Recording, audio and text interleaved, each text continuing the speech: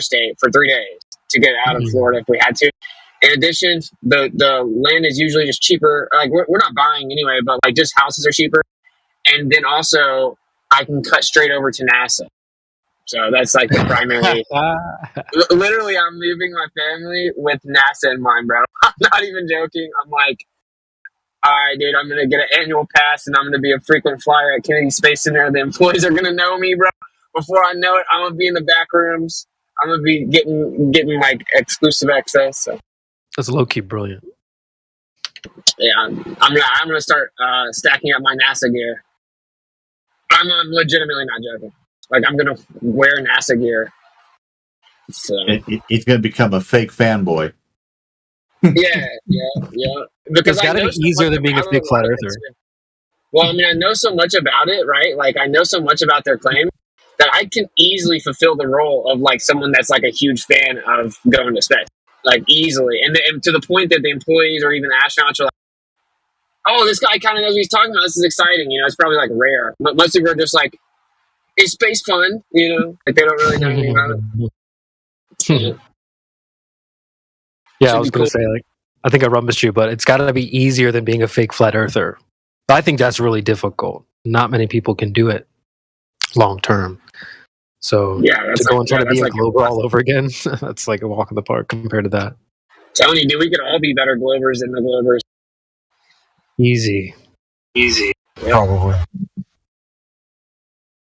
Also, Florida has like some of the cleanest water in the world and has like clean, fresh spring water everywhere. And if you get to any land in Florida, you can just dig down, boom, there's a well. There's water everywhere. And you can, like, you know, for majority of Florida, you can grow fruit like year round. So it's pretty cool for lots of reasons. I mean, some people have a decent argument that it's like a setup state because it's like too good to be true. But, all right, go lay on the bed. like they're banning CBDC. Like, what's going on? Or CBDC. Is that what it is? Central bank digital currency.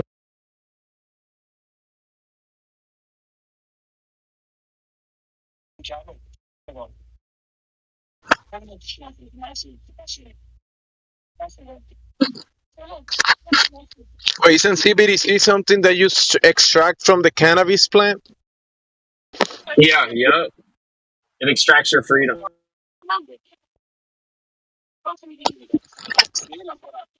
Are you gonna be using CBDCs to buy CBDs? Yes. It's the only way forward for us to progress as a that's how we become a tolerant society. It looks like you have Cape Canaveral, then you go south a little bit, and then you get Satellite Beach. Gotta love Satellite Beach, huh? And I've never heard of that. My parents were down in Orlando during they retired, and my wife and kids, children. I know they're children, they're not kids. We used to visit every January, and so we go down to Kissimmee, which is kind of cool. It's just south of Orlando, and that's almost directly west of Cape Canaveral. But Kissimmee is a pretty nice area, I've heard, and I've spent some time We there. were literally looking at that area. Yeah, Kissimmee's nice. Yep. We're looking at both sides of the state, though. I mean, we're just gonna let y'all pick where we go. You feels me? Yeah, 528 will take you right over to Cape Canaveral. Yeah. Yeah, man. That's it, man. Actually, the city that Cape Canaveral's in is absolute trash, bro. It's called Titusville. It's garbage.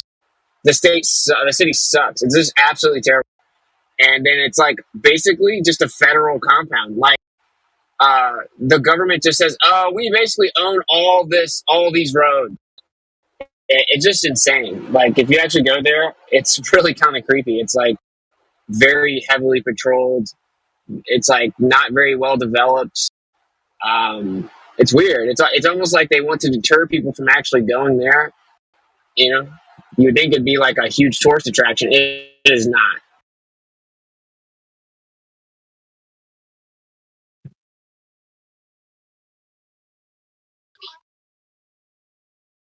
Well, Florida's a nice place for a flat earther to be because it's considered the most flat state, even flatter than Kansas. So you'd be right at home.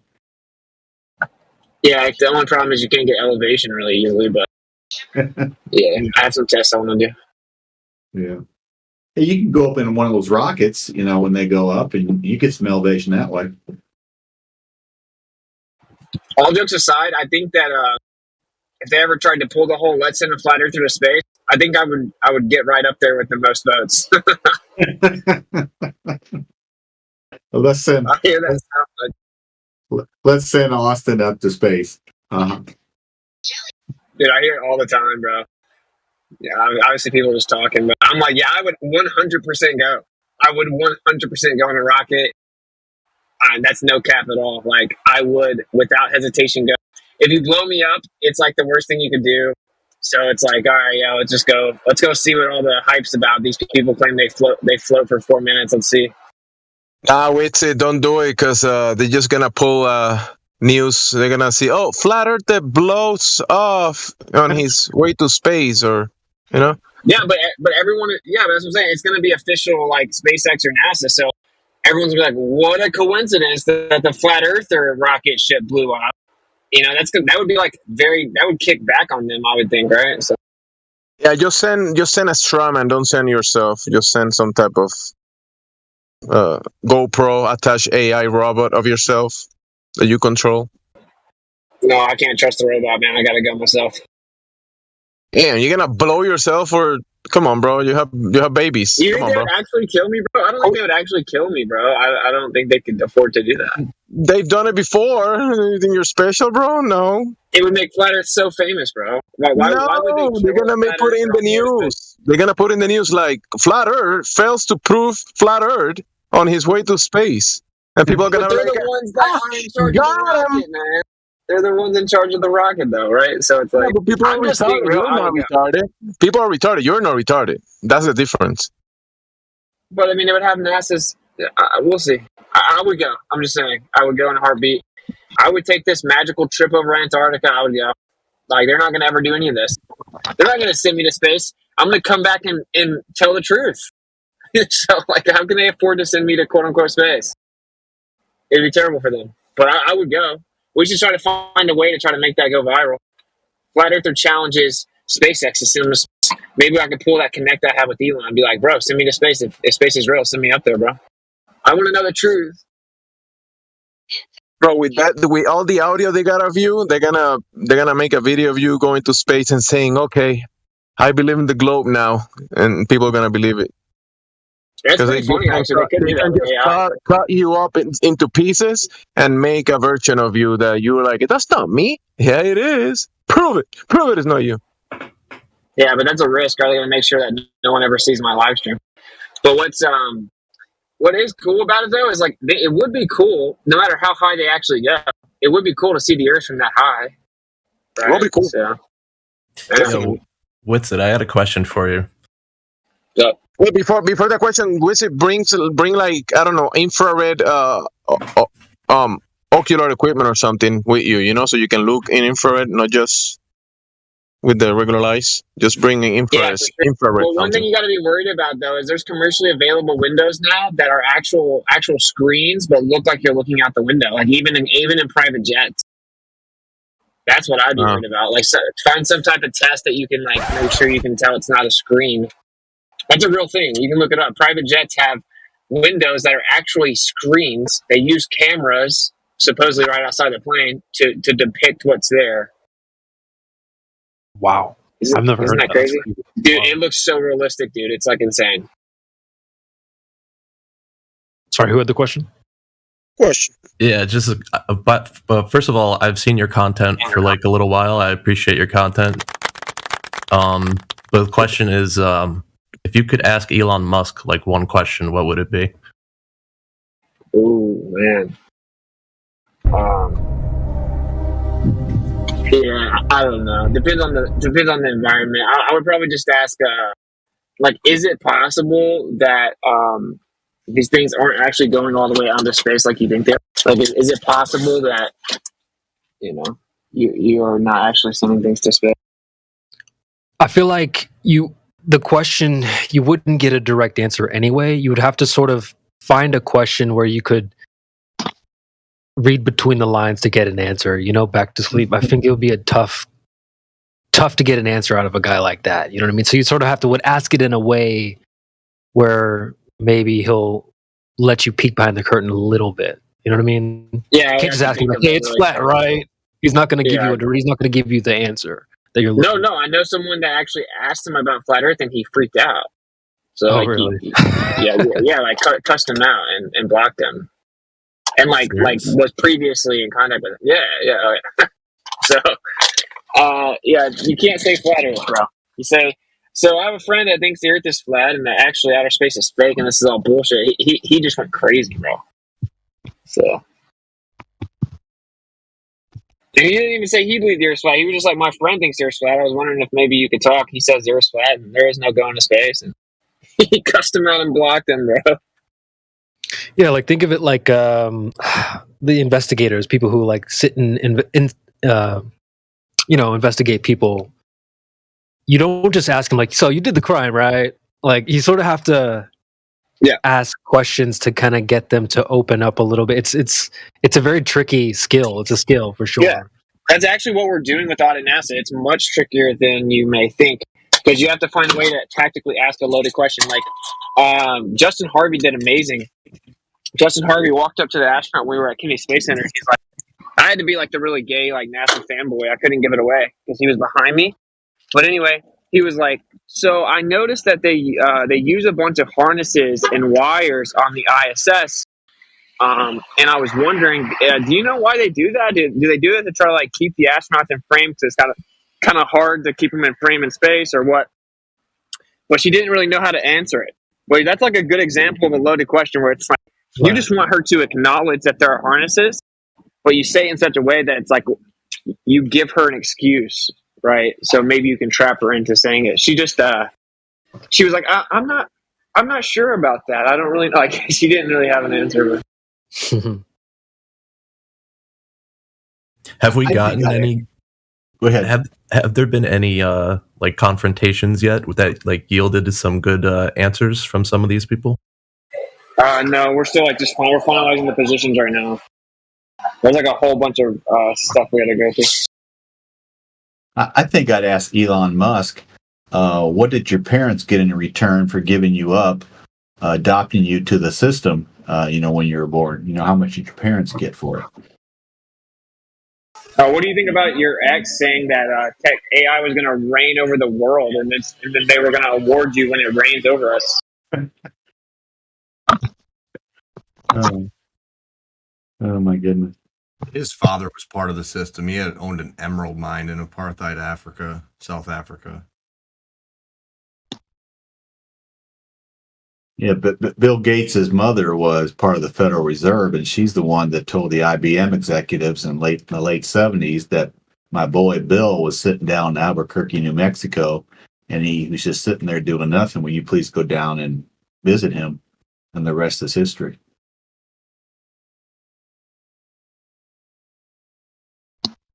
Bruh, Bill Gates, have you seen like recent pictures of him where he looks like so out of shape and yet he's presented like as if he's going to tell everyone else how to handle their health? Isn't that funny? A lot of people in the World Health Organization are like that, actually. Yeah. A few memes. Crazy. One thing I find really funny about a lot of these billionaires is they have like really ugly wives. I don't understand it. It's like they have wives that I would definitely disqualify from dating just based on how they look. Right? So you're a billionaire, dude. You can date anyone and you go with that. That's what makes it sketchy. It's almost like it's set up. Like if you look at the Grimes chick, like, sure, Elon is clearly like, he looks like a vampire and he's like very out of shape. But I'm just saying, like, you could do better than Grimes. You know how many like thirsty gold digging girls there are, bro? Like, you can get a dime piece, my dude. Yeah, if you're famous and rich, you can basically date any girl in California. Yeah, it's crazy, bro. There's arranged marriages going on because they're all part of the same club, in my opinion. They're also into weird shit. So I think it's like seances. Yeah, I think it's like they're literally all like seance conceptions. if Elon's dating Grimes, he's probably into some weird shit. Yeah, you don't think they're, like, they named their kid letters and numbers, dude. Like, what the? He doesn't even know his kid's name. Some journalist was like, "Hey, how is X27-8 or whatever it is?" He like, "Wait, what?" He didn't even recognize it was his kid's name, bro. So you know they're not sending him to public school. You know he has like 9 kids though. He supposedly has 9 kids. I'm like, well, I hate you a little less now. I want to see an update on the Spaceman. Is that thing supposed to still be up there? Starman, what the fuck? Yeah, it's gonna be up there forever, bro. It's space, man. I want to ride in it. Wow, dude, you're a freaking daredevil. Do some laps, real quick. I'm pretty sure everyone in here has heard that song by Grimes, right? It literally says like, "Come on, baby, upload your mind." They say you're not even alive if you're not backed up on a drive.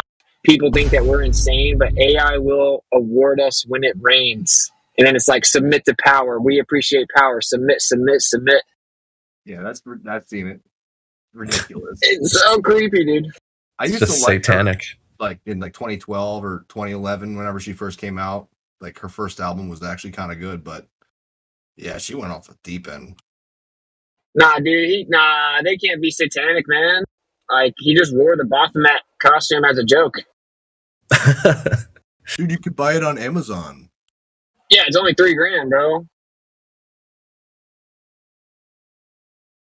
That's still his Twitter picture right now. That's the tell. That's how you know it's not just some random joke. He literally made it his profile picture. Yeah, exactly. He signaled to everyone, like, yeah, like, don't worry, guys. Like, I'm a Mason. In case you were confused, I'm a Satanist.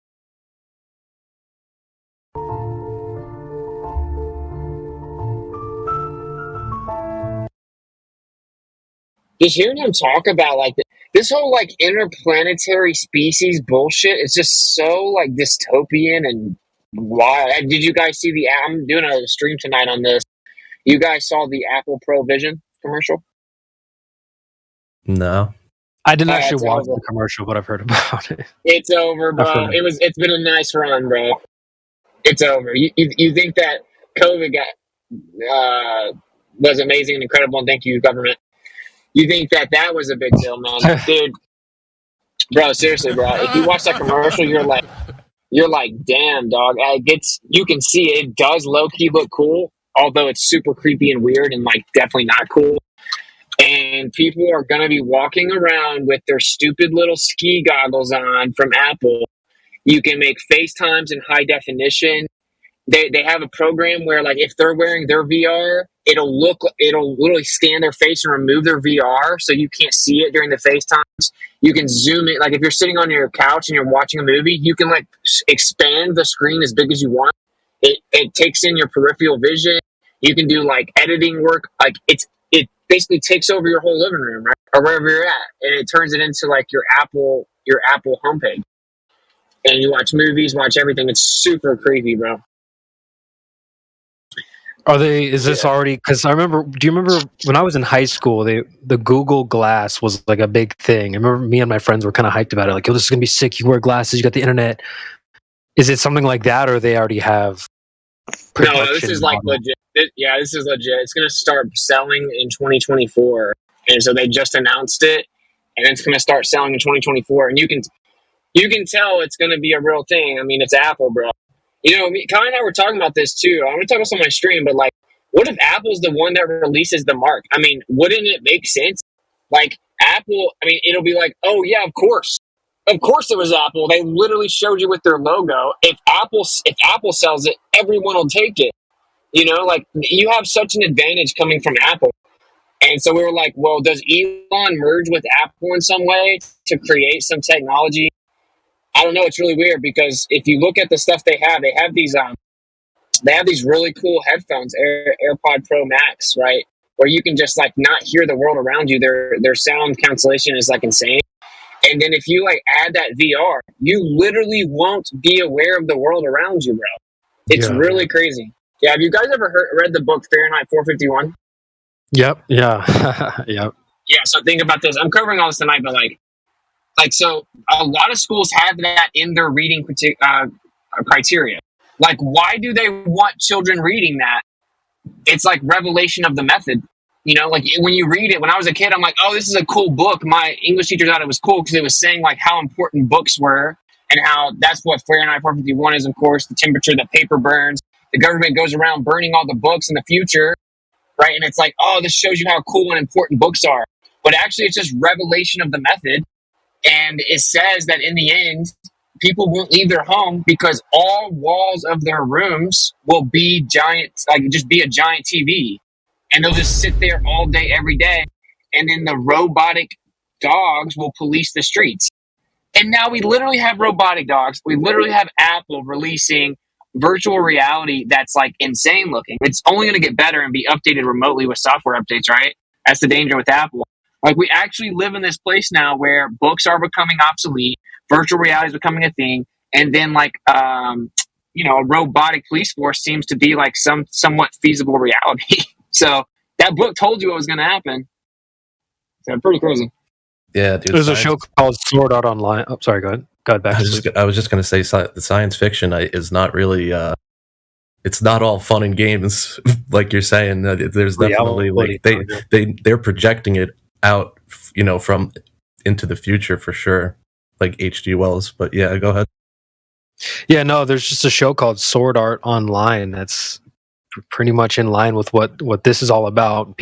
People go, they're like waiting in line. The show starts off like people are waiting in line to get this game. The VR equipment's already really popular, and so like the world is like people get into this game and then they can't log out. It's a really cool show. At the start, it's called Sword Art Online. I'll type it in the chat. I've heard of that before. I didn't know what it was about though. Definitely. Then you have Black Mirror telling you all the stuff too. Like, this is revelation of the method. I never really put together that this was like in school curriculum though. So like the fact that it's on like the official list of suggested reading material to schools across the United States, and I don't know about outside of that, but it becomes much more eerie when you take a step back and like, oh wow, you got all the kids to literally subconsciously internalize the idea that that's the future. You know what I'm saying? So it's really crazy. Ted Kaczynski just passed away in prison. Have you ever read his manifesto, the Industrial Society and Its Consequences or whatever? Nope. Dude, I mean, Kaczynski, he's the Unabomber. He's the guy who predicted that technology was going to enslave everybody. And he wrote a manifesto and he threatened to he was mailing bombs to people. He killed multiple people. And then he threatened the big media outlets to publish his full manifesto. Otherwise, he would send more bombs out. And they did. They published, like the New York Times and stuff, published his full manifesto before he eventually got caught. But the manifesto is very much worth reading. It's very good. Austin was talking about Fahrenheit 451. When I was back in school, we actually saw it in January when I was in school. It came out in 1966. I'm not that far back. They showed it, much later after that. So I remember Fahrenheit 451. It's a good movie if you want to watch it. I thought it was kind of fascinating.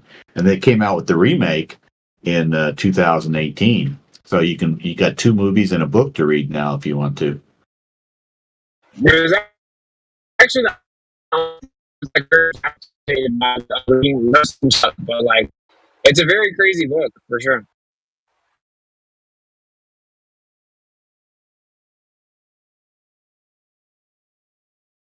Yeah, it's crazy how like these books and shows, I'm sure that's not the only show that talks about VR and stuff, the one I mentioned, Sword Art Online.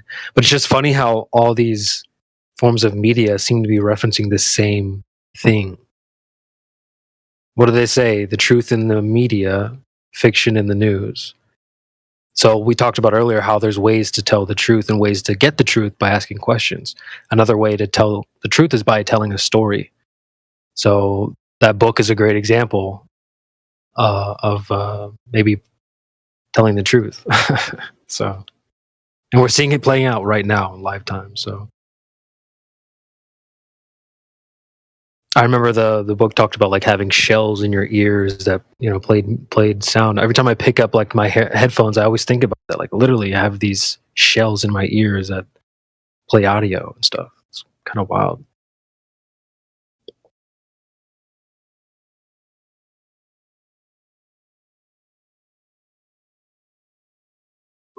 And as long as they're dropping older movies and books, if you've ever seen Soylent Green, Soylent Green, I'm sorry, Soylent, Solyent Green. It's Charleston Heston was in it.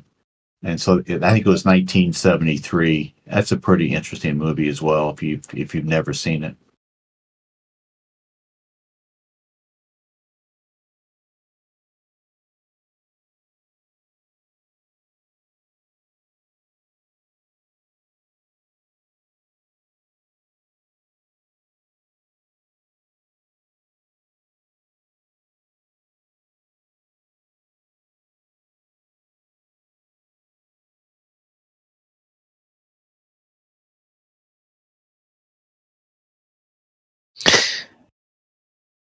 Yeah, it's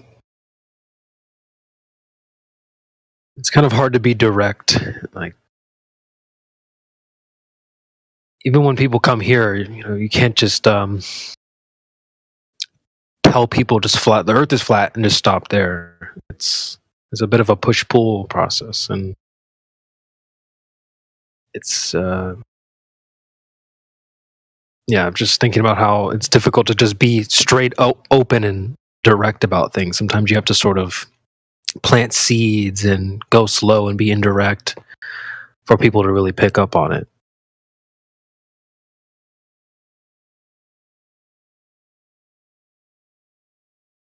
Just interesting how that works. It's kind of how like a relationship is, right? When you're getting to know someone, you don't just dump all over them. I love you.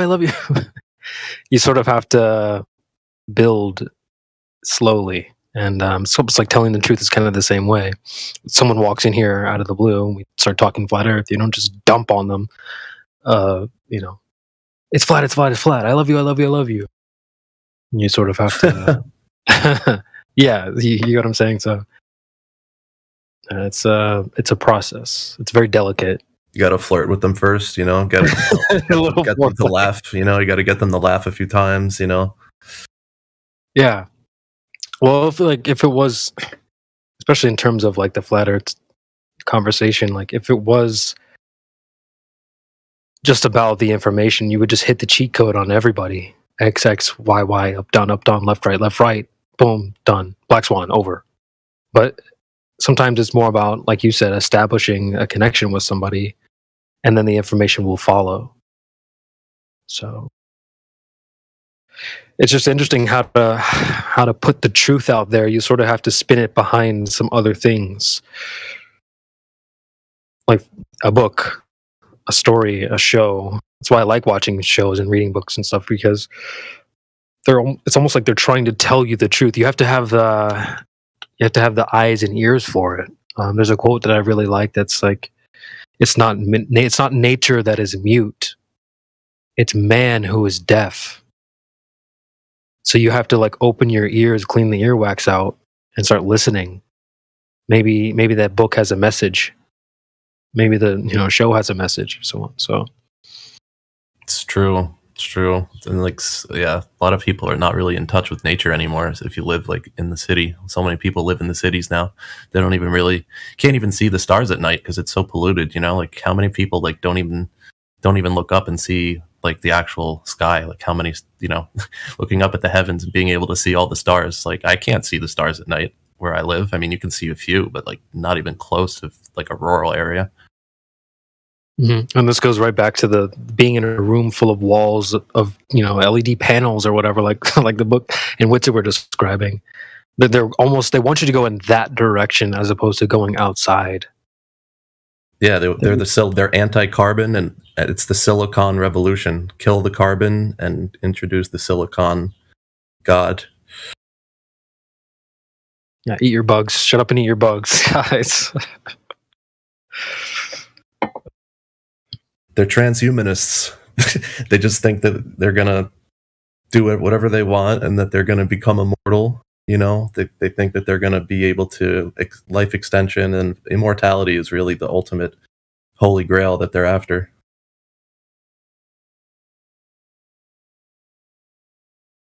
It's funny how much that immortality thing is in shows and stuff. Go ahead, somebody. I was just agreeing with what he was saying. Yeah.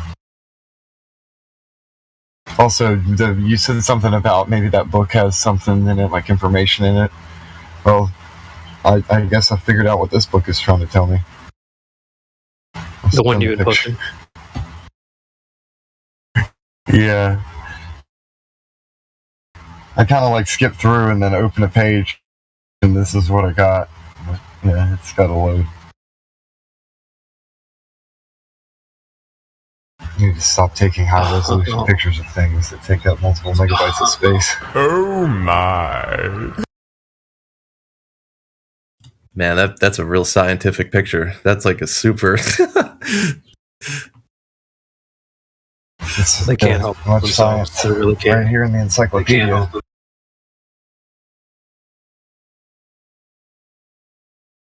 It's horny space nerds.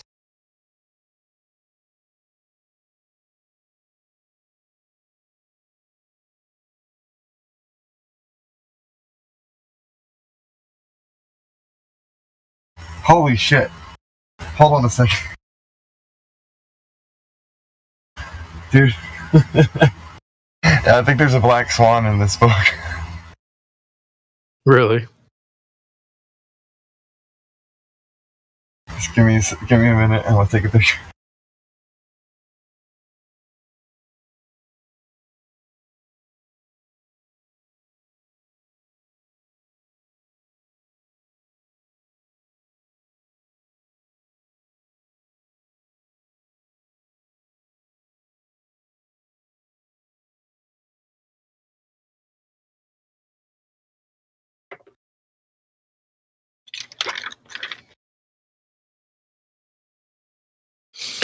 Yeah, while he's doing that, like, I've even thought about making a series called, because you guys have heard me talk about some anime shows and stuff here before, but I thought about making a series called like Truth Drops in Anime. But really, it could be really truth drops in media in general. But I just love how that's a great way to package the truth is through a story like that. It's like kind of what we were talking about earlier. It's hard to be direct with people. Just be flat out open. You guys have heard me talk about the guru in the jungle before as well. Like if somebody walks up to a guru wanting to seek enlightenment, you sort of have to like. There's a quote that's like, "A fool who persists in his folly may become wise." So the guru will take the fool and lead him down that path of folly, and hopefully he'll realize his foolishness and then become wise. But there's really nothing. The guru can't do anything. Like he can't just beat you across the head. He can't shove you around. He can't implant ideas in your head. So it's kind of like what if the guru is Rafiki and he has a stick? I was kidding. I said, what if the guru is Rafiki and he has a stick and he can bonk you on the head? Well, it's funny. That's part of it. That's part of it, though. That's like a shock thing. Like, hey, wake up. But even then, it's up to you to sort of snap out of it. You know what I'm saying? It's that whole idea of like leading a horse to water. You have to do the drinking part. Yeah. So you got to be like, first, I'm going to take your stick. Then you go home. Stop being weird and go home.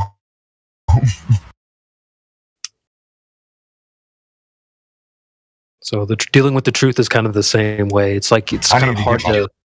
Truth is kind of. Oh, good. I think just a little lag there. It's kind of hard to just pour it into someone's hands. It's kind of hard. You know what I mean? So you can lead a horse to, whatever, something, whiskey for my men, beer for my horses. I don't know. I've never heard that one before. What is that? It's a country song, man. Whiskey for my man, beer for my horse. It's nothing. Don't worry about it.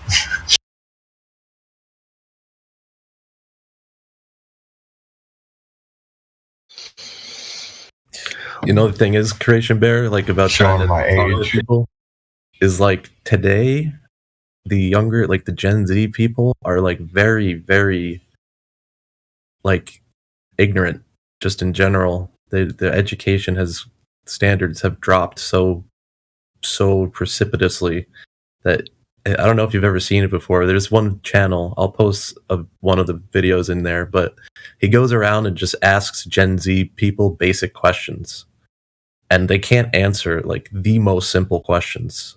Yeah, like name 3 countries, and they're like, London,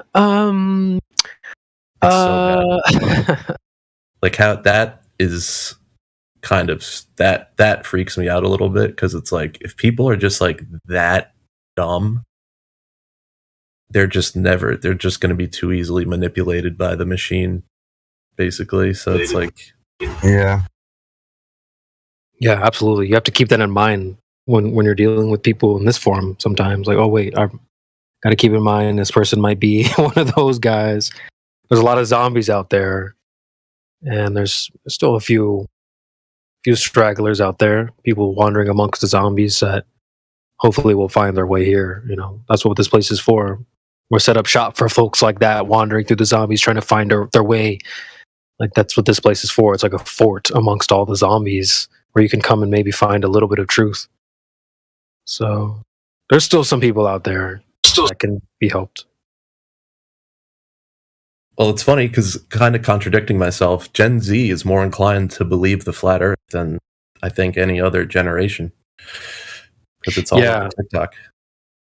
Yeah, I've noticed that as well. Sometimes the younger ones do. It's like they're almost on the extreme too. It's like they have the ones that are open, but they also have the ones that are like super triggered and crazy as well. The young ones, they kind of have both sides of the spectrum. But it seems like the older guys are a little bit more ingrained. You get guys who have like little gray hair, maybe, and they're not changing. You know what I mean? So I have noticed that with the Gen Z guys, there are some good ones in there.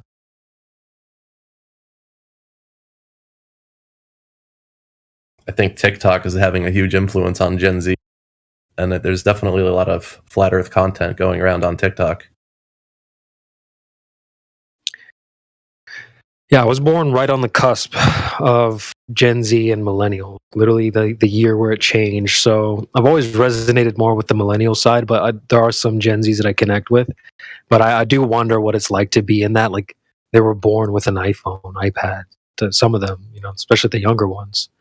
So like, I wonder what it's like. They've had the chance to be spoon-fed all this crazy information. We see things that they put in the media like, wow, this is getting crazier and crazier. So I wonder if some of them see that as well. Like, you know, they're saying things that are so ridiculous in the news, the aliens and stuff like that. So I've always said that it's a double-edged effect. People will see that, and it's a gatekeep. It'll keep them behind the gate. They don't need to look behind the gate. Oh, aliens, news said it. That's what it is. But then some people will see that and go, what, aliens? What the hell? Like, why is this on the news? So I think some of them have a chance to see that, especially with how crazy things have gotten lately.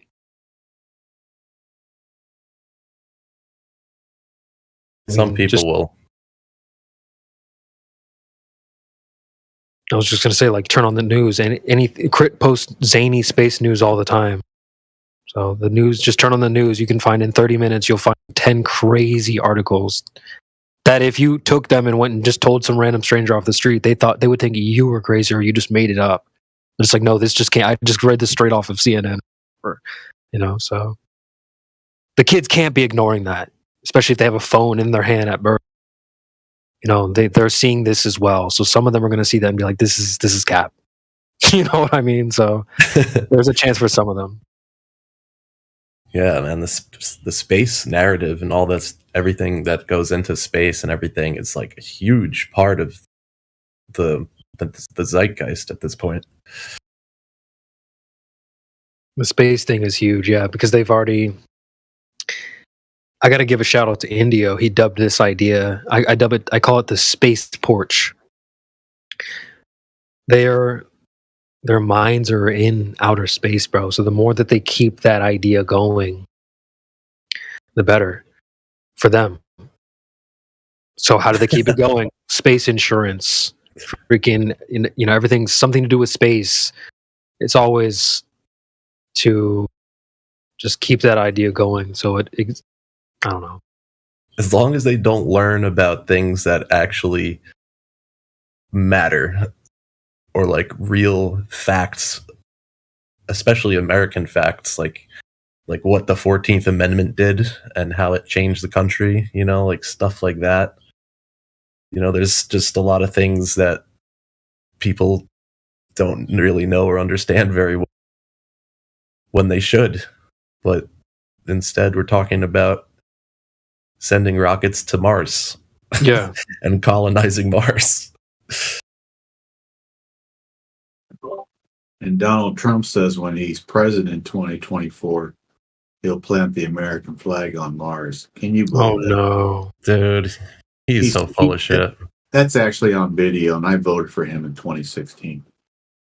Oh my God. Do you think he's just saying that, or think he believes it, or? Come on, we all know that Trump knows that Mars is in Canada. He knows about real estate and that stuff. He knows. I do have a feeling. I'm inclined to think that he knows this. Some of this is bullshit, because I'm going to play a clip through the bot, and he's also spoken to, I have another video. It's like 30 seconds where he was in a room with Buzz Aldrin and some other people, and he's asking, why do we have to go to the moon? Like, why can't we just skip that and go to Mars? And they're like, well, you see, we got to do this and do that. Yeah. And he turns to Buzz Aldrin and he goes, well, what do you think, Buzz? What's the buzz about this? He also said we're gonna buy or invade Greenland or take over Greenland. So maybe that's a new planet. There's a opportunity there. I think Creation Bar, that was the 50th anniversary of the Apollo 69. It was 2819 when they were in the White House and the Oval Office. Apollo 69, that's so gay. And they had Michael Collins was still alive, because I think Armstrong died in 2012. But Michael Collins was still alive. He's passed away since then. But they had everybody there, and he was saying, he said what you said. Are we going to the moon first, or are we just going to go to Mars? And to his right was Michael Collins. To his left was Aldrin. Yeah, I think that was so. I tell you what. I was in the Trump cult for 51 months, and I forgave myself about the virology lie and the cosmology lie, but I haven't quite forgiven myself about the Trump cult lie. I'm working on it. Well, here's a clip from him. I posted a visual. I want you guys to watch it. How Trump describes the way the rocket behaves. But somebody asked Trump, what do you think about Elon's rockets? Or do you have comments on Elon Musk? Well, you have to give him credit. I spoke to him very recently, and he's also doing the rockets. He likes rockets, and he does good at rockets, too, by the way. I never saw where the engines come down with no wings, no anything, and they're landing. I said, I've never seen that before. And I was worried about it. He goes, I've never seen how the engines come down with no wings, no anything. And he moves his arm in a way like, dude, are you serious? This is really happening? I want you guys to watch that clip. And I also found the clip, Jim. I'll post it in the chat here, and I'll play it through the bot. It's only 30 seconds, but if you guys want to watch the visual, it's in the live stream voice text. So I think Trump, he has to know some of this is BS, but then he's also kind of going along with it as well, like the Space Force and stuff like that, right? So, do you think they tell him when they get to the White House that, hey, it's all BS, or do you think they don't know, or whatever? I think he's got a keen. John is a Gemini, so he can give you two faces at the same time. So yeah, we can go with that. I think he's a pretty keen guy. Here's the other clip where he's in a room. And they're telling him, no, Trump, we have to go to the moon first and then Mars. He's like, why can't we just skip that? And what the hell? Here's the clip. To get to Mars, you have to land on the moon, they say. Any way of going directly without landing on the moon? Is that a possibility? Well, we need to use the moon as a proving ground because when we go to Mars, we're going to have to be there for a long period of time. So we need to learn how to live and work on another world. So how long a trip to Mars? How long would it take? It's about a 7-month journey there. The challenge is Earth and Mars are only on the same side of the sun once every 26 months. Go ahead, tell me. What do you think? We come back and try it again. I just love the guy he's talking to. Sounds like he's like I don't know, he's talking to kids. Well, moon and Mars. Trump completely just didn't even listen to that. And he goes, "So what do you think, Buzz?"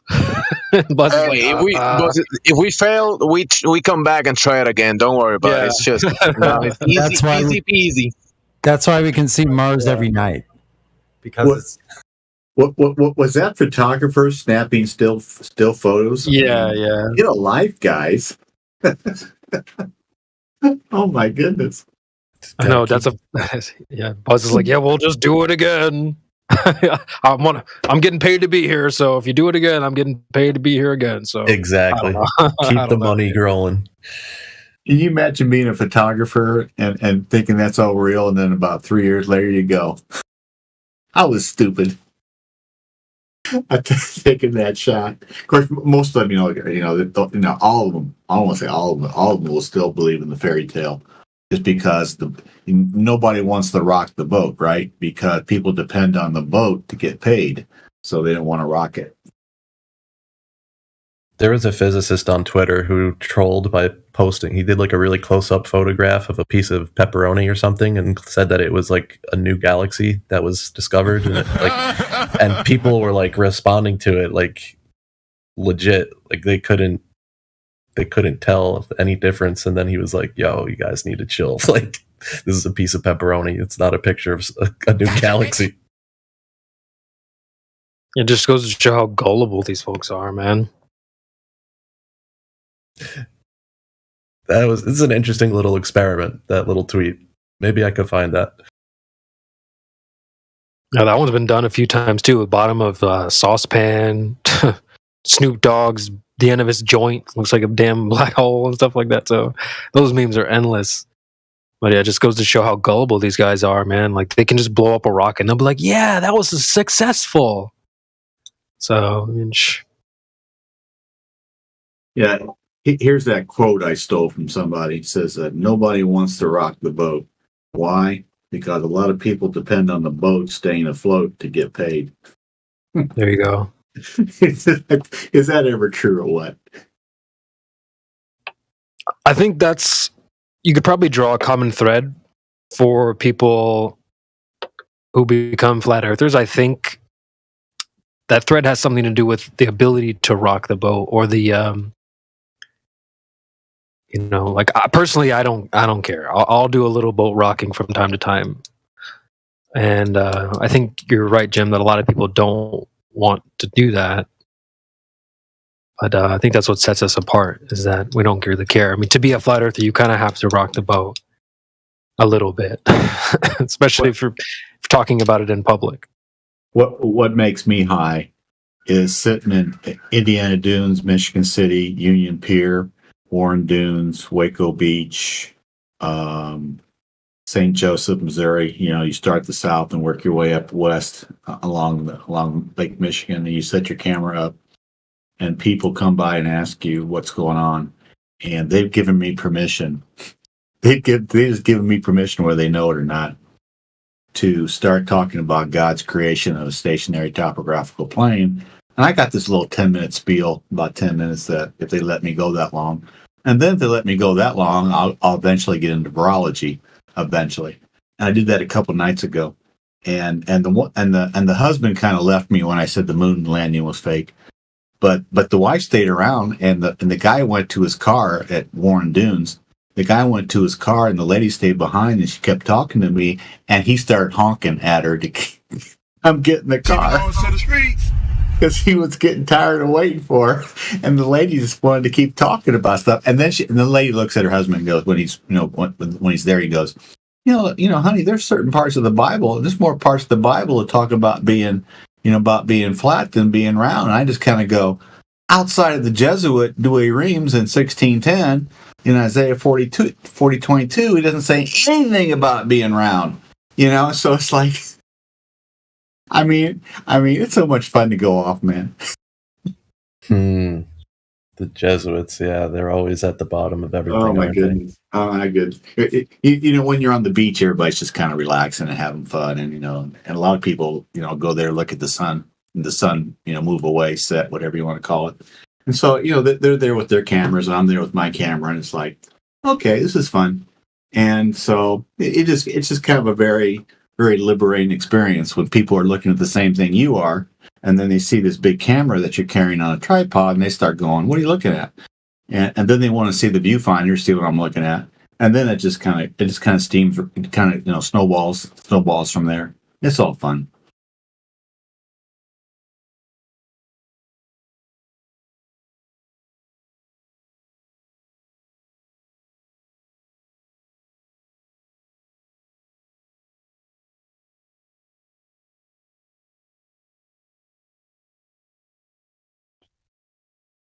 I'd actually love to hear that 10-minute opening spiel you got if nobody wants to talk about nothing. If you want to, I'd be interested in hearing it.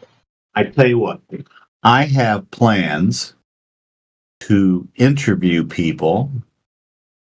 I need to start doing it because we're almost to the summer. I have plans on interviewing people. I'm not going to ambush them. I'm going to ask people that ask me about the camera. I'm going to say, "Can I ask you a few questions on camera?" And I'll ask them off camera, of course. And I'm going to tell them what the questions are. First of all, about why do you think? Do you believe you live on a spinning space ball? And then why do you live on a spinning space ball? And I'm going to get them on camera if they agree to it, and they don't have to give their name out. But I'm going to make some videos of talking to people. St. Joseph, Warren Dunes, wherever, Michigan City. And I'm going to ask them, about questions. I'm going to get them on video and get their permission to do it. And I'll post them on YouTube, and it'll be fun. Yeah, I think my 10-minute spiel, I may find somebody when I'm on the beach, when I go through my little 10-minute spiel, and I may tape it. I may video it when I'm talking to somebody. So, because and obviously we can't post it on YouTube and get into virology, so we'll have to cut that part out.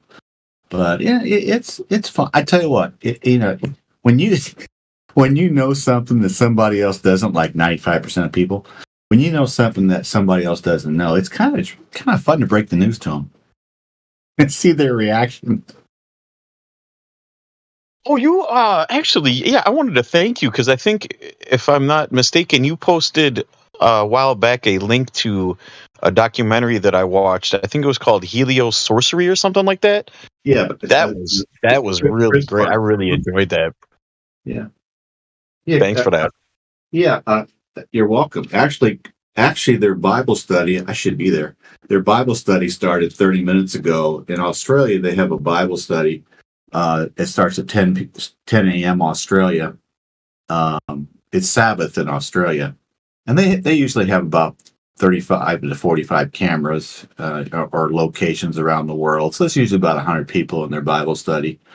And so, Chris sometimes, leads the Bible study. Sometimes other people do.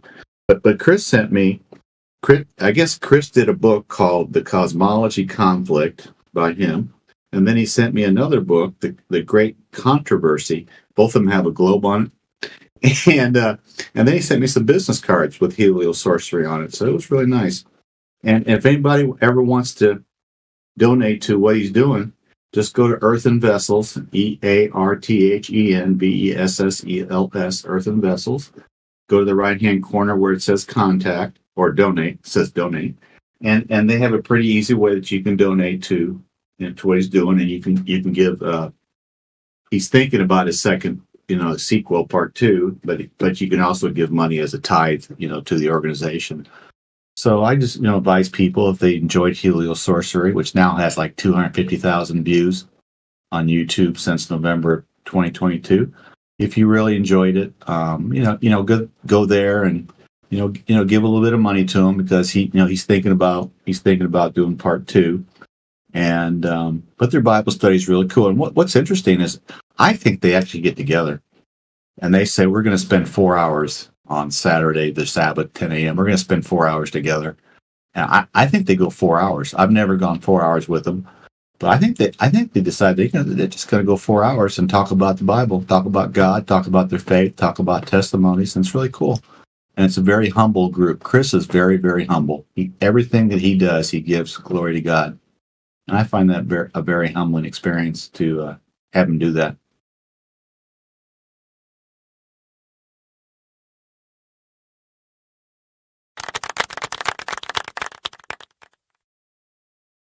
Are you going to post a link to that? I'd like to check out that Bible study if I could. I'd be really interested in that. And I might have missed exactly how you said I get to that. It's on Zoom. Oh, if you go to Earthen Vessels, you can go there and you can request to be put on their mailing list.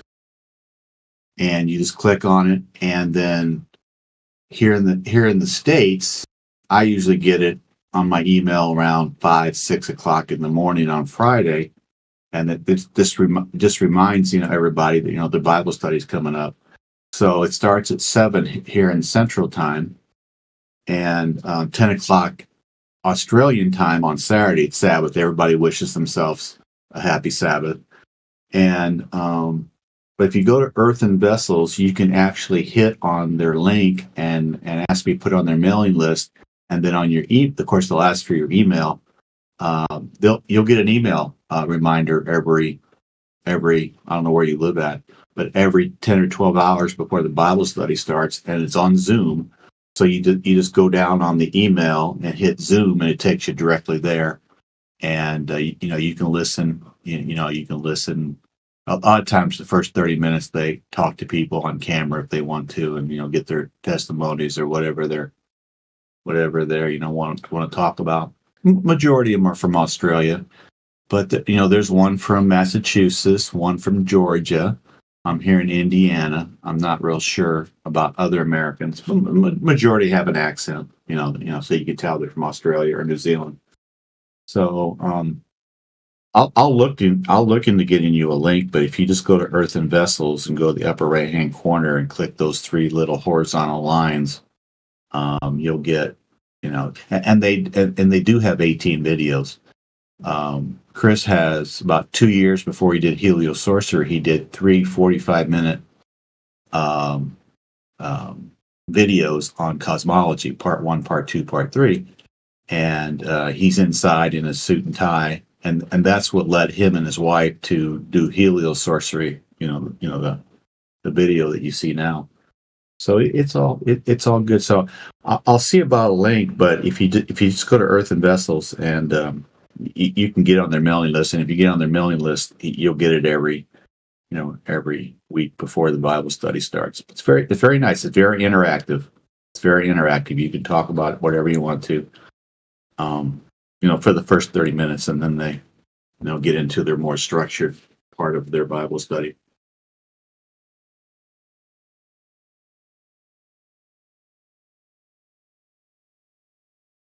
Well, thank you for that. I will definitely check that out.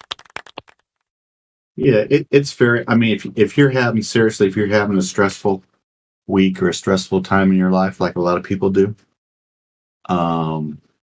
you can seriously, and I mean this, you can look forward to that Bible study for 3 or 4 hours, whatever it is. I'm getting. And you can actually just relax and have a good time and not, forget the world for a while because you're talking about God's word, and it's really cool.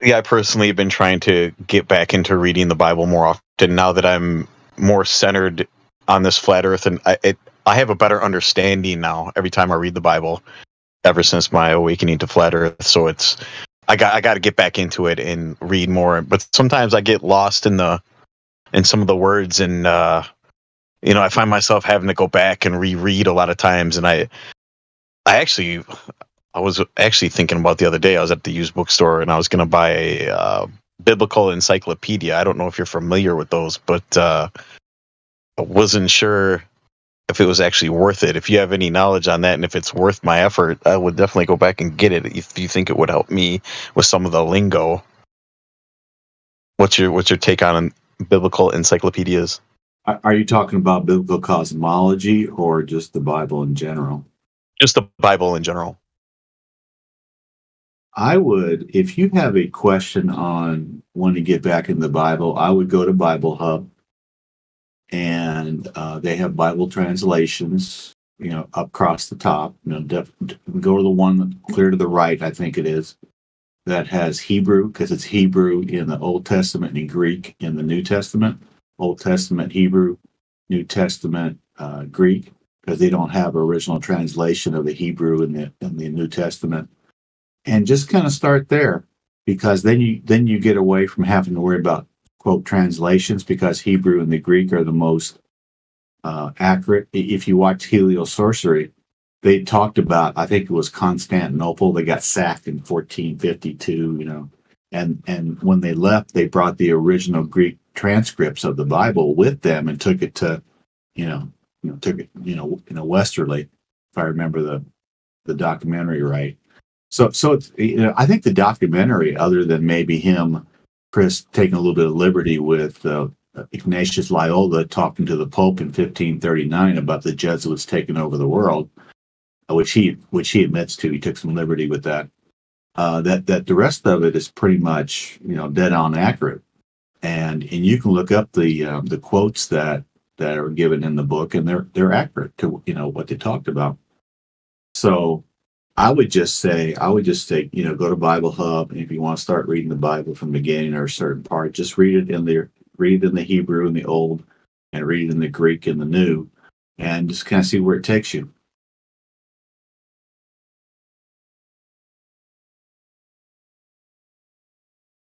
I don't know if that answers your question or not, but that's kind of what I do. Yeah, no, that was fine. I will definitely check that out too.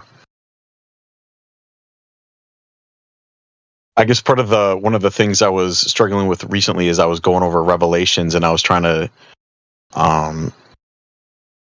figure out what it says exactly about the Antichrist and how he's going to appear and where, sort of thing. And it says, don't quote me on this, but something about a beast coming out of the sea or something like that. So I was just trying to figure out, like, in my mind, like, okay, what are they telling me here? Because I don't think they mean somebody's actually going to come out of the ocean. You know what I mean? So I was wondering, okay, where can I look to for somebody to sort of like maybe explain this a little bit better, if there even is such a thing,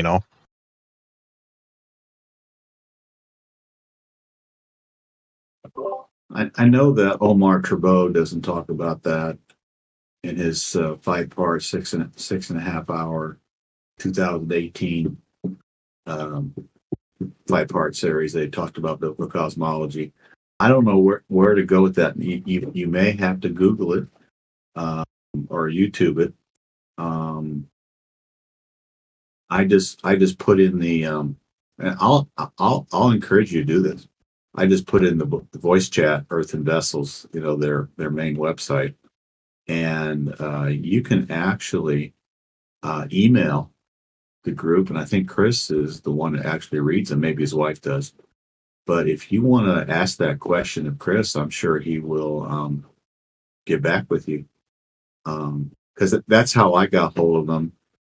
Not watching Heliocentric, but there's 18 videos that are part of this. You see the videos on the very, very top. There's 18 videos, and 3 of them he dealt with Copernicus, stuff like that. And he had a question on gravity, and he said he didn't have anything to replace gravity with. And I had just heard Austin talking about replacing little g with a, and so I just wrote a little note right here. I just wrote a little note. I emailed him. I said, hey, maybe I can help you out a little bit on replacing gravity. And I got a message back the next day, and then we exchanged phone numbers. I think Australia has a 61 number for their country. And so we exchanged phone numbers. We had a video chat for a little over an hour. And then he came on Tartaria for 3 hours. I think Austin was part of that voice chat. And then he came on 2 hours later on when we talked about the Bible. And but, he is part of Discord. He does have a Discord account.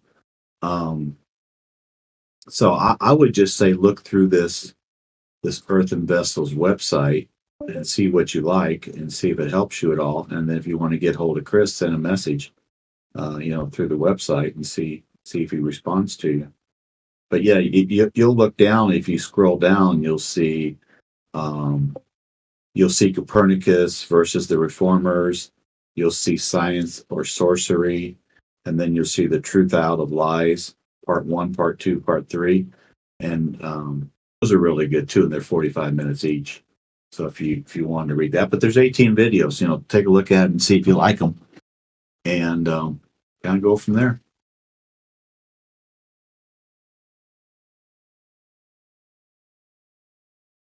I definitely will. Thank you very much. I don't want to hog up the chat with with this topic. I understand it's not always welcome. How dare you? But thanks for asking, Paul. Well, thank you.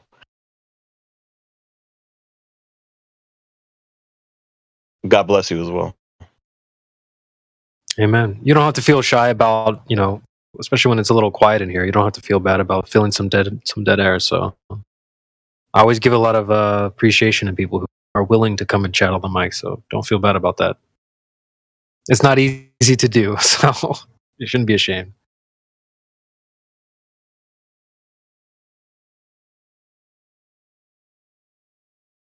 Well, I give great credit to Chris because it's 103 minutes.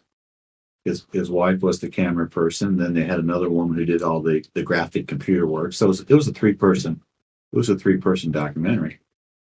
And it was perfect timing because for me, because I was just getting started. I was a year into it. I was just getting started with the Earth debate. And so this, along with Omar Tribeau, Tribeaux,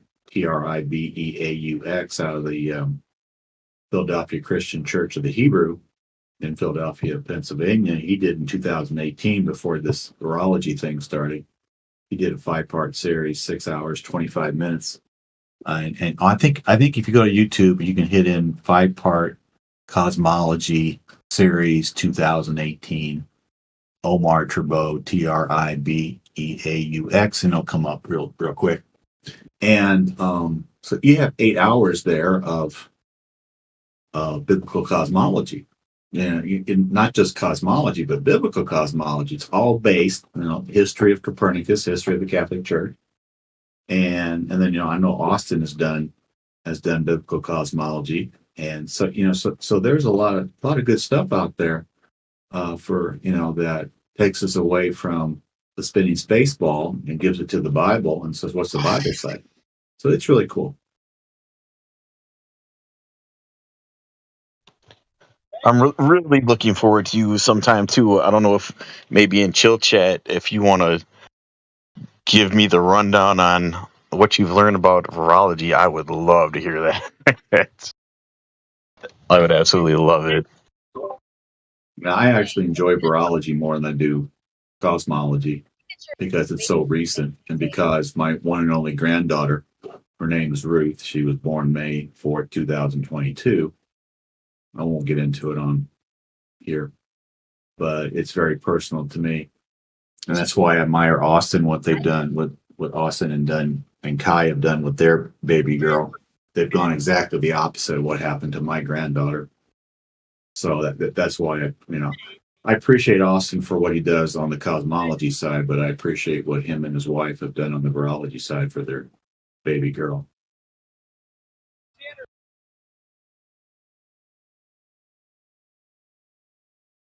Yeah, that's an extremely eye-opening subject. When you start to look into it, it's unbelievable.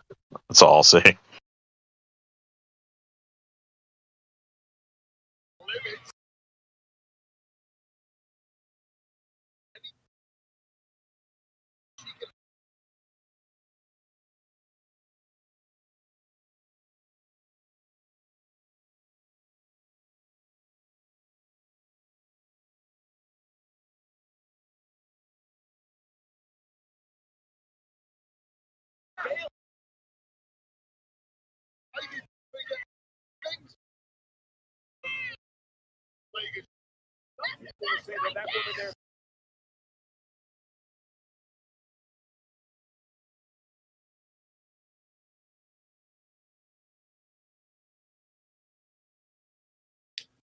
I dusted off a clip for us to listen to.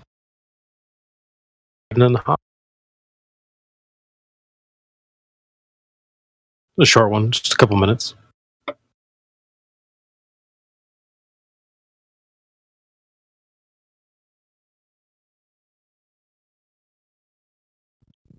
But you see, you can't tell people that. And just by telling, get them to see it.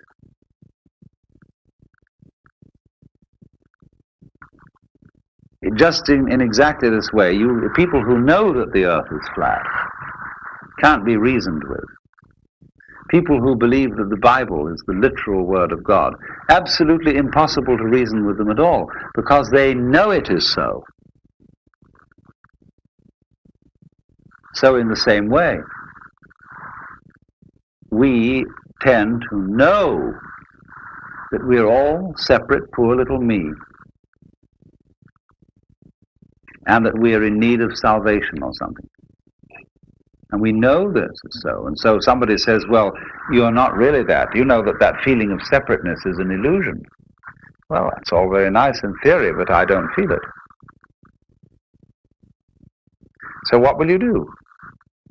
What will you do with a person who is convinced that the earth is flat?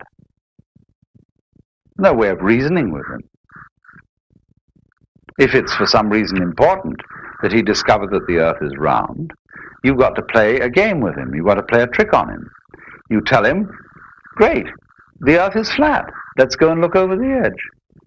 Wouldn't that be fun? Bruh. Of course, if we're going to look over the edge of the earth, we must be very, very careful that we don't go round in circles, or we'll never get to the edge.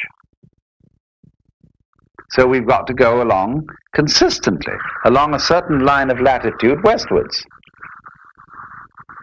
And then we're going to come to the edge of the earth, just so long as we're consistent. In other words, in order to convince a flat earthist that the world is round, you've got to make him act consistently on his own proposition and go consistently westwards to find the edge of the world. Now, at last, by going consistently westwards, he comes back to the place where he started, he's been convinced that the earth is at least cylindrical. And he may believe you. Then take it on faith that if he goes along a line of longitude, the same thing will happen. But you see, what you did was to make him persist in his folly. Now that's the whole method of Zen. To make people become perfect egotists.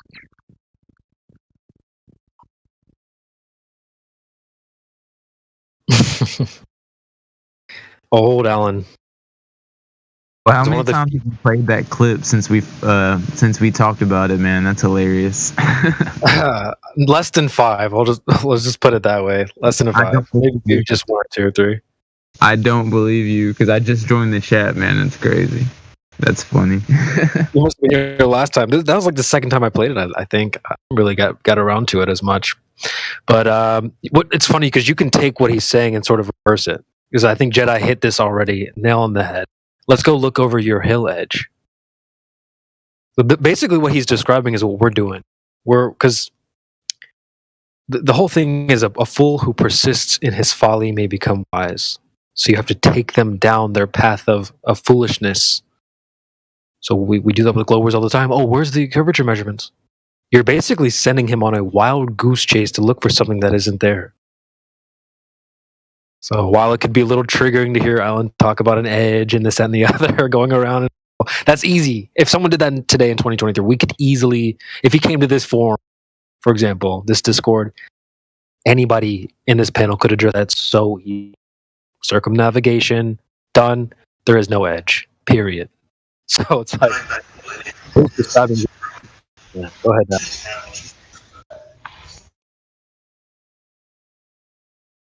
But CB, you're just a stupid flat earthist. What would you know? Earthist. I actually kind of like the way he described that. Earthist. Yeah, I like it as well. You know, people like that's why people get so triggered because they go to sleep to voices like that. You know, like, stupid flat earthers, right? So they come in here and try to apply the same thing by strawmanning us. And it's like, no, my friend. The claim is that it's a globe. Let's just look at that. Exactly. Yeah, all you have to do is take it and flip it, reverse it.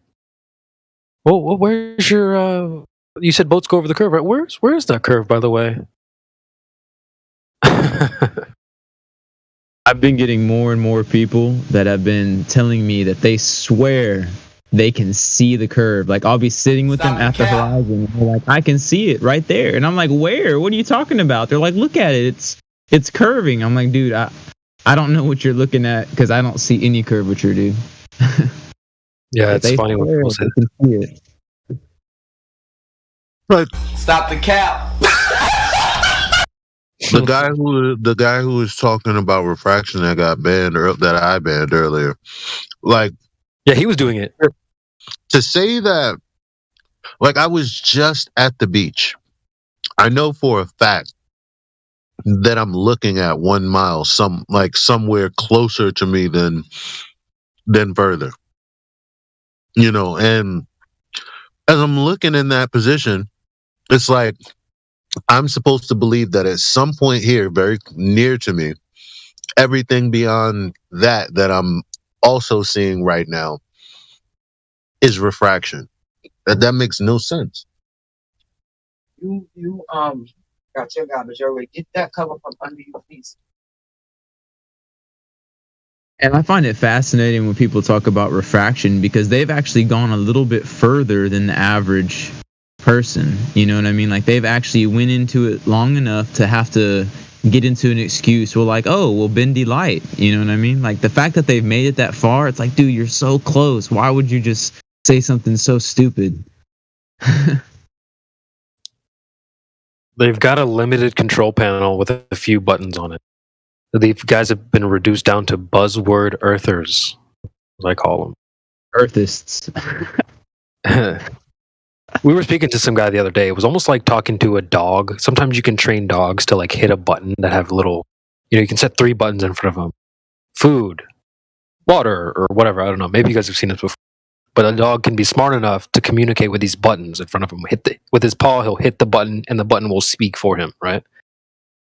So we were dealing with a guy the other day. It was almost like he was a dog communicating with these buttons. But the problem is, they've gotten to the point where they're hitting the wrong button.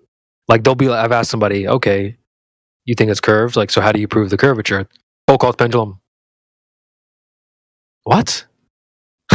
So they've got this control panel, limited buttons. These are their buzzwords, and they don't even know how to apply them sometimes. Oh, well, how did you know that the Earth is a globe? Science. It's like, wait a minute, you've got a category error. That science doesn't deal with that, with what is in shapes. So be on the lookout for that. Like, just, you can call them out when they have this limited control panel with buzzwords on it. They don't even know how to apply them correctly. Do you think that's because they lack the ability to do independent research? Because for them to find these terms, to find these little dog buttons, you would say, going along with your analogy, I mean, they must have been curious about flat Earth enough to the extent that they would look up to this. But do you think that they just don't have independent research skills, or that once they find a credible, quote unquote, source, then they're like, they all just run with that? I think it's the latter almost. It's almost like they're getting in a huddle. And they're like, all right, guys, we're going to say refraction. All right, refraction on 3. 1, 2, 3, refraction. Like, so that's all they hear. They don't really know what refraction is. They leave the huddle. They come to the Flat Earth Discord, and they're like, well, they said refraction, and I trust them. So if you look at the chat there, there's a comment I saw online. This was from some guy named Big Smoke. They never know the actual definitions of the buzzwords they use. And I edited out the words he put in there. It was like, the original quote was misogynistic, narcissistic, patriarchy, blah, blah, blah. And I just replaced those words with gravity, gyroscope, science, refraction. So they never know the actual definition of the buzzwords they use, like gravity and refraction and so on. Yeah, go refraction, Jedi in the chat. Exactly, dude. And they accuse us of the same thing, you know. Like whenever we say there's no curvature, they think that we're just saying the same exact type of like script. I had a guy ask me, I think about a week ago, and he said, he's like, who is like the flat Earth Neil deGrasse Tyson? Like he's like, who is like the guy over all that stuff? And I was like, nobody, man. Like I came to my own conclusions. I'm sure there's a lot of people that, you know, have influenced me to look up certain things and stuff like that, but there's really not one centralized flat Earth kind of guru. Correct. But they just can't accept that there's not. They're like, well, what do you mean there's not? Who's the go-to? Who's the one who decides whether or not this or that? Yeah, who told you? Where did you hear it from? It's like you didn't. It's not. There's no person that tapped me on the shoulder like, hey, you need to know it's flat. The Earth presents itself that way. So I didn't need to hear it from somebody. You know what I mean? Yeah, they think there's like, oh, well, who's the kingpin? Who came up with this idea? Well, number one, it's not an idea. So simple as. There's no daddy flat earther. Sorry. Man, they're so quick to try to compare us to them. We are not alike. It's like, modern women are like, no, I'm equal to a man. No, you're not. And I don't say that with any we're different, very different. So, Globers are quick to try to compare.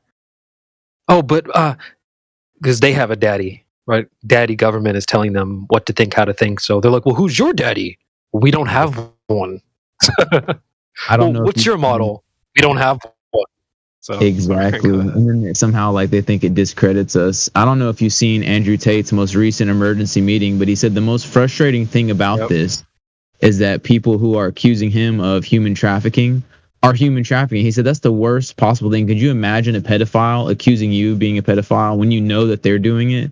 So it's like that's the most frustrating thing I think about human. I guess you might say human psychology. Correct me if I'm wrong, but it's kind of crazy how someone who's doing exactly what they're accusing you of doing will accuse you of that thing as if they're not doing it. Yeah, it's crazy. I need to get a couple clips. As he dropped a few gems that he said a few lines like a couple times. I was like, I need to clip that out just to use it here from time to time. But you're right. He did touch on that. Yeah, he's had three good interviews recently. So, 2 interviews in his emergency podcast. Yeah.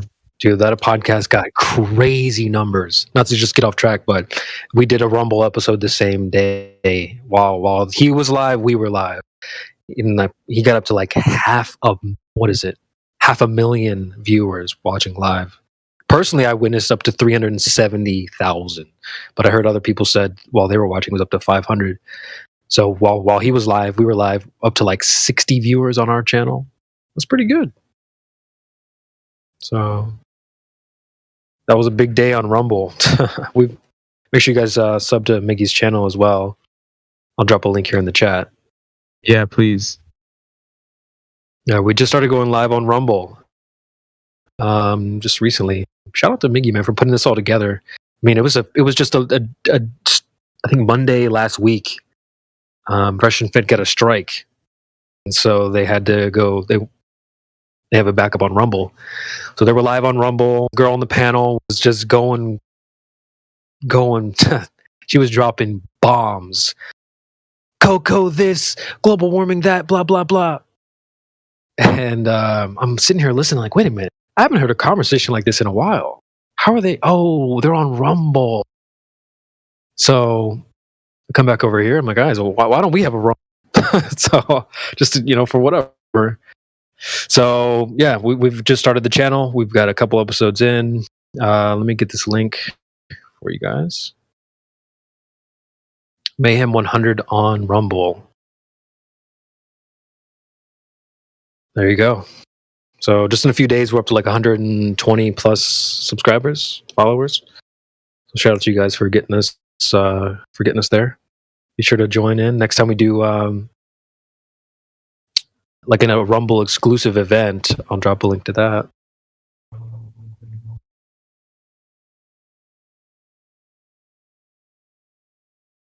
Yep, you can click on that interested button, and it should ping you when we go live this event. Let me mark that. It'll be to be announced. The time kind of shifts around when we feel like it, but should be fun. We did 2 episodes so far. Rumble exclusive off YouTube, so kind of fun.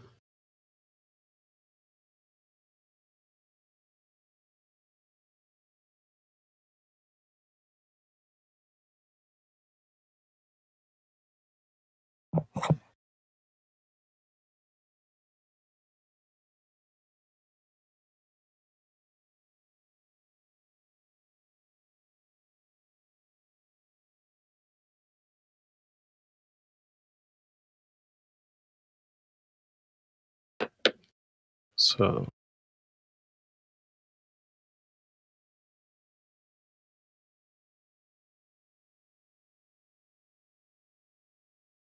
I have a clip from that episode I want to play for you guys. Drop it.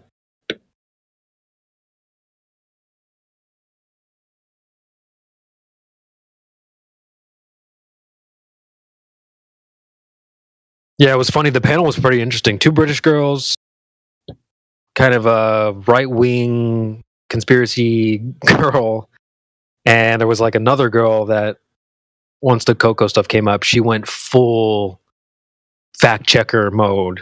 Actually, the CDC says blah, blah, blah. So it was kind of funny to see that play out in real time on the panel.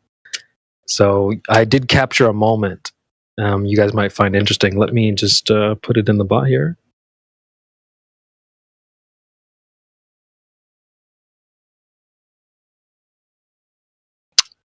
All right.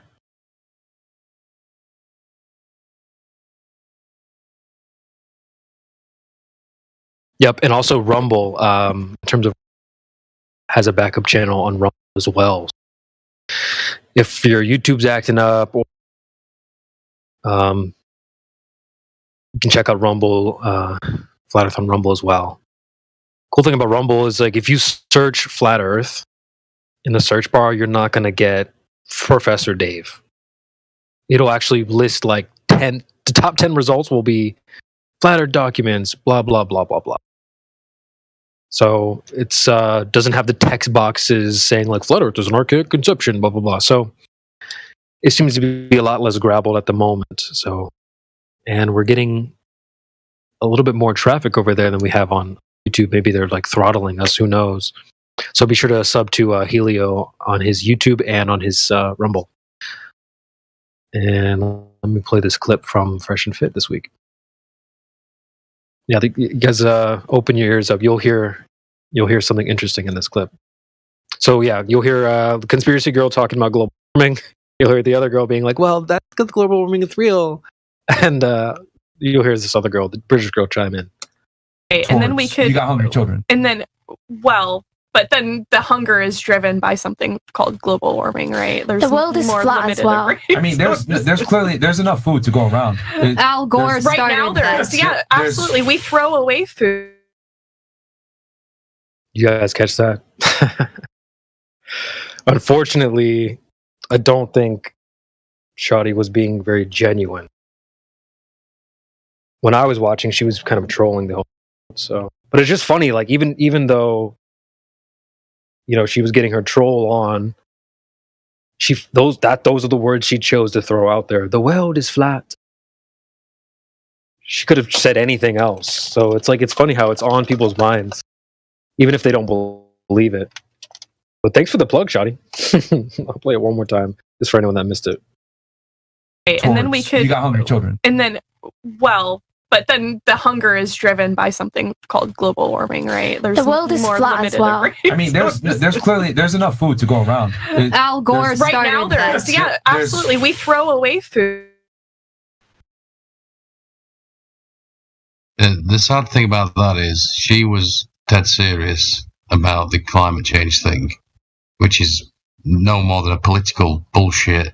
The climate does change. It always has. This is just a objective, as Austin would say. But the second girl's trolling. She sounds like she's trolling to me anyway. Yeah, she was. 100%. It's funny that you picked up on that so quick. Yeah, the girl talking about global warming, man. She went full Agent Smith this episode. Oh, I work in the healthcare industry. Actually, bodies were, like it was just kind of funny to see it all playing out. You had the full spectrum. You've got the conspiracy girl, you got the NPC, CDC mouthpiece. And then you got the trolls as well. So it was a full spectrum. They're definitely full of shit because we're already in 2023. They already said, damn, it was less effective than the fucking flu. Oh, we already found out. No, in fact, there weren't. Like, how could, that shit is crazy. I don't even know what to say. I know, man. It's almost like even if they announced it, is that what you're saying, Eli? Like, it's so crazy because we're in 2023. Like, even if they announced it, there still be a large majority of people that just don't believe it. Well, the more people died in like 2019 or 2018, 2017 than they did in 2020. So, or 2021, whenever it started. Like, we know that. So, what mass amount of bodies? Where? What are you talking about? Yeah. So That's I don't want to. We're like, well, the Earth is measuring flat here, so what Earth? What, like, where? Like.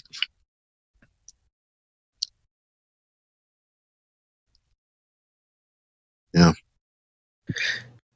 Yeah, man. I mean, just it kind of inspired me. Like, man, I haven't heard a spicy combo like this in a while. why haven't I heard this? Oh, wait, YouTube. So, we obviously want to respect Discord and this platform. A lot of people spend a lot of time curating this Discord, so of course we don't want to do anything to jeopardize that.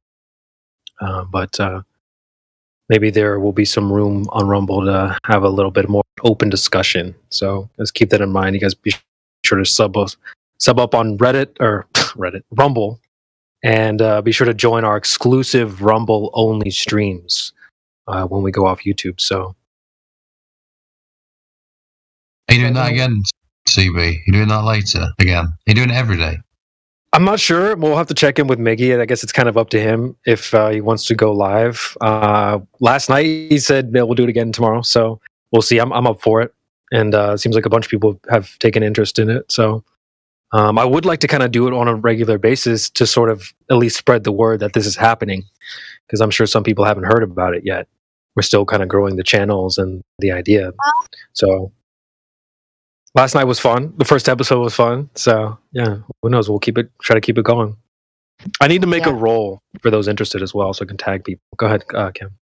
I was just going to say it was a lot of fun, and I really do appreciate it because that's the main thing. That it's pretty hard being a flat earther today.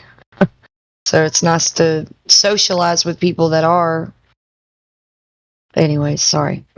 No, you're good. It felt like it brought us together as well. So I think the more people that participate, we can kind of mesh together as a community and all that stuff, and grow. And it seems like we're having fun, dude. Like things are changing a little bit. This platform has been Rumble in the Jungle role, maybe. So that's a good idea. But it's just it's been great being in the server. Like like I said, a lot of people have spent a lot of time building this place up. So it was already here when I got here, so just want to do my part and try to give back a little bit. You guys have seen all the events and stuff. We're going on Rumble now and stuff. So, whatever ideas you have, feel free to chime in.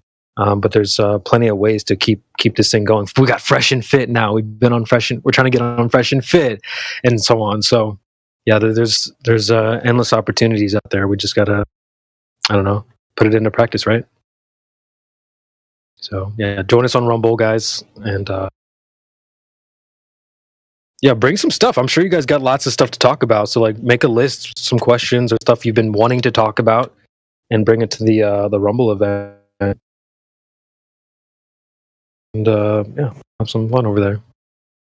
Yeah, I've kind of been wanting to talk about germ theory a little bit. I bet Jim's done it a little bit. Jim, yeah. Jim's been popping off. Jim's on it. That.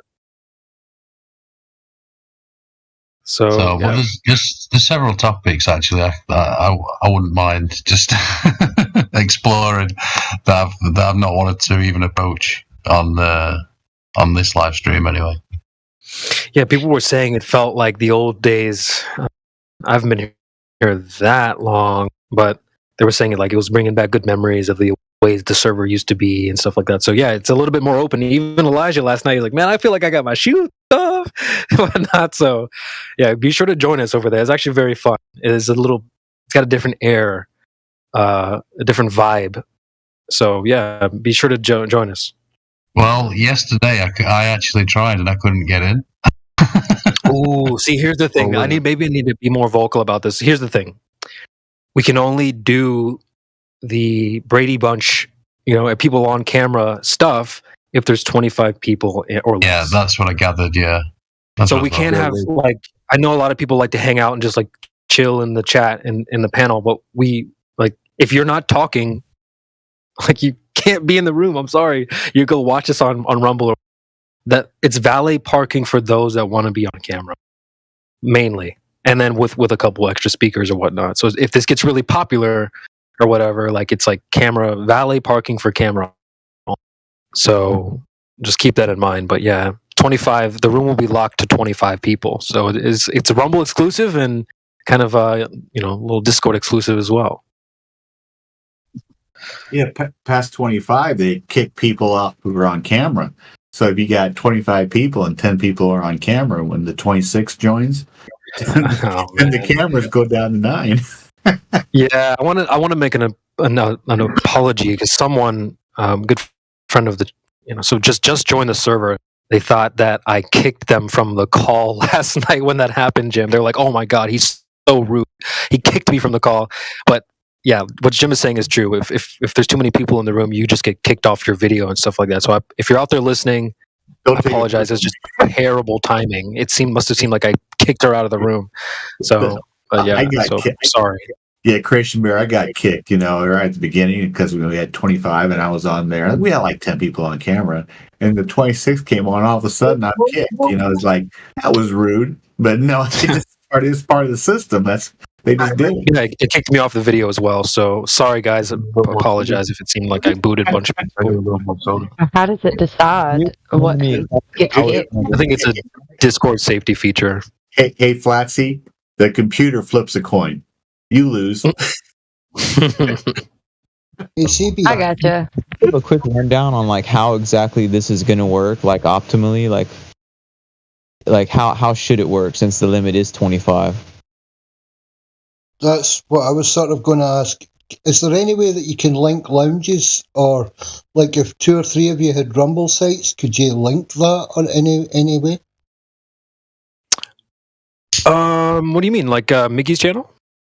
Yeah, you know how Miggy's got a channel and Helio's got a channel, and there's a few of us trying to get channels as well, but we're having problems. But supposing a bunch of us got channels, you know how you see people on other sites having meetings, there's 4 people in one room, but there's 4 rooms on screen. Is there any way of doing that so you could double that, double that 25 or bump it to 100? Oh, I see what you mean. We can have a Zoom running as well. Yeah, we could definitely do something like that. Yeah, that's not a bad idea to start a Zoom call on this while we're live, and then the people that aren't on Discord can go on Zoom, and maybe we could kind of try to combine it somehow. I'll write that down. You can use Jitsi. Use Jitsi. It's free and encrypted. Completely uncensored, free and encrypted. JITSI. JITSI? It's just like Zoom. It's just free and encrypted. Okay, all right. Yeah, good idea. Good idea, old dude. I didn't really consider, because we're still sort of working things out. You asked how are we going to do this? Big Con. We still have to sort of work that out. So yeah, to add to extra, numbers to that 25, I guess we could try to do a side call. And then in terms of on Discord, I mean, not everyone wants to speak, even in this call right now. We've got Me, Elijah's piped in a couple times, Andy. So it'll be like if you're a listener, you got to go listen on Rumble or something, and go listen on YouTube. Here's the real positive thing about Telegram is you can go live video and you can put 1,000 people down below, and that any one of those 1,000 people can go on video.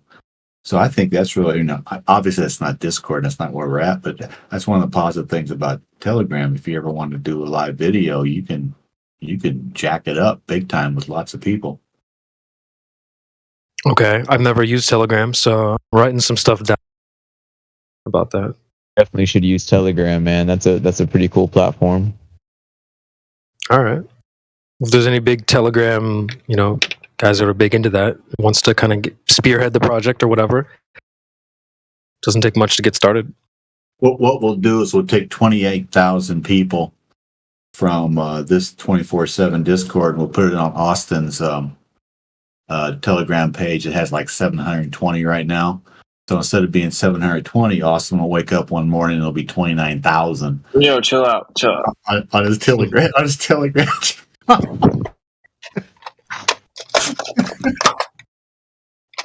Sounds terrible. In terms of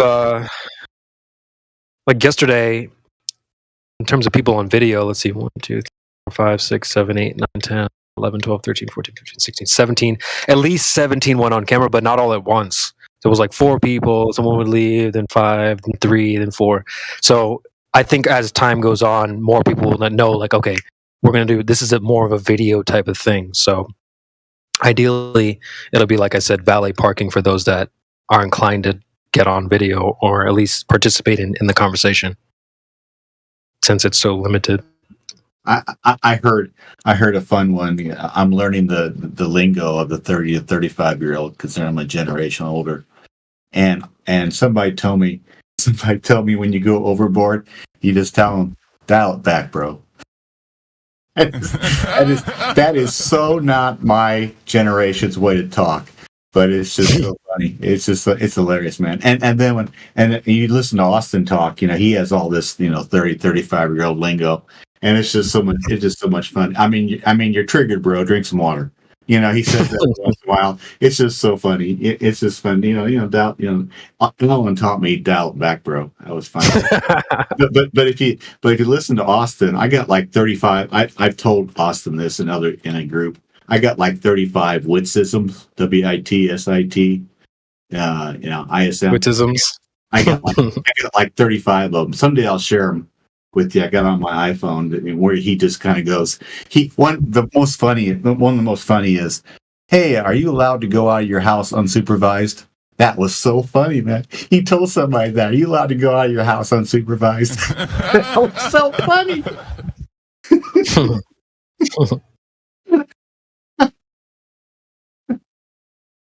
And then he told Tony, PhD Tony, in the debate, he goes, your PhD is in pseudoscience.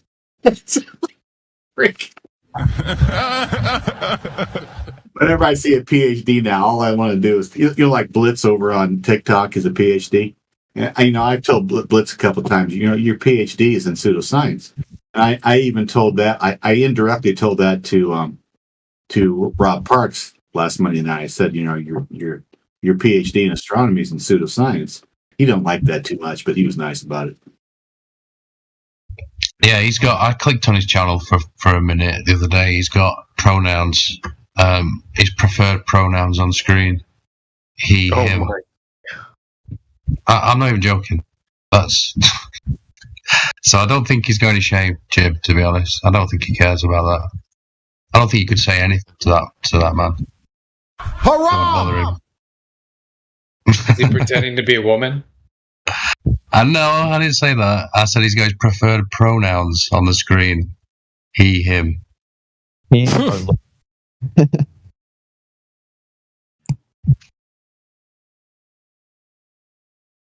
And this post from Jem Panda, this is hilarious. That Elijah's put on there. I mean, I saw this guy. He came out to some activists, let's just say. They're doing some street activism. That's the first time I've ever seen Jem Panda. And he just looked old before his time. And he was carrying a cane. And he looked all scrunched over. And yeah, I was trying to tie it to living in lies. Because, you know, this truth I always talk about, I try and nail down, which you really can't. That's the thing of it. Right? It's these bloody daft lies you get in your head. This doublespeak nonsense. There's two different meanings for words like straight. That's what it's doing to you, Jem. It's fucking you up, dude. And I don't want to laugh at you because that's horrible. Isn't it obvious? It should be obvious. I'm genuinely talking about your health. Your mental state. Your mental state, dude. Think about it.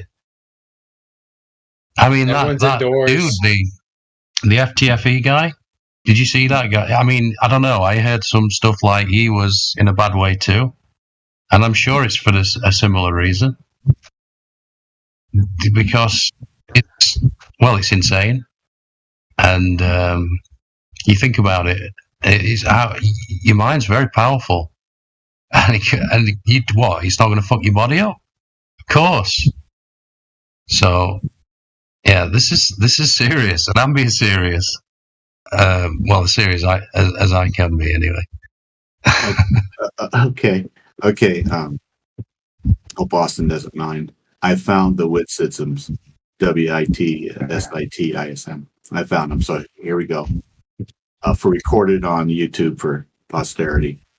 Imagine you're making sense now. You're so lost. Are you scared to know the truth? You got nothing of value to say back. Super jabbed up and gonna die soon. I'm not listening to you. You don't know what you're talking about. You're just wrong. You're just so boring, bro. You're not worth the time, bro. You want me to teach you more about your beliefs? It's hilarious, man. You never know what you are talking about. Are you gonna stop, man? This is like the Roadrunner. Oh, this is somebody else. This is somebody else. This is like the Roadrunner and the Coyote keeps running off the cliff. That wasn't Austin. That was somebody else. But now we're back to Austin. This is so funny, dude. You're a bot. You a script.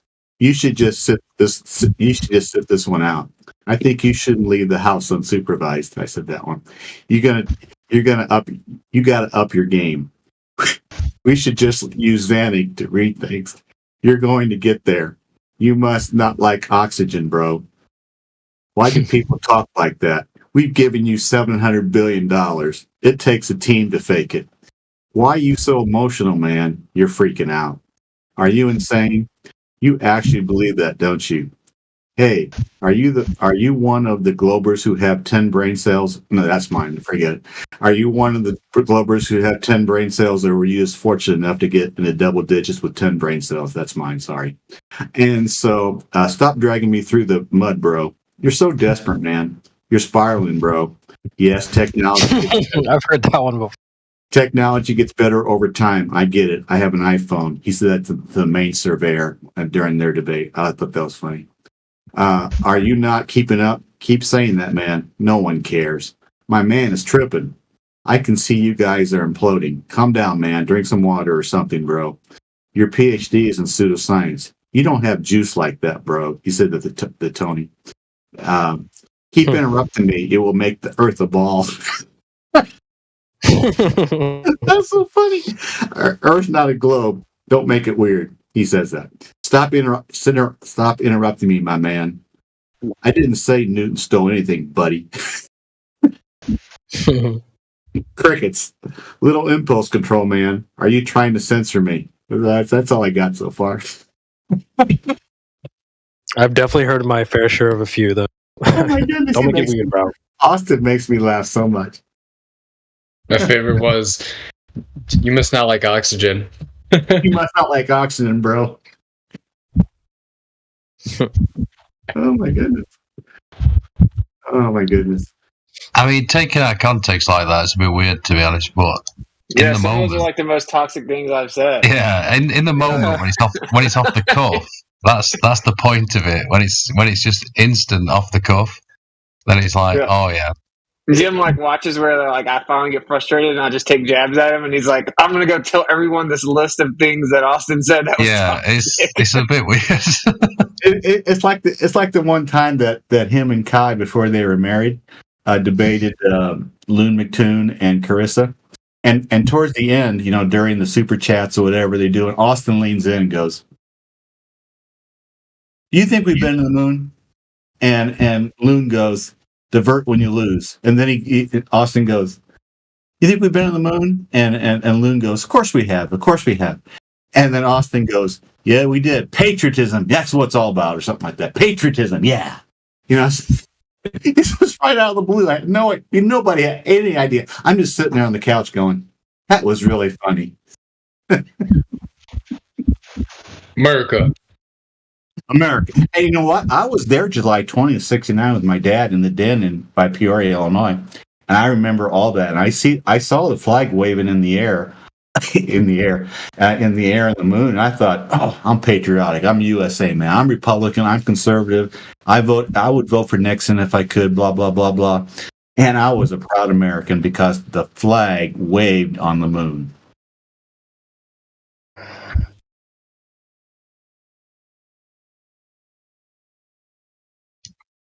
I mean, yeah, they fooled the world. It's pretty fucking clever. You have to give it to them. And lots of taxes, you have to give that to them too. So, I'd ask for a refund, Americans, if you're listening. America. 700 billion in current dollar, in those dollars since 1958. And if you adjust for inflation, it might be 2 trillion. Who knows? $2 trillion bucks. Not to explore outer space and to lie to our children. Would you like me to educate you on your own beliefs? That's fucking hilarious. It's funny and sad at the same time how often that happens. Yeah, it is sad. I mean, the masters of psychology and the way that they have severely tricked the masses. I mean, even us at the beginning, right? Like we were all globers at first, right?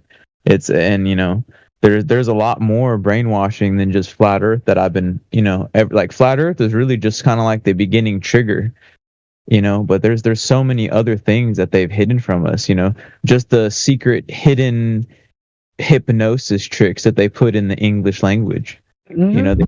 They've really done it quite well, controlling their slave population. Yeah, they like to weaponize our words against us. Like there's things that we coin and then they get hijacked, or just words throughout history have been hijacked, and also other things like perspective. And that's kind of messed up, man. It's messed up. But your government would never lie to you. Just go back to sleep, Here's a couple new ones that I've learned recently. One from Alan and one from Austin.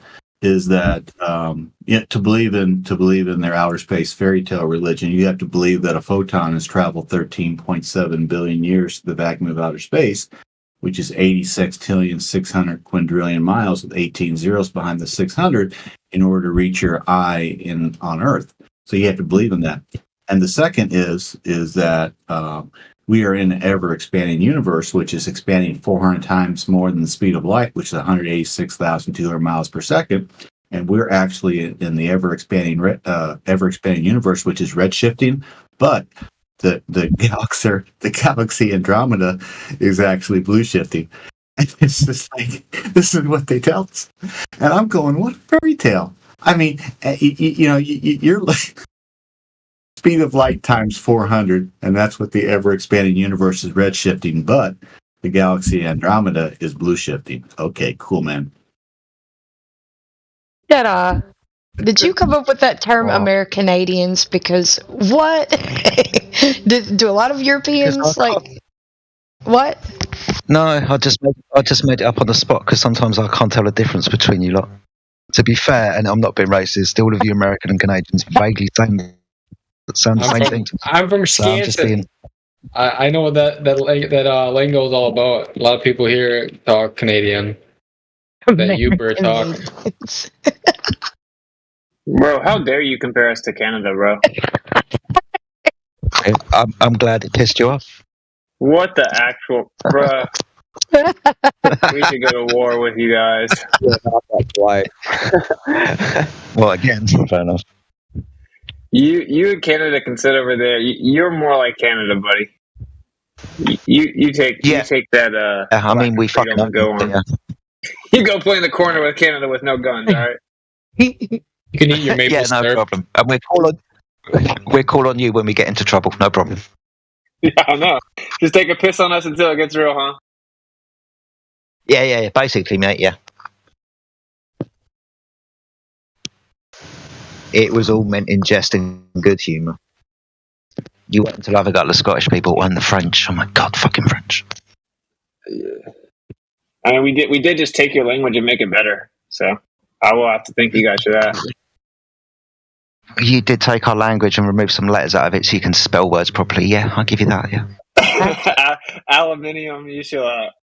In actual fact, that's spelt differently. So I'll give you aluminum because you spell it differently than we do. So no problem at all. You know, over here in Alabama, we speak more like you guys. I guess more Sorry, I don't understand what you're saying. Hush your mouth. We actually stay more true to the language with our. Who told you that? Southern. Just the lingo that you guys use. We use the same kind of lingo still.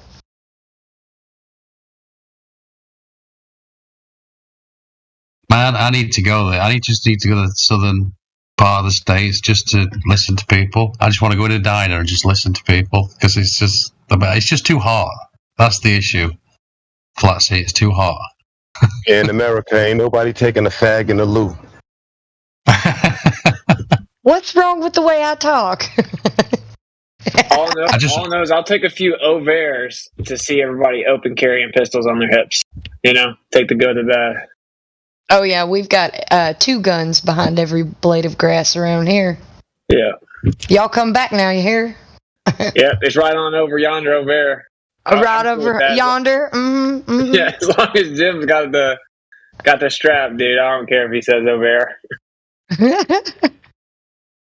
Hey guys, I'm about to hop off, but one thing I do want to say is it really does come down to language. Like whatever, version of English that we speak or any other language, it really, like the way that you control slaves is you control the amount of words that they know, right? Whenever we expand our vocabulary, like I think even Elijah said something like a couple weeks ago about this. He was basically saying like, people back then, like Alan Watts and stuff, like they speak within the realm of their, there's a word for it, of like their vocabulary or like what they know, So really, I think it is really important that we do get in depth with, the nature of language. That way we can actually, free our brains from this massive brainwashing that's happened.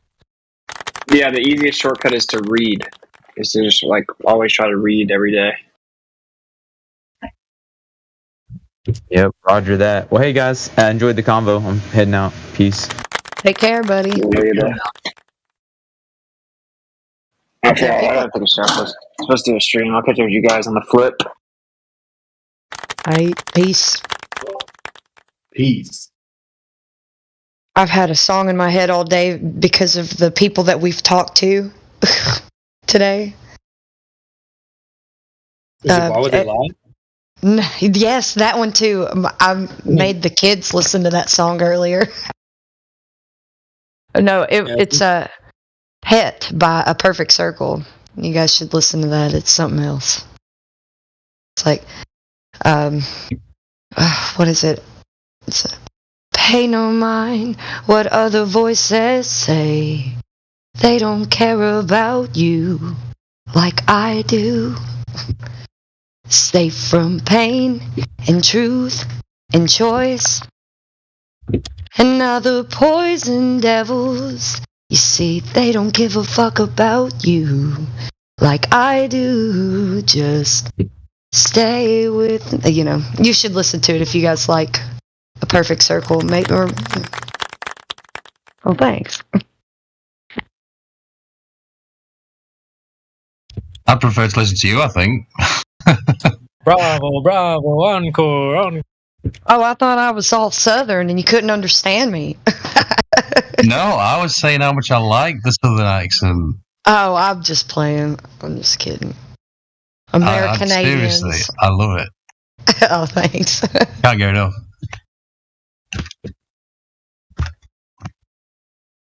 I just want you to say, I do declare. Can you say that for me?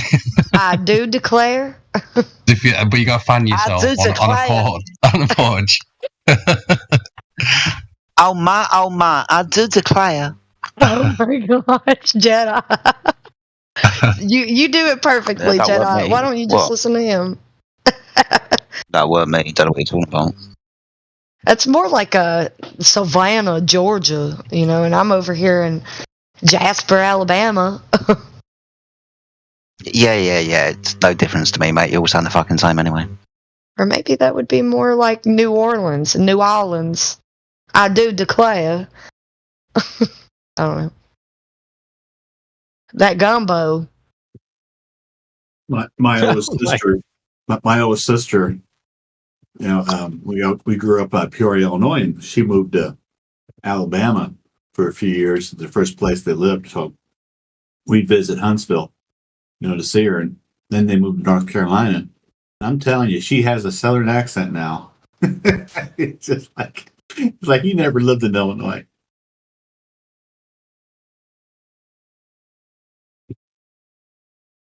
You got to put a little squeak in it. I do declare. There you go. Yeah, that's more like it. Does anybody remember Penelope Pitstop? I heard that name. This sounded familiar. It's like from the Wacky Races, Dastardly and Muttley, that type of cartoon. Muttley the dog. Yeah. So that's the only way that I can do the accent that I just did, because I'm copying her. Like, oh my god, I'm 46. 40 years ago. I've been doing that since I was 6. But yeah, that's where I got that little bit of accent from, Kim. That's all. Lovely.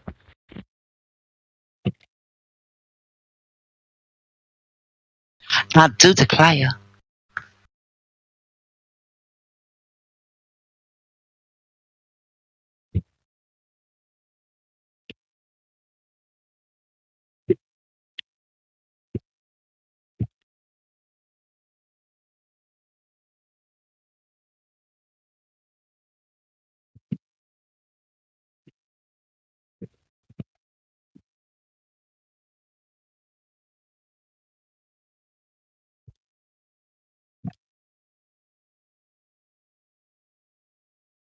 Guys, so apparently there's been talk of the arena being up, so made sure to interview some of our opponents.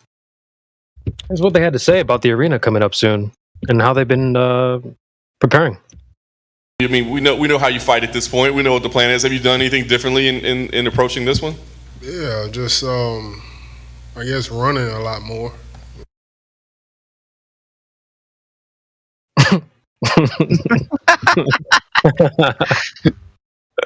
I like that. Also, Paul V, if you're listening, I've been saying this for a while. The guy that asked the question, his name is John Morgan. I think you and him are vocal doppelgangers. You think he sounds exactly like you. It's kind of scary. But yeah, John Morgan is his name. Anytime Dana White does the press conferences, John Morgan gets the first question. It's kind of cool. But yeah, what have you been doing to prepare for the fight? You know, running a lot more. We know these Globers like running from their claims and all that stuff.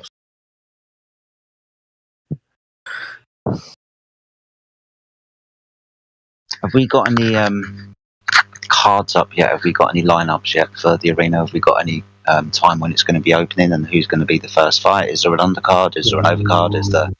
What's going down?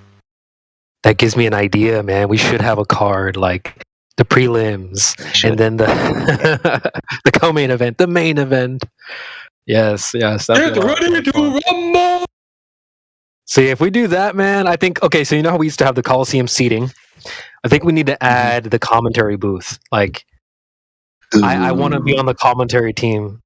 Like, you know, the play-by-play announcer. And the globe is down! Brilliant. Oh, no, he's respawned again. He's back in this corner. He's off. Yep. Exactly. Yes. I'd love to do that. So, didn't you used to have the referee role? I think, yeah, you used to have the referee role. So it would be, you know, we'd have to have a couple little roles like the referee. We need the, you know, but I want to be commentary. I want to be the Joe Rogan and breaking down. Unbelievable. He just respawned in record time. See, I think that would be perfect, mate, to be honest with you. Maybe if a fight happens, it's hard to do commentary at the time, but maybe you could, I don't know, do a retrospective commentary or whatnot. Yeah, it'll have to be like not while it'll have to be like in another VC while we, you know, have the audio piped in or something like that. We'll have to do it separately. The commentary booth. Oh, Matt, fight highlights. We should definitely have fight highlights. That'd be great. I just got the confirmation. Troubling Tribune is going to host Professor Phil and me a week from tonight, 9:00 his time in Australia, which is Saturday, in a week. And we're going to, you know, do 3 hours the first time. If we need to go part 2, we're going to go part 2. But so I got Professor Phil in a week, and Troubling's going to stream it to wherever he can, Zoom, YouTube, Rob can, because he has OBS. So it'll be fun. It'll be fun to look forward to that next week and kind of go from there, because he's just the biggest liar. He's as bad a liar as Lou McToon is, but he's not as well known. He's a professor in Australia, a retired professor, I think he is. Definitely keep us up to date with that one, my friend. Next Friday, you say, yeah? I will be definitely watching that.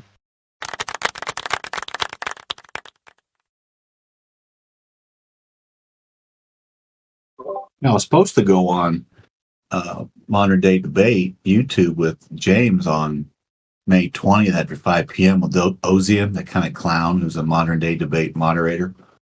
And he backed out. And then James got hold of me last week to see if I wanted to go on with, if I could send him some videos to go on with Austin last Saturday as a 2-on-2. And he ended up only getting 1-on-1. Because I think a lot of Globers you don't know when you go on YouTube with James, you know, on Modern Day Debate who you're going to be debating. And so I think a lot of Globers are going, oh, I got to go on Modern Day Debate. I bet Austin's going to be there, so I'm not going anymore. So a lot of them are backing out because they don't want to be embarrassed by Austin. So, and so the next night, last Sunday, they had vegan versus anti-vegan, and James asked me, what do you know about vegan? Can you debate vegan? I said, I got no clue. It's like, no, I'm not going to talk. I'm not going to talk veganism because I got no clue. Plus, I like to have a nice steak once in a while. But I'm looking for, if I can get on YouTube a Modern Day Debate, I'd enjoy that, because it'd be fun. Maybe someday we'll do it. Maybe you know, James will get me on there. Right on. Well, keep us posted. We'll be there to support you. Thank you. Yeah.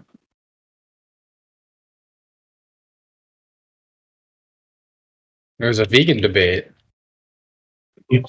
Last Sunday on Modern Day Debate YouTube, there was a vegan debate last Sunday. You should have added me.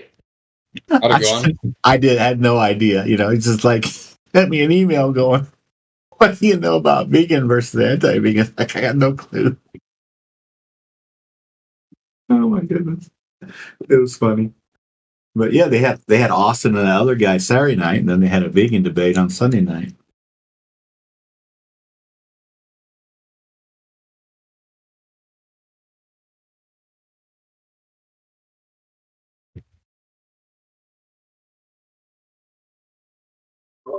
You know, I was thinking that was going to be my first time on YouTube once, you know, Ozian dropped out back in May, and I thought, oh, I might get a chance to, go 2-on-2, and my partner would be Austin. So that'd be like me playing basketball with Michael Jordan. If I don't have an answer, I can just pass it to Michael Jordan, let him take it. Let him switch. Switch to 3. I was thinking that. I was going, if I go 2-on-2 and Austin's my partner, it's like, I don't know something. Austin, you got it. Just kick it out to Witsit, let him splash the 3. Austin hit the 3-pointer from 25 feet away, right? I mean, oh my goodness. Can you imagine having Austin as first of all, I lived in Illinois when the Bulls won their championships in 91, 92, 93. Then Jordan went to play baseball for 2 years after his dad was killed. And he came back and won in 96, 97, and 98. And I was in Bloomington, Illinois, so I grew up a big Chicago basketball fan. So when Jordan got drafted in 84, 85, whatever it was like, really cool. And then when they got Grant and Pippen, then they became really serious. And so I always get really nervous when I watch the Bulls play because it was like big deal. And so I look at LeBron James. LeBron James has played 82 games once in his career. Played a whole season once in his career, 82 games.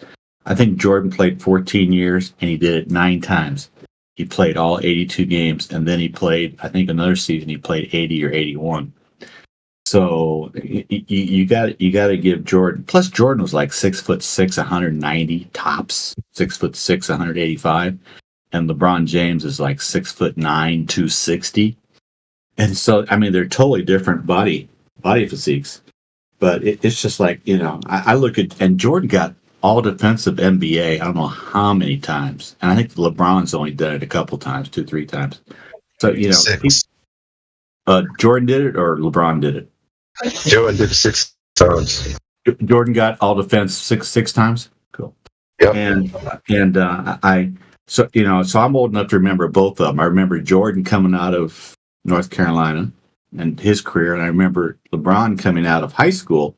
Of course, he's still playing. He wants to play with Bronny before he retires his son. And so I remember watching them both play. And, I think there's a huge difference. Nothing against LeBron, but I think there's a huge difference in talent between the two because Jordan actually played both ends of the court. I mean, he played defense. He was a savage on defense. And, maybe, LeBron was for a couple of years, but Jordan was as fierce on defense as he was on offense. And it was fun to watch. I only got to see him play twice in person. But you could actually buy a ticket when Jordan was playing and just watch him play the whole time. Forget about the other 9 guys on the floor. Just watch him play and how he played the game. Because he was, and taking nothing away from LeBron, he's the big, he broke Alcinder's, Kareem Abdul-Jabbar's scoring record for NBA last year. So, he's number 1 now. But Jordan is unbelievable. Do you have any views on when he went and played baseball and took that little timeout? Do you think maybe that was possibly forced on him because of all the gambling allegations that were swirling around? His dad, if you believe what they say, his dad, I stopped on the side of the road, and because he was tired, and as he was on the side of the road, somebody came up and killed him in the car. This was after the 3rd championship in 93. And so his dad got killed on the side of the road. He got murdered. And Jordan really loved baseball, and his dad introduced him to baseball when he was younger. And so I think he went to play baseball for 2 years because of respect for his dad. Now, whether the gambling was involved, I have no idea. You never hear about the negative about these people. But according to what, if you believe what you hear, he went to play baseball for a couple of years just because out of respect for his dad, and dad being killed in 93 or 94, whenever it was. And so he played baseball for a couple of years. I don't know if he made AA ball or not, but he played because he loved it. I think that was his sport. I think that was his preferred sport when he was younger, not basketball. Yeah, I know never really tend to believe the narrative they No, like I to don't spin either. out. That's why I always thought that though, and same with his father too. I always wondered, I wonder if that had anything to do with possible gambling debts. But Oh yeah. I just Who find that knows? interesting Who topic. knows? Who knows? I mean, yeah, we don't. If they lied to us about the moon, who knows what else they lied to us about? Everything. Yeah, really. I find it weird. It's like no matter how many times I like tell the algorithms I'm not interested in basketball, it keeps on popping up like, who's better, Michael Jordan or LeBron? And I'm like, I don't give a fuck. But Start yelling at your phone. I think It's there's always weird- listening.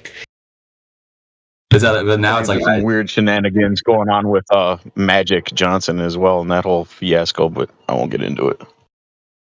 people ask me that shit at work. I'm just like, Kobe. I don't know. Or only followed baseball.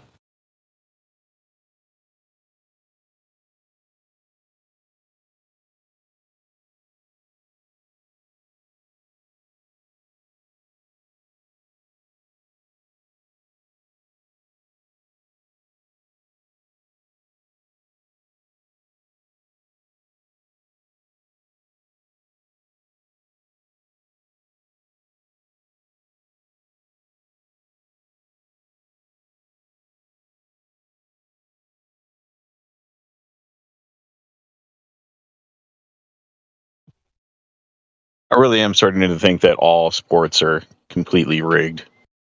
In a way, I think they know who's going to be in the Super Bowl before the start of the season. Probably the same with the World Series. There's just too much money involved, I think. Yeah, yeah, it's all fabricated. It's like fabricated, made-up stories. It's called sports entertainment, not sports reality. You had the Ukraine war. Hope this is okay to say on YouTube. You had the Ukraine war, and everybody was flying the Ukraine flag, which was yellow and blue, kind of a light blue. So, who won the 2022 NFL title in February? It was the LA Rams, and their team colors were yellow and blue, same colors as the Ukraine flag. And then who won the NBA title that year? The Golden State Warriors, with colors of yellow and blue. So you had two teams out of 62 teams in the NBA and NFL who happened to have the same colors as the Ukraine flag, and they won their respective titles. Now, if you wanted to make some easy money and you were an insider, it's an easy way to make some money. Yeah, no doubt. I used to watch a little NASCAR once in a while back in the day, because my grandfather used to be really into it, and it always used to. I always used to find it funny how a lot of times the sponsor of the race, like let's say it's called the Pepsi 500, the guy driving the car sponsored by Pepsi would win pretty much, 9 out of 10 times. That happened a lot. I always thought, that's pretty convenient. They probably have a little something extra under the hood. They wouldn't pass inspection. Either that, or they're paying off other drivers, for them to make it look like they're competing, but then they still let that guy win it. Pepsi guy. Well, there's actually it's called a driver's meeting that is held before every race, and no press is allowed in there, and it's only the drivers and the the heads of NASCAR. And I've read that that's where they kind of go over, the game plan of how the race is supposed to play out, and they tell drivers where they're going to end up and what they should do and shit like that. But, I don't know if any of that shit's true. Hey, you're not going to win the race. The meeting actually is true. They actually do have that meeting. That's real, but nobody's allowed in there, so nobody ever knows what's said in there. This is probably what goes down. Hey, you're not going to win the race, buddy, but I'll give you a fat check to make it look convincing.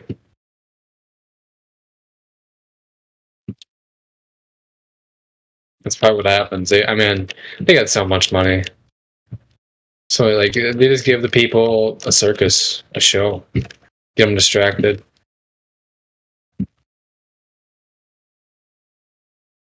The last thing they want people to do is research flat Earth. Yeah, it's amazing how you will meet a guy, like a sports fan, and he can tell you every stat about a team or a player. Just he has so much knowledge about all these stats and shit, but he can't tell you like the radius of Earth or you know what I mean. Is all the shit we talk about here nothing, but he knows every stat, every outcome of every game. It's crazy.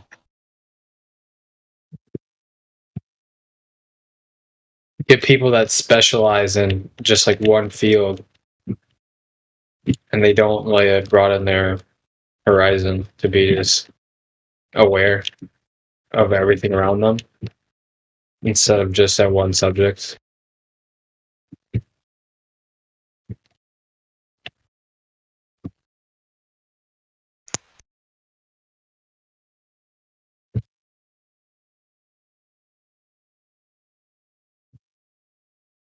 Anyway, back to the topic. I didn't mean to take us that far off course.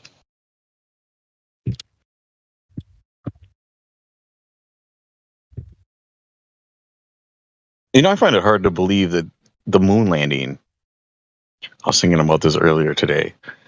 How the heck could you be standing on the surface of the moon in the sunlight? I would think it would be so blinding and so bright if it's a reflection from the sun rays that you'd be cooked. You couldn't take a picture. You know what I mean? I just can't wrap my head around. It's ridiculous. They could make human bacon out of you. It's a complete violation of the inverse square law of light to say that you landed on the moon and it was the same color as you, same brightness as when you left to go there 238,000 miles away, just like it's the violation of the inverse square law of light that you can see Saturn as well as you do when it's 750 million miles away as opposed to 93 million miles here, supposedly. And so, you know, and supposedly there are photos taken of the sun from Saturn, and it's just a pinprick. It's just out there somewhere. And that little pinprick is supposedly lighting up Saturn so we can see its rings. You know, it's like it's no big deal. It's amazing that people just absorb that and say, yeah, okay, sure. That makes sense. Without a thought. All you gotta do really is be like, hey, you know that like if they get like a regular like you show them a picture of any globe or like that classroom 3D model globe or 40, you'd be like, that ain't the right globe though, and they'll be like, what? Yeah, it's now it's what is that, pear shaped, the oblate sphere. Like, why wouldn't you just be like, hey, why didn't they show an oblate sphere on the pictures or in the classroom? Isn't that a little weird? Like, whenever you go out in outer space, those pictures from quote unquote outer space, and they're just perfectly spherical. Yeah, perfect spheres. Yeah, there's a lot of ways to do.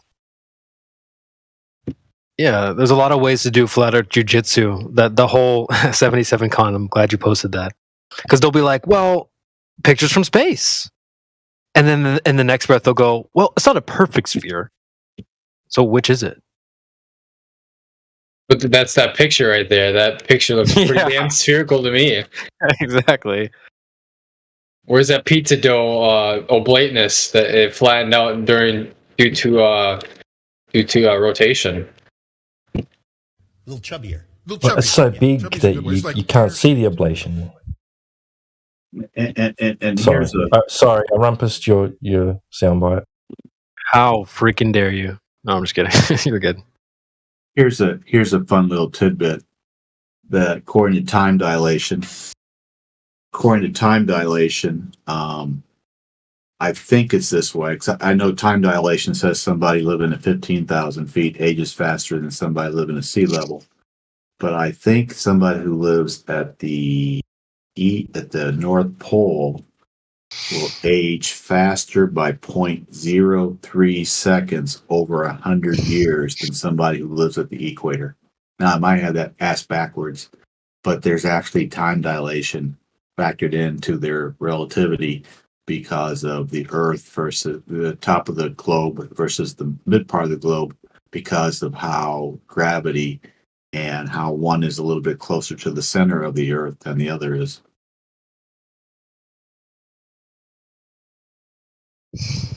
Yeah, that's It's gonna be the best damn fridge ever. What I remember is that when one of the Kelly brothers, the two astronauts, was in space for, I'm not sure, a few months, maybe a year, they said when he came back to Earth, he was now taller than his brother, and it was going to take time for him to shrink. I don't know if anybody else remember that story. Yeah, he came back smaller or something like that. I remember that. Or gravity made his body kind of smaller. I think maybe not, but his body. But he came back taller than his brother. Yeah.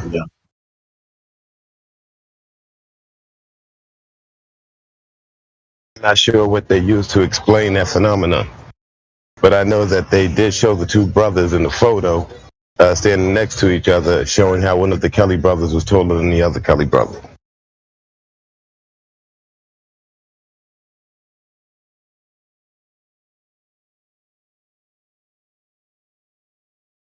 If I'll find the story online, I'll post it.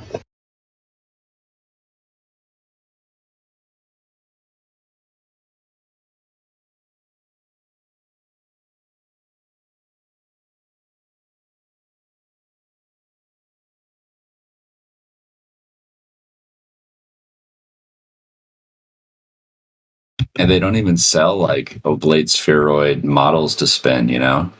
That's the new market. It's a new market for the globers that are questioning their model. I'll add that to the list of things we could sell to globies. Yeah, flat earthers could do it. Yeah, dude. Because they'll buy it.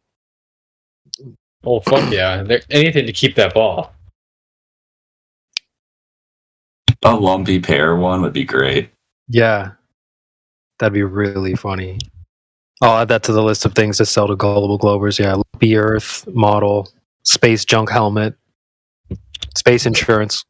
You got to have the stem though on that globe thing. That would be the North Pole. But we could paint it a little bit, like maybe like a red and white barbershop pole, but kind of curves, like a pear stem. Or like a lunar lander starter kit and just send them some aluminum foil and scotch tape. Oh man, these guys are so gullible. There's so many products. I mean, it's freaking. They're telling people you can buy land on the moon. So it's like, none of us are buying stuff like that. Phones with claimed pieces of moon rock in it. I have a clip of that actually. Just give them some petrified wood, dude.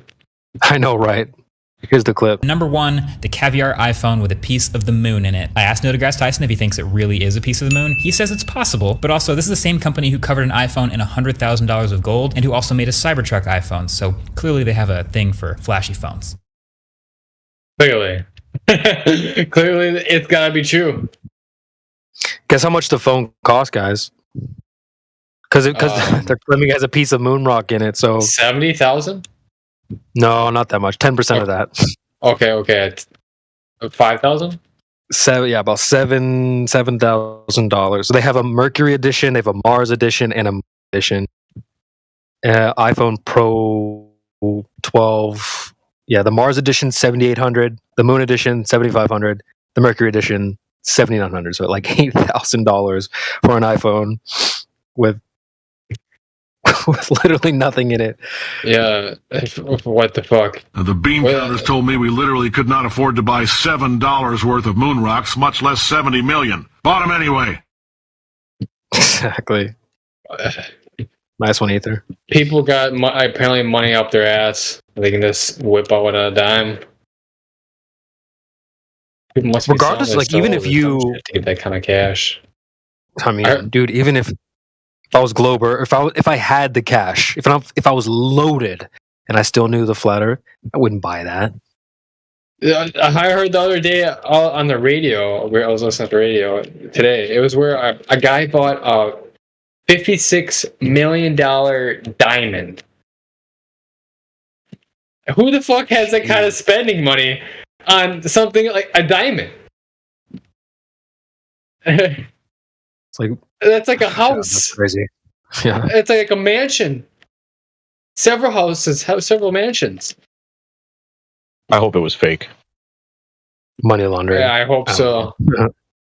It's gotta be some. Gotta be astronauts in there.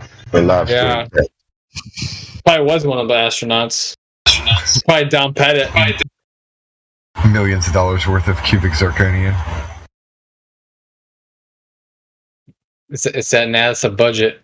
All those tax money. How they got it.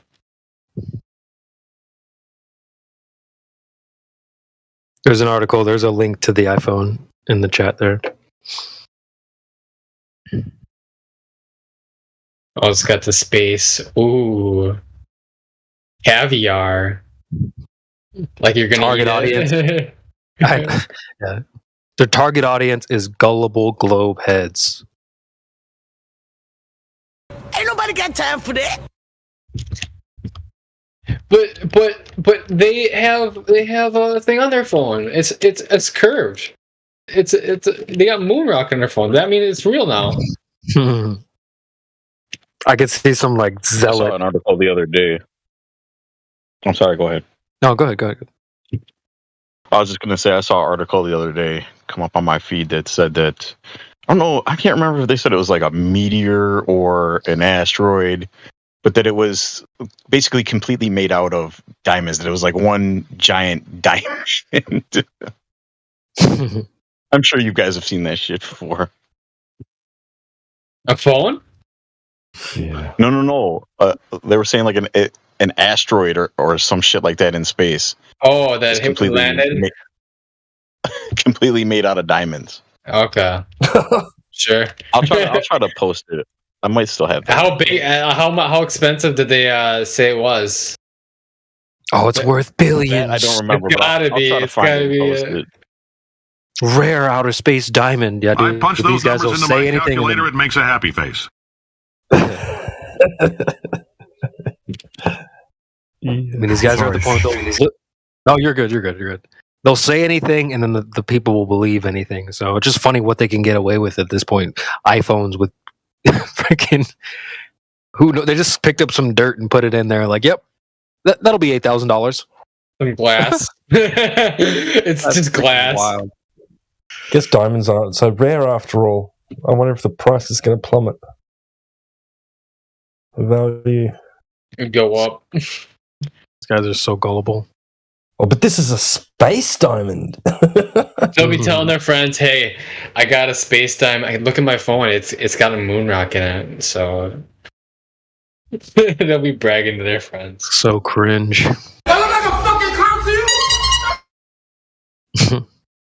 That's the reason why they get it too, is to tell others. Yeah, I like NASA. Like they're out of this world. They're doing great work. That's true, man. It's all just a weird flex. It's just a weird flex. Yeah, it is. Well, you're just flexing your gullibility. It's ego. Everyone's got a fucking giant ass ego now.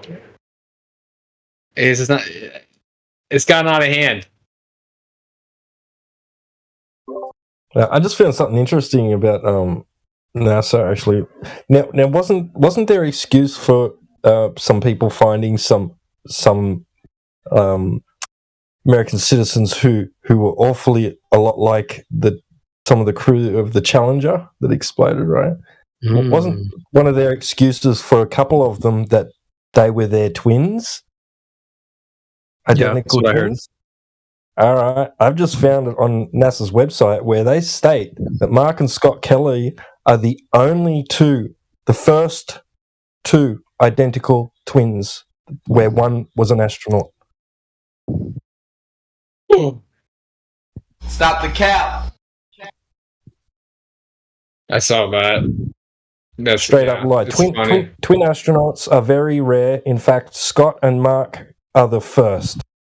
While a few other astronauts have had or have a twin, there have been no other monozygotic identical twins where both siblings were also astronauts. Didn't he show up to his own funeral? Are they trying to say that both Scott and Mark are both astronauts? I thought only one was. I thought only Scott was. So Mark. Oh, right. I see where they're saying both siblings were also astronauts. I'm pretty sure he showed up to his own funeral as his twin. That's fucking hilarious. Like at that point, you're not even trying to hide it. The only astronauts that are twins. What they're admitting is that there are other astronauts that may have had twins, but the twins weren't the astronauts with them. Well, no, I think it was the other way around. I think it was he didn't show up to his funeral, but it was his twin brother. They had pictures of the funeral, but he wasn't there. But he was his twin, which is weird. You guys are talking about the Challenger explosion, right? Yeah, that's the yeah. Challenger. Okay. I think you'd think it's weird that your own twin, identical twin, wouldn't show up to your own funeral. That's some cold. That's some cold shit. Yeah, and I saw on that level with me, and they caught the cameraman focused on the parents of the teacher, and they were just standing there like grinning and Yep. what? That was a good film. Fucking his brother must have been a flat earther. So his other brother was an quote unquote astronaut. He's like, oh no, I'm not going to that funeral. Fuck him. He didn't die.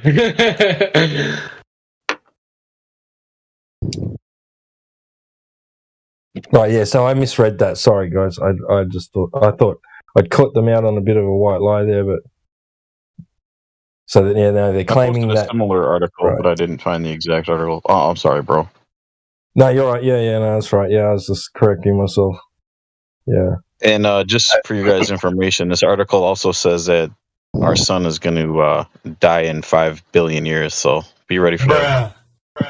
Fuck, dude. Shit. You know, I'm actually worried about myself dying in the next 10. With the way shit's going, it makes me want to cry. I wonder what we'll have evolved into by then. Probably a toad or some like deformed, like gray alien, like they always say. We're gonna evolve into that's right. gray. Yeah, the gray. Yeah, that's right. The gray aliens are us from the future, right? Yeah, dude, and they're here to try to save us. Save themselves ultimately, but from what? From evolving into grey aliens? Or? No, they're trying to save their genetics or whatever. You appreciate ancient technology. Oh my god, I'm fucking horseshit. You just made my head hurt. About this shit. I used to be so into that shit. Oh my god, I forgot. Is that the guy from Futurama? That voice actor? That was the episode of Adventure Time. Oh, where I got that quote from. I know what you're talking about. It was with that hard guy.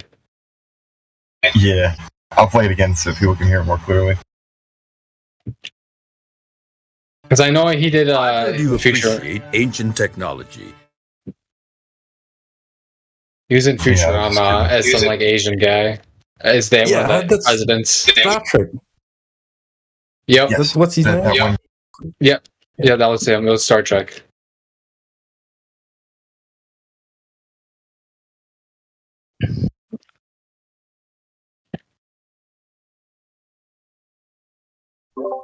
Yeah, the oh my guy. Oh, is that George Takei? Yeah, his name's George Takei. Yeah, that's him. They featured him in that Dragon Ball Z Abridged like so many times. George Takis. Let me something Taki. Yeah, Takei, George Takei. George the guy. Yeah, exactly. Okay. I gotta get that clip from William Shatner hates that guy.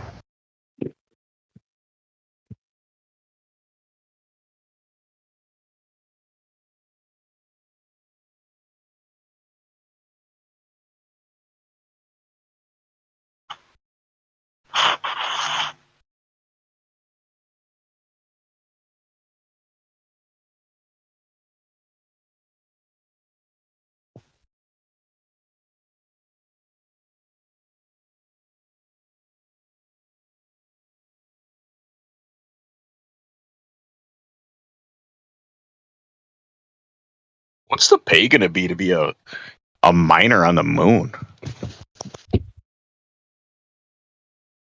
Apparently, there's a lot of cheese there. Holy shit! You met.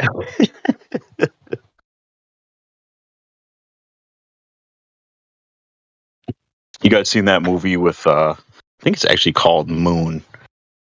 Oh God, I can't remember the actor's name, but he's actually living on the moon alone by himself. You guys seen that? You guys know what I'm talking about? I think it's called Moon. Sounds like Martian. Sam Rockwell. Yeah, Sam Rockwell. That is a insane movie.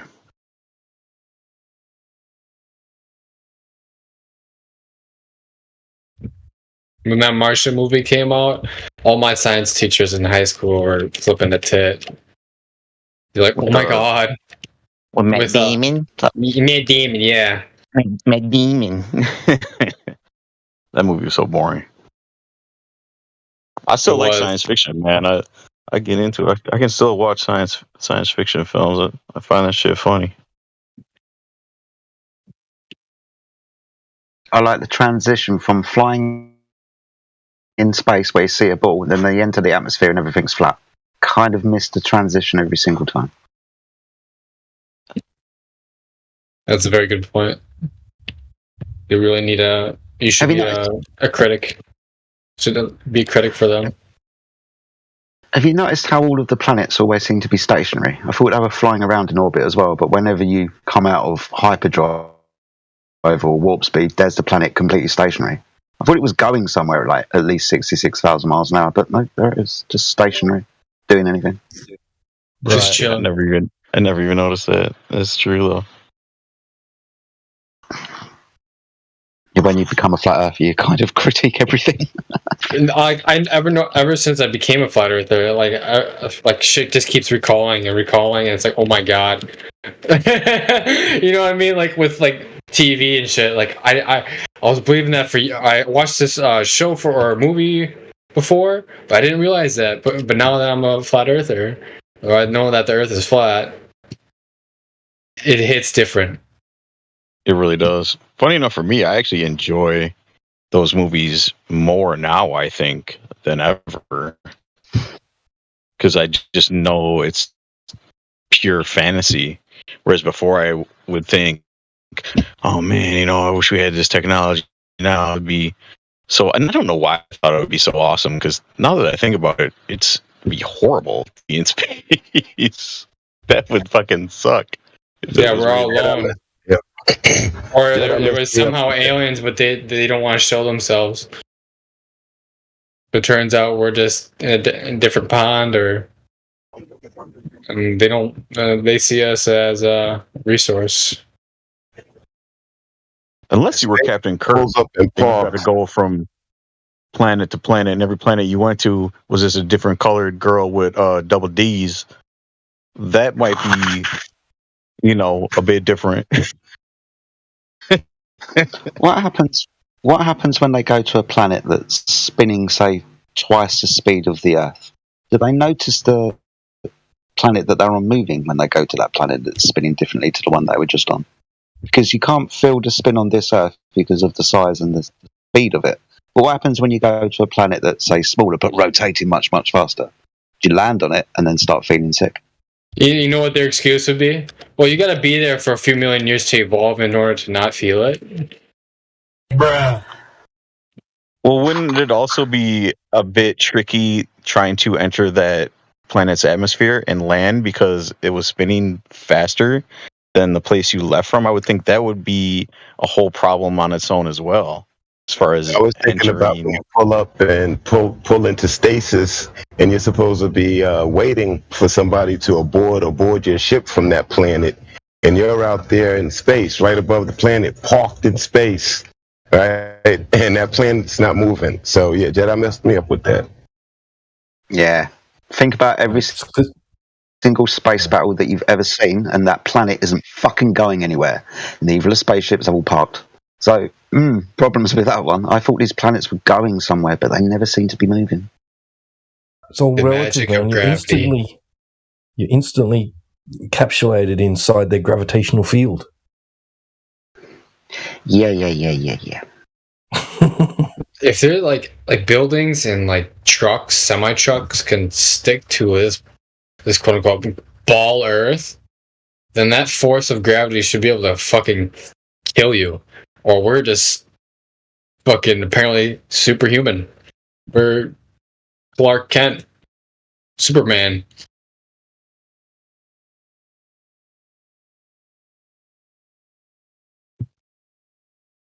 It was really a genius plan to take what we all know to be nothing but roaming stars and classify them as these things called planets and then call Earth a planet as well. That was fucking brilliant because so many people come in here and struggle with that concept. Well, how can all the other planets be spheres and Earth isn't? I think they're giving us like half truth. Like, isn't planet mean like plane? Its root word is like plane and then the at part. Like, I don't know what that means, but I thought it meant like a plane, like a flat plane, planet. Yeah. They like to give us half truths. I feel like the different belts. That would be the different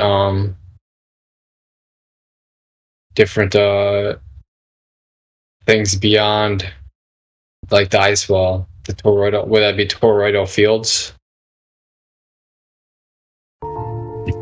Yeah, it's just going down into. I used to hold that idea with they say space is what infinite or whatever. I used to think that could be a half truth as well, and that actually Earth itself is infinite, and if there is an ice wall, that it's like never ending. If you go over and try to just keep going, that you'll never reach an end, that there is no end. But it's just a wacky idea. Join us on Sunday for speculation. Although that is interesting, though, I do wonder if it is fun to think about what's out there, but I'm starting to wonder lately if it's not just ice, because I feel like that's so. It's so boring. Just so boring, barren, and it's basic. I wonder if there's more. 'Cause life is already mysterious. What the hell's the moon? Like, why does it have to be just ice? I feel that's just. Yeah, go ahead. I've heard. I heard that the moon is a map of this place. I heard a theory like that before. Yeah, that's interesting. I've heard that as well. But yeah, man, I'm just starting to wonder what the hell's going on. I don't think it's as simple as people depict it. Look, it's just a dome and an ice wall, and that's it. Like, I don't know, man. I don't know. Could be a lot more than that. Yeah, I struggle with the dome concept as well, because when I think of a dome, I think of like an arched sort of structure, and we know water always finds its level. So if there's waters above, I wouldn't think they would be. You know what I'm saying? I would think that doesn't really work with everything that we talk about here. You think that there's a benevolent species out there that actually want us to free us? That's really interesting, man. That's where territory. Yeah, I feel like it. Not only that, but like I feel like people, when they talk about astral travel or whatever through meditation or astral projection, they're able to like contact these beings, these other species or not. Other humans. But the ones meant to be from other planets, like the Pleiades and stuff like that. Yeah, the star seeds. Yeah, I have an issue with astral projection and those types of things, because the majority of the time people come back with stories about some kind of space federation or federation of planets where there's different species from different planets. So I see this as part of the huge deception, my friend. I really do. When we're talking about I would agree. other entities, Yeah, when we talk about other entities, they might be more spiritual in nature. If you catch my drift. Yeah, I would agree. I would agree. It's more inward than outward.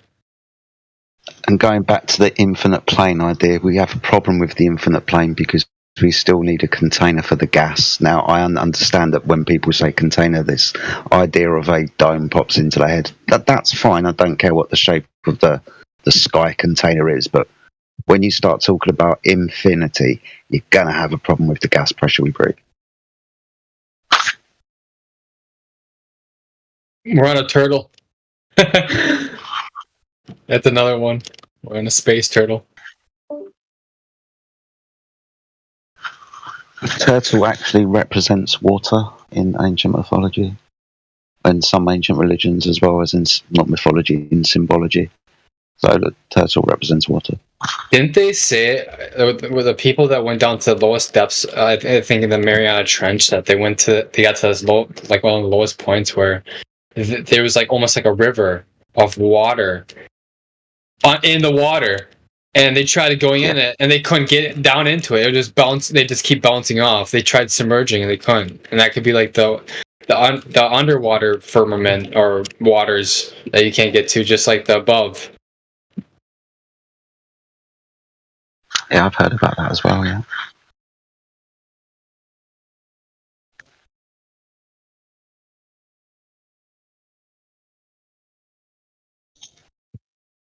Yeah, that guy mysteriously died not long after that. Oh, did he? Yes. Talk too much. That's what happens, I guess. You say such shit.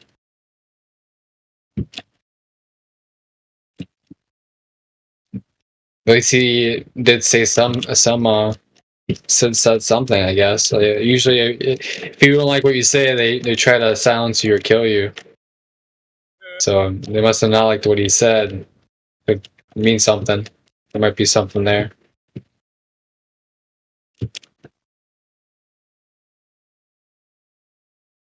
Either that or it's disinformation, but I think it's something like what we see above. The classic saying, as above, so below. As within, as without, as in out.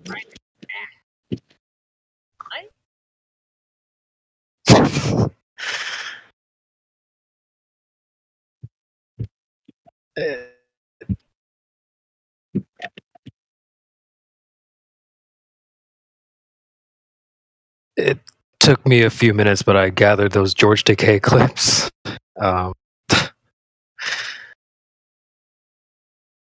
Let me play them for you guys. They're kind of funny.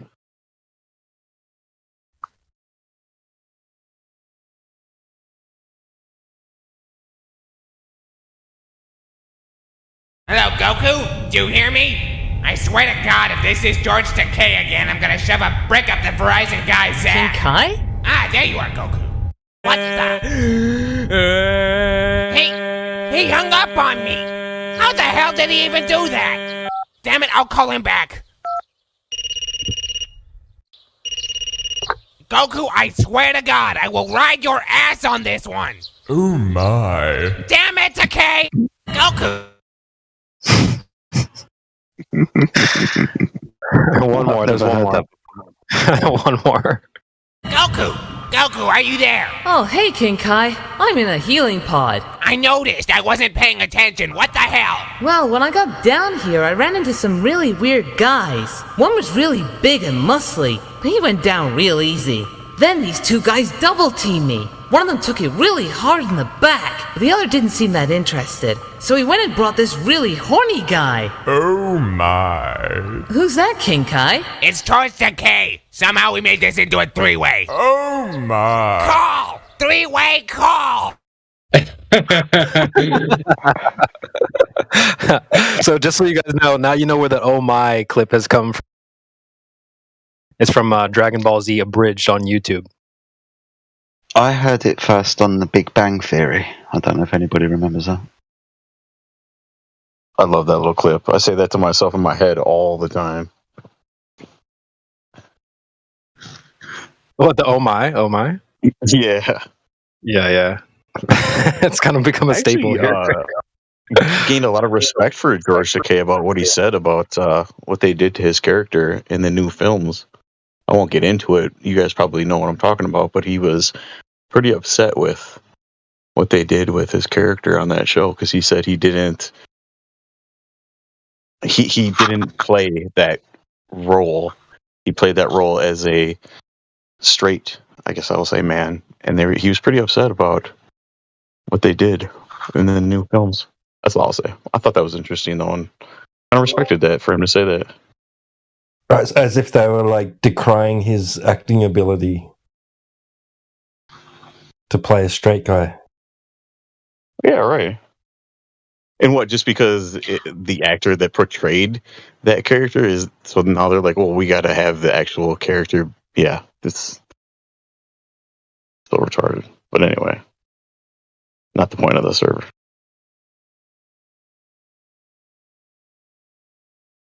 They thought they were paying him homage and he was offended. Classic.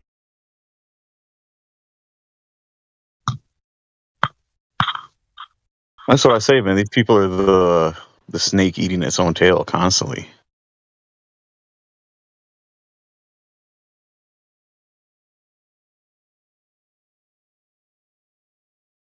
You think the world serpent's real? What's that?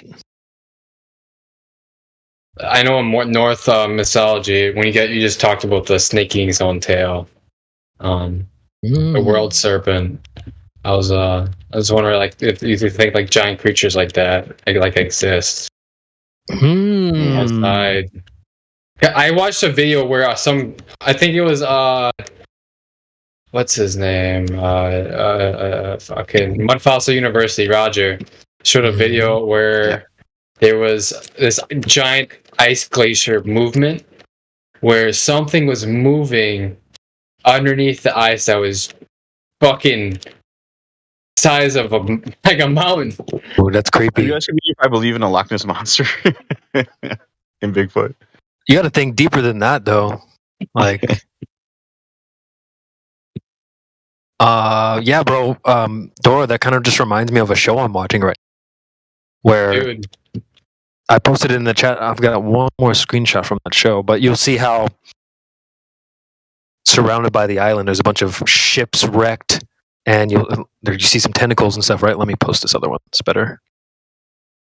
But after watching this show, bro, it's like totally got me thinking deeper about, like, oh, forget the ice, man. What if there's something else out there?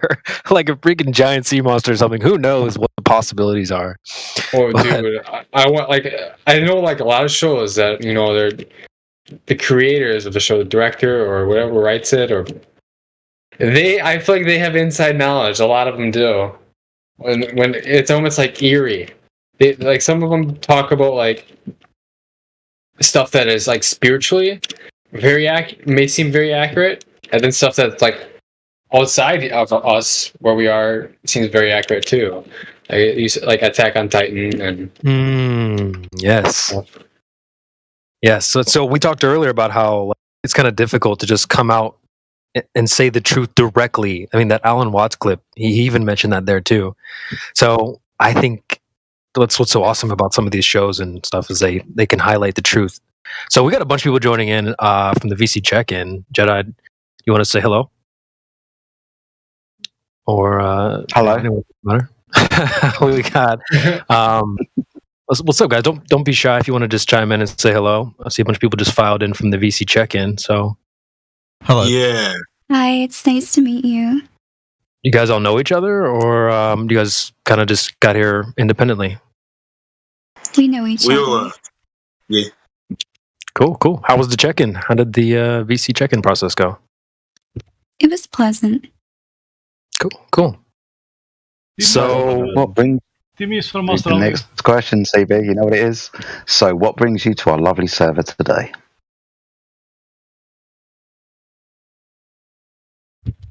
Sorry, I was kind of thinking the same thing. Like this place is kind of out in the sticks a little bit, so you typically just wander in. Yeah, it's not something you just wander in. So what brings you here? Yeah, the basic gist is I was speaking to Foofy B, and I told Foofy B over here this one time. I told her that I think it would be really beneficial for her to have a discussion with you guys. I could have gone and had the discussion myself with her, but I don't know. I think it's just more fun for me to listen. Sometimes I feel like I talk too much, so I thought, okay, cool. I invited her to the server, and yeah, I told her beforehand. All she has to do is just be honest and just have a discussion with you guys about her opinion, and that's it. That's the only reason why I invited them. Yeah. So just a bit of background, my friend. You're a flat earther, and your friend isn't. Is that correct? I'm not a flat earther. So yeah, but I don't. Yeah, that she believes the Earth is round, however, and I told her that she doesn't have to have strong forms of evidence. It's just I told her to just say why she believes that to be the case. It doesn't matter if you what your belief is based on. All she has to do is just be honest. And yeah, I just thought it would be beneficial if she could have a discussion with you guys. So yeah. No problem at all. Thank you both for joining the server. We really do appreciate that. Yeah. So I'm gonna mute myself, and if she's willing to unmute and talk to you guys, and yeah, that's it. Awesome stuff. So, young lady, what's your name, please? My name is Jedi, by the way. Hello, it's nice to meet you. You could call me B. It's Foofy B backwards. No problem at all. So, do you have any questions you would like to ask the panel of flat earthers? Not necessarily. I would mostly like to listen. I really don't have much reasoning or much to go by for my argument. So, and I'm sure you've already heard it before. Let's put it like this. It's not necessarily an argument, but I would suggest that maybe your first question would be to flat earthers is, why do you say the earth is flat? That would be a good place to start, right? Yes, for sure. Yeah, absolutely, because we were all taught that the earth is a spinning ball in a vacuum of space, and here are us lot on the internet saying, no, that's not the case. It's probably a good starting place to understand why we say that. So I'll take the floor for a moment, and then I'll pass it on to one of my other colleagues in a moment. I'll just put the basic premise out there for you so you can understand where we're coming from. First of all, they make 3 claims about what the Earth is and does and where it does it. First claim, they say the Earth is a ball. Second claim, they say that this ball moves, rotates on its axis, and orbits around the Sun. Third claim, they say this ball that moves in the vacuum of space. 3 physical claims about our reality. The first claim, the Earth being a ball. Now, can I ask you, do you know of any time in history how the Earth was measured to have curvature and who done it? Do you know that at all? If you don't, you can just say you don't know, that's fine. I don't remember. I learned it in school. Okay, but for example, being as you don't say you can't remember it, would you just believe that this has happened? Someone has measured curvature, yeah? I suppose so, yes. Okay, and the second thing as well, that the Earth is rotating on its axis. Would you know at any point in history where this has been demonstrated and measured to be true, and how it was done? No. No, but you just believe that it has been done somehow, correct? Yes. Awesome. And the third one about the vacuum of space. You understand that the Earth is declared to be an open system, but we are breathing gas pressure. The necessary antecedent for gas pressure is something physical to press upon. So, do you know of any demonstration of gas pressure without a container? Pressure. Not sure. Okay. So those are just 3 very simple questions. The reason why I've asked them is because it appears to me that you don't have first-hand knowledge. For example, you don't know how or who measured the curvature of the Earth, or how or who the measurement of the rotation of the Earth was done, for example. That's just kind of beliefs that you have. Yes, it's not first-hand knowledge, right? Correct. Yeah, okay, and that's kind of pretty much where we're all in. It's not first-hand knowledge to us that the Earth is a ball. It's more of a belief from an authority that tell us that the Earth is a ball spinning in space. My next question is, do you observe curvature with your own eyes, for example? Curvature of the Earth? No. Yeah. No. And do you feel or sense or detect any motion to the Earth yourself?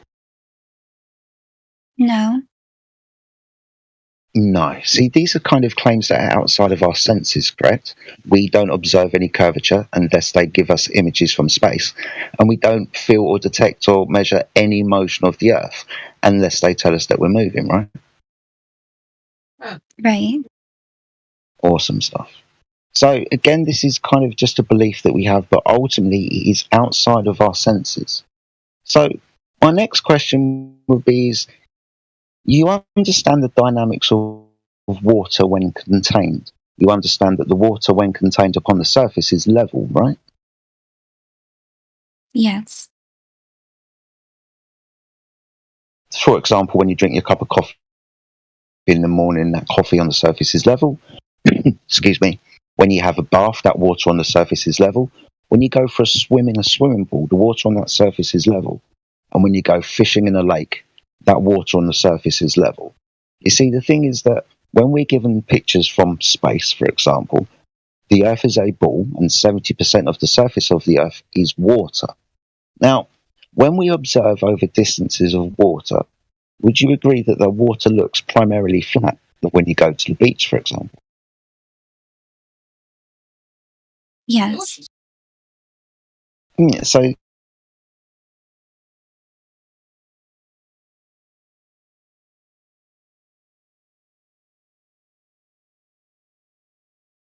Did he cut out, or was that just me? Yeah, I think he's cut out. I think you've cut out, Jedi.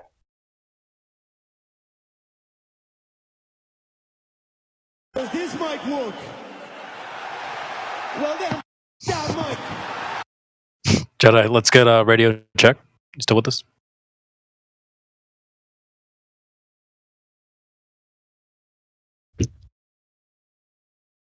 Maybe he fell asleep.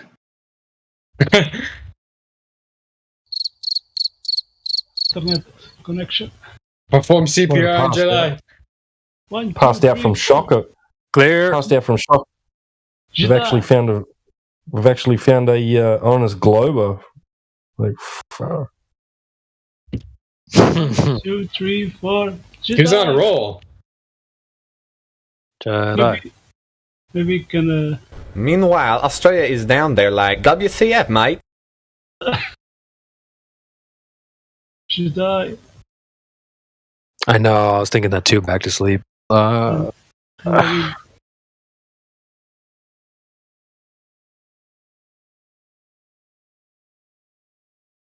Then England's like about that time, eh, chaps? Righto. Maybe his PC died and he's rebooting it up or something. Yeah. He might just be lagged out where it looks like he's here. Yeah, it might just look like he's in here. Right. It's refraction. His PC refraction. Well, so where were we before we dropped out? I think we're establishing that we all experience the Earth as flat and stationary, and that's on both sides. Water is flat on its surface, and it takes takes the shape. No, you got it. Container. And also, gas does the same thing, but it goes the other way, and it's not flat on any surface. So, I think he was gonna maybe try to push toward the oil rig, or maybe not, or the Black Swan. My question is, today's Friday. Isn't Friday usually Flat Earth Women's Friday, something like that? Ladies' Night? Or How dare you? Yeah. The gals are on a gal trip at the moment.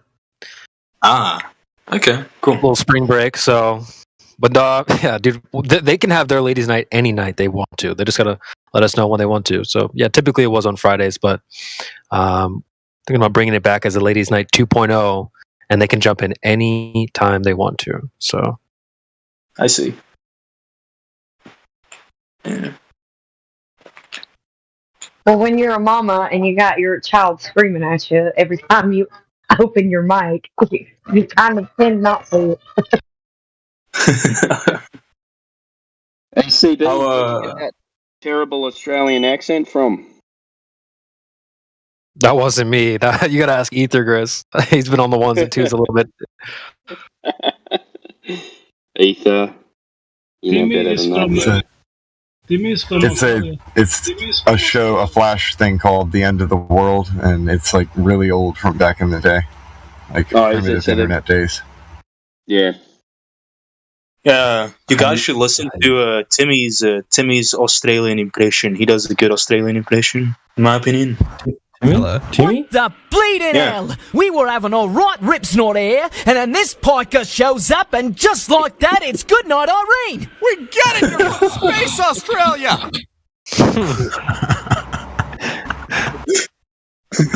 American Who's Timmy?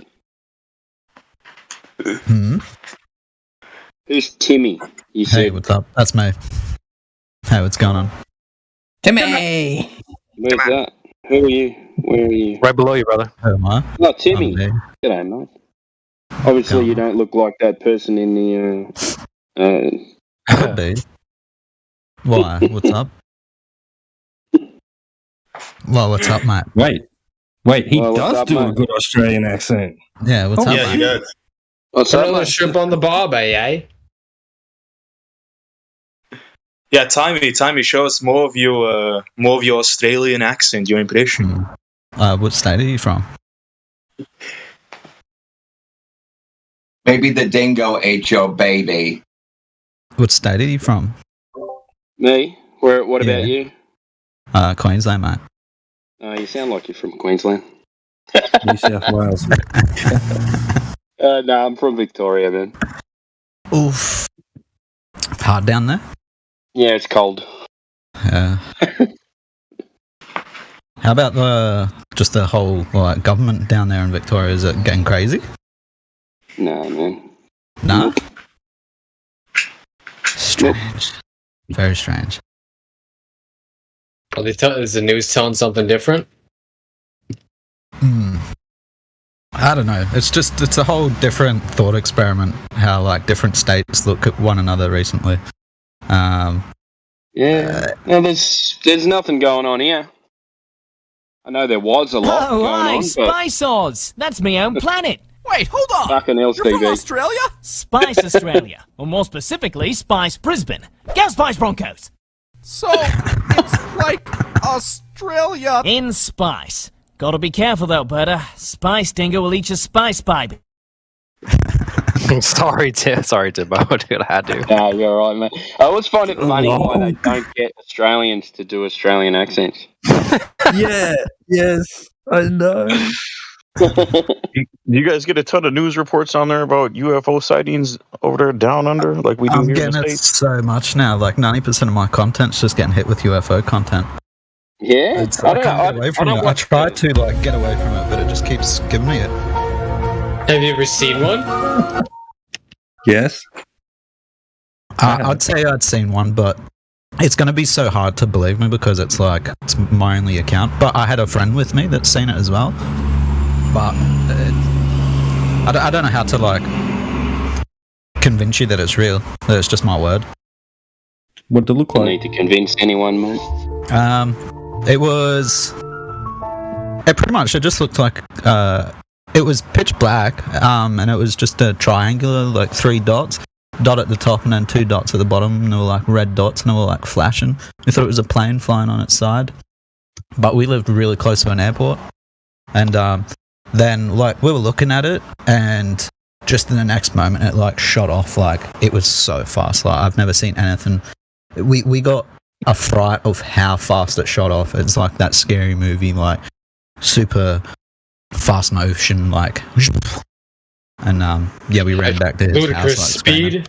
Yeah, just it was so damn fast. Hey, Timmy. There is a magic speed. Are you do you believe? Are you a flat earther or? No, I'm not really a globe earther or a flat earther. I'm a no earther. My own opinion. Paul, what are you standing on then, dude? Well, does it matter? Does it matter what I'm saying? Are you not? It's are you ground, flying? isn't it? It's like ground. It's dirt. It's water. Am I flying? Like, am I going to be a pilot? Is it going to make a difference if it's flat or round? All right, guys. To me, it's flat, but it's also round as well. It's also round as well. It's both. What do you mean it's round? Well, there's like hills involved and stuff that I got to like go up on my bike. Are they round or are they hills? That'd be just they're like round. Plane. Yeah, it's like all big round hills and flat. stuff. Muslims say that Earth is egg-shaped. Yeah, we got no proof of that either. So. Stop the cap. It's like cosmic so, Timmy, what do you get into? So, Timmy, so when you think of the Earth, what do you think of? What picture? You know, when you think of words and then a picture comes into your mind, what comes into your mind? The place I was born on, some planet that I was told that I was born on. Yeah, so that planet comes into your mind when someone says Earth, yeah? Yep. So that's where you think you are, or that's where... Well, that's where I'm told I am. Like, it could have many different names. It could be many different meanings, but that's where I'm told I'm from. Yeah. Yeah, that's where you're told you're from. So, do you believe you're there, or what? Or do you just go through life to appease society? I'll say I'm from there because I don't want to be like schizophrenic. Why do you have to? What do you mean? No, wait a minute. So, I don't want to be schizophrenic. If you say you don't live on this ball, then you're schizophrenic? I'm a schizo, guys. Well, it's not that. It's like... so, if I was, like, having a conversation with someone... Yeah. Like, just randomly... Well, do I want to be in a 4-hour conversation on the street, like, convincing someone if the Earth is flat or round? Like, we don't need to convince anyone, though. So we're just talking to you. Can you... So let's look at let's look at 3 things, yeah. Mm-hmm. So they say that you're on a ball. Yeah. It's one that's a physical ball. They say the Earth is rotating on its axis, and they say that we live in an open system. Now the first one? Yeah. Do you experience curvature or anything like that? Do you see curvature? Do you, throughout your daily life, when you walk outside, do you go, "Oh, I'm on a ball"? No, everything's flat for me. Yeah. So. Yep. Yeah. So what's hang on, mate. Oh, sorry. What's schizophrenic about trusting your instincts? I guess sometimes trusting your instincts, you might lead down to like the wrong paths of thought. In what way? You can get wrapped up into other different beliefs that may not be so good for yourself or for everybody else. Can you give an example? Instincts or emotions? Instincts or senses? I would say senses. Yeah, I thought we were talking about senses here. So can you give an example of something that your senses tell you and then that leads you into peril? Like when you smell like an apple, do you think it's a tomato? Like yeah, or if you smell fire, you're like, well, that's probably not fire. Like, that's perfume. Mm-hmm. So can you give an example of when this has happened to you? Wait, sorry, explain that again. No, bro, this is what you were telling us. You were saying that your senses can lead you to peril. So it's like, so when has this happened to you? Oh, I guess like if you go down different belief paths, like say go throughout history. We're talking about senses. He said senses, brother. Not based on beliefs. We were talking about how your senses saying like they can kind of deceive you and lead you to. For example, for example, something that you smell or something that you taste or see or hear or feel that's misleading you into pills. Reality. Yeah, we're just asking. What? Give an example. What is an example of this? An example of it? Yeah. I'm not really sure what you mean. Can you like dumb it down? I don't know if I'm understanding. You guys are making an analogy. I'm just asking you to tie it to reality. Because I think what we're trying to say is like, oh, well, you guys are believing this flat Earth is blah. So I'm just asking, based off of your example of well, you can't trust your senses, they might harm you in some way. How? Can you give an example of why are you even saying this? This must have happened to you somehow, or someone you know. So what is an example based off of what you're saying?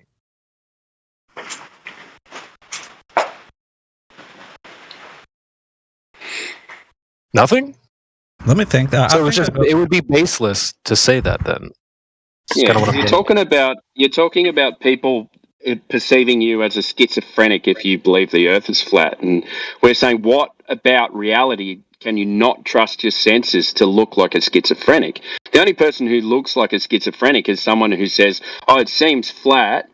I can't feel it moving, and I know that gas pressure needs a container, but I'm on a ball flying through outer space in an open system."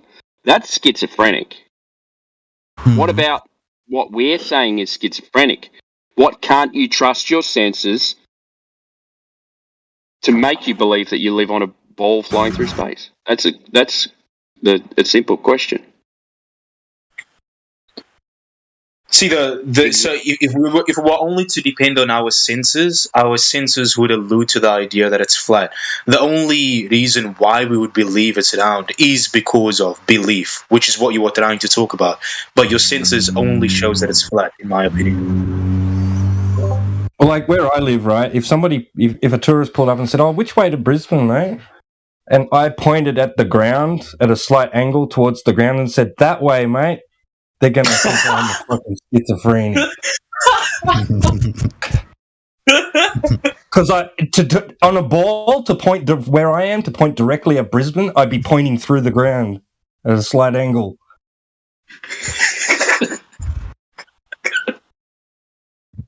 Well, the thing about the sense is like you don't just stop. So not like flat earthers are just like flapping their eyelids and then, all right, well, that's what it is. The next step is to go and actually test to see if what you're seeing is true. Even if it was a globe, you don't just stop at like space selfies. You know what I mean? You actually go out into the field and do the test. So you don't just stop with your senses. You actually go into the field and confirm what your senses are telling you. Otherwise, it would be schizophrenic. Yeah, because like due to optics, sometimes you could see a table from far away and it doesn't look like a square or a rectangle. But upon further investigation, you can go and you can even measure the table and verify that it's there, that it's a certain shape with certain dimensions. Like this is something you can do. You get it, Timmy? Yeah, I get it. I understand. Yeah. So that's where we're going. You're saying having a conversation in the street, 4-hour conversation with someone, trying to convince them. We're not here to convince anyone either. Like that's your. Well, I'm here to learn because I'm ignorantly naive to just all this because I make myself blissfully ignorant to this topic because I've got myself researched deep inside other topics my own self that I'm like super researched into. I just like religion and history. So this is partly deep ties to that. This is partly this is in those subjects, embedded in those subjects. I mean, yeah, I'm willing to learn more. So like, it's more embedded to the religious and the history side that I like learning about. So. Yeah, well, this cosmology comes from Jesuits. Do you know what Jesuits are? Yeah, I'm Jesuit priests. Yeah. Yes. So I'd always encourage. I love that music. I'd always encourage people to look into the history of it because it's fascinating stuff, especially the Tycho Brahe stuff as well, the Danish astronomer. All cultures had a flat Earth. They thought They knew the Earth was flat. Well, that's the thing, isn't it? The heliocentric model is the new kid on the block, and very new, really, relatively speaking. Every nation, every group, every tribe, essentially thought the Earth was flat and stationary. I think Jim was going to say something there. Go on, Jim. Oh, I thought you opened your mic to speak, Jim. Sorry. Yeah, sorry. May I ask just an off-topic question? There's just a curious one in my mind that I want to ask, say, flat earthers about. Because I find this suspicious in my own, research and readings. Why would they lie? Why would they lie? What's suspicious? Do you really believe Antarctica was discovered in the mid 1800s? No idea. Yeah, I'm not sure about. I mean, the Antarctic Treaty was 1958, I think, or 1959. Very odd thing where all the major powers in the world all decided to come by and put these flags up, and they all said, "Look, we can't explore this because of the penguins. We've got to protect this," and it's all a bit silly because. Why do you think that is? Even through times of war, as well. Yeah, during the Cold War, so it was very odd and there was no green identity like we have now. All this green. We've got to protect the planet and this stuff. There was none of that back then. Do you think Antarctica could add somewhat to flat Earth? If that could add any details to flat Earth? If you could get there, since no one can really get there. Yeah, you can't freely and privately explore that region. No. Well, there's super big security where they'll get the army. They'll get one of those big steamboats that specifically penetrate through the thickest of ice. Yeah, and they got the British military, the French military, I think, and the US military, all guarding around Antarctica. That's pretty crazy. For you got to look at as well the Falkland Islands. Yeah, they had a big war over the Falkland Islands in Argentina. Why? Yeah. What for? Yeah, that's another strange thing. Yeah, it's all the way down there. Yeah. So the British own that. So, you've got these, because if you think about it, there's 4 places you can leave from to head to Antarctica. You got South America, the bottom of South America. You got the bottom of Africa. You got the bottom of Australia and the bottom of New Zealand. Now, the bottom of Australia is only 42 degrees south. Mm-hmm. So there's another 50 degrees to go. Think of the equator down to the bottom of Tasmania, and then again plus another 10 degrees. So it's miles away. It's a long way away. The closest is Argentina or Chile. I think the bottom is Argentina. So, it's not hard for them to protect this area because once you leave a port, you have to tell the port where you're going. So you can't leave that port without having a destination. They will not let you leave. That's part of the maritime laws. Mm. So it's not hard to control it. You don't need a wall of ships around this area. You just need people at the port saying, "Oh, this ship's leaving from this area," and then they set a beacon. All these ships have beacons. So the Navy plugs into the beacon, finds the beacon, finds out where the ship is. They go and intercept them. It's not that difficult to do. What I find interesting, Timmy, is that December 1959, 12 countries signed the Antarctic Treaty. Communist China, USSR, and the USA, who I guess were locked in mortal combat because they hate each other because 2 was communists and 1 were not. Yeah. But they basically wrapped arms together and said that we're going to protect this 60. We're going to protect 60 south of the equator. Now, the southernmost part of South America is 56 south, so 60 south parallel, and then it went into effect. I believe it was June of 1961. And Article 6, paragraph 1 through 6 of the Antarctic Treaty basically says you cannot freely and privately explore there. Today, it's 56 countries out of the 206 countries that the UN recognizes, and only the 56 countries can actually go there and explore, and you can only go see some penguins on a peninsula and pay $20,000, $30,000, $40,000 to do it, or you can wait 6 months and get a permit from the United States government to go there, and you cannot take dogs, you can't take anything mechanical, you have to take skis, and you got to pull stuff behind you, and they even ask you to pick up your manure. So I find it interesting that you have three videos of 50 out of 56 countries that supposedly show the 24-hour sun. One of them has it going straight across, and you see none of that in the northern 60 degree north of there.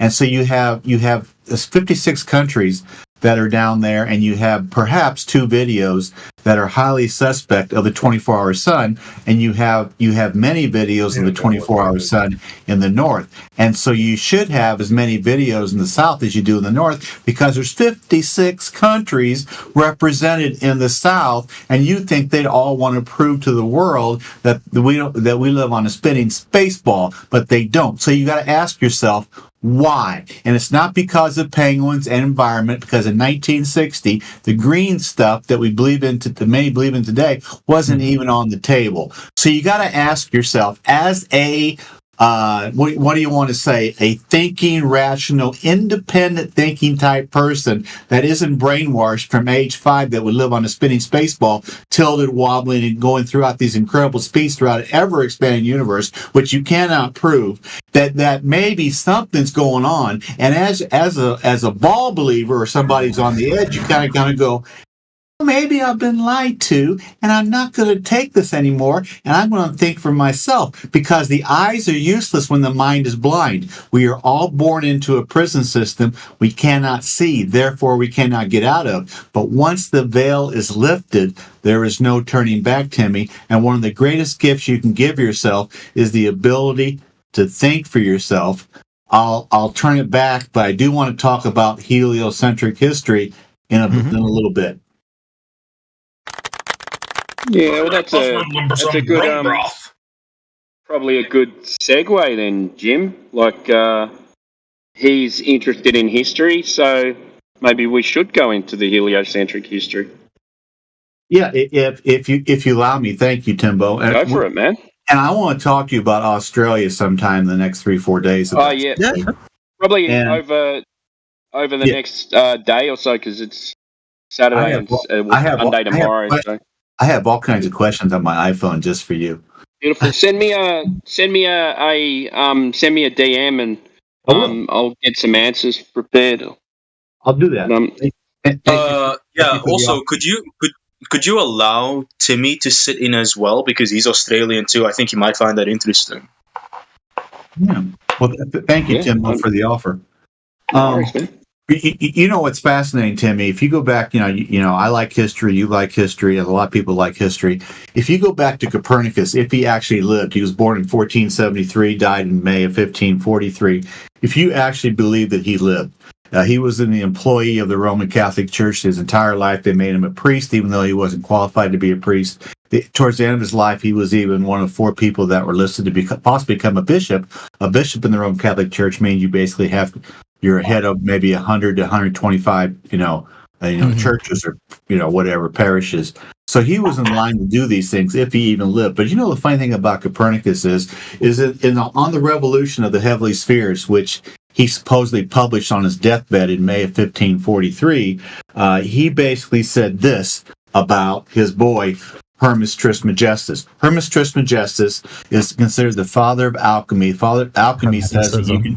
Alchemy says you can turn lead to gold, possibly, and alchemy is the precursor to modern day chemistry. It's considered pseudoscience among people who actually listen. Now, this is what Copernicus wrote on the revolution of the heavenly spheres, which is the document that got heliocentrism going. It says, in the middle of all, however, resides the sun, for in this most beautiful temple, who would place this lamp in any other better place than this, where it can illuminate the whole universe all at once.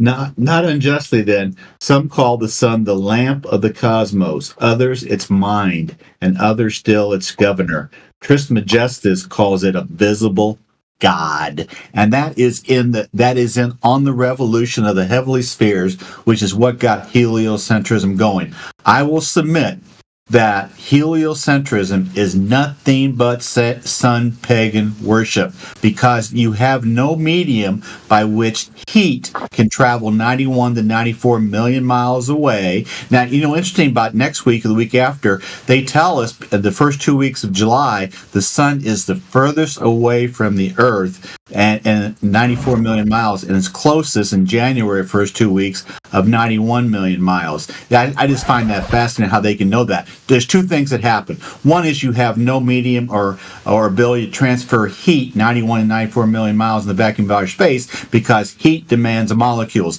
There are no molecules in the vacuum of outer space, 10 to the negative 17 torr, we are told. And so I find it fascinating. Then you get into the photon, which is light. There is no medium by which, in the vacuum of outer space, empty space. Do we just see if he actually if he took that in, or before we move on to the next one? Are you still there, Timmy? Yeah, I'm still here. I'm listening. Yeah. Understand what he was talking about? Yeah. I found that interesting how you that filled in a gap of my knowledge. How you were talking about heliocentrism and how it's related to sun worship. It's I see how it's related, because like Hermeticism comes from like a combination of just like Egyptian knowledge, Proto-Semitic knowledge, and Greek knowledge and stuff like that. It's interesting. I'll talk about Newton here just in a second. And what's fascinating is that then you get into the photon. The photon is light. The photoelectric effect, 1905, that Einstein did, that he actually stole, that he got a Nobel Prize for in 1921, says a photon or light goes into an atom, it hits an electron, and it can bump the electron into a different orbit, or even knock the electron back into the nucleus. Cool story, bro. And it's a thought experiment. I'm sorry, because nobody can prove it. But so you have a photon traveling in the vacuum of outer space, 91, 94 million miles away. You have empty space, because Einstein got rid of the ether, replaced it with empty space to save his special relativity in 1905. God bless Einstein. So you have no medium by which light can travel 91 to 94 million miles away, unless you want to believe in your fairy tale. I'm sorry, guys. You were raised, I was raised at age 5, that we live on a spinning space ball in the vacuum of outer space. There is no provable way to determine any of that other than it being a religion. Mr. Newton, Isaac Newton, wrote over 1 million words on alchemy. Towards the end of his life, he talked to a guy by the name of Doyle, I believe it was, and he said, please don't ascribe alchemy to me, because it will make me look silly, make me look bad. And there was something called the Emerald Tablet that Trismegistus supposedly wrote if he lived. And the Emerald Tablet, Newton transcribed, or the Emerald Tablet, so people could understand it. Isn't that unbelievable? Isn't that unbelievable? And so the Emerald Tablet was basically the operation of the sun. Trismegistus supposedly said in the Emerald Tablet, by which Newton transcribed so people could understand it. He said this, Trismegistus, it's the sun's force is above all force, for it vanquishes every subtle thing and penetrates every solid thing. Does that sound like Newton? Does that sound like gravity? Does that sound like invisible force? Did Newton steal gravity from Trismegistus? That's my question. And then you had John Maynard Keynes, the famous liberal economist from Britain, bought Newton's papers in 1936, went in front of the Royal Society, which is a big deal in the UK, went in front of the Royal Society and said that Newton was one of the last magicians not to be taken seriously as a scientist. Now, so you got two of your boys. You got Kepler, Descartes, and Galileo. But you got two of your boys, Newton and Copernicus, absolutely worshipped a sun pagan worshiper called Hermes Trismegistus. Sit back and go, maybe I've been lied to, and I'm never going to be lied to again. Thanks.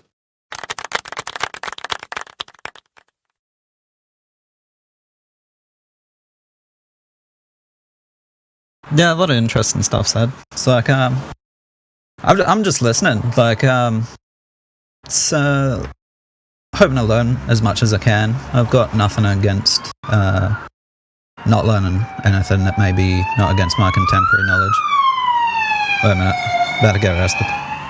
See, was that, go ahead. Yeah, I wanted to ask, was that the big selling point for you personally? Because I like hearing about people's journeys as to how they came to the conclusion where they believe that the Earth is flat. Was that your personal journey? Was that the final nail in the coffin? For me? Yeah. Oh, I won't. I'll talk about it in a different channel someday. But when I realized that what's happened the last 39 months was not the truth, I think you know what happened the last 39 months. When I found out that the last 39 months was a lie, then and then I realized that, well, what else have I been lied to about? And around November of 2021, I just kind of sat back and I said, you know what? I've been lied to about this thing, the thing that they, closed the world down about. And so what else have I been lied to about? And when somebody said you've never seen Earth curvature and you can't see it through observations and measurements, it didn't take long. Now, I didn't know too much about it. But that started my journey. And then, I learned some things in 2022. But then I got into relativity and special relativity and trying to delve in now to something that's really boring, which is quantum mechanics. And so general relativity and heliosorcery, we've seen a lot of people have seen heliosorcery with Chris and also with Omar Turbo from the Philadelphia Christian Church of the Hebrew. And so the biblical cosmology says we don't live on a spinning space ball. Measurements and observations say we don't live on a spinning space ball. Heliocentric history hoax says we don't live on a spinning space ball. Special and general relativity says we don't live on a spinning space ball. And I'm finding out, I won't get into it, that quantum mechanics is very questionable as well. So there's so many things that are questionable. And I'm just kind of going, enough's enough, guys. We've been lied to. Mm. Mm-hmm. Yeah. Yeah, one of the biggest selling points I would just say for me was just the simple 3 points, which was there's no demonstration whatsoever of gas pressure being next to a vacuum. That doesn't make sense. We have to be contained. Me visibly not seeing curvature and me not feeling the Earth spin on its axis or fly through space. I think those, personally, to me, were the... Because I just asked myself, and I remember there was this one Navy ship that's about 9 kilometers into the ocean nearby me, and all I had to do was just take a pair of binoculars, and I could see. So if you go online, you can see the ship, and you can see the size of the ship, and there's this red part at the bottom of the ship, and you can kind of just look with your eyes, and you can see that. Well, I mean, this would have been obstructed by curvature if it were down, because it's a level and it's on water, and that ship has always been there. And yeah, I think that for me was the biggest selling point for me, was just to go outside and go to the beach and just look at that ship with a pair of binoculars. And yeah, that's what sold it to me personally.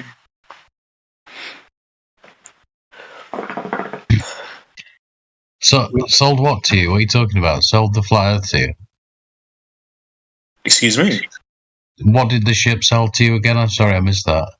Oh, so the basic gist is this is a red. The bottom part of the ship is red, and then the top part of the ship is navy blue. And the red part is how would I put this? It's a certain size, and the navy blue part is a certain size as well. So all I had to do was just make the calculations as to how much of this ship would actually have to be obstructed by curvature.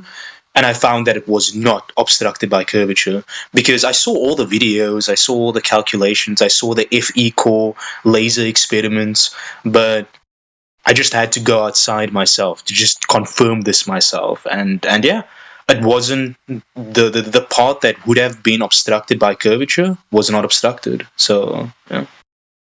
But you're not a flat earther. No, I'm not a flat earther.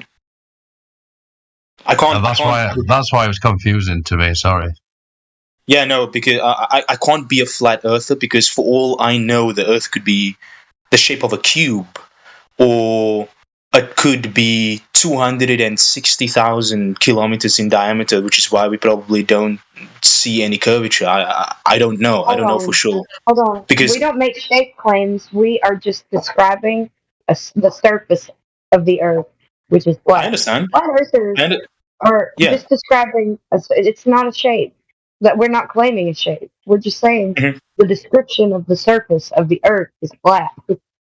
So is that what a flat earther is? Someone that says that the surface of the Earth, they believe that the surface of the Earth is flat? We know it, just like you know it is. You tested it for yourself.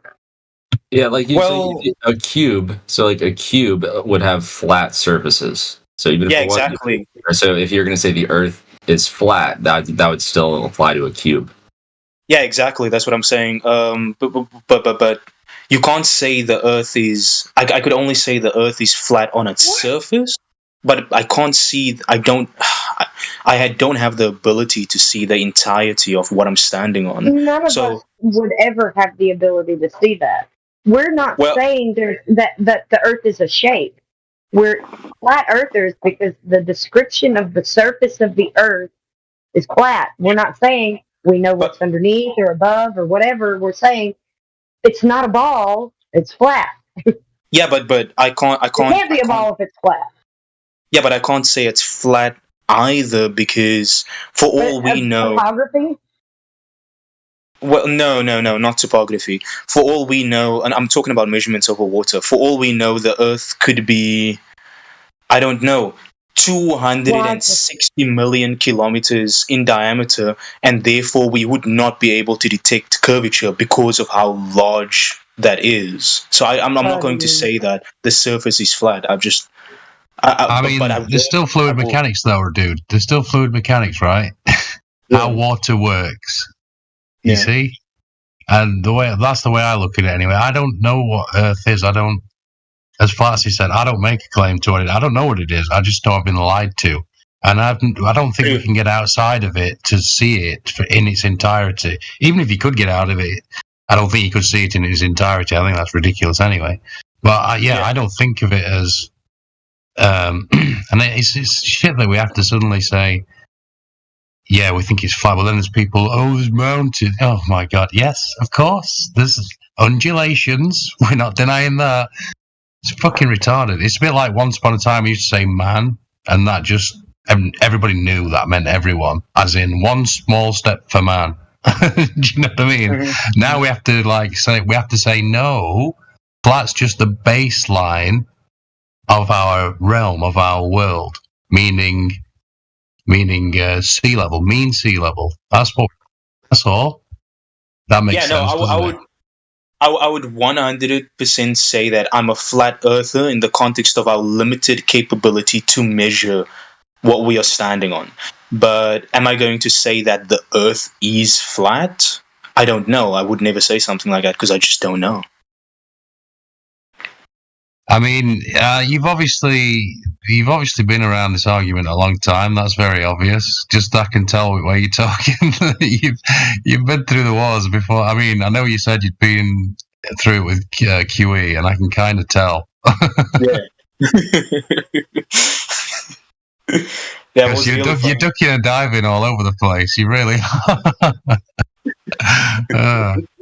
Rotemuch, how do you account for the size and the dimensions of the globe that is claimed that all of heliocentrism is based on? I mean, we take the dimensions that were given for the globe for all mathematics to do with space travel and all of these sort of things that, we quantify the distances to alleged stars or alleged planets on these dimensions. So where's your thinking that it's actually a much, much, much, much, much bigger ball, bro? Where do you get that from? I don't know. I'm not saying that might be the case. I have no idea whatsoever.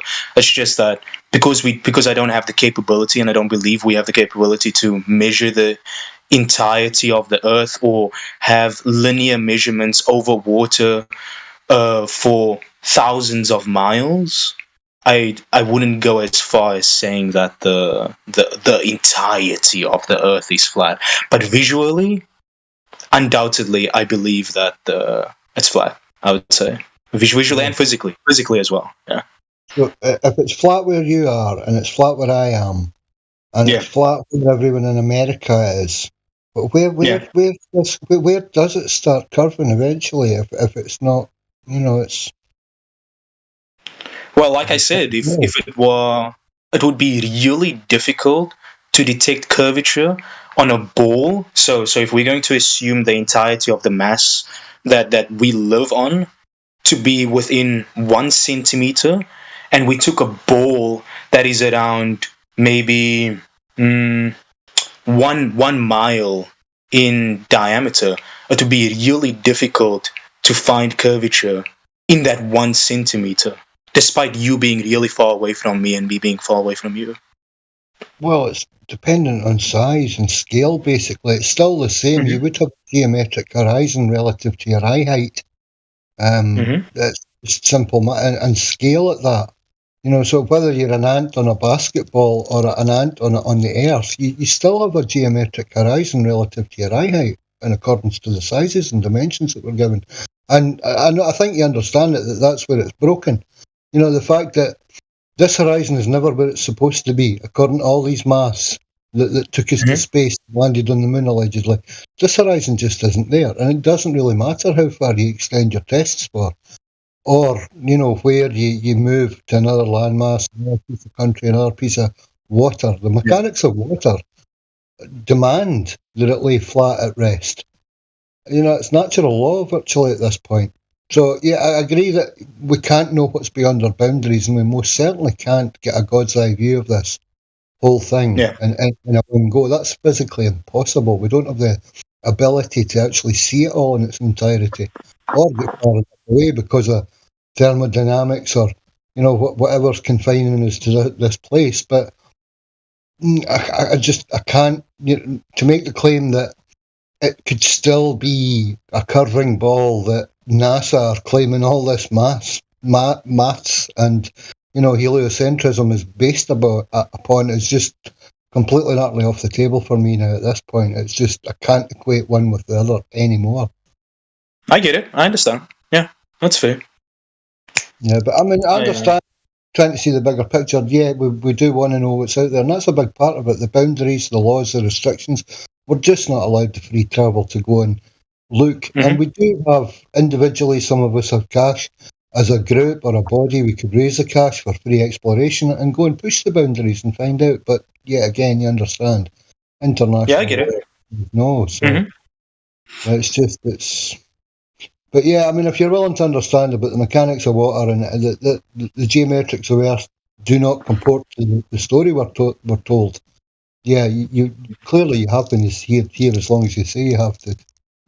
Clearly.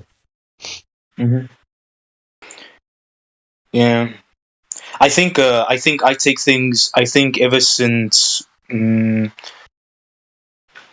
discovering that I was basing a lot of things that I would say on assumptions. I think I took things to the extreme extent, and obviously you can take it to an even more extreme extent. And we can talk about how everything in front of me might be an illusion, a simulation, and everyone has their own unique experiences and so forth or whatever. But I take my skepticism to the extent where I would say that I can't even prove that Germany exists, because I have certain standards of things that I believe, and I don't go to the complete extreme extent of where I'm skeptic about everything that's around me. But when it comes to things that aren't within my direct proximity of my senses, I would go as far as to say that I can't prove that those things exist as well. At least you can go there. Yeah, I mean, I could go there, But then I would also have to make the assumption that I am in fact in Germany, and I would have to assign to the idea that, oh yeah, I would have to accept the other people's idea that this guy says it's Germany, this sign says it's Germany, this on the map says it's Germany, and I would have to believe in all of those things. But instead, I don't know. I just I can't really 100% prove that it's Germany, but I think in my personal standard as to things that are within my direct proximity, I can believe. Yeah, I can definitely believe that I'm within Germany, but I can't prove it. Do you believe that you're sitting down at the moment, or can you? Is that? I believe so. I believe so. I cannot prove it to the most extreme extent, but I believe so. Yeah. Okay, I've got you. Be careful, because there's some people in here that might bite quite hardly on that. Yeah, I get it. I've got it so many times before. Yeah. They said, "How do you know you're doing this? How do you know you're doing that?" And I said, "Oh, dude, come on. Obviously, I have certain standards as to things I believe." They like straw manning me on that idea all the time, but it's fine. I don't mind. Have fun with that one, dude. Have fun. If you don't know you're sitting down when you're sitting down, my friend, well, you have fun with that.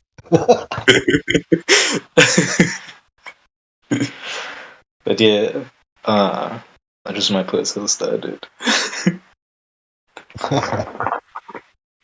So, Foofy B, by the way, or B, are you still in the chat? I'm not sure if you're still in the VC. I think she had to leave. Oh. Yeah, it's all good. But yeah, I would say that in the FE server, in my opinion, the best discussions probably happen outside of the live stream in the other VCs, because that's where there's no boundaries when it comes to talking about things, and it's just it's a lot of fun talking about things over there, which doesn't necessarily pertain to the Earth. Yeah. It's restrictive, and everything that we experience in life does actually pertain about, excuse me, where we live and the earth that we live on. So we should be able to speak freely. We're not advising people not to do things, but it's just that it can be seen as doing that, and obviously that's why we just, we can't talk about these things. Completely understand. Yeah, I understand completely. It's the international broadcast as well, because there's a lot of countries have serious limits on what can be spoken about on open forum, and again we broadcast into people's homes. So yeah, but you're right, sometimes a good conversation can flourish over voice in another channel where it's unhindered, and it's not recorded, and it's insinuation can't be taken wrong. And that's why I try and tell people it's a big server, it's not just a live stream, so if you want to go into other stuff like religion and whatnot that can get heated, there's rooms for it. Same as there's been a lot of heated discussions. I think whenever there's a big part of someone's, I think when someone holds an idea and someone else would know about that person's idea, they assume that thing is their identity, whereas people might come to the server and they might assume that flat Earth is the only thing that you guys talk about, and this is your whole identity, is that, oh yeah, the Earth is flat. But there's so much more to the individuals within the server. If you speak to them in another channel, and you'd find so much more information. Excuse me? How do you know that? Oh, well, I've spoken to some people in other channels. So you believe that you have spoken to people, or you have spoken to them? I believe I've spoken to them, yes. And then you can't know that, yeah? Well, I understand. I believe. Okay, let me be more specific with my language. I believe I spoke to people in other VCs, and those were in fact human beings, and that it is a part of my memory. You believe that you understood what they said, or did not say, or maybe said, or what? I believe I understood some things, and there were other things that I just are not versed or learned about that I did not understand. You see what the problem is there? No, I do. I 100% understand the position that I'm taking. Yeah, I get it. It means that you can't actually have a conversation with anyone because you don't know if you're having that conversation, and you cannot take a position on anything because you can't know that position. So therefore, you can't create a coherent argument for anything. Oh, but I can create a coherent argument based on the things I believe. I would not use the word fact or truth. Yes, I can. Okay, go. Start one. Why not? Okay, I'll give you an example. I believe this cellular device is in front of me right now. Okay. Can you touch it? Yes. You know it's there. Yeah. Got it? I see. Or I could be within a simulation, and this might just be electric signals via my coding that's being sent to me. What's the simulation simulating? The simulation is simulating the experience of me touching something. So in order to simulate something, it has to come from somewhere. So is the simulation simulating real life? Therefore, real life had to exist in the first place for it to simulate real life. Yeah? Let me think about that. It's not that hard. Sorry, I got a bit of wind in my mic. Oh, that's fine. I guess what you could say is that whether this is a simulation or not, this is still what we call real life. And because we dub this as real life, and I'm able to perceive this via my senses in the simulation, whether it's a simulation or not is irrelevant. It's more so that this is my definition of my reality. Depends how you define real life as well. Like, how do you know which life is real? Like, when you die, your soul could still be going on, which may seem like it's living in a sense, but we don't know what happens like when we die. So how do we know which one's real life? Well, we're talking about right now, aren't we? So in order to have a real existence, you need to exist. And right now you're existing, aren't you? So therefore this existence is your reality. So us all talking to each other are all having the same reality. So it's not you're not creating it because everyone else is having the same experience. Yeah. I feel like I'm 7 years old, even more today, closer to that 7-year-old memory than I at the same time as living in this moment as well. That's kind of where I get tripped out when I think about it, but I would agree with that for sure. Yeah. So at some stage you have to say what is reality and what is not. Yeah? You cannot go through life saying, well, this may not exist because therefore whatever you do doesn't matter. Yeah? So you can do whatever you want and you can get rid of all your morals because it doesn't matter because you can just change it the next day. That's terrible. Well, I mean, personally, I don't believe in. I don't think we need to talk about it because it's probably a discussion that all of us have had thousands of times before. But yeah, I personally don't believe in. I mean, we all have our own individual models. So, but there's obviously no. Where do they I wouldn't say obviously. What? No. I don't believe in model objectivism. I don't think you guys do, right? Mm-hmm. Yeah. There's objective. Yeah, there is objective reality. Absolutely, 100% objective reality that nobody can deny. That everybody will experience the same. Yeah. Give me an example. Okay. What if I were to say that you say that everyone will experience the same, but what if someone is colorblind, for example? They wouldn't. I was just going to say, what if you're blind? Yeah, exactly. Yeah, but that's not a different reality. It's the same reality, but he just can't see color. Yeah? No, I understand, but when you say experience the same, it's confined to the individual, and because it's confined to the individual, they won't experience it like someone else is experiencing it. It might be the same reality, sure, but yeah. So therefore, it's a different color. Yeah. Yeah, there's imperfections in someone's physical being which will make them perceive something different to somebody else, right? Like a color, right? Yeah. Or somebody might, but there's objective reality, okay? An apple is an apple. Now, what's subjective is whether somebody likes the taste of it or not. right? Yeah. But it's a freaking apple. It's not going to change being an apple, right? Yeah, I know. I agree with that. Whether you call it something else, whether you give it this name or that name, or whatever name you give it, or how you want to look at it, it's still going to be that physical thing. I'm just talking about modality in the context of ideals of what is good and bad and so forth, not necessarily the physical reality. My favorite one about realities is experiencing a memory, if you're old enough to have a memory, because that's different for so many people, but it's like you have one, or a childhood or something along those lines if you're old enough to have. That's always fun to think about. Yeah, but a memory is not reality. Yeah. Sorry, guys, for being all emotional and sleep deprived the last couple of days. I got rest and I found out answers today, so I'm feeling much better. So Wait. Did you say memory is not reality? Then why do you have memory? No, I said why is it real? No, I said it. Yeah, I said it. So memory is not reality. So then why does it happen? Are you living a memory? Do you live in a memory? Well, no, but it happens. You though, have doesn't it? memories. It happens in reality. I was Yeah, actually you have memories. I was going to start with everybody has a childhood if they live that long to perceive a memory of childhood and like felt that. But I was thinking like, because I mean, no matter what you define that as, you're still a child at some point. If you live that long, you're fortunate to live that long. So I thought that was cool to think about, and I was just word vomiting, brain dumping.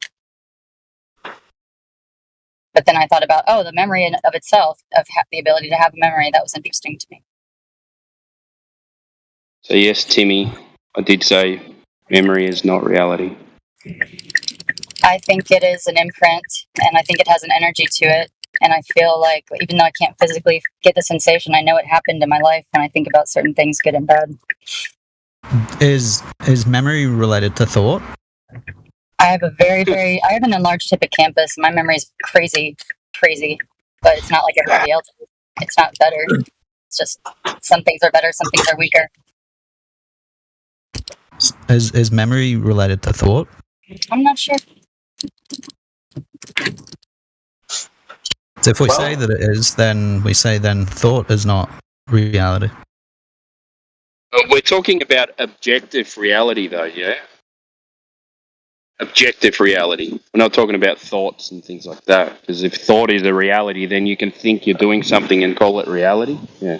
Well, it gets really deep, doesn't it? Because then you could be like, oh, well, this person's cortisol levels were like this high. This person's dopamine was lower than this other person. So you experience it in all different, minute little, super detailed ways. It's all very different at a fundamental level. We're talking about objective reality, though, things that actually happen. Yeah. Yeah, physical, objective physical reality. One could say that it's a reality that we do have thought and we do remember things. We have a memory. That's a reality. But the thought itself, is that a physical reality? Like, no, nobody knows that shit. Breathing, maybe. Like you would actually need physical reality to actually experience things and then remember it anyway. So yeah. Sorry, what was that, Timbo? No, I was yelling at the dog, mate. Oh, so is it got the same name as me or something? No, Luna. Oh, Luna, I thought you said Boomer.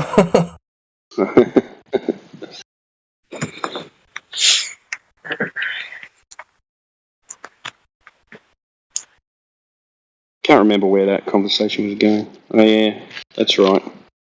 Who was it?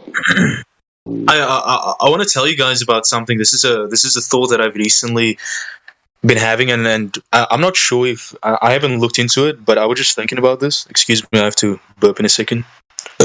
Excuse me. Can you mute when you do that, or is that too hard to ask? Oh, I mean, possibly, yeah, sure. Well, but if it happens unexpectedly, maybe I'll just mute everyone else and fart in your ear. How's that go? or instead, I'll ask you to deafen. I'll ask you to deafen in the future, and then I'll burp, and then you can undeafen afterwards. Okay. Anyways, so as I was saying, I have this idea, and I want to know what you guys think about it. So when I was in 2011, I was in an accident and I got knocked in my face by a car, and they knocked me on the right side of my face, close to my temple, and because of that, I was hospitalized, and then I lost vision in my right eye completely. I lost vision completely in my right eye, and I went to. So then I went to optometrist and I went to specialist and I went to go talk to them, and they told me that, oh yeah, there's nothing we can do. You'll never get vision back in your right eye ever again, and it's really unfortunate and so forth. And so I got a second opinion, I got a third opinion, I got a fourth opinion. I went to loads of doctors, and they all told me the same thing. But I continued to use my right eye even though I couldn't see anything. And so what I would do is I would rotate my eye clockwise, and I would rotate my eye anti-clockwise, and look left and right, up and down, and diagonally, and just do all these exercises with my eye. And I would focus because I could feel my eye focusing, and I would defocus, and I would just keep doing that over and over and over again. And 10 years later, I would say I've already gained about 90, maybe plus 90% of my vision in my right eye. So I can basically see through my right eye again. And I was thinking to myself that it is the way I see this is, so we have bone marrow, and our bone marrow produces stem cells, and these stem cells are specialized cells which can morph into cells wherever they are needed.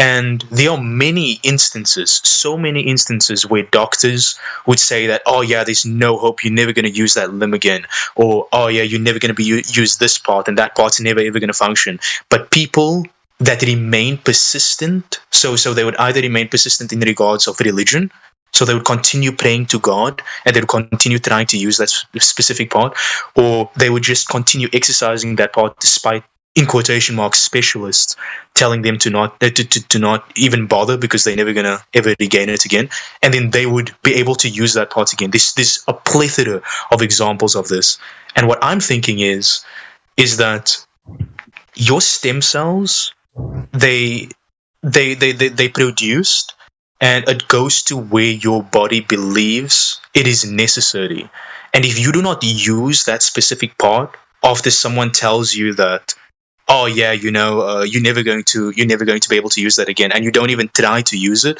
your body won't optimize itself or calibrate itself to allocate stem cells to that area in order to repair that part. So I was just thinking to myself that's probably how stem cells work, is if you use that part and you tell your body consistently that this is a part that I'm going to use, and then you can repair it to an extreme extent if you just consistently continue to use it over and over again. Well, what do you guys think about that? What was your question? Well, this is not a question. It's more so this is a thought that I had, and I just want to know if you summarize it into a couple of sentences. Like that was.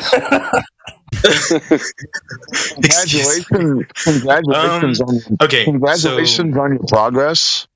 But who's to know if you would have let your eye rest, you might be back to 100%. That was a joke, but yeah. So, summarizing it, I would say that I believe that we can overcome so many more issues or things that we deem to be issues with ourselves, as long as we tell our body that this is the specific part that we want repaired. Yes. So for example, if we accept that we cannot repair that part, our body will not attempt to repair that part. But if we continue to persistently tell our body that this is the part I want to be repaired via our mentality or just the way we use it, then I believe it can be repaired and repaired even quicker, depending on how frequently we tell our body that we want it to be repaired. You mentioned prayer in there as well. So you're saying, like, what are you're asking? Because you mentioned prayer and then you mentioned exercise. So which one are you saying? I don't think it's based on. I think prayer and exercise You're thinking focused intention, yeah? Yeah, exactly. Yeah.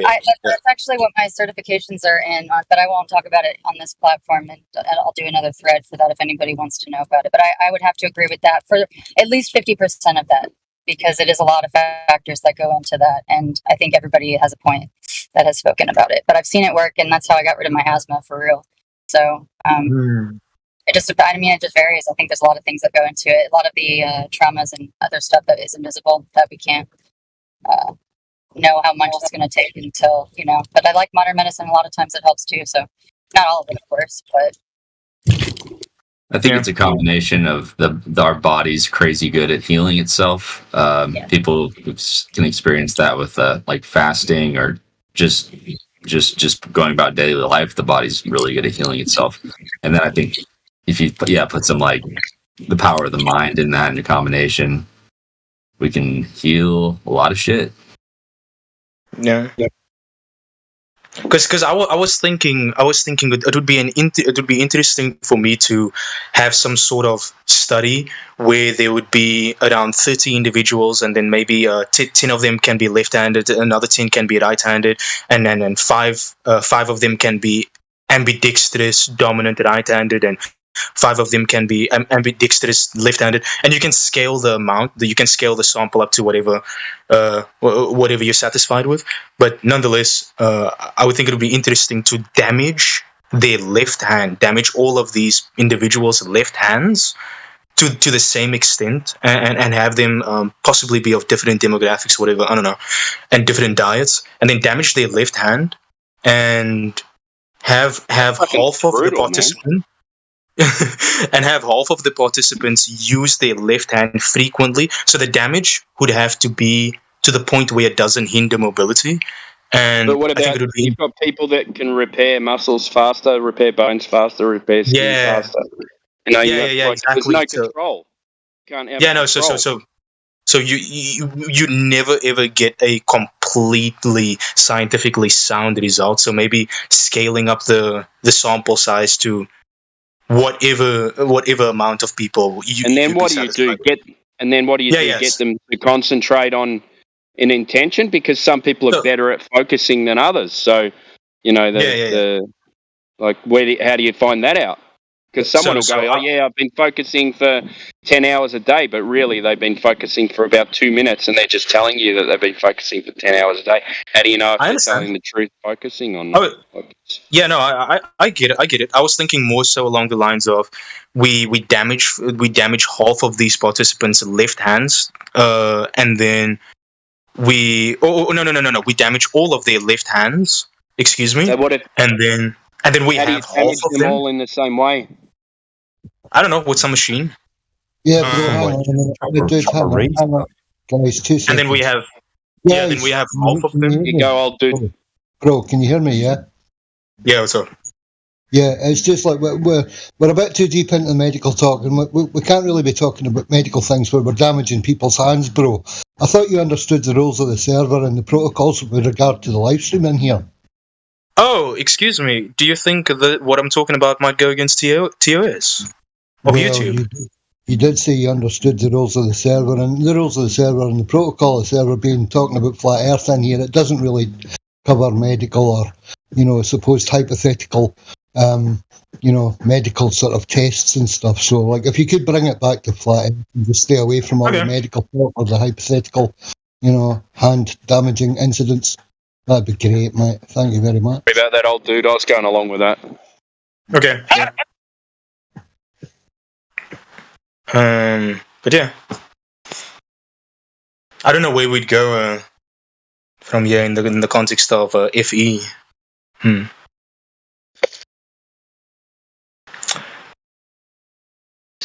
But yeah. So if we have 2 groups of people, we can give them one of them flat Earth,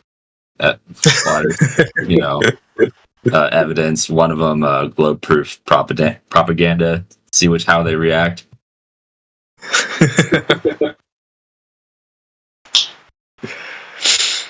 Yeah.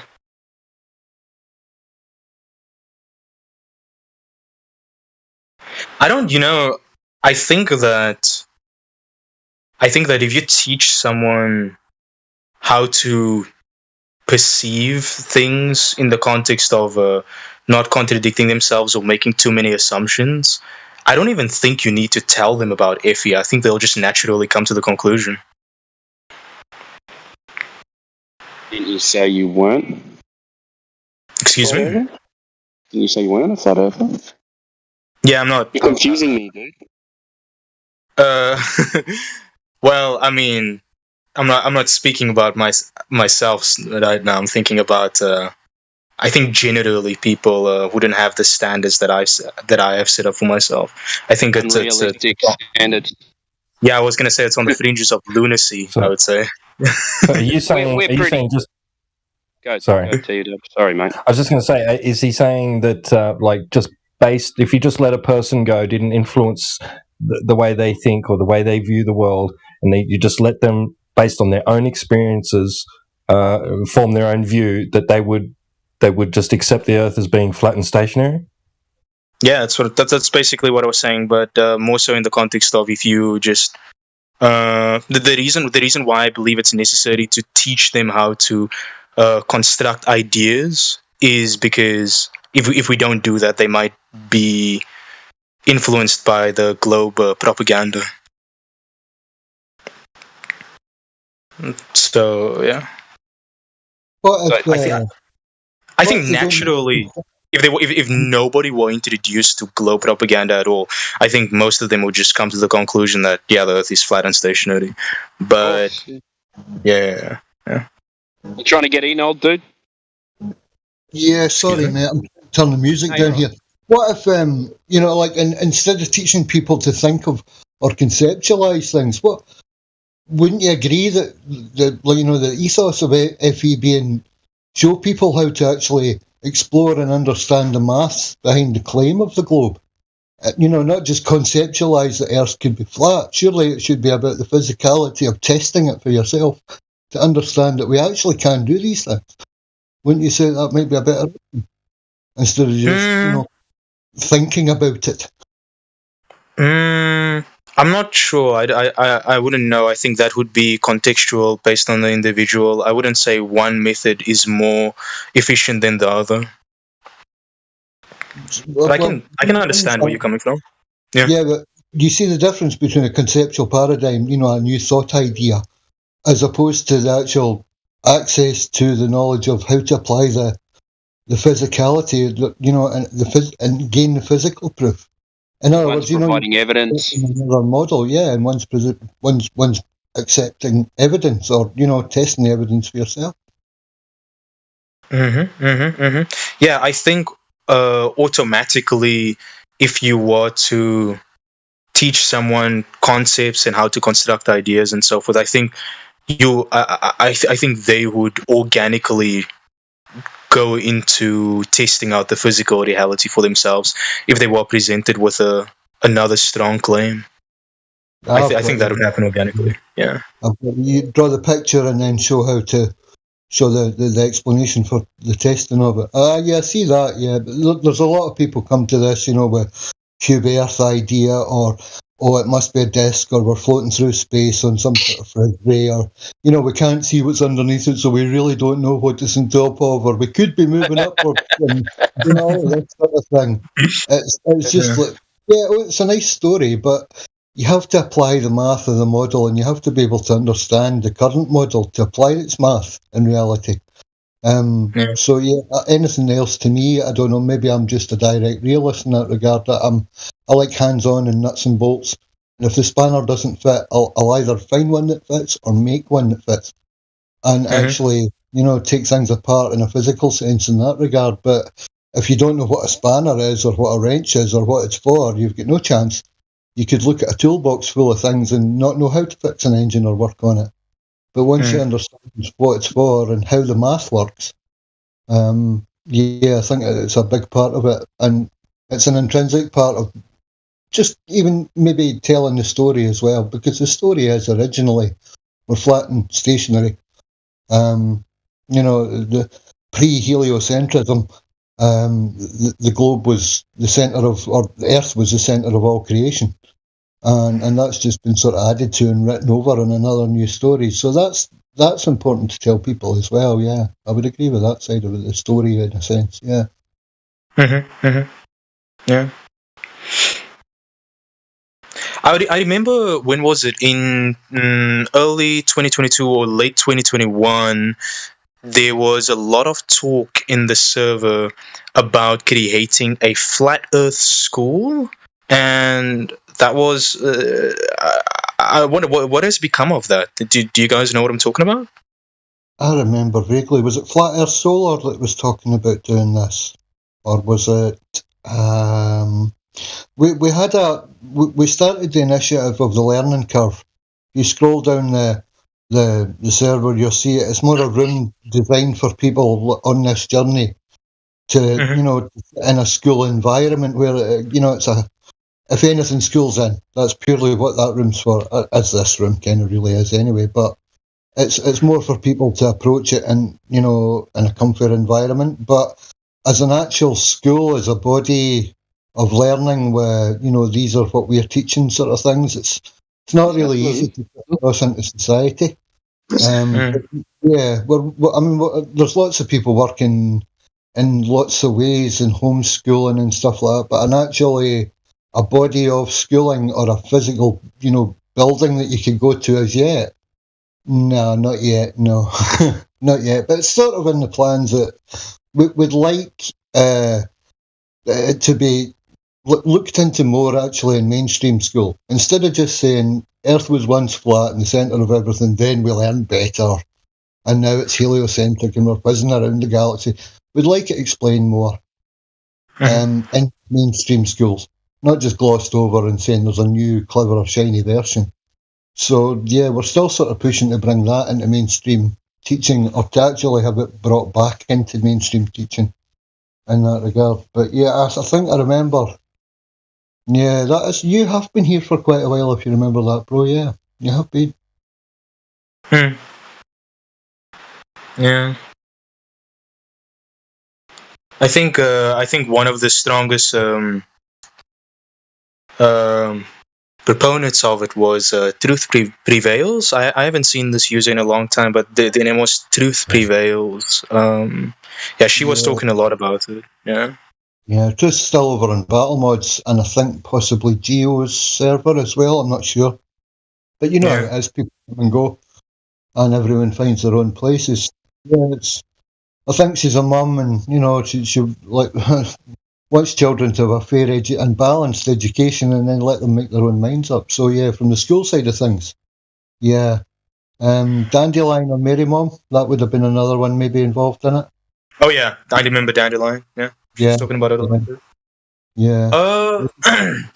So my younger brother right now, I have a 9-year-old younger brother, and here's what I'm thinking. He's about to get to the point eventually where they are going to teach him that they're going to teach him that the Earth is round, and he's eventually going to start going to that soon enough in 4th grade.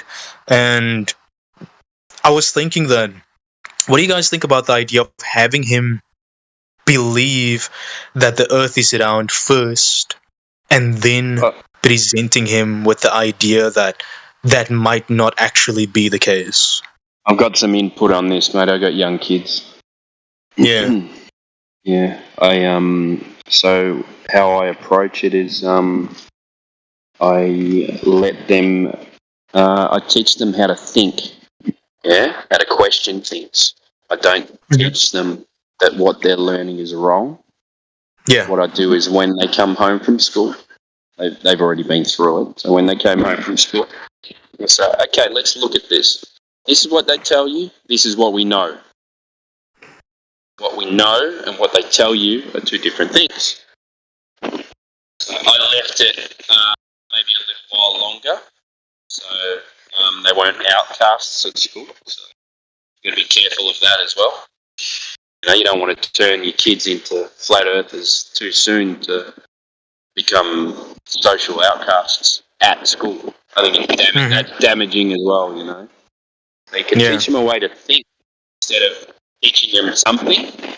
You know what I mean? Yeah. Start with that. I wouldn't go much further than that at this stage, man. Yeah, because I was thinking to myself that that's my opinion. It's not, I don't know. I'm not saying I know what the right thing to do is, but that's my opinion. Yeah, well, because I was thinking to myself that there's a lot of value. Well, at least for me personally, there was a lot of value in me breaking my cognitive dissonance, and I think there's value in that. I think it's a very humbling experience when you strongly defend an idea as if your life depended on it, and you just realize, oh man, I was wrong. And I think that experience can help you a lot in the future. So I believe that if you were to teach them immediately, oh yeah, this is the inconsistencies and this and that and that and then and that, they might not go through that very humbling experience, which I personally think is valuable. But yeah. At the same time, you don't want to lie to them, right? Yeah.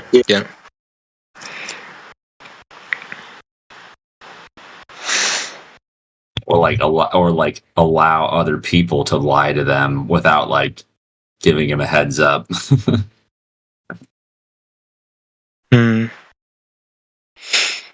It's hard. So it's hard using those words "lie" to kids when they're at school and being taught something, because they go to school and they say, "No, they're lying." Automatically, they're going to tell other kids what their parents say. Is what they listen to their parents. What the parents say is pretty much the gospel. You know what I mean? So you got to be careful with those words at such a young age. Yeah, I took him to the. I live close to a beach, and I took him to the beach about 3 months ago, and we were standing there and we were looking at the horizon, and I asked, and I said, hey, you know how they say we're on a round planet and so forth, and he said, yeah, and then I said, wow, look, if you look out into the horizon, does it look like it's curving for you? And then he looked, and then he said, I think so. He said he thinks so, and I said, yeah. When I look out at the horizon personally, it doesn't look like it's curving to me. And that's all I just said to him. I wouldn't flat out tell him about if he's starting a thought. Yeah.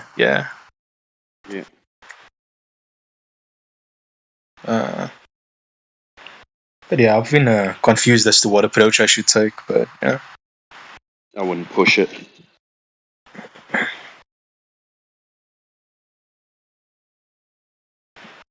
So it's been one of the most difficult decisions for me in life, deciding what to do in that case, in that sense.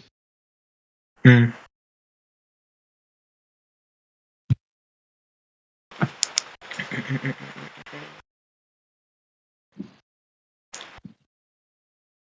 yeah. Teach them how to think. Let them get through school. This is the decision I made. I'm not saying it's right. It's the right decision. Let them get through school, and then have the big chat. But I always have this channel on in the background. I play music to my youngest one as well about those silly songs that Flat Earth Man. Yeah. I play those songs. He sings along to them and stuff like that. But he still believes in space. So yeah. I mean, it's an amazing silly song, but yeah.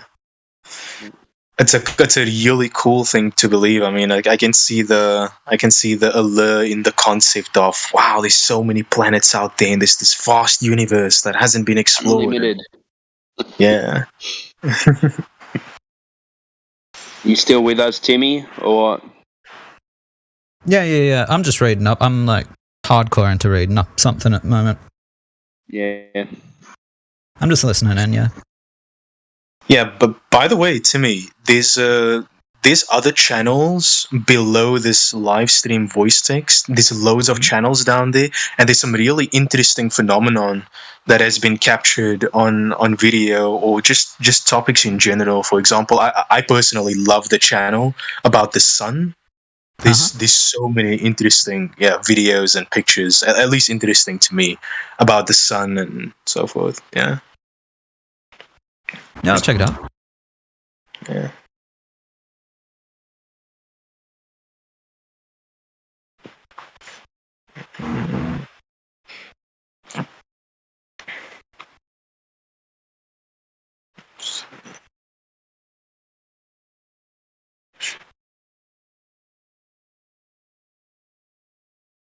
Let's see.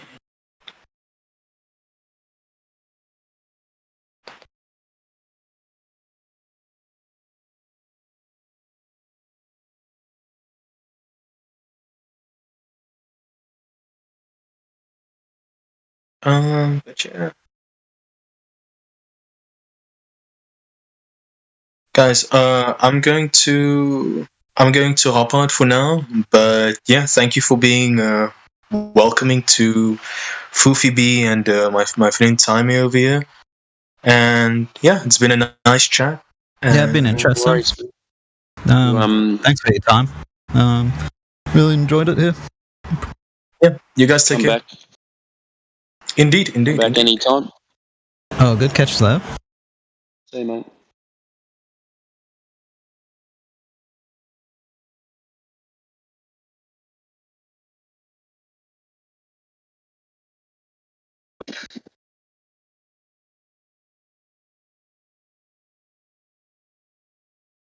Who we got in here? Anyone new? Upside down alien. On the fence, VC verify. Upside down alien. Are you there? What's up? Hey, mate. What's going on?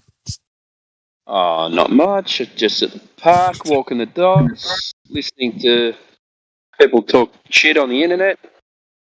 How about you? I'm chilling, man. I'm just relaxing with my cat. Yeah. Cool, man. It says you're on the fence.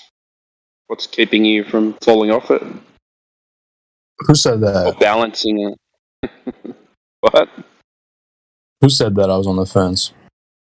I don't know. It says it in the in your. You've got that tag, so maybe it's when you first came in, because you've been here since November 2020. Not really on the fence. No. No. Falling off the edge, so to speak. Yeah, I mean, there's a lot that I don't know, but I know certain things. I look at all things at all angles.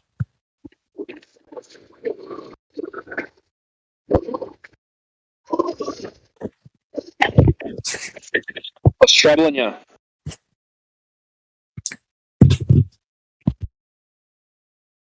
Maybe someone in here might have an answer for you.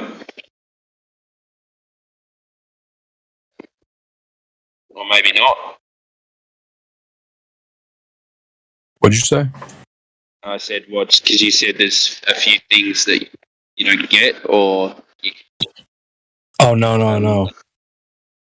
I mean, like. Just saying maybe someone will have an answer for you if you ask a question. Yeah, I mean,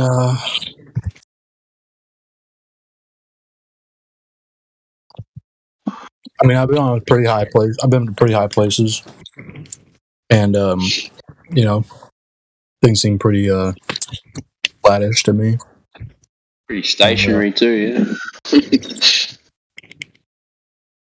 Yeah, but there's a lot of things people can't explain. Well, actually, not. But some people, everybody explains things in different ways. Yeah. And some people are less convincing than others, right? But I've definitely heard some really wise people discuss different topics, different theories and shit. Yeah. Can you give it as an example, or? I mean, I don't like to name names, but you know, You're right. You don't need to name them. I've definitely heard some good conversations. People have brought up some good points, shown some good pictures or demonstrations, whatever. Is there anything that would keep you on a ball? Like any evidence that would keep you deciding that you live on a ball, or you're pretty much No, flat? not that. I mean, obviously, it may not be a ball. It may have curvature or something. Depth, I mean, nobody's proven to me, like, no one has all the answers to where we are or what the point of my existence is,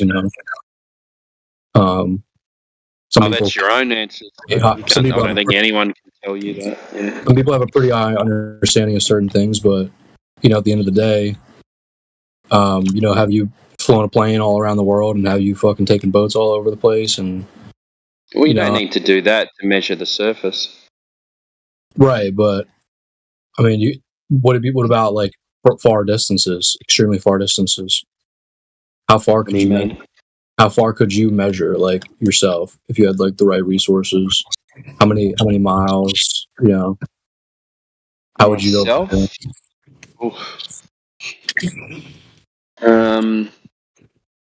I don't know. Well, if I could get a laser set up the same as some other people, then I'd be willing to do that. But there are documented incidences with.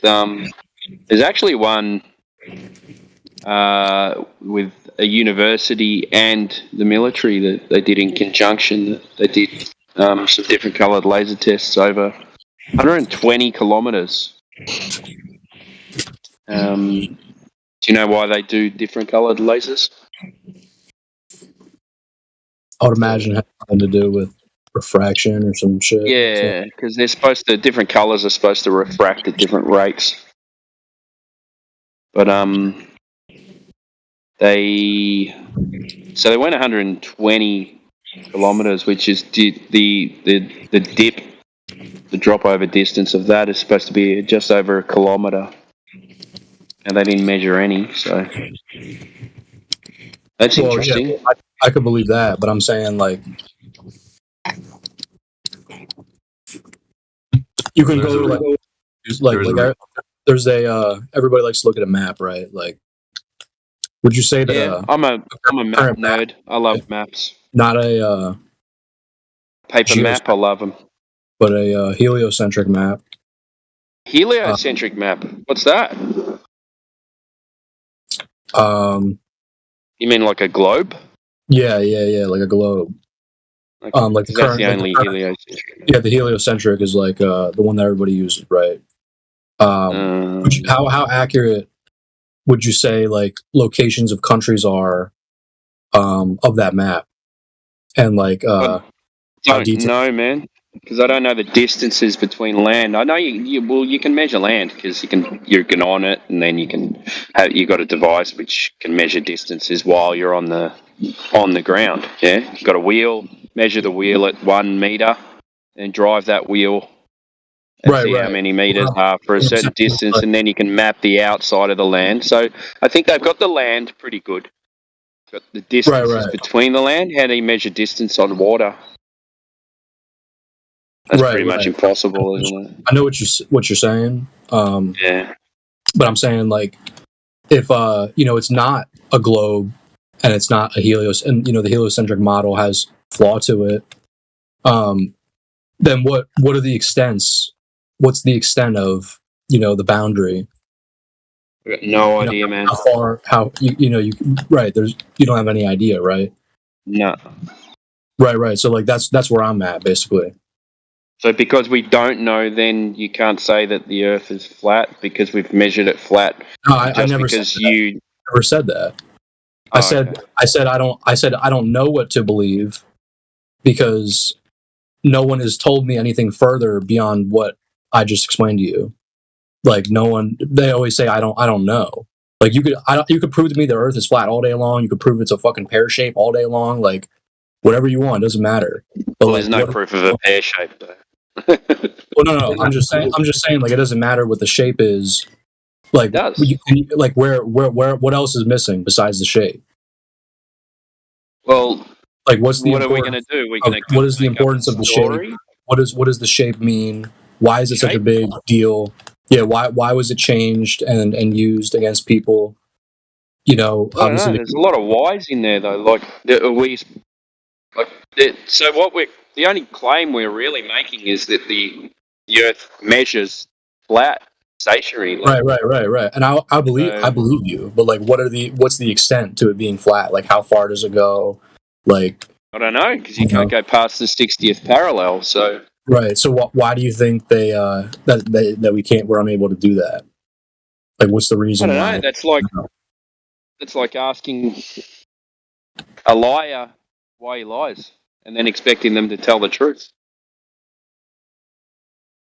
I mean, I guess the curvature is missing. I believe that it's flat.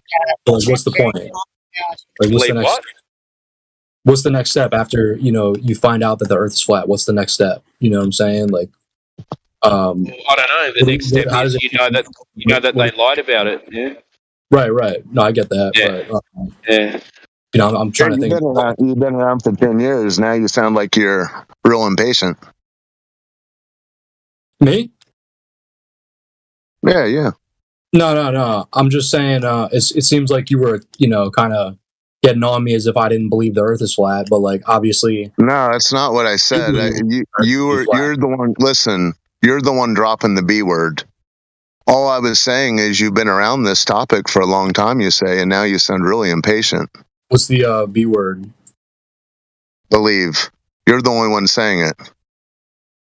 What is that? But what does that mean? What does believe mean? Yeah, I mean, I'm just having a conversation.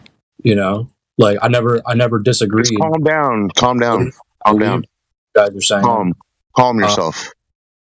But I've heard a lot of the same things from different people. Yeah. They're flat. Not That's it. Why do you have ants in your pants about it? No, I don't, bro. Oh, you said, what's next? What do we do now? Nothing. Yeah, no, I guess. I mean, sorry if I got a little excited and, you don't need to apologize. You couldn't offend me if you tried. Right. Just relax. Well, I'm just saying, I'm just saying, too. What's the next step after everybody finds out the Earth is flat, Well, that won't happen in our lifetime, so you don't have to worry about it. Right. But, like, people on here are, like, trying to, we're all trying to figure out what the fucking point of it is. No, this isn't omniscience 24/7. No, the claim was that if globe, there'd be a massive awakening, a second age of enlightenment. They called this the overview effect. You can read about it, okay? They tell you all about it. The astronauts tell you from looking from space, you got this immense and instantaneous paradigm shift in your place in the world and the universe. All right, well, if the Earth is flat, that will never happen. If it's a globe, it should have happened by now. So now you look at why hasn't this paradigm shift happened? That's pretty good. Either point. A, it's a flat Earth, or B, it's a globe, but no one gives a shit. No one cares. They don't even care to even contemplate the possibility of it being a globe. Right. Someone from space told them they claim anyway. They claim they went to space, came back and told them exactly what it would mean, and they just don't care. So therefore, either two things are possible, right? They don't care at all, and they just continue about their lives like the Earth is flat anyway, or the Earth was flat all along, and they just realized it was bullshit. There is no overview effect. There's no going to be awakening to the truth. No one's been to space. They told people a bunch of bull crap for some reason, which, who cares why they lie? You just need to know that they did lie. Right. But I mean, I would find a lot of value in knowing, why somebody would do that, because I definitely believe it. And I feel like I know why. It's just on a large scale. It's just to manipulate people, and it's hard for the normal person who doesn't know how to think, outside of the box or whatever, question their or whatever it is, question their motives, anything.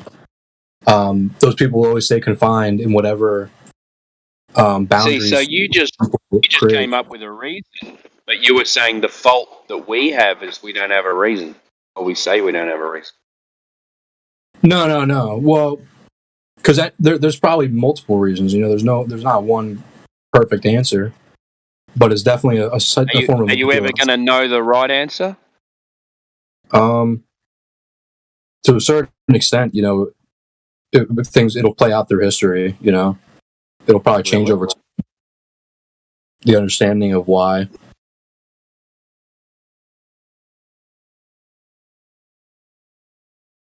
Do we know why the Russian Tsar was overthrown? Shit, well, that's exactly that's a good point. Personally, I don't know anything about the Russian Tsar, but I'm sure that if you ask multiple people, they'll all give a different answer. At the end of the day, there probably is a divine, certain truth.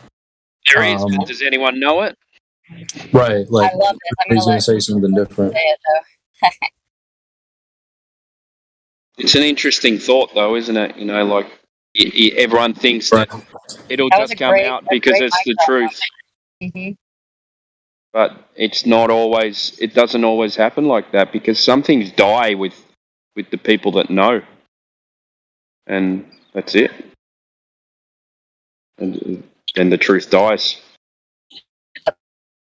That particular story all the time, actually. Thank you.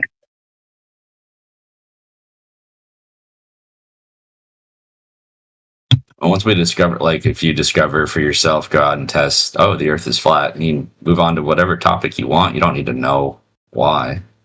It's just a truth.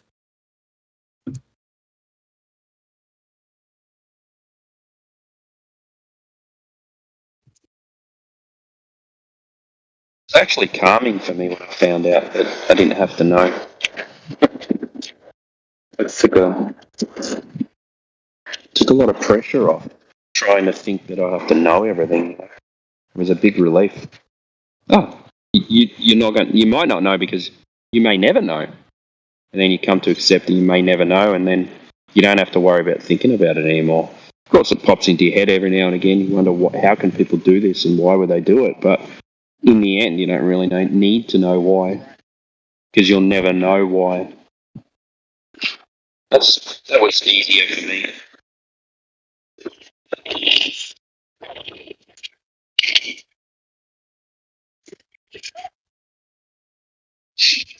Know what I mean?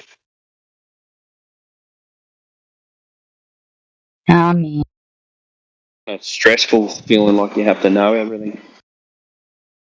That's why these globers come up with these answers when they don't even know the answer. You know what I mean?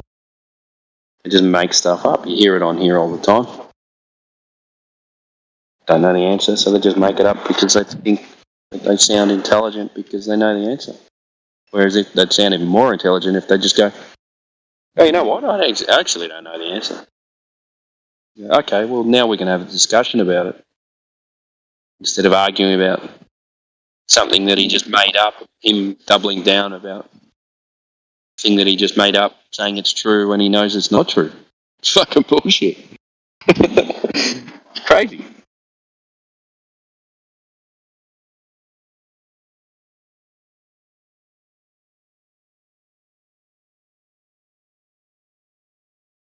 That sounds psychotic to me.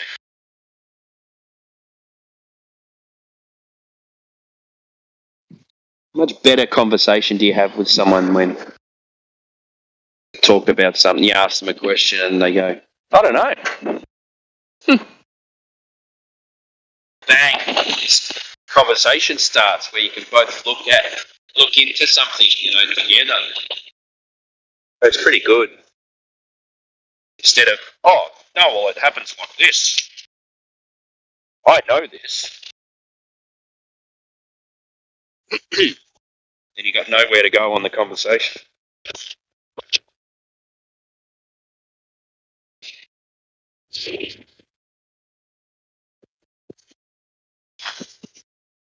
Did I kill the conversation?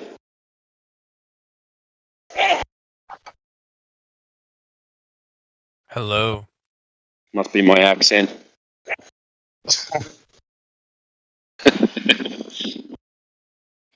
Hey, Zodiac. How are you, mate? All right, just checking back in. Did they prove it yet, or are we Yeah, we're still? going to shut it down tonight. Oh shit! Who did it? Who was the one who did it? Professor Dave. Dave? Oh, Professor. Oh man. Yeah, he got us with parallax. Oh wow. You know, that word is it's a fascinating. It's actually a kind of interesting topic. Not gonna lie. But It is. Because for that to work, you have to assume that you're rotating around a sun, and then 6 months later, you're 180 million miles on the opposite side of it. Mm-hmm. Step one of the scientific method is to use a logical fallacy.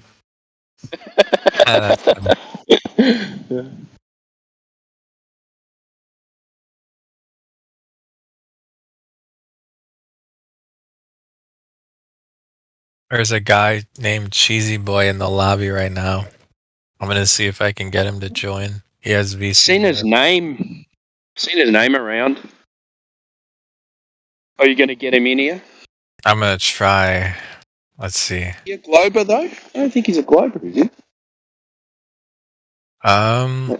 That's a good question. I don't know. What arguments is he making? I'm going to go and have a look.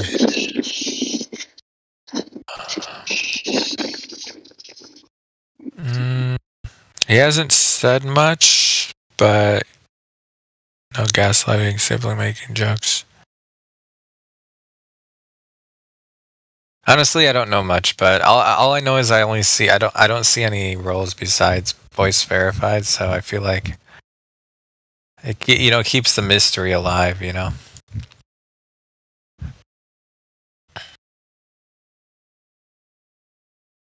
He says, I could, but it's midnight. I was just popping in for a minute. All right. There's a lot of Russian in his about me.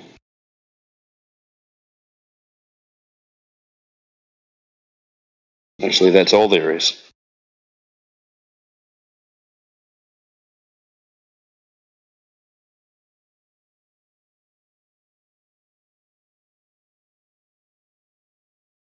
Where are you, Zodiac?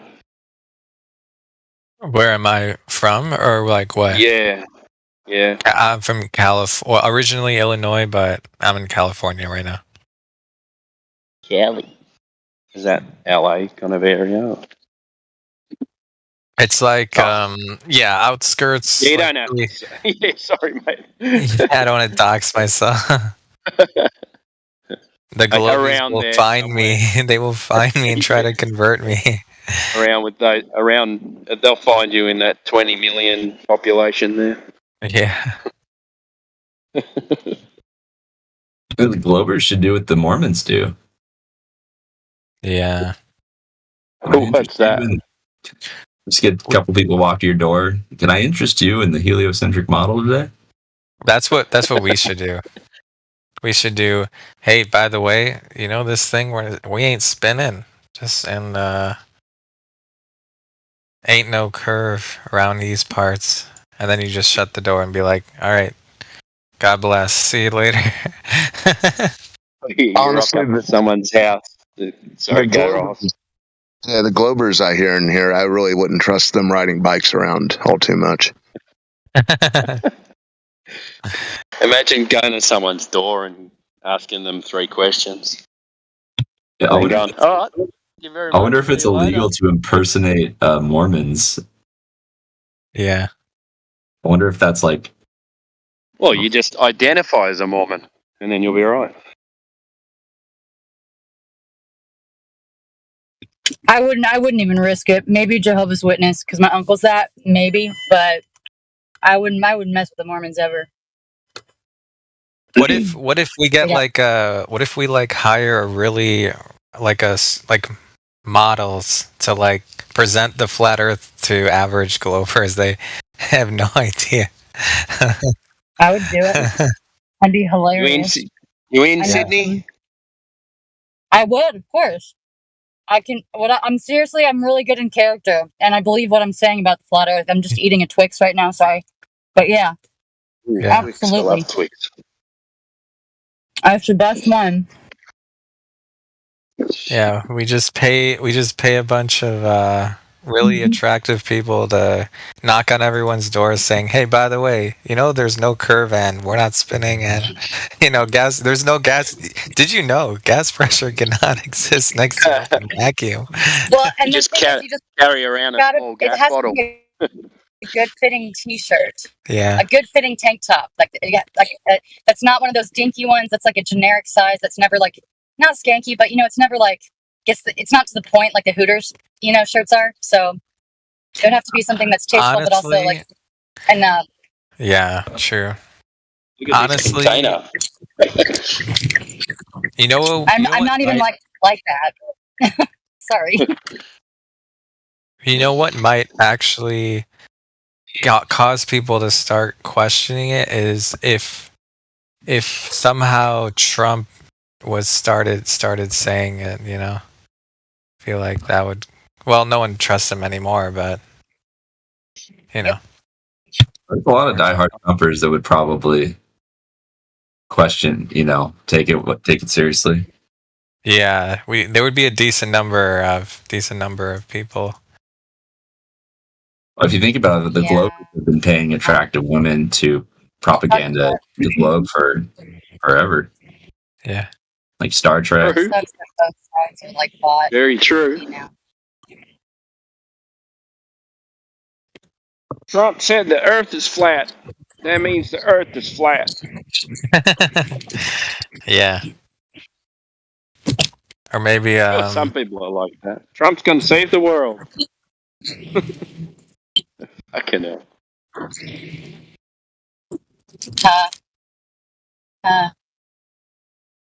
It's okay. Honestly, if it wasn't for like the whole jab thing, I still think I feel like I would still be convinced by Trump, but he started pushing. As soon as he started pushing the jab, it's like, nah, it's over. I just followed the money, but I agree with you too. I mean, I was like never trusting of anybody. I think anywhere that's on the ticket there or the ballot, but at least he like feigned. At least he was best at pretending, or at least entertaining. Like he was kind of funny sometimes. It really was, to be honest. And America needed that to kind of get their head out of their ass and wake up. A lot of them, and myself included. Yeah, I know Elon. Yeah, he likes rockets. The one good thing Don't sound like Alex Jones now. Yeah. The one good thing that Trump did was say fake news. That was the real that was the best. That was the best thing that he did, is coin that term. He turned everyone against the media. Yeah. All the other stuff he did, I don't know about, but that's the one good thing, Yeah. I think that if we had been able to have a border, then it's actually like the fact that the wall didn't get built is what woke me up to the kids and that whole realm. That's actually what it was for me. But oh yeah, that brings up another question. So like, how many kids actually go missing? Because I always hear the statistics, but I don't actually believe like it's in the tens of thousands. I could believe like maybe 1,000 or like maybe 5,000, but not like 100,000 or 500,000. That sounds too much. I think a lot of sure it's like 250,000 a year. So I'll have to look at that. Worldwide, I think that, well, at least what we're told, it's 2 million a year. United States is like the highest; it's like around 400,000. Oh God. It's because everything's under the ground. So how is one to, it's like I have a feeling that just in my gut, I can't prove this, but I have a feeling that, some people are just bred like that and they just don't ever really come out, or are known or with no socials or something. It's my thing. But United States we only got like 300. Well, I guess 300 million is still a lot of people, but wouldn't it be more in China? Wouldn't it be more in China? Those numbers wouldn't be accessible. Oh it's yeah. whatever the weird evildoers are. And I don't know how things are bid on like that, like for genetic traits, but I would say it just would follow that. But yeah. But I think those numbers are people reported missing, and then and then you get people that are found as well. So I'm not sure they take those numbers off the people that are found. So I'm not sure how accurate those numbers are. You know what I mean? Mm-hmm. I agree. Yeah. Because people are reported missing all the time, and 95% of them just return home. So are they counting that number as reported missing, or people who are actually missing and never return? That's what would interest me. One of my friends has actually been missing for 2 weeks. I found out today. That's nuts. How old were they? He was, I think, my age, the scary age, 33. Oh, 33 for real? I think so. Oh my God. He was a bit of a degen, but he had a good heart. He was just really misunderstood. So he made some mistakes, and I think he was just, transient or something. A lot of these people like to go missing as well. They just what? opt out. They opt out. Oh, I see what you mean. Choose to go missing. You know what I mean? A lot of them. Off the grid. Yeah, they just go. I'm out of here. They just move city and they don't tell anyone, and they just live their life. A fun statistic.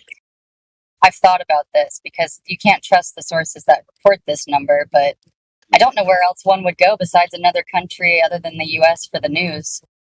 How do they find plainclothes officers for any law enforcement for the federal government here? And it's like I heard some crazy number like 175,000. I'm like, I would not doubt it. But anyway, that's another day's conversation. They hear people talking about like shipping children and like giant whole shipping, like the size of giant shipping ships or whatever. I've seen a lot in freight trucks like that look like normal trucks until you look at them on the regular roads. So I don't know.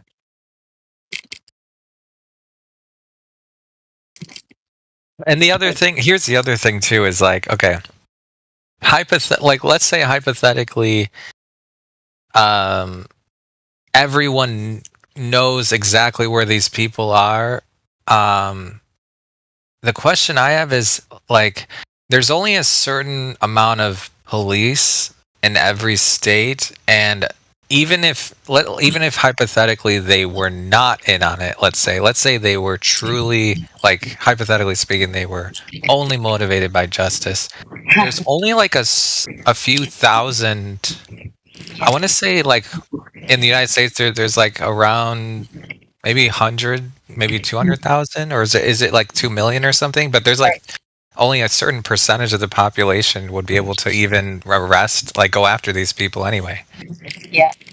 I think that a lot of responsibility and moral expectation is it lies in the sheriff. And so my city is lost because we don't have a good, moral sheriff here. So that sucks. But I have hope for others because I've met the Constitutional Sheriff Association of Missouri, and they're great. And I think the majority of them are not Freemasons, but I really don't know for sure. So.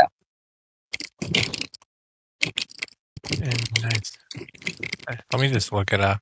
Oh, okay. So allegedly there's 800,000 sworn law enforcement officers, and 12% are women. Okay, so 800,000.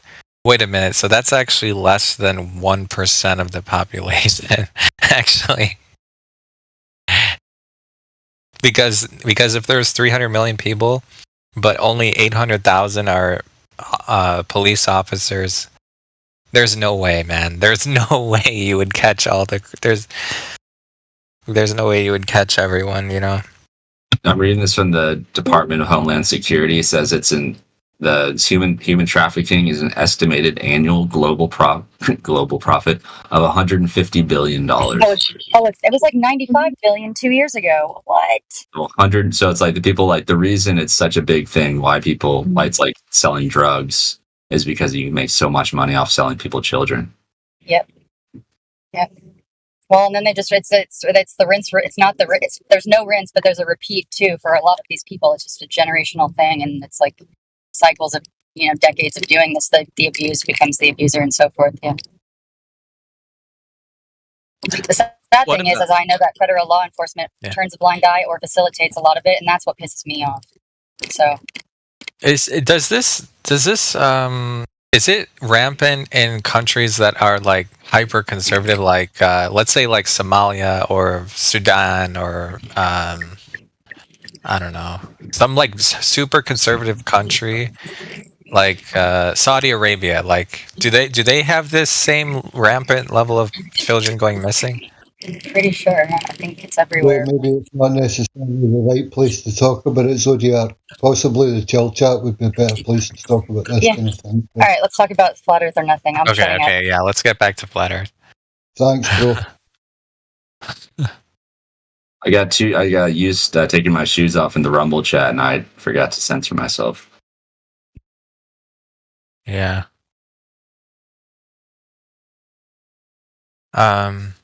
All right, let's see where the Globies are tonight. We got some Wastal, and he has no roles. Has anyone heard him talk?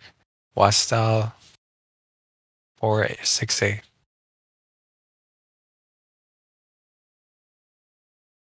Okay, I guess not. He's like the only one. Let me see.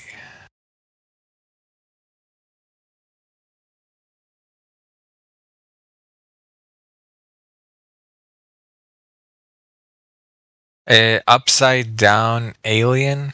Are you there? He's on the fence. Yes, sir. Are you still on the fence about the topic, like globe or flat? We were talking to him earlier. Okay. Is there a way I can change that so it doesn't say I'm on the fence? Yeah. Like, do you want which one do you prefer though? Like, do you prefer? I mean, there's roles for flat Earth. There's a flat Earther role, and then there's also a globe Earther role. For me, it's flat. If I got to choose one. Globe skeptic. You be globe skeptic if you want. Yeah, it's funny. That response sounds like on the fence. Do globe skeptic. If I must choose, I guess I'll pick that. Do globe skeptic. I get it. Anyways, you should talk to this guy Zodiac. Yeah, so basically there's like 3 questions that they ask before they give you the role. I think only mods can give roles though, so if there's no mods here, we can't really give it to you unless is there any mods online?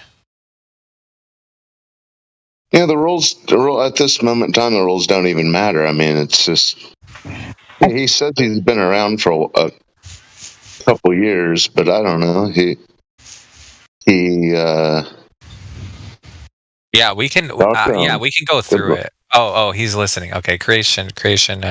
He's a mod. Okay. All right, yeah. So the 3 questions is what's the or the 3 reasons, proofs, I should say, that how you learn the Earth, why you believe it, or how you not why you believe it, but like how do you know it's flat based on 3 different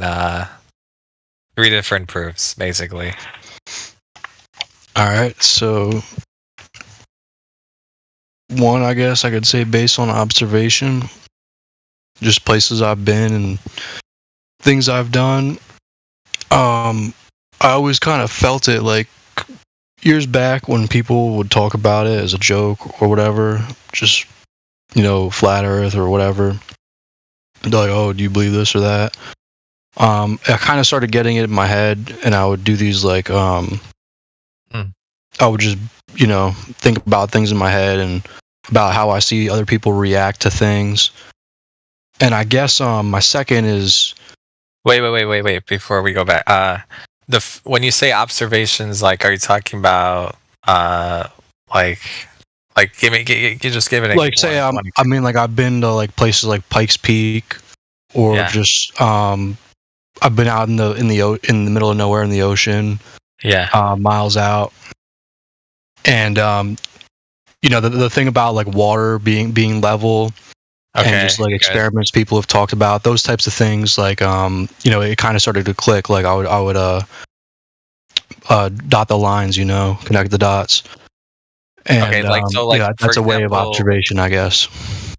Right. So, like, let's say you're out in Pikes Peak, and you look out into the distance. What's the test, I should say? Like, right. Well, one is, like, as I go, when I was at the top of that mountain, like, and I've been to, like, above tree lines in different places, different states, up north in Maine. I was on top of the Katahdin. It's like the highest point on the East Coast. It's like where the sun it's like the first part that catches the sun when it rises. Yeah. On the East Coast, or whatever. And I mean, I guess you could say, like, even the clouds, like the way, like, when you're above the clouds, they're really level, just miles and miles and miles of level clouds. All like they have like a max height, like, the clouds are all in a certain area, and the air is really thin up on top of those mountains as well. And just, it goes, it's just, I could see forever. And there's no real change in, like, the sky or anything, like, the coloring and just being up there is pretty similar. Okay. The reason I'm asking is because when you're talking about observations, usually people bring up, like, well, first of all, when you said the whole thing about, like, water being level, that's a really good starting point, I think. But, aside from that, when you talked about the observations, I was thinking that you were going to say we see too far because you're seeing something that should be blocked by a physical object, which is the Earth, but it's not blocking it. That's why. Right, like the higher, even if I'm going a few thousand feet in the air, I'm seeing even further and further and further. I guess, there's no mountains and hills blocking my view. Yeah. Have you ever used, like, the curve calculator? Not the curve calculator, but, like. No, but I've seen people, reproduce it in videos, and I've heard the discussion. It's been a while since I, could explain it, with the whatever the formula is. But, when it comes to that, like, there could be curvature in certain areas maybe that you could measure. That there's always going to be hills and certain areas. I mean, you can account for that, obviously, I guess, with, like, sea level or whatever it is. But yeah, have you ever seen, like, let's say you're looking out into the distance and you see something that shouldn't be there because over water, right? Not over land. Yeah, I've seen those, like, the camera zooms and certain things, like, right. I know what you mean. Like, remember how much it should be too far. It should be too far for you to see it based on the calculation. Yeah, and this is where, like, this is why I kind of got fired up earlier, is because I feel like there's a lot of misinformation. There's a lot of stuff that you have to root through, and like formulas and things like that, like.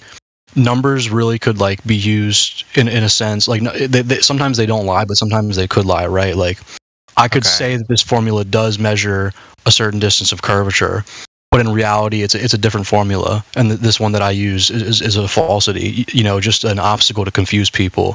And the regular person will just take it as fact, because they just believe whatever the majority of people believe. So it's like some things, and like I hear a lot of people when they make arguments about, like, let's say a conspiracy. I don't like to use that word. Everybody hates it, but I'll just say it because everybody's familiar with the term. When people discuss conspiracy theories, people like say they'll bring up some fact or something they heard as proof, evidence that what they're saying is the truth. Yeah. And like maybe that fact or that evidence has been falsely planted. Maybe it's not actually the truth. Maybe it's bent just a little bit to distort, or distract you from what is really going on. So people believe they may believe they know the truth, but in reality it's like a mixture of both, or something way further away from even what both of those people arguing believe is right. So it's hard for me to always like say, yes, this is fact, this is material fact, I believe this, because I recreate, like, it would take a lot to convince me, through like experiments and a culmination of observation and study, and experience, firsthand, to really come to a full understanding of where I am, what the truth is, and why it's been hidden, right? Okay, so like let's say that you went to a location, you saw too far, right? So like that's one. The water being level, that's a good one. I think another. So there's the other question is, do you remember the formula, or sorry, do you remember like the radius, circumference, the formula, any of those formulas, or like the horizon? Do you know the formula for the horizon? Like, no.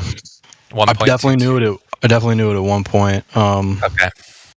And the only reason I'm asking is because if you remember like the miles, like let's say you went to that Pike or wherever you were talking about, you said, right, like let's say you said, okay, I went to this island, I put my head down to the shoreline, I put a mirror on the other side of the lake, and then I saw that I could see my own reflection 3 miles away when it should be covered by, let's say, 10 inches or 10 feet of curvature or whatever it is, right? And then you would, and then the other proof would be like, I saw the horizon at this distance, but actually based on 1.22 times the square root of how my my camera, it should actually be over here, and it's not. That would be another one, but it's okay. So I think the second question is rotation. What proofs, or like how did you find out about like Earth's rotation, like that? Right. Topic? Well, I mean, I always thought that was silly as well. Like when I first started to, I guess, wake up in my earlier stages. I thought it was silly too, actually. Yeah. And I would say that people, based on the calculation of the size of the planet, and inertia and all these different formulas and shit, and gravity, I mean, it just still seems so hard to believe that all of these factors could align perfectly so that we feel no rotation, and that there's no symptom of a planet rotation, right? Like I don't know. I mean, let me rephrase that. It seems like I'm not traveling like anywhere. I don't know. It's hard to explain. Like, sorry. Sorry, I just disconnected. I feel like this may you take it or leave it, but like I really started to like question things when I would take psychedelics, and just basic drugs or get whatever. And like some people could say like it distorts your ability to like perceive things, but some people could say it enhances. But I would say when I would take them, like I would feel like me like walking around experiencing like things. I feel like it's like when I put something in a certain position, it's going to remain in that position, right? Like it could be fixated there for years and years and years, and it's so weird. I can't explain. I can't put it into words, but it feels like I'm in a plane where it's flat, and I'm experiencing things in almost like an infinite space. Like I don't know the extent of how far the land goes, and then whatever it is, what forces really manipulate the weather, and just how I feel. I don't know, bro. I don't know. Well, how about this question? That's a pretty tough question to answer, bro. Because when you get me thinking about it, I'll just ramble. Okay. Yeah, I was gonna. Okay, so let's just stay on the rotation thing for a second. Right. So I'll say this: like based on I feel like the answer you're looking for is based on like the formulas for rotation and the size of the planet. It would be impossible for us not to observe that we're spinning on a fucking ball, in space. No one feel if like somebody said earlier, if you like never talked about the shape of the planet, like having somebody grow up and learn things, and then you finally ask them like, what do you believe the Earth is?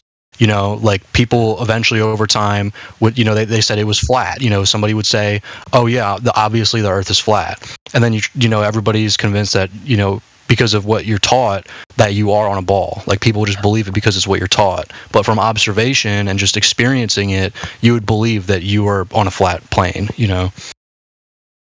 Okay. So when it comes to rotation, the main thing is there's no scientific evidence. So like, have you heard of the reasons why all of the experiments that they use to prove it, it's literally impossible. Like there's no I don't want to give the answer away, but have you heard of like the scientific method related, I should say, like arguments related to the scientific method about why it's literally impossible to prove that Earth is rotating? Maybe because you'd have to measure it from a fixated space. Like you'd have to have an object which doesn't move at all in order to measure the movement of something else. It's more like for example, like let's say in the scientific method, first you have the observed natural phenomenon, like step one, and in this case, they give you a pendulum, right?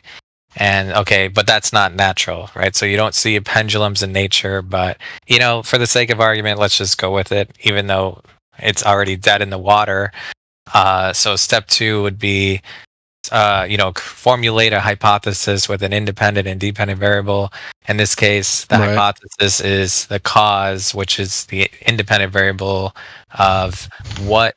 So the Earth is rotating, which causes the pendulum. However, the problem here is how would you manipulate the independent variable of the Earth rotating? Right. So how would you measure it? Right, is what I'm saying. You have to manipulate it. You have to manipulate the independent variable so that you can isolate the cause, basically. Oh, I see what you're saying. Like kind of like reverse engineer it. Like you'd be able to the factor would go in no matter, you would be able to switch the dependent and independent variable. You'd be able to let's say you gave more sunlight or you took away sunlight from a plant. Like you would kind of figure out right. And then when you put the sunlight back, and then it would have the opposite effect. It would have a different effect. Yeah. So like for example, with the Earth rotating, how do you change it? How do you stop? You'd have to stop it, or speed it up, stop it, slow it down. You'd have to manipulate the Earth rotating. Basically. Right. No, I hear you. Which is so that's one reason why there's no scientific evidence of the Earth rotating. That's like basically. And by the way, this same principle of like you can't isolate it or you can't manipulate it. This is the same reason why gravity they'll never be able to prove it, like, ever, because there's no way you'd have. Because remember, it's literally dependent on the entire mass of the Earth. And so, like, first of all, they have to know how much mass the entire mass of the Earth has. They have to measure that physically, which no one has ever done. assuming they can even define mass and yada yada yada. But I don't want to get into the weeds. But anyways, so that's the main thing. There's no viable independent variable. In other words, there's no cause that they can manipulate to prove their hypothesis. That's the argument. Yeah. Okay, but anyways, let's get off the rotation thing for a sec. So the third question is the gas pressure. What have you heard of the gas pressure arguments? Like why like the have you heard of the gas pressure next to a open vacuum, like that whole topic? It's a different topic than rotation. Yeah, that's probably like the one that I know least about. Okay.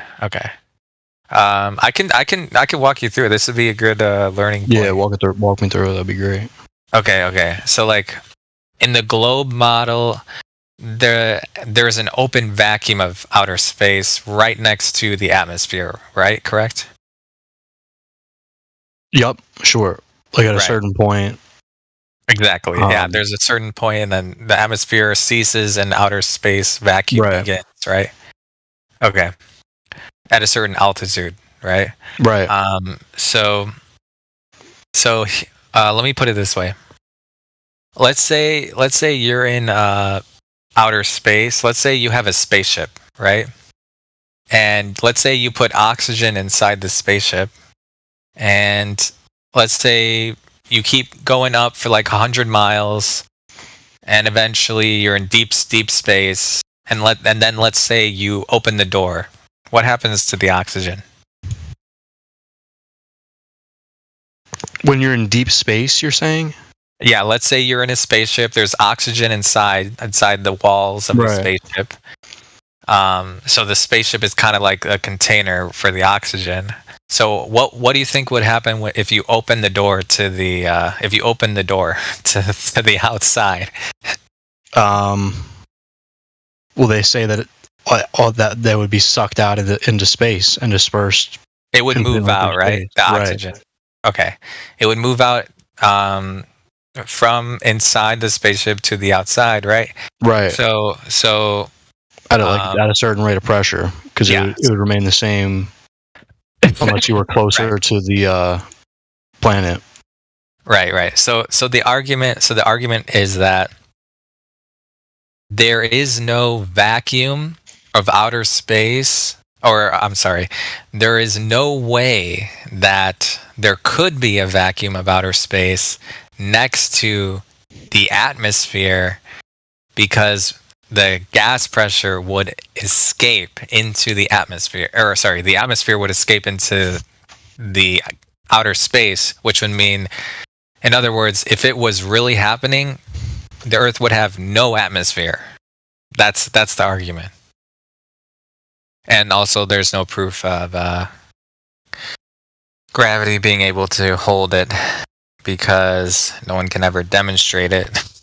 And also, gravity, I don't even want to get into it right now, but you get what I'm saying? Like, all the gas, I get it, all of our air, we wouldn't be able to breathe, in other words. Yeah. But yeah, any questions? Yeah, that's actually pretty crazy. Yeah, and so the implication, not the implication, I should say, the definition of gas pressure. Have you read about that? That one's kind of interesting too.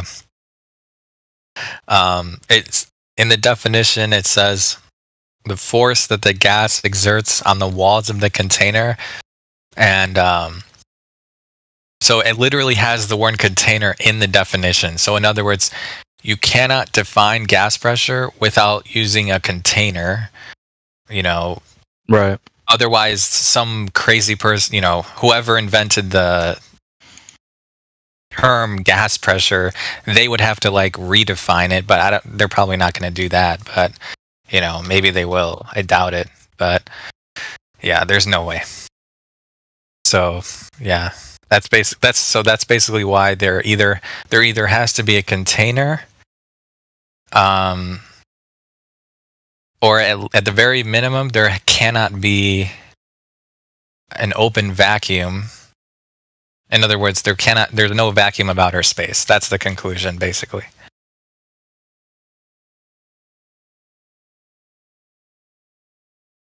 But to be fair, like if I were to ask you, okay, the follow-up question to that would be like, well, if there's no vacuum of outer space, then what is there, right? That's the follow-up question.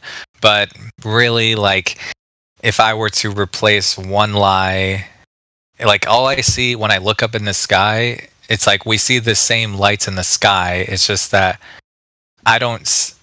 looking up doesn't prove that the darkness is an open vacuum, That's all it is. Like I'm not going to say, oh, I know what's up there. All I'm saying is there's no way it's an open vacuum of outer space. But anyways. Any questions about that? No, like I see what you're saying. Yeah.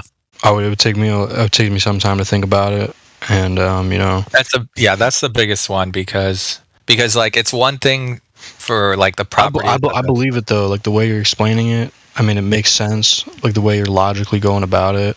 Yeah. Because it's about like not oversimplifying. Like it's pretty simple what you're saying, and it makes sense. Like for somebody to argue against that would be like what do they got?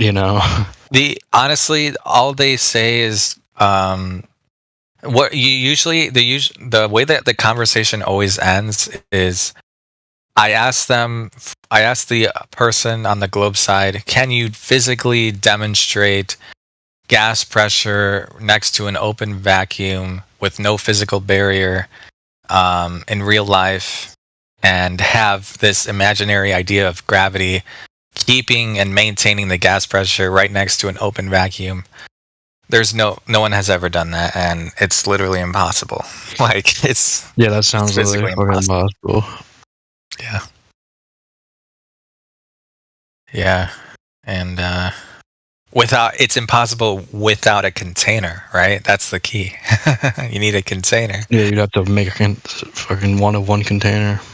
Yeah, they believe that there is this thing called gravity to contain gas, but in order the thing about gravity is, number one, there's no scientific evidence.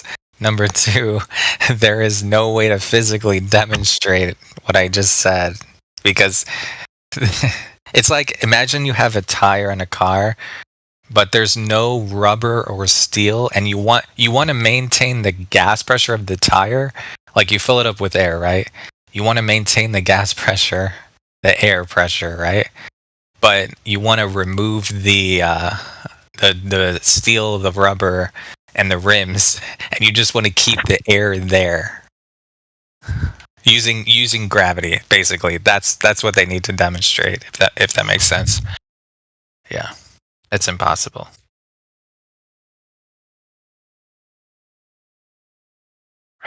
Yeah. That's how it ends usually. And then they just say, well, I can't prove it, and and then they usually say, well, gravity is all right, we're getting off track. So yeah, what do you think of the gas pressure argument? Like try pretend you're a glober. Try arguing against it. That would be fun.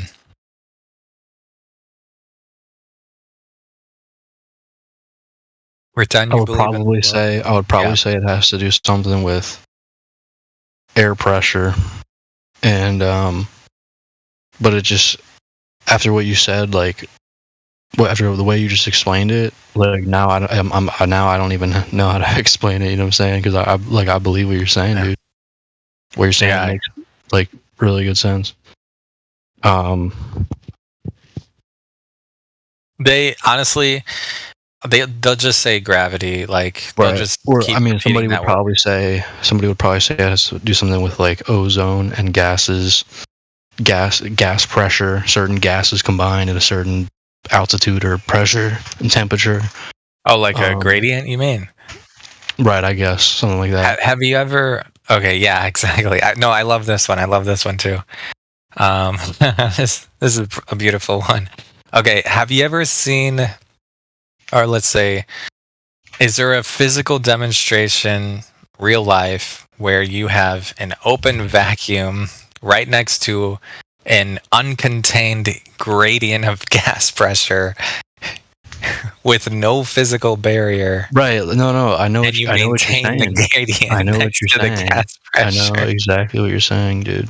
Dude, like even just if you take out the gas pressure and all you say is, can you demonstrate an open vacuum? Even that alone is like nearly impossible. It's very hard to do. Almost, I'm pretty sure it is impossible. But I don't think I've ever seen anyone demonstrate just an open vacuum. Like, there's no way. I don't know, unless you can think of one. I mean. In that case, the force, there's no container. In that case, the force would have to be like pushing from an outside to like a center point, right? But it's still like what you're saying. How would you recreate that on any type of scale? Yeah. Go ahead. No, that's pretty much it, dude. I mean, you made some pretty good points. You'll get more. Because this is. You just think about it a little bit. I'm at the same point because like I literally understand what you're saying. Like I've heard similar types of arguments which have changed my perspective. So okay. Yeah, those are honestly those are three different. They're big topics because the curvature thing with like the long distance observations and the 1.22, you know, where the horizon's supposed to be here, it's not there, and I can see something at 300 miles, there should be miles of curvature blocking it. And the other one is like, well, I can zoom in on a boat, and not only can I zoom it in, I can do the same thing with the sun. And like there's I don't want to get into anyways. Yeah, that's like kind of complicated because there's like a radius. Like, oh, that's a good question. Are you familiar with what's the radius of the mainstream, in the mainstream model? What's the radius of the Earth? Like, how many miles, or circumference, or diameter? Do you know any of those? No. Okay, its radius is around like 3,959 miles. It's 9,300. Which is kind of funny because it's like 3,666 or something. I don't even want to get into it right now. Right. But yeah, 3,959. And based on that radius, this actually brings up another point. Are you familiar with how they derived it, or but you know, the mainstream globers, how they measured it, or how they think they measured it? That's another topic. Measured these distances? The radius, yeah. Like, do you know how they got the radius or the circumference, or how they came up with it?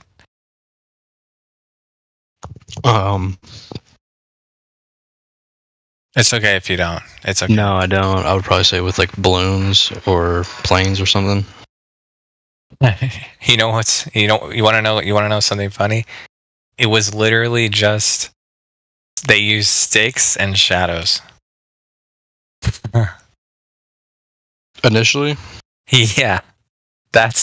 They literally they basically decided that when they're standing on a sphere because of sticks and shadows. I'm not even kidding.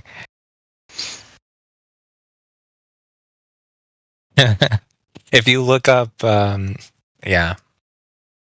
We can talk about it more, but if you look up Aristosthenes, it's like a weird Greek name or something. I don't know. It could be a different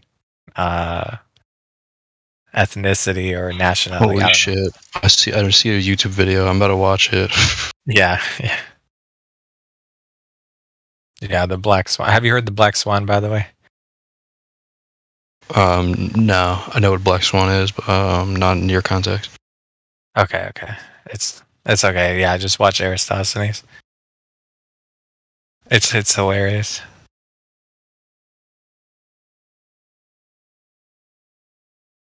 Looking at this shit makes me sick to my fucking stomach. Sounds like you need to watch some documentaries, bro. Hit them up. At least he's. I mean, the water. I think the one thing you did mention was water being level. That's a really good start, honestly. That's Bro, a good start. There was one video I seen, and it was like all about like history and like moon cycles and all this. It was crazy when I was watching it, and I was like, it was mind blowing. Yeah.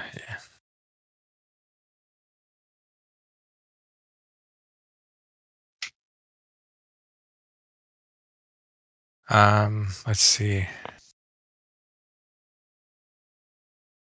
Yeah, I can't. Someone else would have to. I can't do. That was a good start, though. That was a good start.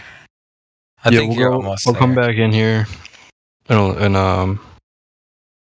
I've been popping out every once in a while, but we'll definitely have another discussion at some point. If you actually want that flat earther role, I mean, you don't have to get it. It's like optional. But I'm just saying, like, if you want it, you can. All you have to do is like they're just gonna ask you like for three proofs, and then they might ask you like, the first topic is, the whole curve versus flat, and then the second one is rotation. Third one is gas pressure, that whole thing. But it's a lot, honestly. It's kind of the first time you hear about this stuff, it's like it takes a long time. It took me like at least a few months. Especially gravity. Gravity, that one took me so long to realize. It's so obvious when I think about it, but it took me so long to realize. Because once you realize there's no proof for gravity, it's like it's over. But yeah. Yeah, I'll think of some things to discuss next time I hop in. It's okay. Yeah, take it's pretty late here. Yeah, like planets and stars and shit, all this bullshit. Yeah, that's another one. Actually, before we get into that, do you know this Watts 468? Do you know this guy? Watts 468. I think he's the only one that doesn't have flat Earth besides you. That's okay though. I mean, you guys just saw that Witsit just got banned from YouTube because he was streaming. He was like reviewing that I guess you could call it like a trailer or like just a pre-reveal of the Apple fucking whatever that thing is called, that new technology that they're coming out with, like the glasses. Yeah. Okay. Yeah. He just got banned because he was like streaming it, I guess, and I guess he wasn't talking good stuff about it, and so they fucking they like banned him for a week, I think, or something. I don't know. How many viewers did he have? Yeah, banned. I don't know, maybe like 400. 400. Okay. That's crazy though, because that's fair use, because all he's doing is commenting on a video. Yeah, YouTube is. It's kind of weird. YouTube is dying. I feel like, well, it's not dying, but like, man, what would it take for another platform to over? It would take so much. You know what the crazy part is that there's plenty of other platforms, but the problem is that I think people are just so fucking lazy that they don't just want to like switch and learn a new platform, and they're not even that crazy complicated compared to YouTube. I mean, they're pretty much the same shit. Yeah, like Rumble, and I like BitChute. BitChute's nice. Rumble is cool.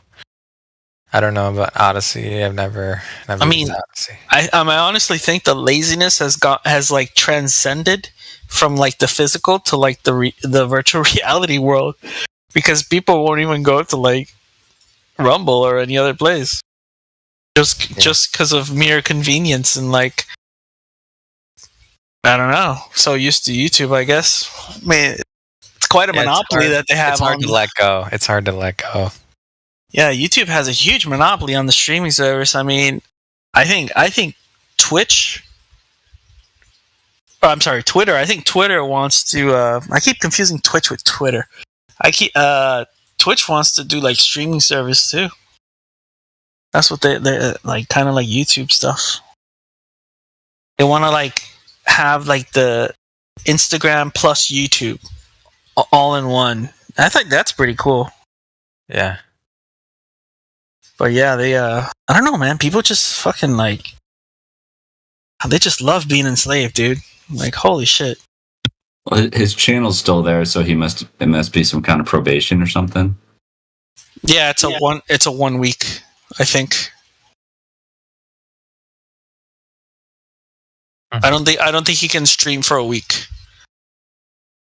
So he's not banned. He's just like, temporarily just disabled. I don't know. Less and less. They're trying to kick him out of hell, you know. I don't know if you guys watch Owen Benjamin, but that's what he used to say when he got banned off YouTube. He was like, well, if you think about it, it's almost like the truth is like higher states, right? So it's like he associated with like, religious point of view, or his religious point of view, where he's like, it's almost like the demons are kicking you out of hell because the truth is like the kryptonite, right? The truth is like the kryptonite to them. So they're like, get away from me, and so they have to ban you. It's kind of like, it's almost like a natural, I don't know. Like it's on one hand it's bad because obviously you lose. It's censorship, right? So it's bad, right? On the other hand, it allows you to like completely not be dependent on them, not be dependent on liars, essentially. Yeah, that's a good thing. I mean, I don't know. I mean, they just the problem with YouTube is they have no competition. Yeah, yeah, that's the problem. I've been going to Rumble a lot more ever since, over the last few years. Yeah, I do too. It's just the issue with Rumble is that I can only find certain content on there. Like I can't find everything like on YouTube. Like YouTube is retardedly good. Yeah. Like you can find anything. I can find how to repair my roof on YouTube. I can't really. I don't think I can do that on Rumble. I might be able to. I don't know. Yeah, I guess eventually that will be the only purpose is to like the how-to videos or to watch movies that you bought or something. Yeah, other than watching certain people stream, that's all I do. Is I watch like how-to videos. Like when I don't know how to do something, I just watch it real quick. Oh, we got over in the lobby again. Let me see if I can get him in voice.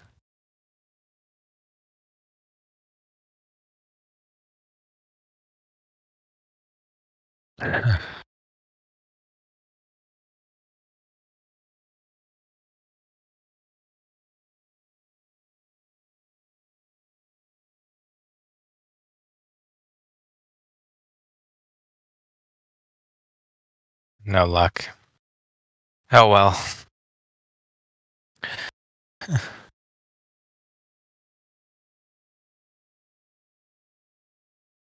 But yeah, YouTube, there's so many memories. Like, it's just sad because, like, there's so many. Before all the craziness, there was so much. It was so good for like a little bit. You know, it was not always this cocked, but now it's just. Now it's You know what's crazy? Like, YouTube actually allows a lot of like really weird fetish stuff. Yeah. I don't know, like you can go into a really black hole in YouTube too, and I don't know into like a rabbit hole in it when it comes to that kind of stuff because it's crazy, and they don't ban none of that, so, you know, because they're all with the rainbow people. So Sure. They like allied themselves with degeneracy, I guess.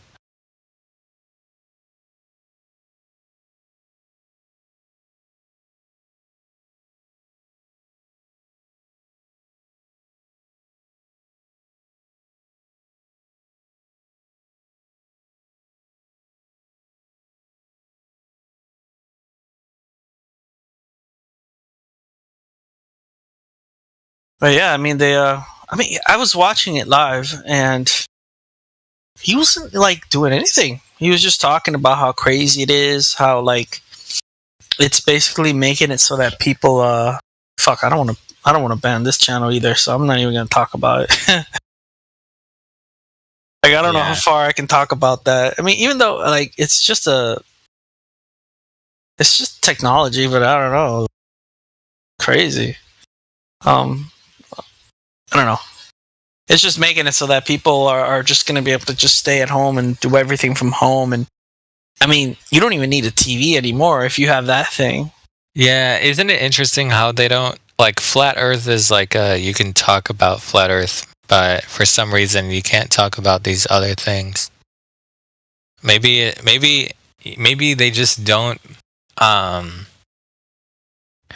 they just don't think it is they just don't think it will ever be a threat.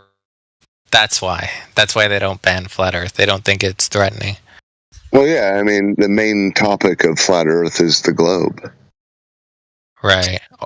Or either that or they secretly want us to tell the truth, which I don't think they do. So I think eventually it will be censored too.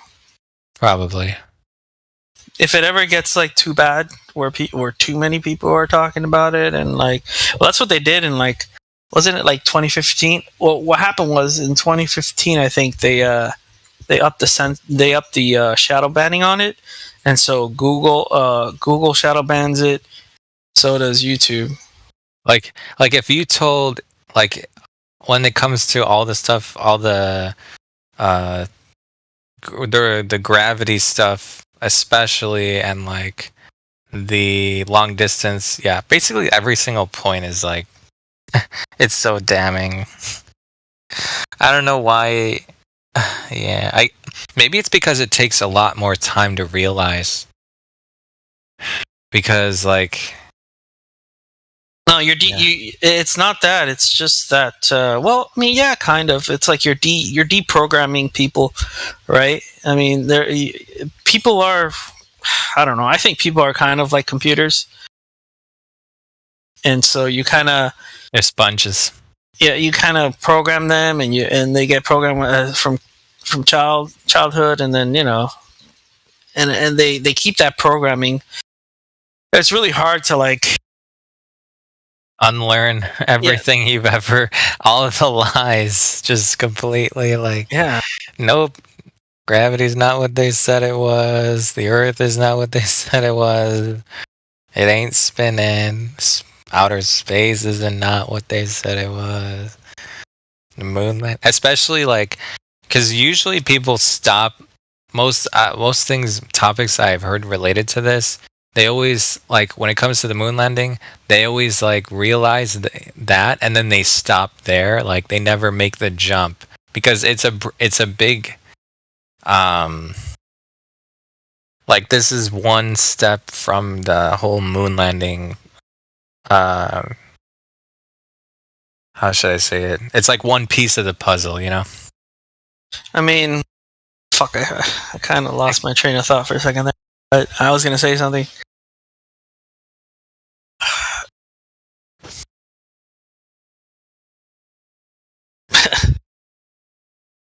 You'll remember it. It's fucking late. That's why, because it's I was.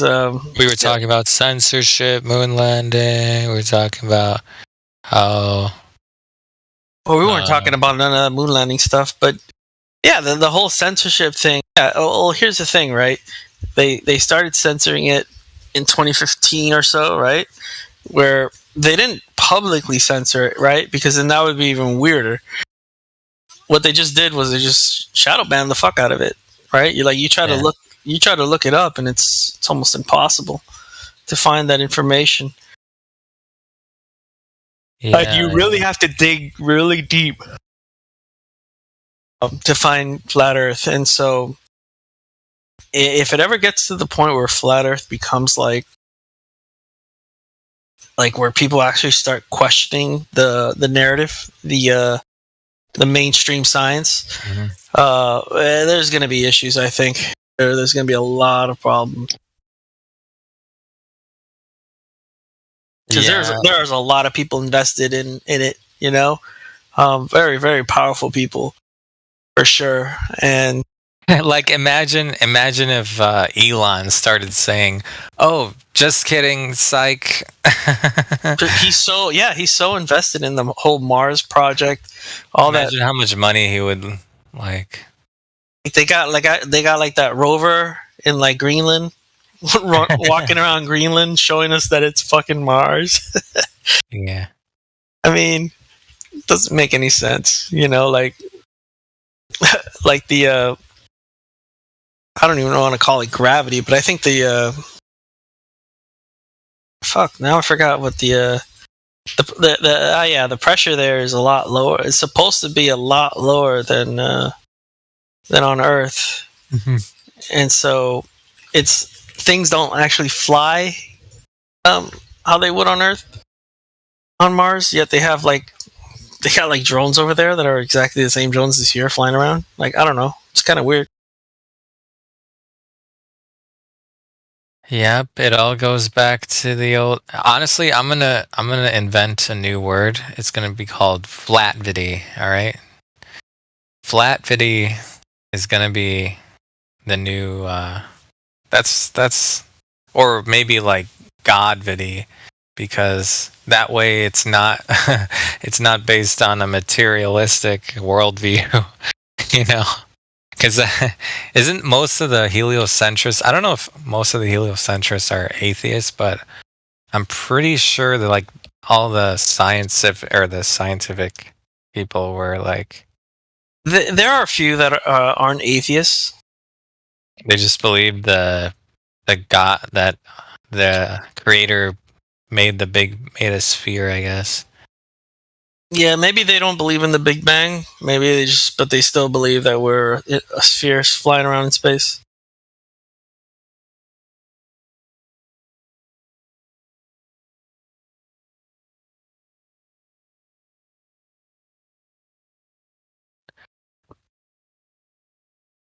Have you ever heard this guy Watts 468? Do you know this guy?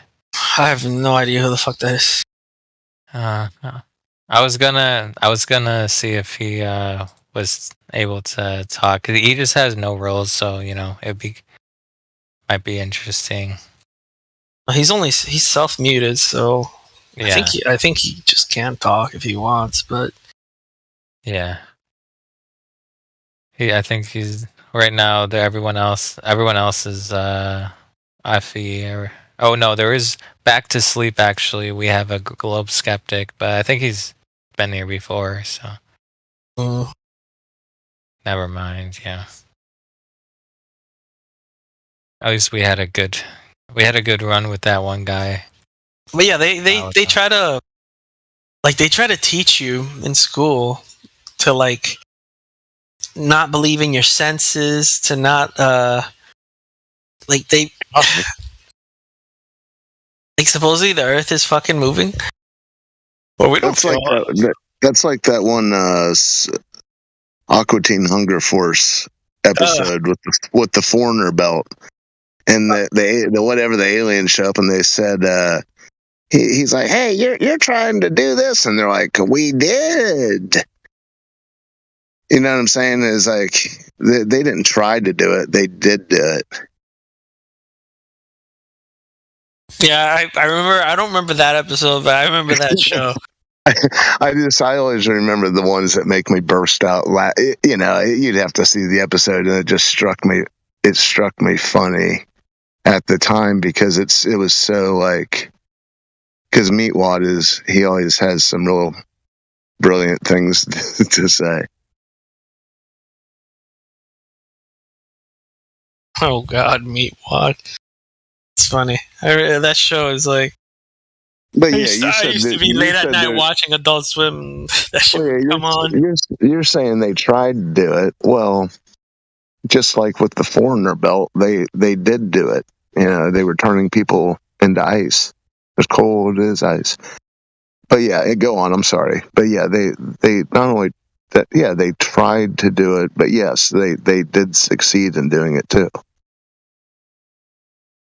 Oh, for sure, man. Like, we see it now everywhere. They've succeeded so much in convincing people that if you talk to somebody about it and they haven't like for example, early on I was like really into conspiracy theories. Like, I was super open-minded about everything. And I never like felt like anything was like concrete. And so I would always listen to things and I would figure out on my own, like, if I want to believe this or not. After doing certain, like, the research. I did that with aliens. I did that with everything. But there are just some people who just, I don't know. But it's also because when I went to school, I really didn't go to school. Like, I was always, like, skipping. I was always getting, I think I got kicked out of school twice for some stupid shit. Yeah, I mean, I graduated from high school, don't get me wrong, but I wasn't that into it. Like, I wasn't paying attention. Like, when I came to America when I was 6 years old, my teacher, okay, this fucking fat black bitch, okay, she would put me up against the wall, facing at the back of the classroom, facing the wall by myself, while everyone else is facing the other way towards her. And she would teach the class like that. And she did that to me for a whole year until my mom found out. And then there was hell, but they couldn't do anything because, you know, it was a black teacher. So at least we weren't taught by nuns. Yeah. Yeah. But yeah, what the hell are you talking about? Was there a globe in the classroom? You know, I didn't know because they weren't even facing me towards the classroom, so I wouldn't know. Maybe you know what? Maybe that was a blessing, right? Yep, that's right. And now so recant complaining about it. Thank her. Thank that lovely woman. Yeah. Okay. Honestly, you know what the truth is like, yeah, as young guys have so much energy that like sitting in a class is just not, like, young men are like, they have, you know, there's like so much energy there that's like, bro, they're not gonna just sit down in a freaking classroom, bro. Yeah. Especially if when they're like teenagers. Like, you remember when you were a kid, you had so much, you would run around and do all this, you know, you had so much, you want to do everything, you know, recess. It's just not the right environment, you know, for dudes that have like a lot of, you know, energy. I think it was I forgot what drug it was that they were giving kids when I was a kid. They tried giving me this drug because like you said, I was super hyperactive. That's why teachers hated me. I couldn't sit still when I was in school, and they were trying to give kids Ritalin. And I had a few friends who were taking it. Luckily, I never took it. Like, my parents were fucking, like, you know, they were Cuban and they weren't really, like, into all that shit. So they never really gave me the drugs, but I knew a few friends of mine back then who took it. They were like zombies. Like in middle school. It's crazy. Yeah, school teaches, basically it's designed to teach people how to obey, and it teaches people how to become employees, basically work for someone else. Yeah, if I didn't know any better and I just dropped in here, I would have thought this was like an Alice Cooper enthusiast server. Oh, sorry. We could talk about flat Earth. I'm joking. I'm joking. School's out forever. But yeah, it was fucking dead in here, so we just started talking. Yeah, dude. But there's no need to talk about the things you're talking about. Oh, does it bother you? Is there? I mean, why don't you just veer it off that? I mean, it seems like you always want to talk about it. There's no need to. Anyways, yeah. Oh, I wanted to say this earlier. Someone was talking about YouTube because I've been, YouTube's like the library of the internet or whatever. The internet's the YouTube of whatever it is. But if you on your search settings search YouTube every hour or something like that, I think that's the most recent one you can do. You say videos posted in the last hour. You can catch some things that people post that are interesting prior to them being removed. I know it's easier probably just to use these rumbles and whatever, but I do, YouTube. And whoever said that YouTube it is kind of amazing that it's a 24-hour day, any car model you need manual. But YouTube, sometimes I wonder, I think the feeds that I'll receive in my YouTube are so drastically different from time to time. I guess you kind of have to take back control of the searching on your own on YouTube. But yeah, it isn't like the old days. But I don't know. Someone said it got throttled in 2015. I think that it was after that. Well, I mean, there may have been things that were evaporated then, but from 2015 on is when that's when the bonanza was there, when a lot of things that are just gone now. But yeah, we were just specifically talking about flat Earth. Oh, you were talking about flat Earth? Yeah, when we said that it got heavily censored. I think the throttling of it happened years later. A lot of people tell you it happened after 2015, but I mean, it's I don't know. I mean, were you there into it? Was I there? What I'm saying is what was available in 2017 was massive. Yeah, I didn't some of the things that were available in 2017 that were made from 17 to like 2020. I mean, a lot of the stuff, well, like I said, you can find it splintered in different, maybe a mirror, but a lot of the channels are gone. Yeah. All I'm saying is that 2015, we all know what was happening that year and who got elected 2016. Man, you just love these weirdly taboo. Wait, you love these weirdly how is that taboo? How is it taboo? Hello? Listen, dude. Okay, let me ask you, were you there in 2015? Was I where? Were you there to assess what you're assessing? Or are you just you seem to be telling us what you heard. Or you said everyone will tell you, a lot of people will tell you that. Were you assessing it in 2015? I mean, we all experienced some form of censorship in that year. All of us who use the internet. Dude. But the flat Earth stuff had yet to even spread its wings and fly at that time. Anyways, there's certain things that are off topic, that are taboo. Just don't bring them up again, dude. What have I said that's not? You said you did the same thing. You did the same thing. You did the same thing last Speculation Sunday. And you said, what do we know? The very last Speculation Sunday, you and I had the same conversation. And you said, well, it's Sunday. Aren't I allowed to speculate? I said, yeah, but there are off-topic things. So just get it through your... I'm just avoiding the TOS. As long as I don't talk about the TOS on YouTube. Yeah. Do what you want to do, dude. I don't care. But it's funny. You like to to have these little things to talk about. It's kind of silly. But anyways, in 2015, like I said, the mass majority of all these things that are gone now, even characters that were on the scene back then, they're all gone. And the throttling happened years later.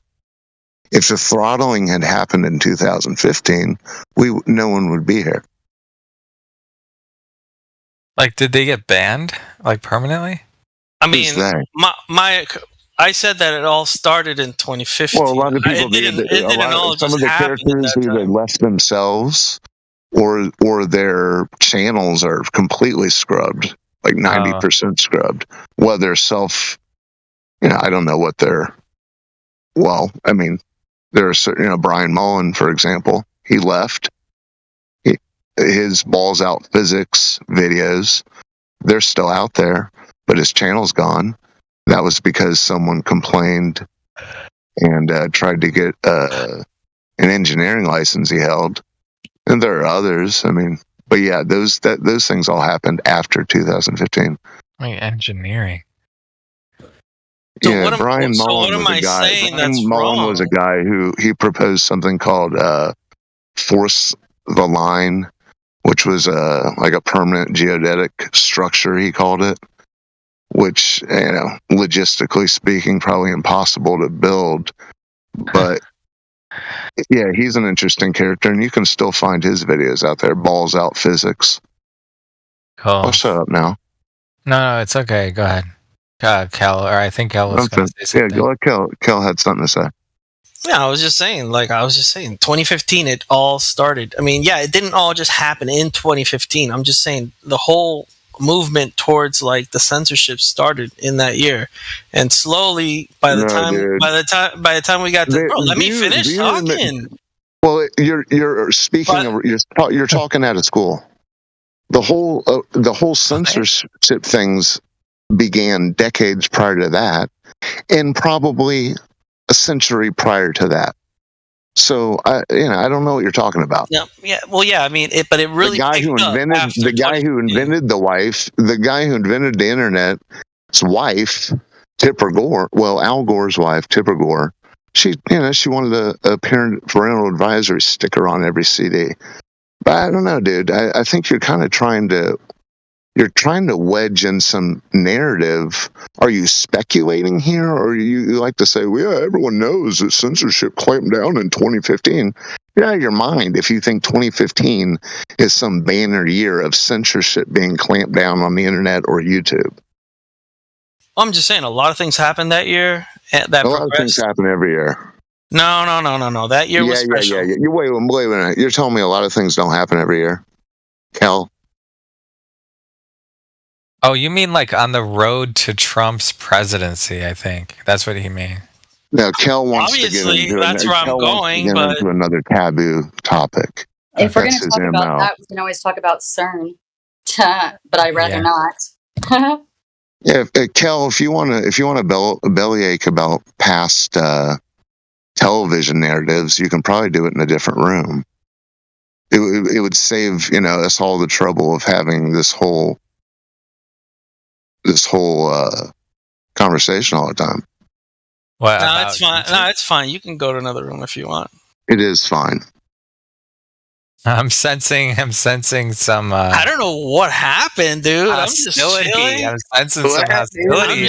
I'm just chilling. We're talking about Witsit. Damn. We're talking about how globers are mine. No, go ahead. I want to hear what you got to say. Let's hear it. Did you guys talk to What's All? Who? What? No, he's silent. He's silent. I don't think he's VC verified. That's why he's a silent character. He's probably listening. I came in here. I was talking about Witsit, how he got, he was he can't stream for a week because he was streaming some stuff about the new Apple technology.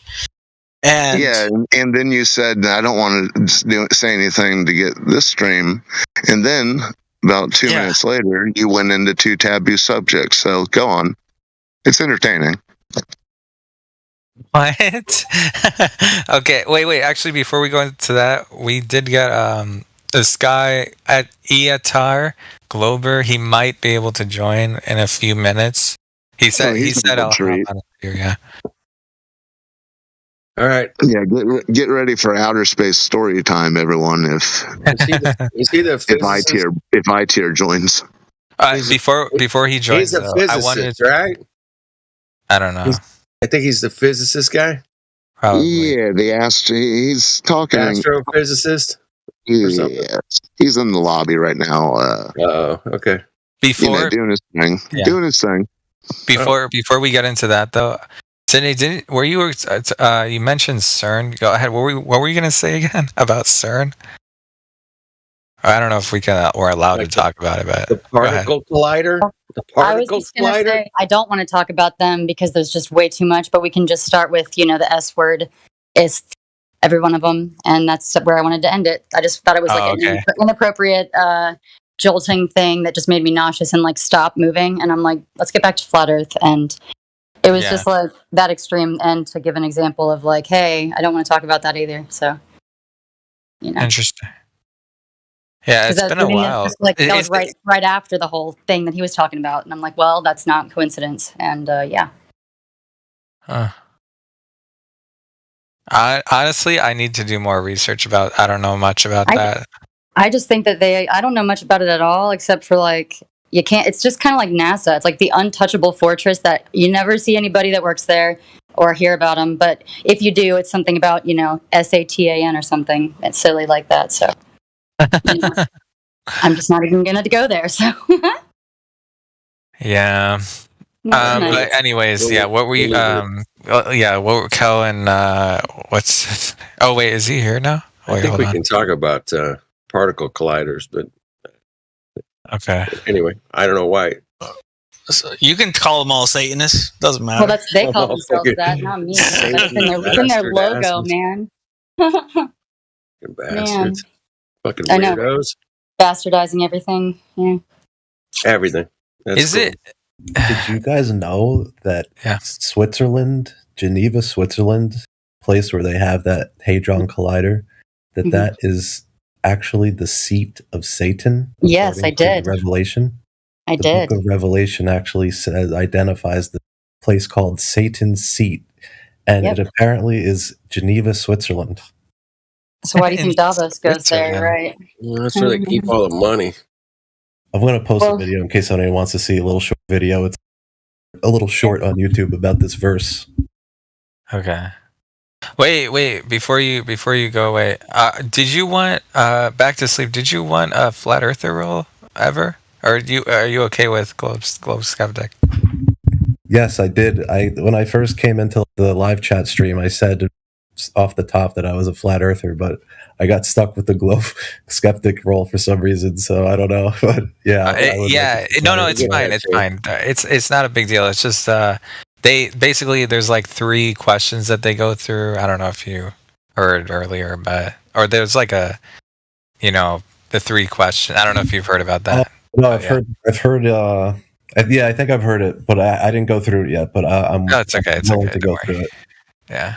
It's only if you really want the role, but I can't give it. I'm not a mod, so but anyone, that's how you get it. In case you ever want it, but yeah. I need to figure out how I do that. Another day. But that is really interesting. So, like, the CERN.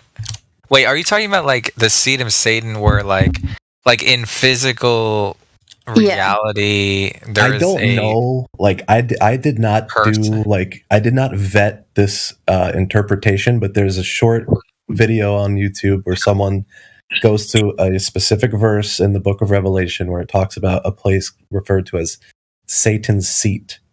And they make like a pretty solid case that the actual location of Satan's seat, according to scripture, is Geneva, Switzerland. Just look up where they have the collider thing. Switzerland. Look up CERN collider show and figurative dance, and it just shows it all in that interpretive dance thing that they did. That was for the ceremony. The tunnel, the opening ceremony for the tunnel. Oh, dude, that thing was the sickest wicked, thing ever. Man. I'm like, who does that for? Usually, you just have a little ribbon cutting and go, "Oh, that's nice." It did look kind of weird. I watched that whole thing. And Sheba was dancing around. That was pretty disturbing, dude. I remember that when it happened. I was like, "What the hell is going on here, man?" Do you think they'll ever have another one? Don't know. They might have had 10 already. I don't know, man. I can't keep up with everything. The satanic ceremony, nobody seemed to notice. Right? Nobody seemed to notice. That's the name of this video. I just think it's hilarious titled. So sorry. That's fucking wicked shit, man. All right, we got Buddy Weiser, Cigar Face 666. Oh, wow, of course.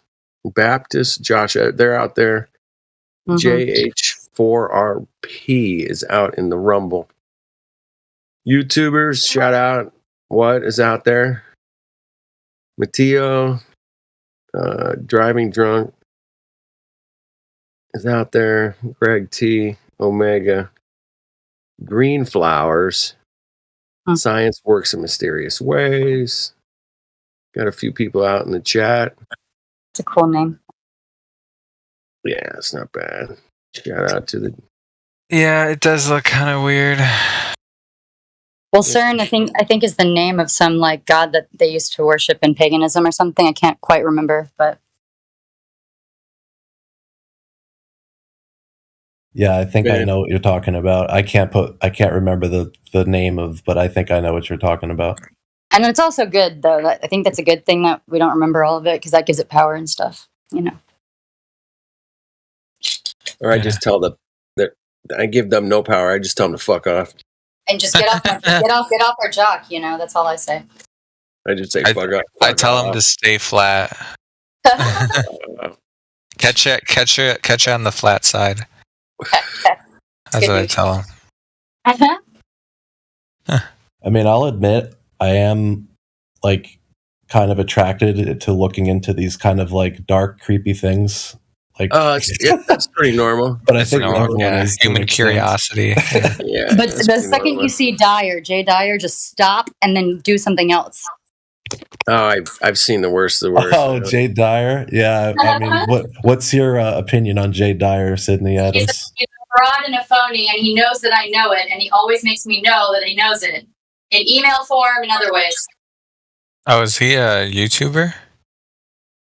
Yeah, he's like a polemicist or something. I guess he's an apologist. He's an apologist for the Eastern Orthodox Church. But he's also a triangle hand gesturer, and he hangs out with Alex Jones quite a bit. So, yeah, he's also like a conspiracy truther. Illuminati confirmed, 100%.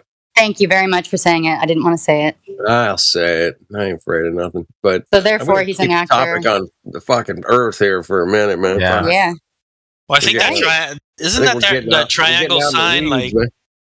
Guys, save this shit for Sunday, man. Save it for Sunday. This is why I didn't want to mention the CERN. I know. I'm just gonna say, isn't that a symbol for like power or something like that, or energy, or I don't remember. I think it's silly. It is a power symbol. You're right. It is. Yeah, no doubt about it. It's lost its meaning. But triangle has a lot of power. So is wearing a white T-shirt. If you're proving the flat Earth, yes. That gives you power. If you wear white to a meeting, you couldn't navigate without a triangle. Do you think triangles are triangles flat or curved? I don't know, man. This whole world's fucking full of stupid shit, man. It's like fucking Oh, there was a gas leak in my building. Let's change the subject. Ouch. Oh wait, do you need a container for that gas, or was it liquid gas? Hey, I'll be here all week. Well, you're here, so I guess it wasn't that bad, right? No, You're still it was alive. on the other floor for once. Yeah.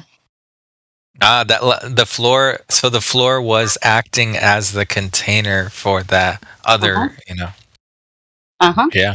Wait, that container saved. Not only do you need that container to contain the gas, it saved your life. And my cats. Yeah. Thank God there's a container, right? I agree. Or thank the creator. Yeah. And the firmament showeth. But yeah. Good times. Yes. Bro, Isn't it better to talk about gases and cats? Yeah. There should be a TV show. Do you guys have an opinion about like the extra land mass that might be Yes, I in do. the Arctic? The Kobayashi. I'm an outer ponder. You ever hear of us? No, but I would like to know more. I just believe there's more lands outside the what we know about. Where they're at, I don't know. The bowl that we're in, the little Antarctica, bowl. I was going to say the same thing. I don't know if we're in a bowl. I don't know what the fuck we're in, but I do know there's more lands they're hiding. I know that for a fact because Onassis, he married JFK's widow. Really? Anyway, he had an island, man, and got it taken off the map. So they're hiding more land. That's They're hiding crazy. so much. They've done like 5 island removals this year. That's and then interesting. then just a bunch of fucking 6,000 islands were found in Japan, or 7,000, some shit, or whatever. Well, they're just like going with like, Like, what? What about that huge landmass next to Australia that you see like in certain like older globes, but you don't see it anymore? Yeah, that's a weird one. Man. There you go. Hey, you're not allowed to go past the 60th south, man. So it's pretty. That's how I learned with flight navigation. Yes, exactly. You know, imagine like, could you imagine faking something like someone's death, but like I could imagine that, but like faking and like imagine hiding an entire continent. Yes, that's what I'm talking some about. Next level shit. Right? Yes, When baby. you have all the That's what I'm talking resources, it about. doesn't matter. You know. We'll never see it. There's maps that got it all over. All kinds of maps got that shit out there, man. But have you seen the paperwork We're just not involved? allowed to go there, man. We're it would be. crap. I do that. That's actually, honestly, it's almost so. It's such an how should you say this? Como se dice?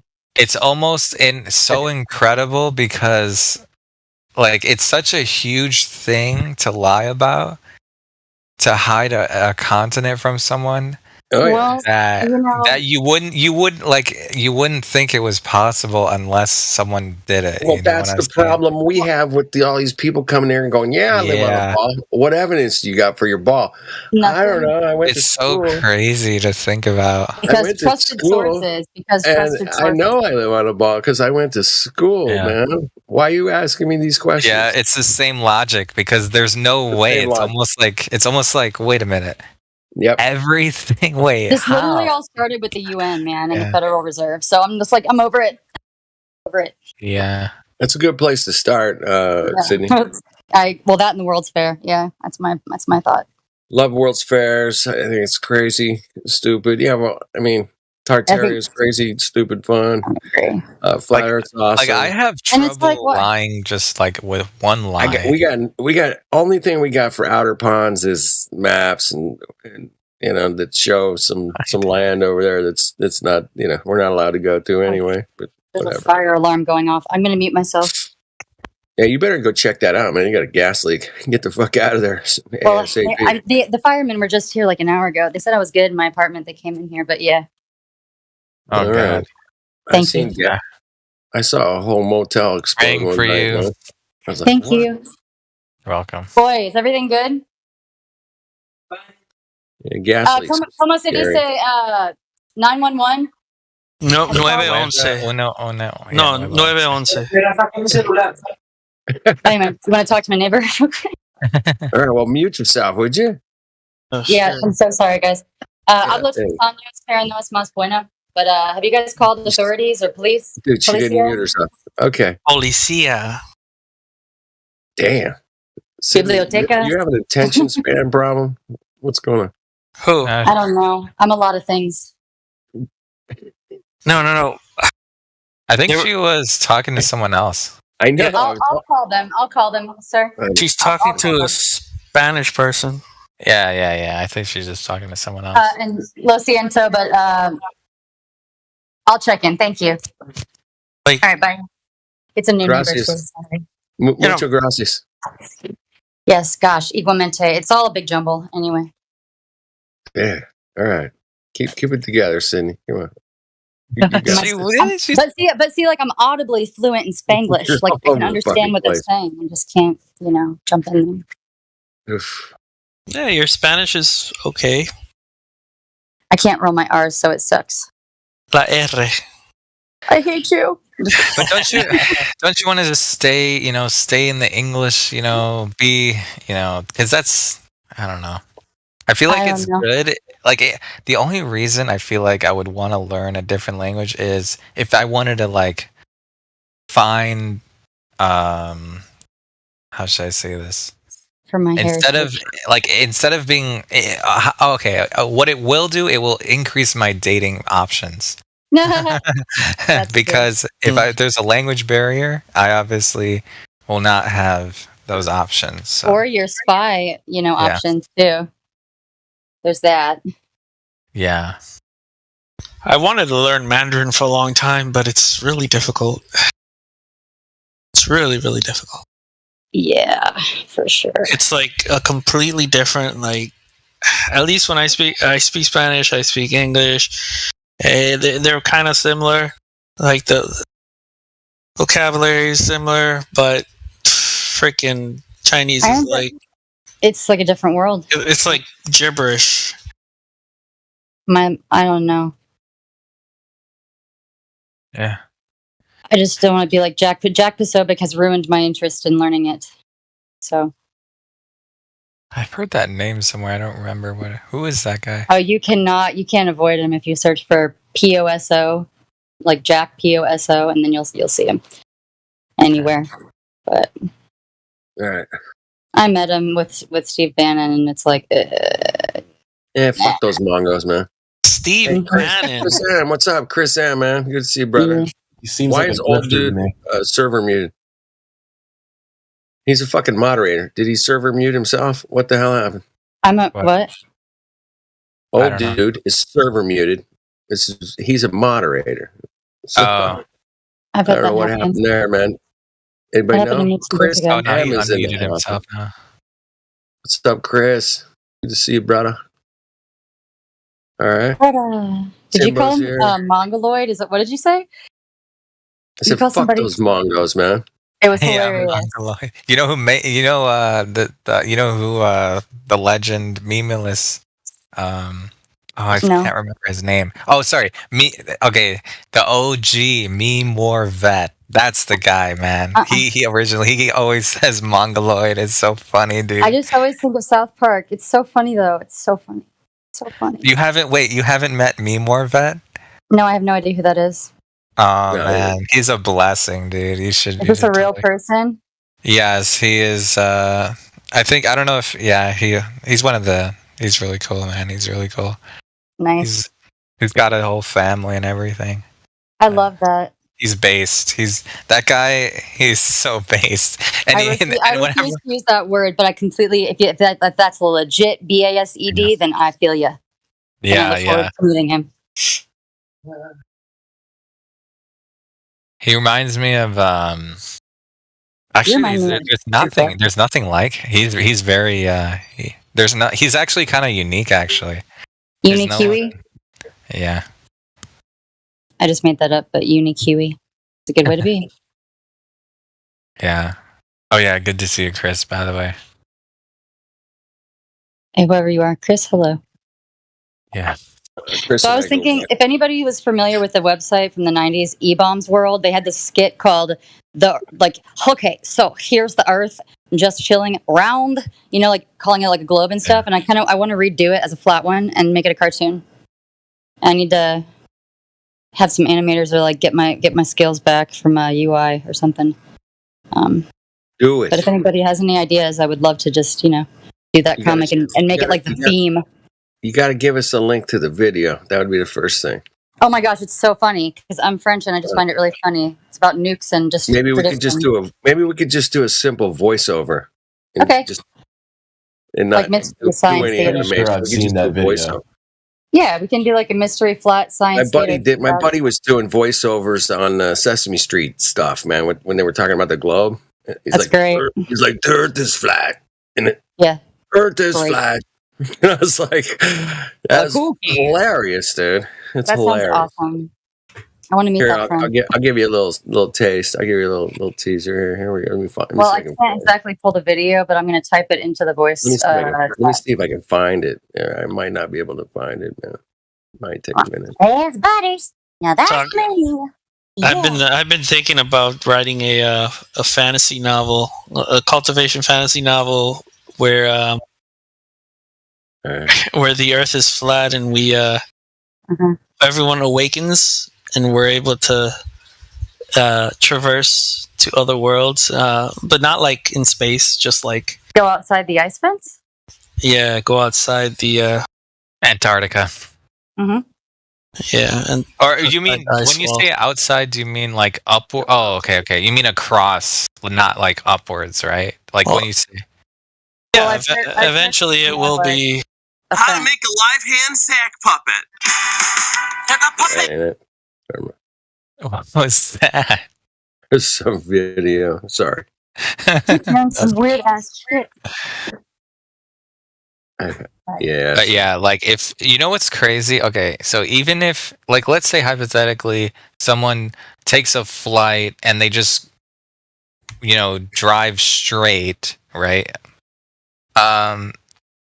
It's not so much that the danger, like not only would it be dangerous because they're going into this very, very cold, allegedly cold environment, it's dangerous because you might actually crash into a container. like seriously, like it's not the fear that you might discover new land. You know what I'm saying? It's like Antarctica's not what they told us. That's not the scary part. The scary part is when you're taking that flight and you're just going straight into who knows where, right?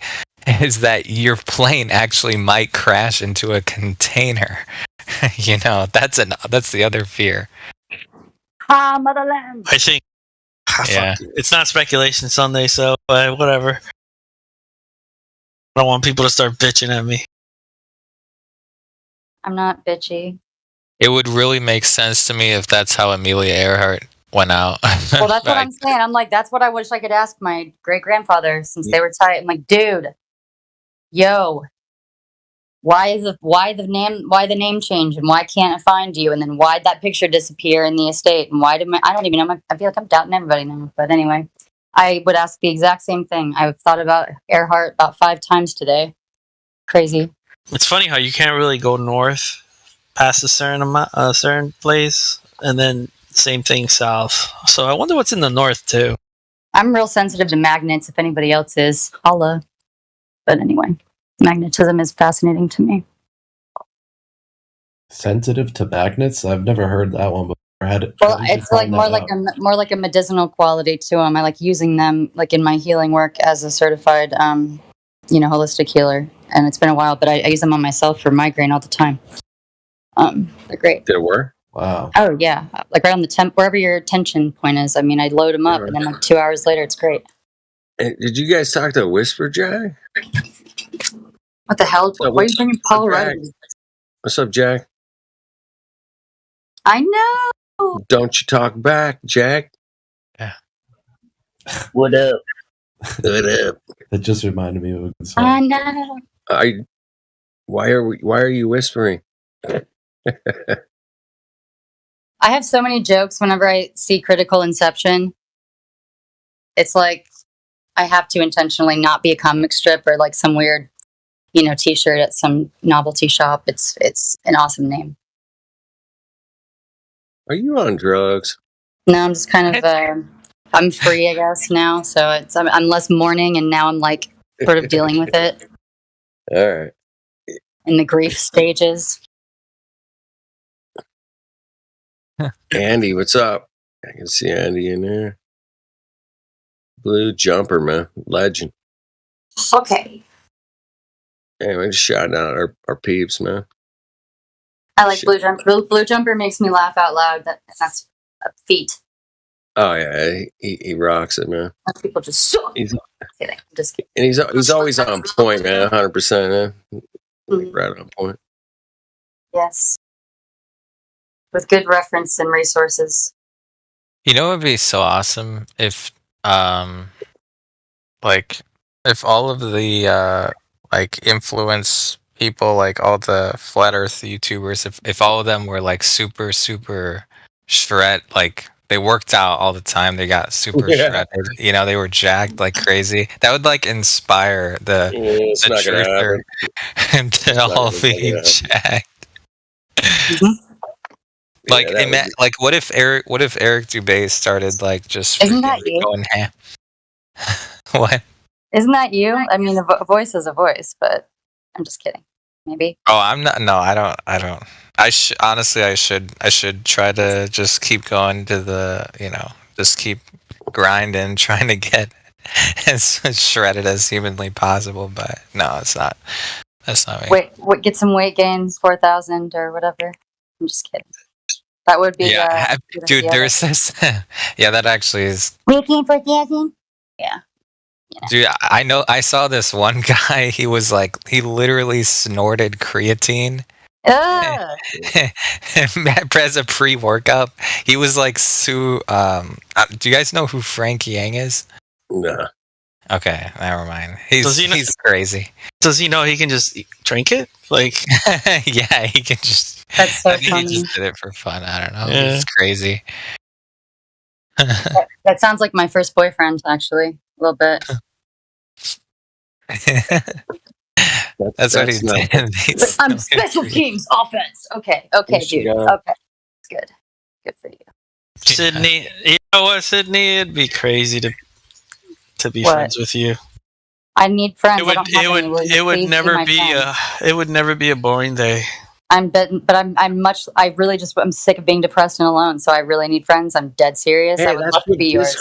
That's what Discord's for, man. We met some of the greatest people you'll ever meet in here, man. That's all. I mean, for real though, I'm not effing around. Man, what's the point? Pussyfooting around the bush. Yeah. This place is amazing, man. I've heard it like 4 times this week. People going, dude, this place. Is your family just like not? It's not in your area? No, I just don't trust anybody, and they're my best friends. But we have to keep our healthy amount of cord length and our tether that's invisible between us because of love. Okay. So yeah. And my sister and I we're not close, but my nephews and I are. And either way, I mean, I've never really had that. Yeah. Yeah. Again, haven't had friends in half a lifetime, so it's cool. I'm not desperate or anything. Wink. So. Honestly, it's because everyone's like working all the time. Usually, like they have to survive. I'm doing 12-hour shifts from home, but I'd come here right after and mostly before. It's kind of sad, but whatever. No, it has nothing to do with the work or anything like that. It's just a mindset, dude. It's just you're just dealing with people who have a totally different mindset. Who? I'm just saying in general. You mean blowbirds? Oh yeah. Well, yeah. I mean, yeah. That makes sense. Like if they're all they all believe in it's just It's almost like they're just like hoarding the even if they know that it's flat and they still tout that it's not, and wear the NASA rocket T-shirts that I just want to rip up, influencers and stuff. I'm just like giggling to myself, like even they know that they're lying. What do they think they're gonna like keep away from us and like have for themselves? Is it like all just complete greed? And I guess so. It's greed, 100%. It's greed.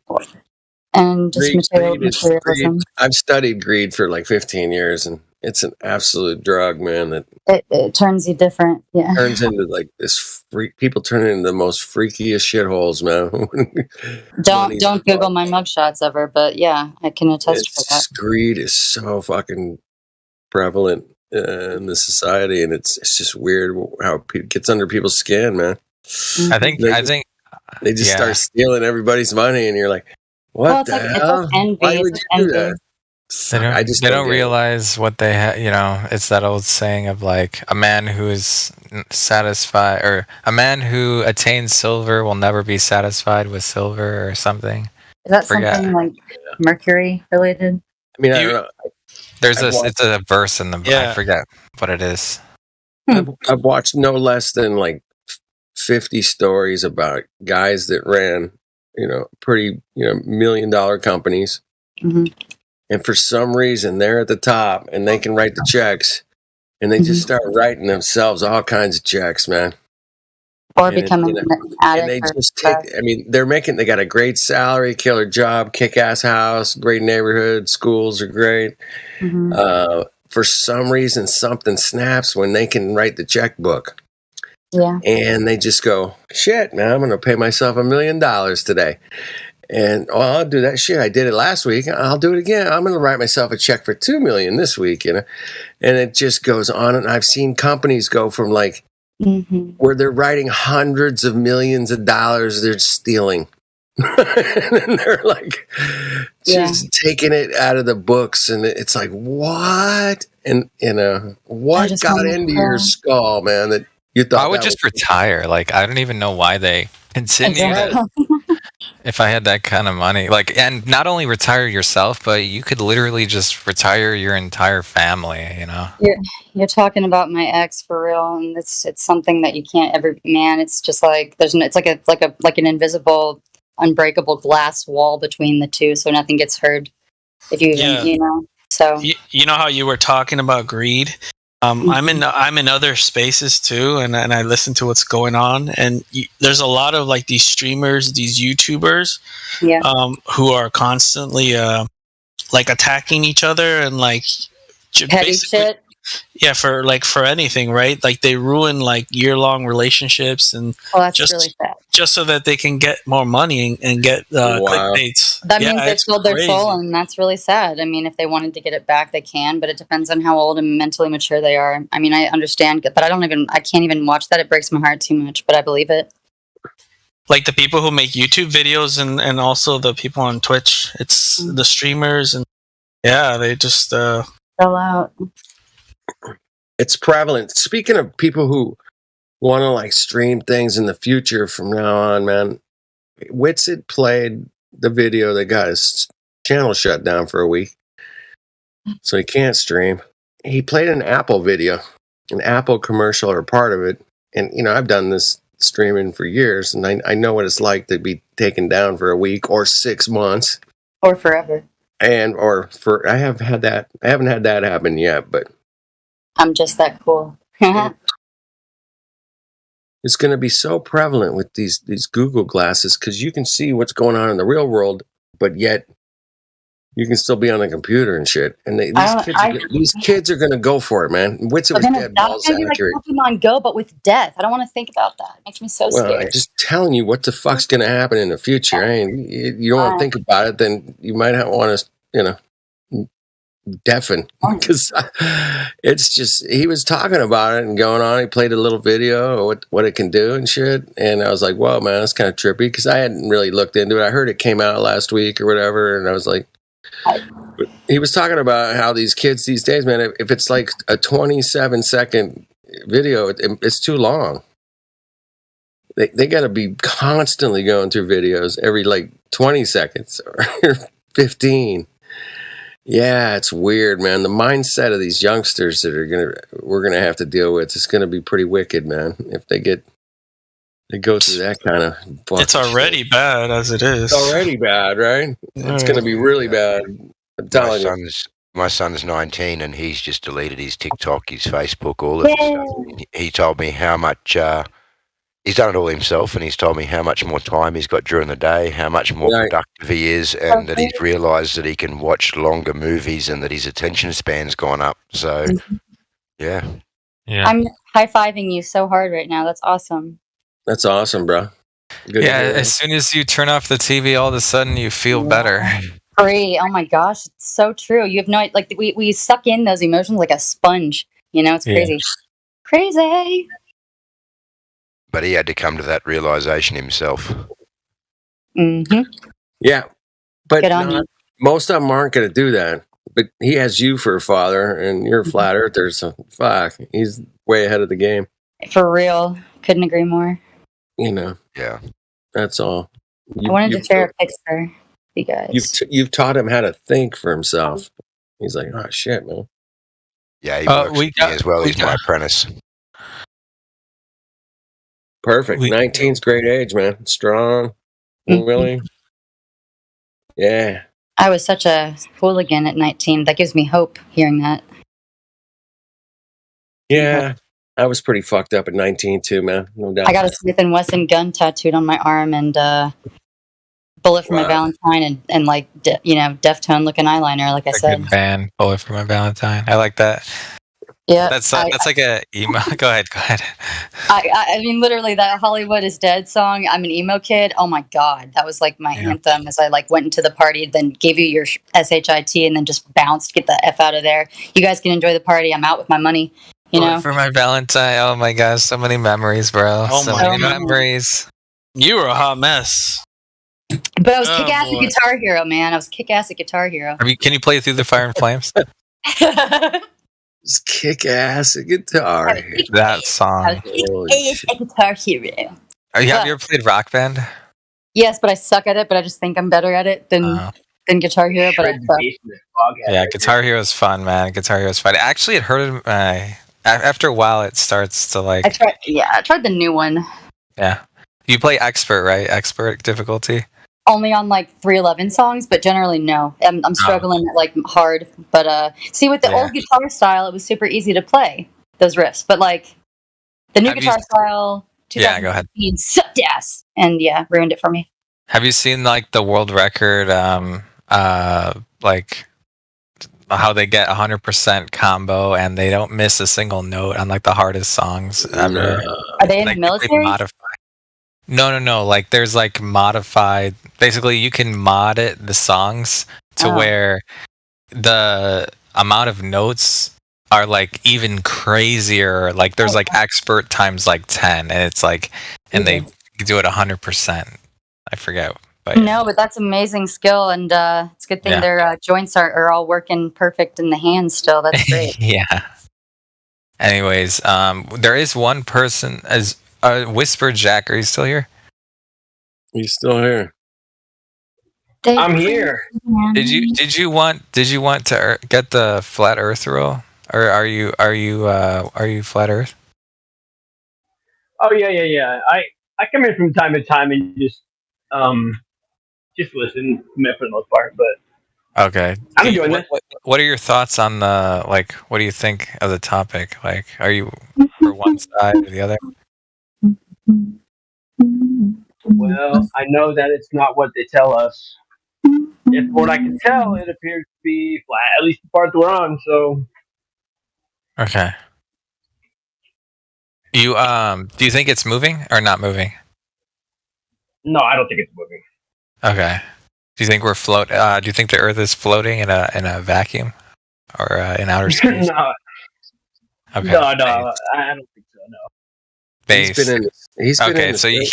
he knows. All right. We can move on. I'm just kidding. He's been in the server. I'm about to post a picture. Hold on, Sydney. We're talking to Whisper Jack. Hang on. Whisper Jack. Yeah, you've been here since 21, late 21. Yeah.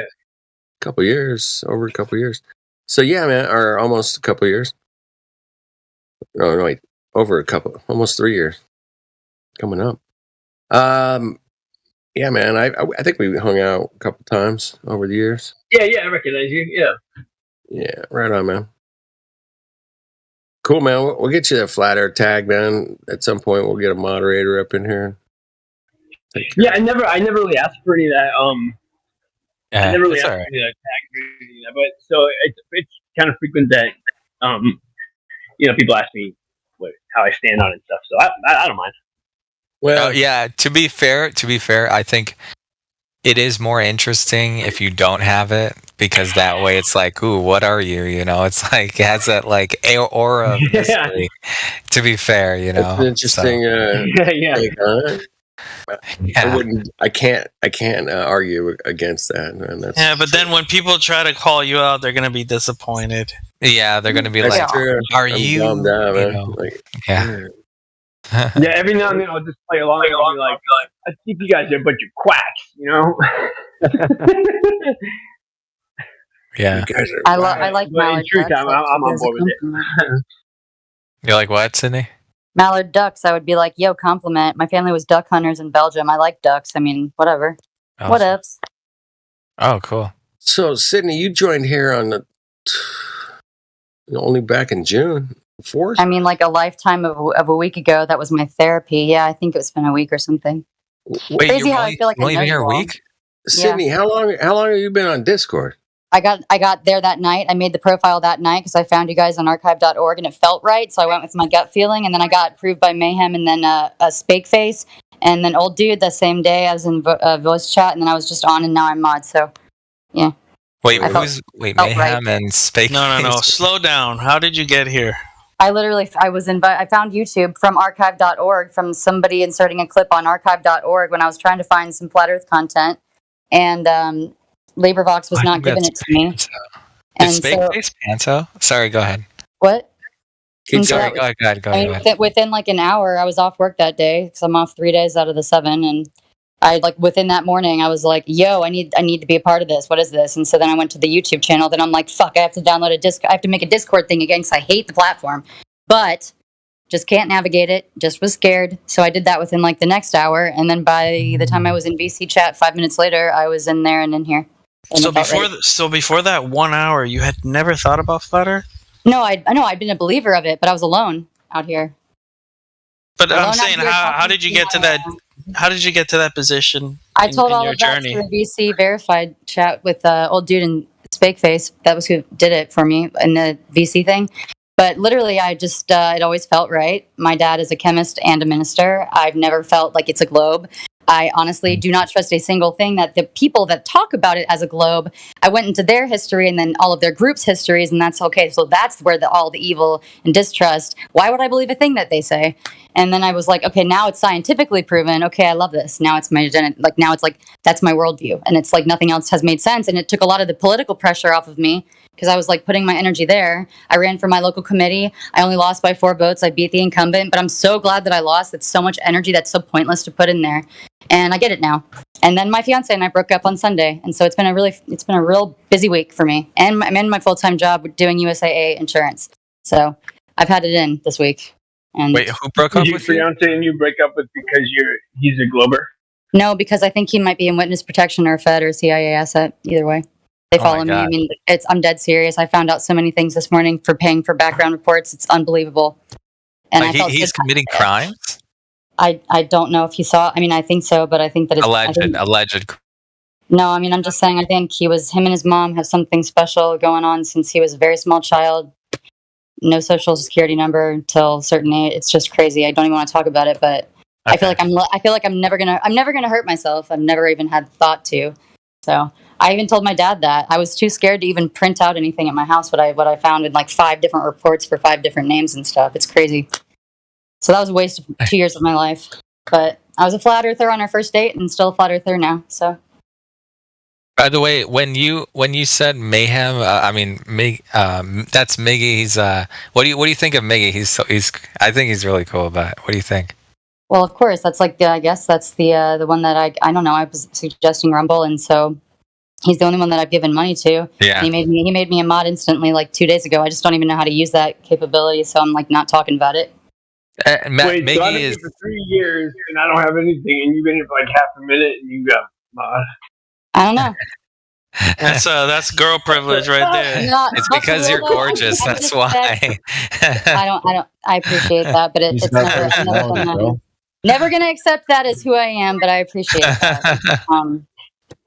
Yeah, it's hey, you know, if I had pretty privilege, I'd take that shit too. Yeah, I wouldn't be any different. I would do the same shit, man. I would do the same shit. If it wasn't for no, you'd feel Bruh. terrible. Trust me. It landed me in jail and a bunch of other places I'm not proud of, but I survived.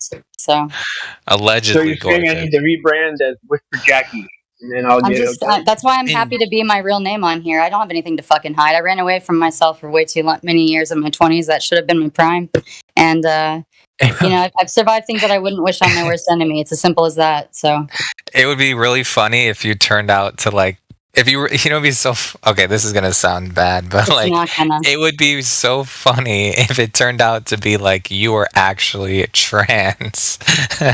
Ew.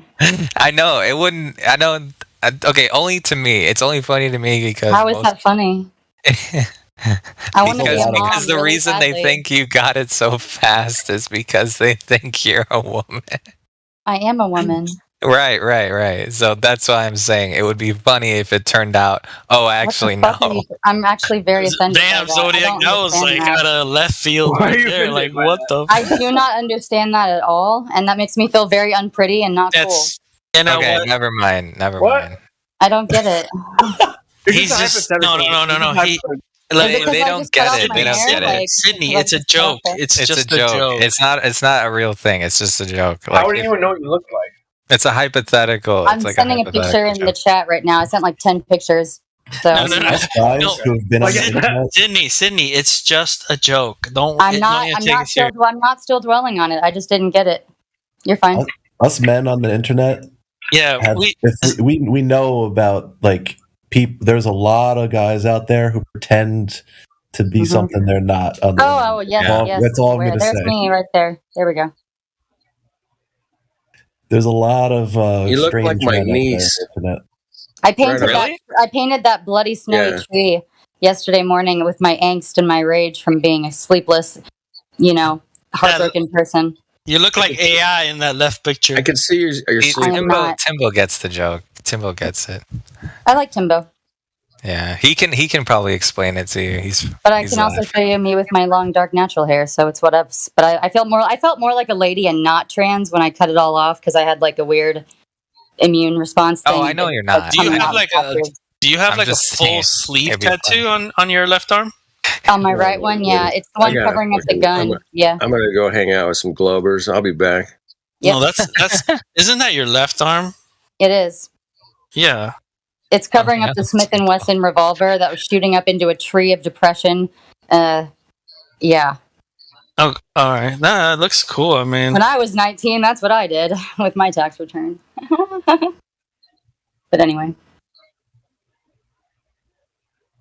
yeah. What were we talking about earlier? Go ahead. Sorry, go ahead. Oh, I was just interested in how she came to this through the journey, and you Oh, know, goodness, she yeah. became a flat earther. I was just curious. The thought never entered my purview at all because I just didn't give a shit. I just didn't give a shit because I'm not a snob and I'm not pretentious and I didn't go to college or hang out with college people. And I've always kind of been like an alone on my own person since I was very, very young, since my first memory. And I've always been okay with being alone in that wisdom. I still don't like the dark. I'm afraid of the dark, but I'm okay having that alone, but still wise perspective on the world always. Like, this is before my heart attack when I was 16, before the overdose at 18, before getting roofied and robbed and raped by 20, and kidnapped. Like, that is part of my past. Whoa, slow That does down. not- I'm just saying. You don't have to go so in detail. You know. But I'm saying I have nothing to Damn. hide there. That was At part 20 of it. years old, that's what happened to you? At 20?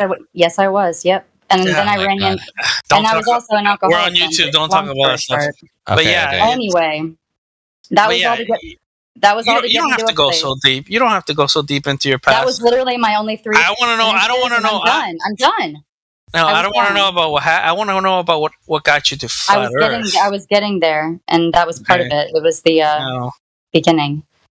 So then, about 6 months after those bad events, right in 2011, I had an awakening, and it was the day that I got my eyes back, so to speak. It was a metaphysical thing, and it was following one healthy thing that I could like see in the physical world, like kind of like a Donnie Darko thing. So I followed it, And it was a person that ended up changing my life forever. And I spent the next like 6 months, sober for the first time and looking at the world like, wow, I can feel things. And then I just, muted it again for like the next 8 years until about 5 or 6 years ago. And then I was like, why haven't I thought about this before when I saw Flat Earth? And I'm like, oh, it's probably because a lot of things just look way too high production value online with videos and compilations. And I'm like, well, that's a little hokey. But the facts still remain. I could just fish it out, And honestly, my uncle works for the intelligence community and has had his family threatened. And I'm sick of being cut off from things when I'm really close to getting to them. The fact that he like put a wall there, anytime I tried to talk about it, made me know I was not over the target. So honestly, that made me more curious. And that was about 3 years ago. But your uncle, do you happen to know, like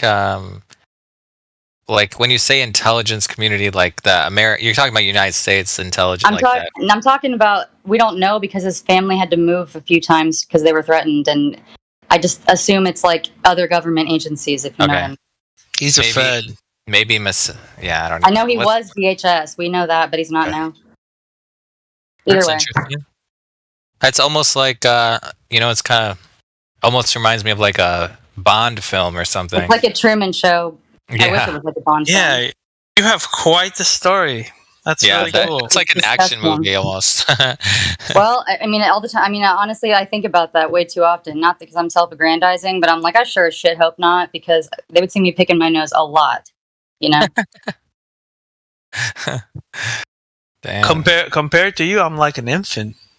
Well, that's what I'm saying. I have a lot of hard knock life experience. That's why Buddhism was very appealing for a while too, and meditative state. And honestly, I've gotten 3 certifications in holistic healing, but I'm still an EKG technician licensed as well. It just expired, but I mean, I did that for a bit too because I'm a heart attack survivor. I thought it was cool. Wait, you survived a heart attack? Yeah, when I was 16, it was my first near death or second near death. Wow. It was from an eating disorder. So, That's crazy, man. What? No drugs. Oh, so you were really overweight when you were 16? I've never been able. No, I've never ever been able. I was very depressed. It was a long story, but okay. That's what Ohio did to me. Jesus. Yeah, it's cool. My parents did the best they could, I think. Oh my god. Wait. So, like, how did the like when you had the heart attack? Mm-hmm. What were you doing at the time? I was in chemistry class. On the way, my mother was on her way to pick me up because I was already in treatment for anorexia, right, at Cincinnati Children's Hospital. This 2006.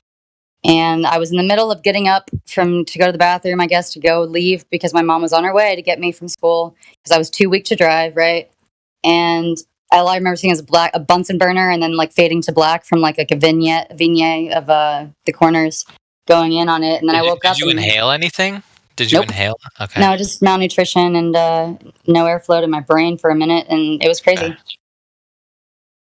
then it took about 2 years for it to heal. Sorry, thank God I was already on the way to the hospital after that. Yeah. My mom was already on her way because I had to spend like 2 weeks there. And then came out of it. And then bitches were calling me like a friggin' cocaine. I'm like, what the fuck is your problem, bitches? And then I never saw the world the same. I'm like, I got to get out of here. So then I graduated high school a year early. I said, fuck you guys. I don't need the credits anyway. I had advanced credits transfer. And I was like, fuck you guys. I'm really smart. So fuck you. And fuck you. And I quit cheerleading. I said, fuck you. I'm just really sad. Let's go. I'm just really depressed. You can stop flicking me off, Mallory Kemper, at the graduation because I'm the only junior there. You can just stop with that. That's so unnecessary and dumb. Anyway, and that was my my ode to my angst there. And then I went astray. But I got better. What a legend. What a legend. If only. I like that rebellious part where you're like, oh my God, always. I'm out. Peace out. I'm going my own way. Literally, it's like I feel like I'm suffocating in a room, even if I'm not even present with the people. If it's going to make me feel that way, I feel like I can't breathe, Fuck that. Yeah. Not a way to live. Me, have you ever... okay. I don't want to make it... All right. Please do. I was about to make a Disney reference, but I don't want to go there. Is it another joke that might offend her? No, it was about... It was... No. All right. Let's talk about something else. That was it's a an small awesome. world after all, right? Man, I feel like I have to say it now. No, now you gotta say it, dude. Yes, you do. That's like a All cock right, all tease, right. you know. It's really not that special. It's like it's gonna. All right, I'll just say it. Okay. So when you said fuck you, I'm done, I'm out, that reminded me of like when Elsa from Frozen, she was like let it go, or the cold never bothered me anyway, and then she It's went true. back to her ice castle. No, She's that's like, I'm literally out of here. true. Because at least there, you're safe. You can see everything, and it's like, okay, some sense of control, and like nobody can bother me and put anxiety there that's not normally there. Like that's great. That's great for me. Now I'm just concerned that you've been watching Frozen and referencing it. That's her favorite. That's her favorite movie. I do No, not like not that her. snowman. I do not like the voice they gave that snowman, but I mean, I respect it because my sister gave that movie to me, and I'm like, you like fucking sisterly things? She's never been sister to me. That was not that long ago, so I had The to ice keep was it. flat. I mean, too. your The hair ice is was white too. I mean, shit. It wasn't always though. I mean, shoot. Like I'll show you. Depending on my hair color, I can get like, aren't you? Have anybody ever told you should be on TV? I got that 2 days ago at the grocery store. It's like, yes, but leave me alone, please. You know. As long as it's never blue or green. Hell no. No. Have you met El Baba Yaga?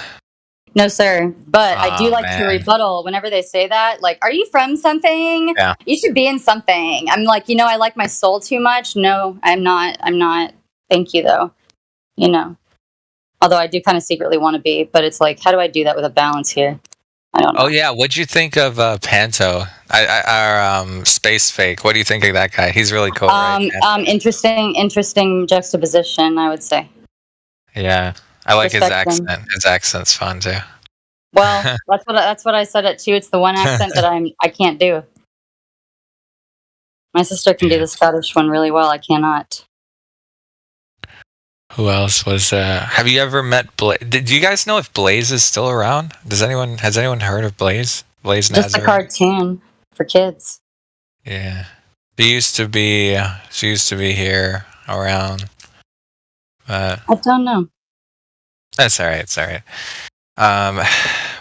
I like the fact that I guess there's no comparison to me. That's why I don't ever want to. I'm never ever like trying to seek attention ever. That's why I don't talk about this stuff. But this is who I am at all times, every day. And hi, I'm just Sydney, but I'm happy to be Sydney. You could actually probably write a book about your life. I started it when I was 17, actually, and my dad. I remember what it was called. It was called Fiend, and I remember the whole first chapter. But thank you. Yep. And literally, the gist of it was, we're all fiends for something, and the fact of the matter is, we're there's fallen. never such a thing as no backup plan in our lives, no matter if we're in a good place or bad place, quote unquote, ever. Yeah, honestly, the question I would ask is like, I'm still sick. do you and think imperfect. Sorry, go ahead. I was just saying I'm still sick and imperfect, but that is the beauty of like the humility stick, in my opinion, that I've been hit with many times. So. No, I don't think you are. I mean, you're just really outspoken, but that's okay, What's the point in wasting time? That's my point, We'll never get that song. Yeah, there's a song. Never mind. Only getting older. I think age is just a construct, like, has no merit on somebody's soul. That's bullshit. Legally speaking, it has to have. Age is not a construct. It's reality. You're actually aging. Right, but I mean, I'm just saying, mentally, we can live like, however. Spiritually, okay, but for legal reasons, it is real. I think I can still do what I did when I was 20, but I'm now 40 and it just doesn't happen anymore. I regret trying. And I can't get drunk now at 33. I get it. You could still get drunk. Nah. Just it'll probably be easier now. I think I'm going to tonight. I was gonna go to the club and like see why all the sheriffs in Kansas City were actually there doing something with the presence on their vehicle. That's like a block from my house, but I guess there's like some famous rappers or something there. And I just didn't want to do it once I got back in the chat here. And I'm like, oh, this is so much better than doing that. Even though I look really cute. I'm like, fuck that. Yeah. I mean, it's up to you. Like, going to the club. I feel like dudes just... It's so dumb now, man. Yeah. That would just be a rebellion thing that I would probably feel shame and guilt for later just because I'm missing Andrew and being alone. Yeah. If you're really young, you probably would be more motivated to go to the club, but like, I don't know. Young, again, it's just like, that's just a weird way to describe something. But I can't like if go to you're the in your club. 20s. I feel like a granddad standing in this corner, like the weird old pervert. I've been server muted in the dunce corner, even though I was like a mod, but don't talk about it. So you're good. That's funny. Wait. I went to the club about like 4 months ago. It was a long time ago, but there was a fair amount of old people, like people in their 50s, 60s, like men in that age. Yeah, that's great. Those called silver foxes, and depending on the caliper of I was surprised. That's what's, man. That's what I was saying. Is the floor of the club flat or curved? But here, but I'm in Miami, so you see a lot of that, like very much older men with like very young women. You see a lot of that here.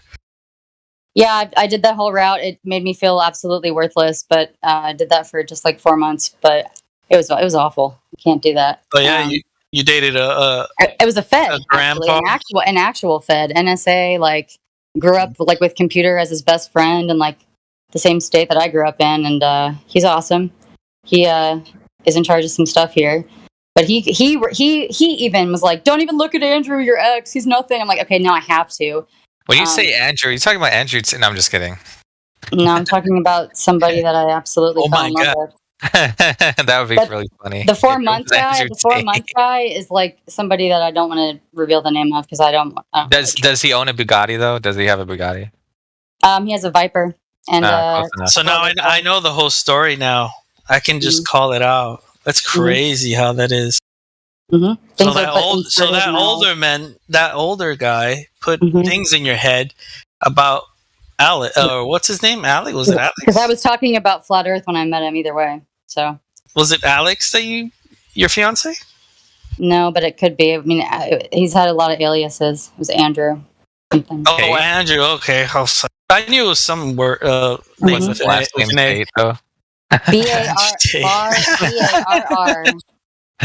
Okay. I'm just kidding. I'm just messing with you. No, it's funny. I have to laugh at it. Otherwise, I might punch something that it's not cute to do that. So,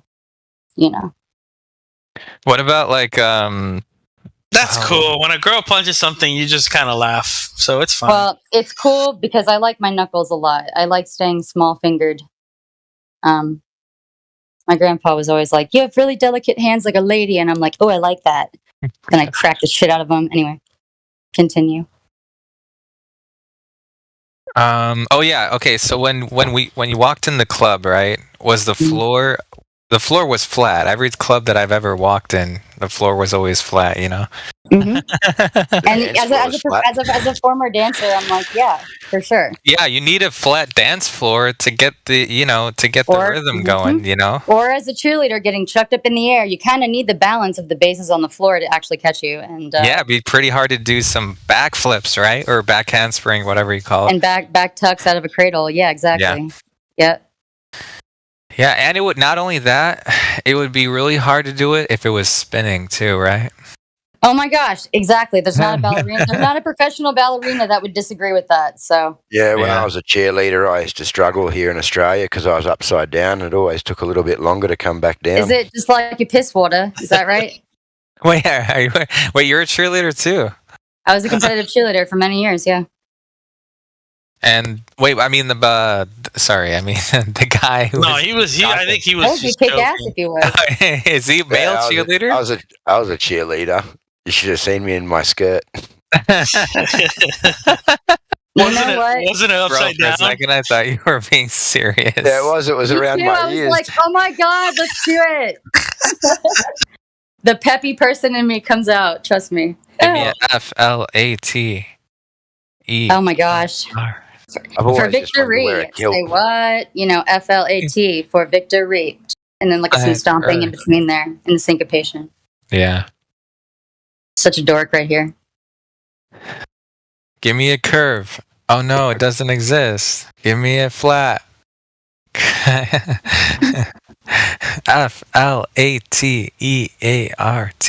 Go flat. Go flat. I don't know, but it's got to be something to reinvent the flat smack. It just doesn't have a ring to it in my cheerleader mind. Team flat. Team aim true. flat. Yeah. That's that. I don't know. Yeah, team flat. That's that. You know. Mhm. Let's keep going. What else? Mic drop, no drop over distance. Yeah, facts. Mic drop, no drop. See, I swear I could be a walking one-liner. I've been saying it since I was like 12, but I never ever had an outlet because I never felt comfortable around people. So, because you know why? It's the pretty girl stigma. Whoever was talking about it's a good thing. It's so much more a curse than anything. You have absolutely no idea. And I will never see myself. It's like a superpower, right? You gotta. No, it's fucking terrible. You have to know how to control it. If not, it'll consume you. If you don't know yourself, you'll be like those TikTok influencers that have sold their soul, and it's very sad to watch. Well, yeah, because they have no control over themselves. Because they don't know who they are and they don't love themselves. That's the problem. So it took Flat Earth to actually kind of accept that about myself. If Superman was flying around just flying into things and just flying into people and just, abusing I would be happier power, with that, I think. It'd be like we'd say the same thing, With great power comes great responsibility, and that's Hollywood that's pretty privilege right there, What's privilege? What do you mean? Like, you have a lot of power. But when you don't I have been cursed by that and you have no idea the shame and guilt that can entail when you take advantage of that. Like, honestly, I had a lot of good things in my life when I've had a lot of bad things in my life. Like, I've been at every level of contentment, lows and highs, and bad things have happened to me when I actually utilized that and took people for granted or took people and manipulated them or didn't know me and just went to get lost and drunk and then woke up in jail the next day. It's not a fun place, man. Not a fun place. That's why I said comes with responsibility, and you didn't have any, so that's why you suffered. That's because that keeps getting perpetuated. That I'm so special and I can get whatever I want. So what? I'd rather have myself speak for myself and my action and my actual convictions. Like men get to have the privilege of. So I'm not even going to make it about the sexes there. But I had to insert that just to make my point, and then I'm done. I'm not angry. I'm just saying I do not like to be looked at like that because that's not how I see myself, and that's not how I conduct myself. So I'm I'd rather be a hermit. I honestly feel more like a person that's agoraphobic than using that pretty girl thing for my advantage. I'm just not that guy. So you should watch Fresh and Fit. Yeah. I've seen them. I dislike that show. I can't even watch. You'll learn a lot. They're kind of rough around the edges, but they tell the truth. Me. I've listened to them before, and I've watched it before. It's pushed on me by Bongino's show and a lot of other shows on Rumble right after. I dislike it. I do. They're kind of rough, but they are. A lot of it is truth. A lot of it is truth, but they are. The fact of the matter is, it's still portrayed and it's still perceived in Andrew Tate directed it. I was happy that Fuentes was on it with Sneeko. Yeah, Fuentes. Yeah, and honestly, that was the only time I could actually see who the fuck Fresh and Fit actually were without those dumb whores there. I'm sorry, but sorry. That's just I'm sorry, but no, I'm not. That's very true. I can't watch it. It brings us all. It's not going to make the trad wife thing, which I actually would kill to be right now. I would really, really kill to be a trad wife happy, just doing a homestead thing. You need to find a rich guy.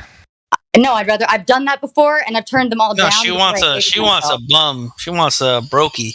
No, I do not. Oh no! I want somebody that's going to challenge me mentally and support me emotionally, just like I would do the exact same thing. Oh, okay. I'm sorry. I thought I've done both sides of this coin here. Since I was 22, I've done the whole dating rich men on online dating sites and all that crap that I regret. But stay-at-home dads are really popular now. You could go out and work. But that means they're a pushover. But I mean, seriously, what's in it for me? They're not my kids. I mean, I want that. I've done that role too. I can argue for a lot of these sides, including the men's side of I've done it. I've done both sides of things. I'm like a walking duality, I guess. What do you think of Jay? Do you know who Jay Waller is? What do you think of that guy? I do not. Why would what is, He's another one. Bro, you are deep in that space too, huh? Yeah. I have literally vetted so many friggin' countless influencers. I will take your word for that. He's anyways. He's just friends with Andrew Tate, and he's part of that he's an interesting guy. So he's a verified Illuminati guy then. Probably. Fuckers with triangles. I'm sorry, silly triangles. But not our silly. Ours are not silly. Our triangles prove the flat Earth. You can't have it both ways. Yes, you well, can. triangles are usually straight, right? Usually. I think triangles are just triangles. They're not usually curved. Correct. Well, the lines, the things that make up the angles of it are always straight. Yes. Have you guys ever seen a curved triangle? Only in like acid, trippy dippy photos and like posters and lava lamps. That must be the spin getting to you. If you talk to enough Globers, then now you start seeing you start seeing curved triangles. Yeah. And you're just like, but NASA. Yeah. Oh, by the way, speaking of NASA, have you guys seen those documents? I'm sorry. This is gonna sound like Alex Jones, but like. No, I like to read documents too. Yeah, there's like there's a bunch of like 30 documents where they say to assume that the Earth is flat and stationary. Yeah. I downloaded them all to my computer and pretty much memorized them at this point with MIT studies as well with NASA. Yeah. Yes. Honestly, I've never before I found this server, I never even knew about that. I still think you're Eric Dubé. Me? Yeah. Oh, I'm not Eric. No. I'm a different person, 100%. Well, so is it. I don't know. I mean, you got different names. I don't know. Stage names are one thing, but your voice is very Are similar. you sure you're a different person? Your voice is very similar. I think Eric is. His arguments for gravity. I don't think he goes with Huey's argument. He has a great yoga posture. My back is very, very scoliosis-y, and I wish I had that posture. That's my point. But either way, just tell him. How would you know that? Does he because actually? I'm psychic. One, I'm a professional psychic if I use it, but I don't all the time. And two, I never forget a voice. You're a professional psycho? What? Psychic, but yeah. Psychic. Okay. Hi, Eric. I don't like to tap into that, but I can't forget a voice ever. Do I sound very similar, identical to him? Absolutely. No, I was just calling out Eric to see if you accidentally answered, to see if we could bust you. All right. There's a lot of other ways. There's other ways. We can You got him. You got him. Rubbing hands together. It's super easy to prove. We got a psychic here. I'm not Eric. We got a psychic here, Eric. You can't hide. I got fired from ChatGPT after one session on Upwork. One session. I asked it too many pertinent questions, and I got fired. But it was funny. So there is one way I can prove I'm not Eric. It's do you guys know who Owen Benjamin is? Nope. Of course. He used to Owen Benjamin at one point he would challenge Eric to be on a live stream or something, or this was like promoted, but go on. Yeah, this was like a long time ago, but basically he wanted Eric to show up, to talk about flat Earth or whatever, and then he just started making fun of him. He called Owen him Eric Duguay or something. Well, it's a good thing I don't need influencers or middlemen in my life to make discernment. That's my biggest problem. Actually, is I don't need middlemen or influencers to make my decisions for me. So that's why people don't like me a lot, So you need like a really weak guy who you can just walk all over, right? No, because I am not a cruel person, and I've been that person that gets stomped on. No, I can't do that. I would never do that. You need an alpha male. So you need an alpha male. Yes, I do, but one that's not a fucking fed. How about that? Well, that would be nice. Well, that's gonna be hard, That's you're asking for too much. Well, apparently so, but that's the thing. If I knew my role in this, I would act it out like an A+ starlet. You have no idea. I want a girl who's got all the right curves, and she's a millionaire, so I don't have to work. True. That'd be awesome. I mean, as long as I can laugh and be best friends with that person at the end of the day and trust them, that's all that matters to me. Fidelity. What is it? Fidelity, honesty, and compatibility and laughter. Man, that's it. Family value. Honestly, yeah. Also, the key is if he wants kids. I think that's a big one. You know what's one thing I disagree with Fresh and Fit. Well, they get on people to make them. Zoideric.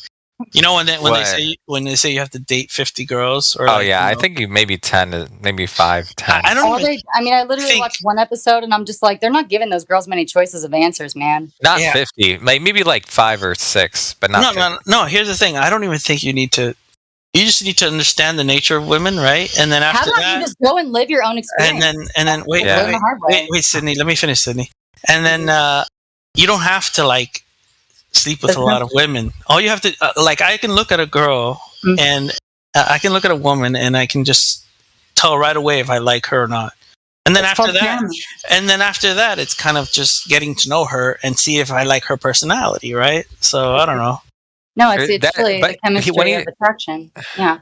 The thing. Okay, here's the thing though. If you don't have any fear, like if you're a natural, so to speak, then I agree with you. However, if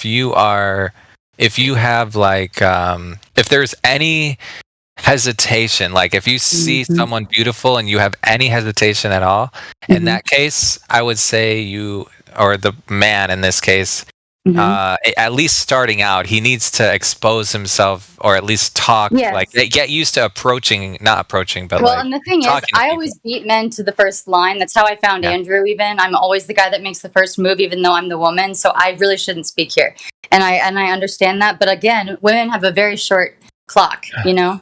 Well, you're talking about confidence, right? I'm talking about. No, I'm talking to him. He was talking experience. He needs to practice. He needs confidence when he speaks to women. And having a female friend, I would love to help with that. You know, like as a female friend, I've only really ever had dude friends too, but I would love to help if you need it. Other than Fresh and Fit, I'd rather you come to me.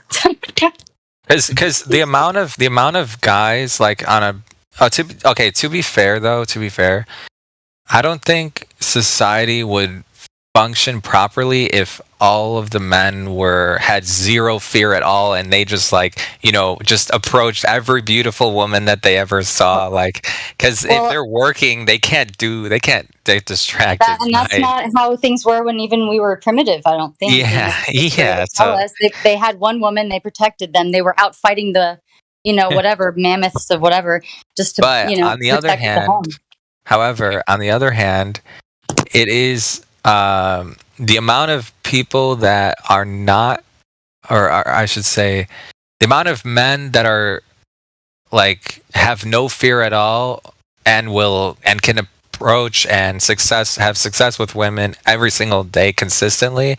That number is very, I would say, it's not the majority. I would say, say the majority probably need more practice. No, you're wrong. You're wrong. Women don't want somebody that wants to talk to somebody good every day. They want somebody that wants to focus on them every day. You're wrong.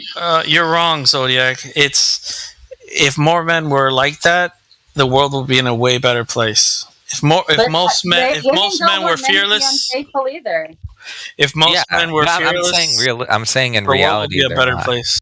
Yeah, no, I'm not saying it would. I'm not saying it would be the problem now is you have too many fearful men. That's the problem. Well, we have too many confused and lost non-maternal women because of the talking about in a practical sense, if they were working a job and they just went out, sometimes the girl, she's just busy working, you can't always get that. I don't know what the pressure felt is from, though. It's not coming from me as a woman. So I know it's society. No. I think he's thinking about it in a different. I think you're thinking of it in a different way, because he's saying they can't. It's better because that way the men are strong and we can't be. They're not cucked. In other words, they're leaders. They're masculine. They're amazing, competent, successful, right? And so I get what he's saying, but what I was getting at is if say like someone's working, like the woman is working, it's you can't always just go up and just. But to be fair, on one hand you should, but on the other hand, it's like sometimes they're just busy, you know. Sometimes there's just no shot, you know. And it's all in what's appropriate. I found that whether it's drugs or people, if I don't think about it or constantly seek something, then it will come to me. And that's I think it just a way to not stress oneself out, because I've done that way too many times for years of my life. So from one woman, not even sex involved here, I don't have any confidence. I fake it till I make it. I don't look at myself the way I look and appear to others. And I think that a person is a person that will have appeal to the right person if it is open, if your receptors are open to have that person come in. So it's less work off of you mentally. Yeah. If that makes sense. I think it's just all about compatibility. It's like, I don't understand why. What's the point of a relationship if you're not compatible? What's the point of a relationship if your end goal isn't to be faithful and like start something real with that person, you know? Ask Hillary and Bill. True. They have the answers. They have the answers. I'm not going to put the time and energy to date a physical 10 if she's a glober. Like, I'm not. Absolutely not. Exactly. That's funny. That's actually it's really funny. true. Really true. It's the reality, man. Just go bow on your knees to somebody else like NASA, and I will be right over here being happy with wildflowers in my hair or something in a field, like that one music video from the 90s with all I can say is that my life is pretty plain. You know that one? That's all I know is I want to hear a story about flat Earth destroying a marriage or something. Not that I want people's marriages destroyed, but I like hearing like drama stories about shit like that. Like, oh my god, flat Earth destroyed my marriage. We can do that. Let's do that. There's a term for that kind of writing when you just bounce off one another. That's not improv comedy. You just know it. I think it's social engineering. You know, this thing we're talking about, you know, guys being afraid to approach girls because Andrew Tate said that that's happening. You're talking about confidence. I think confidence comes from a person who is just happy to be themselves and is willing to meet someone who is compatible with them and to wait. You know what I mean? Because if you're not happy, what's the rush? Yeah, if you're not happy with who you are, then in your mind, that person's not happy with who I am. Because you're not worthy of love is what it equivalates to, and I can tell you that. Yeah, and this is what society expects from a man or a woman, you know, and you never get to explore who you are. You're trying to you have to find out what you will not settle for and what you want and what you need, and there's a difference. Yeah, she needs to date around and take it like 100 times, then she'll know what she wants, right? That's disgusting. Yeah. No, that sounds like something Fresh and Fit would say. Just go to where you like to go to, right? That's really gross. I don't think that works for anyways. I don't think men should do that either. What are you talking about? I'm not taking anyone's side. Well, they should at least talk. If we go hang out where we like to hang out. If you hang out where you like to hang out, you might meet somebody, right, that is like you or that is compatible with you. But if we go to a club, then who are you expecting to meet? What, a superstar, some kind of, high status man? That's where I can expect some trivial thing and some trivial hookup, and then feeling terrible about myself the next morning. That's about it. Yeah, but if you meet somebody that far. Yeah, if you go to places you like to and do things you like to do, you expose yourself to people that might be compatible with you more than if you say you go to a club. Expectations and stuff. Honestly, like that. All this stuff is like what our parents should have just taught us. Fathers. I think honestly, this topic is like fathers should have taught us everything. True. My grandfather was more of a dad, but yeah, paternal things are great, just like maternal things. That's my bleeding murder hand tree. Come on now. Our father. Well, if you read the Bible, I think the Father teaches us that. He teaches you to be like Him. Isn't that cool? Wait, here's another thing though. Like, even though all of these, okay, so we're the product of, not product, but we are the offspring of a successful, let's say, bond, no matter how short it was between two people, right? So, agreed. Theoretically, they have, we have the winning genes, so to speak, because we survived, right? Because we're all, everyone who's listening to this, we're alive, right? So two people had to have that. They had to at least have success long enough to have intercourse, right? So they had to. So whoever the father was, he is the so-called fisherman. Yeah. And so therefore he would know, I guess the father would know. I mean, he would probably give us the best advice. And that is whom I pray to if I do every day, which I do, because I haven't had a relationship with other creators other than it's the same guy for me. Yeah. But I can't speak for everybody. That's a great way to think positively. It's like, I'm physically capable of having sex. I'm a winner. Yes. For real. Because otherwise we would never have been born, It's called, literally, like, you can even dissect, the part about Genesis and, like, the RIB and the rib, you can make that into actual beautiful DNA that we have, so why alter it? Yeah. I think it's funny at, like, work, or, like, that, like, one of the, like, female coworkers will, like, start kind of hitting on me, or, like, hinting that they want to, like, hang out outside of work, and I'm like, they're, like, wearing a mask and vaccinated, and I'm like... I was like, right in my mind, like, if I was really drunk, I might consider a one-night stand. Like, that's where you're at. Like, you. But even still, you might get sick, and that's right. I get it. It's just great. It's just funny. It's like they just have no idea that they're not an option. I agree. Yeah, we can't talk about that V word. That's right. That's Voldemort. That's actually something that's really dark, but yeah, that word, Voldemort. I've been slipping up lately. Yeah, the V word. Voldemort, not the vagine. Voldemort actually means something. I just found out not even that long ago. We got a Glober. Itayer. You could say Itayer. I think that's short, simple. Itayer. Yeah. Welcome, man. Welcome.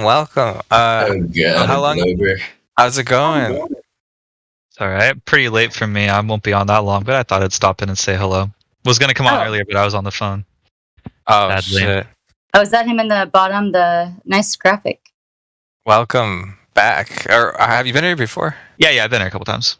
Oh, okay. So you've heard all about, like, the... Well, no, I don't know if I've heard all the points, but I've certainly heard the have you heard about ones, yeah. Okay, we'll just go through the normal one. Then the Black Swan. You've heard of that one? Yeah, I've seen that. Yeah. How about gas? No, wait. What's your position right now? Well, hold on. Here we go. Black Swan, gas pressure, radius, science, hypothesis, right? Okay, let's stick to the Black Swan. I want to know. No, I want to know where he's at right now. Where are you right now? In regards to the Black Swan photo? Yeah. No, in regards to just in general about flat Earth, about the globe. Just curious. I think the Earth is a globe, yeah. Okay. Tell me why, please. Well, it's actually a fair question, right? But the simple answer is that I think that the evidence that I've seen, people I've talked to, the stuff I've learned and, thought about for myself has met my personal standard of proof, right? I consider it to be the people that you talk to. Yeah. I'm an astronomer in my daily life. Yeah, go ahead, man. I'm curious. Did you ever think about like the propriety of the globe model thing before flat Earth became like sort of like a controversy? Did you ever think about it? By propriety? I'm not sure I follow that. Okay. Did you ever question the idea of the globe? Did you ever question the globe on your own, like before flat Earth became this controversial thing on the internet, or was it only after that you actually thought about it critically? I think it was after. Yeah, I think that's fair. Fair statement. And then it was also these people. Was that what they had in common? They kind of inserted that into your purview, or was it separate from them? The ones that you say you believed. Excuse me. Sorry, I'm not sure I follow that. The people that you said that you trusted as your reasoning for believing the globe. Uh-huh. Are they the same people that started making you think about this? Like, they have the one thing in common. Certainly not. Well, supposedly he's an astrophysicist. Everyone says that supposedly. I'm not sure why it's such a contentious point. It's a big thing apparently. Like Indio is really vehement about it, right? He's like, that fucking guy's such a fucking liar. I'm like, Jesus, man. Sorry. Gotta look at the stars, you know? Like, it's not such a crazy. I'm not saying I'm an astronaut or anything. You know, I've never been to space or anything like that. I'm just saying I look through a telescope. It's not particularly a exclusive profession, right? No, but it's very telling. So physics was my favorite too. I just think that we should do scientific method stuff, maybe. Yeah, and that's obviously a point of some contention. I don't know why, but yeah. As well. Yeah. Yeah, sorry, I didn't mean it in a bad way. You know? No, sorry. Yeah, I think it's kind of funny that people are. I mean, I'll doubting tell that, you, right? I did not even think about the Earth question at all until like a year ago, and the only reason it came up is because, like, you know, the flat Earth thing has like became a controversy on the internet that we're kind of. Who was it that said it first to you? I just got to know. I'm all about the influencer vetting. I don't even know. Like, yes, I honestly, do. It might have been one of my gaming buddies. Like Fuentes. I'm just kidding. I think I've heard about it for much more than a year. It's been a couple years at least. I was already like a conspiracy, like.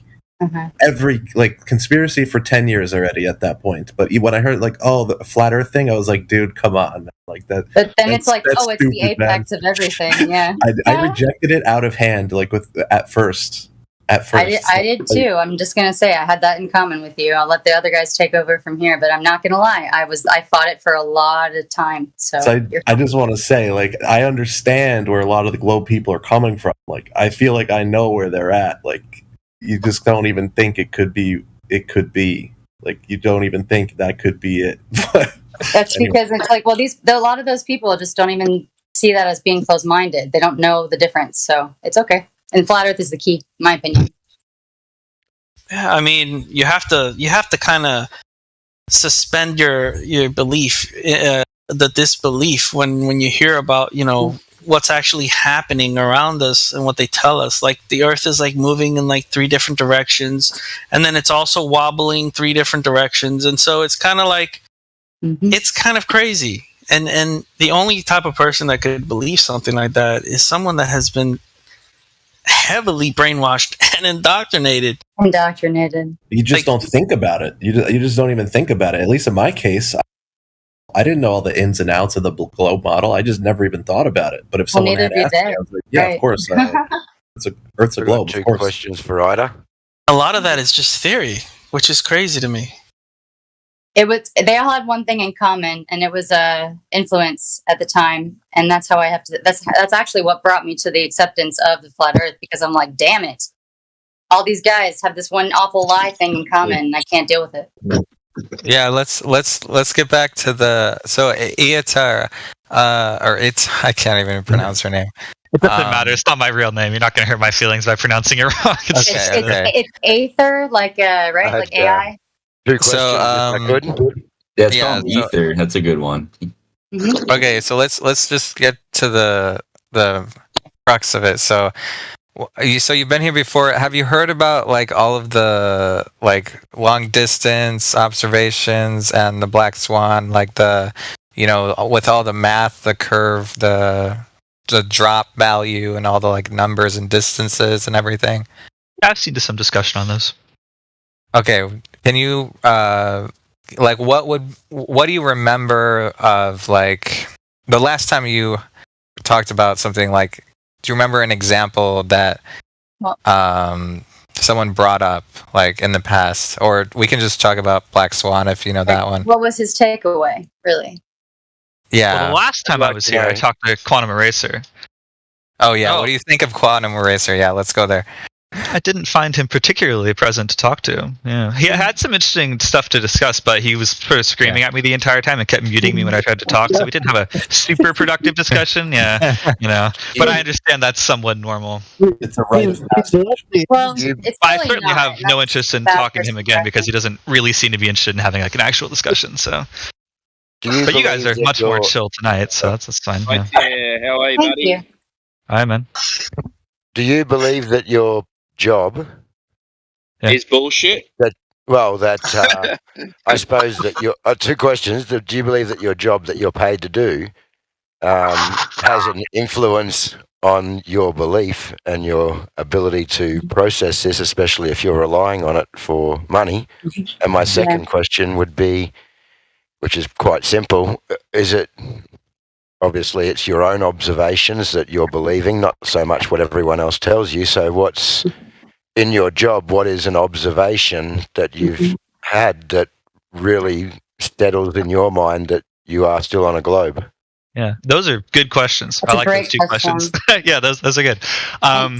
Take them one at a time. So I do think that... I'm next. Oh, can I just say one thing, and I'm going to mute myself right after? Yeah, all right.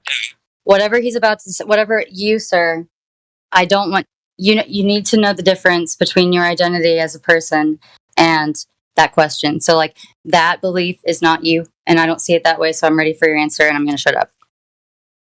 All right, so I believe your first question was, does my job influence my perception? Something like that.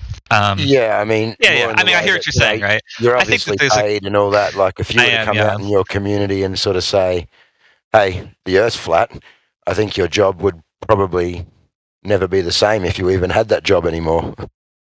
I think that's probably fair. I think that if I were to go to my colleagues, right, and say, hey, I think the Earth's flat, they would just ask me why, right? And if I had some good answers, I certainly don't think I would convince them very easily. I don't think I would be like fired immediately or anything. But I think that the real answer for me, no, I don't think so. I mean, there's processes required to fire me, right? Believing in flat Earth is not a qualifying criteria for firing me. If I'm no longer performing my duties correctly, then sure. But anyway, that's neither here nor there, right? To fire you anyway. Well, I want to know the second question, the observation. I want to know. Yeah, we're getting there. We're getting there. But I also think that, and this is perhaps not exactly what you meant, but I think that my work does influence the way I think about these things because it has given me slightly more tools than the average person, right? To engage with some of these discussions. I mean, I have a degree in physics, right? That's something. Somewhere to start, at least, that the average person is not. Well, something like that, right? Well, wait, let's let him get to the second question because I need to continue a conversation I had with him before. I suspect we will, yeah, because I'm just going to use the same example that I used last time because I think it's a good example. I can make probably another one if you guys want, but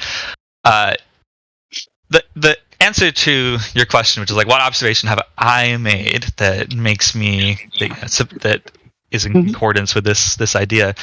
And I've brought this up in this channel before, so apologies if I'm like repeating stuff people have heard already. But I have observed the transit of an exoplanet across another sun, and to me, that is an impressive observation. That is, how should I say it? It seems to fit very well, right, with the kind of stuff that I have learned. And real time. So if the globe is modelled off the stars, basically, is what they've done, then you observing a planet like you just said you have, how would that be evidence of what we're standing on? Agreed. Well, it is not proof, but it is. I think it might. Real quick. Let me answer that real quick. You like what you just heard. You can take the same data, looking up at the things moving in the sky.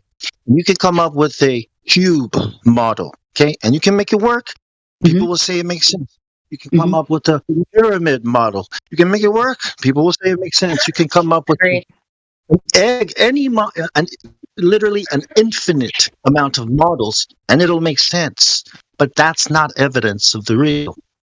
And the thing is, the base of that pyramid that he's using in this hypothetical, or the base of one side of a cube, they don't even have a measurement for. So it therefore just doesn't even. It's not an argument.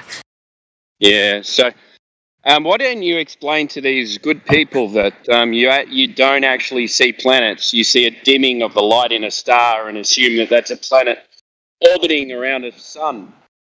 Is that Absolutely. correct? I mean, that is correct, yes. Yeah, so you don't see planets.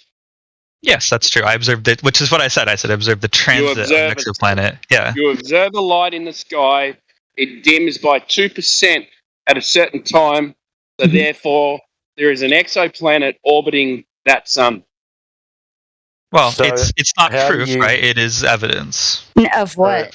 No evidence. Is that only evidence because you've been taught that is evidence? I mean, Correct. how do you reconcile? Because I can't do this, but how do you reconcile that My most theory is of they've been most taught. of these things, or 90% of these things, are based off assumptions or speculation?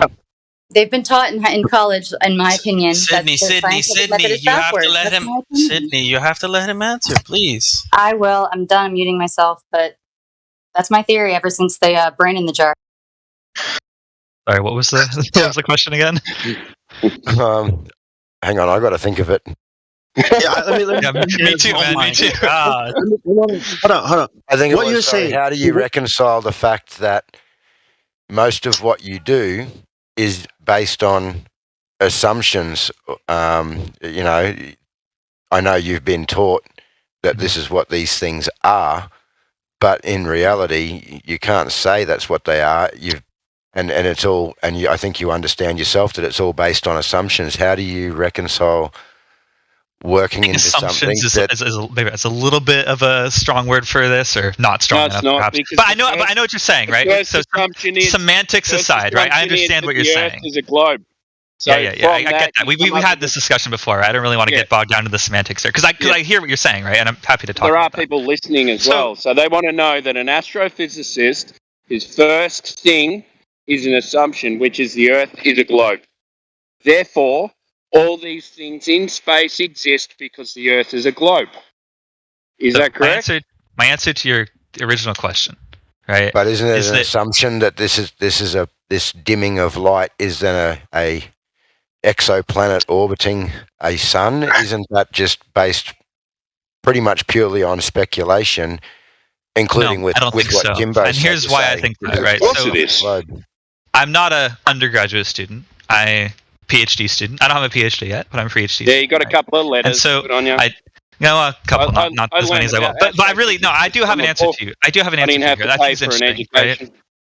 So when you are undergrad, you get your textbook and you learn the things out of it, right? And they say, okay, this is how this works, this works. And if you are feeling feisty, you can sort of engage with these things and say, okay, does that make sense to me? And maybe try to see if it's self-consistent, whatever, right? That's fine, right? But what I'm trying to get at here, as a PhD student, part of my work, a huge part of my work, is to do original research, right? So observations, stuff like that has not been done before, right? It's a new idea. Otherwise, I don't get my degree. And so the ideas, this sort of speculation, if you'd like to call it that, about this exoplanet stuff, right? I take these observations. Exoplanets are not actually my field, by the way. I have studied them. What's the observation? What's the observation? That's my question. Explain the observation. Yeah, you look at the light in the sky that dims, right? Okay, fine. Yeah. So, but the point that I'm trying to make here, which I really do think is interesting. I really do think it's interesting, right? Is that we have the current understanding, or whatever you want to call it, right, of what this is and what's causing it, et cetera, which I know we disagree on, but I really don't think that's what's important right now. No, you but can't. What I do, right? What I do is I say, okay, so I want to get a PhD, so I want to do some original research, right? And I say, okay, well, if this is a planet, then it might have these features. I wonder how this works, right? As a simple example. Yeah. Wait, listen here. Let me just. Could I just complete this thought? All right. Yeah. Because I think it's interesting. Right? So we have this idea. It's planet if it's dimming, whatever. And I might ask a question, right? So I might say, okay, well, if this is a planet that's doing this dipping, maybe I'm looking at it, and it's rotating, it's very fast, right? The period is only a couple of days, so it must be very close to the host star. What kind of planet can survive very close to the host star? Well, probably like a giant gas planet, because anyway, blah, blah, blah. And I can expect some things. Gas in a vacuum. Can expect some things, and I can go look for them, right? And this is what PhD students do. They ask questions, and they investigate the answer, right? So I say, okay, well, if this is a gas planet that's orbiting the sun, then it should be very hot, right? If it's very close, call them hot Jupiters, right? So if I go take the spectra of this planet, it should be the spectra of a very hot black body. Then I go look for it, and there it is. Right? I'm so and so I'm happy to talk about, that this is not like a logical proof process, right? You don't sound happy to talk about it. Right? Hold on, wait. I like what you said earlier, right? If this is a planet that has to have certain features, okay? Now, apply that to the ground. Apply that to the planet you are living on, think you're living on, all right? What features do you think we should be able to observe on a planet? Quotation marks, okay? What we're talking about, we're not talking about observing the sky, the trees, the birds, the planes. We're talking about the thing that is claimed to be a ball, the thing we're standing on. Water, okay? Water, the physics of water, right? That's what we're talking about, observing the curvature of the globe. We're not talking about looking at stars. That is irrelevant. Like, to what we're trying to prove here. We're not trying to experiment. We're trying to observe something. And we're also right? not Something doubting your school. So, yeah. We did. No, we are. That's fine. You don't have to use that. At a star, because you're trying to navigate the Earth, you can do that. Okay, that's reasonable. That's what people do. If you're looking at the stars because you want to know what season it is and you want to plant stuff, that's good. But if you're looking at a star and you're trying to tell me what it is, you can't touch it, feel it, smell it. That's crazy. Okay, you can't even, and you want to tell me what those things are up there, right? But you can't even tell me what these things are down here. Okay, you want to tell me that thing up there is a burning gas, a ball of gas, but you can't tell me that there's evidence that this thing we're standing on is curved, is a globe. So the observation we're looking for is down here, the ground that's claimed to be curved. The heart of the matter here, at least as it pertains to like my interests, right, is that there's a fundamental. I'm not sure if I would say disagreement necessarily, but I think we see the world around us in a fundamentally different way, and there is a large. Yeah. Well, I'd be interested in knowing what devices and tools you're using to measure or find out what the temperature of a star is. Yeah, and I'm happy to talk about that, but I would love to just finish this thing that I was going to say real quick, right? Because there's lots of interesting things in the sky, whatever they may be, right? They're very pretty. You can look at them with telescopes and see lots of detail that you can't see with your eye, right? This is true. We all know this to be true. And what detail? Well, you look at Saturn, see the rings, right? Is that a star? Planet or not? You said stars. I said in the sky. Oh, okay, sorry. Yeah. So my mistake. There's lots of things up there. They're interesting, right? Whatever. And we have ideas about what they might be, and we can use those ideas to make predictions, right? And a good example is... We don't... Predictions. No one makes predictions. No, don't say we because, I say we as in astronomers, right? No, listen. The burning gas. The problem with what you just said, though, you make. Anyone here talking? Not my idea. It's their idea. It's not we. It's they. No, I make predictions of my own. I don't. You're trying to get your degree. That's what you said. So. Yeah. Right. And part of getting my degree is making a prediction and testing it. That's based on what they've given you as the X, though, in the equation. Guys, what's the device called that you use to measure the temperature of a star? I'm like trying to listen in, and all I hear is everybody talking over each other. It's chaotic, but I love you guys. I'm gonna go back. Yeah, I think one at a time needs to finish his conversation with him first, and then someone else can jump in. Thank you, Timbo. Yeah. I have two examples that jump right to my head, right? Number one is the prediction and then subsequent discovery of neutron stars, highly condensed compact objects, right? It's not what we're asking for, okay? Well, but it's something that I'd like to talk about really briefly. if I could. Not something that's relevant to this conversation. We're trying to bring you to. We're trying to bring you to this understanding what we're talking about. Okay, we'll answer this question real quick. Okay, if a globe Earth with a radius of 3,959 miles looks flat, then what would a flat Earth look like? Okay. Now, I know you're not going to answer it. You're going to say it looks flat. It's flat, flat, but it's a ball. Okay, we're trying to get you to realize that the way things look when you observe it are the way things are. A man is a man because he looks like a man. A tree is a tree because it looks like a tree. Water is flat and level because it looks flat and level. That's the physics of water. And then to tell me that it's curving, well, where? Is there a picture? Is there somewhere I can go up and observe this radius? We're talking about geometry. We're not talking about theories.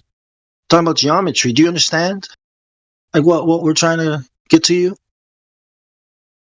I think to be fair, we have been asking him questions about we've been asking him questions about the stuff in the sky, and then and he's been trying to get his answer. So it's like until we bring just kind of I don't know if he's going to keep on answering. I don't know. It's like either bring the down here or let him. So let him talk, please. If you don't know, then why are you talking? Let him talk. No,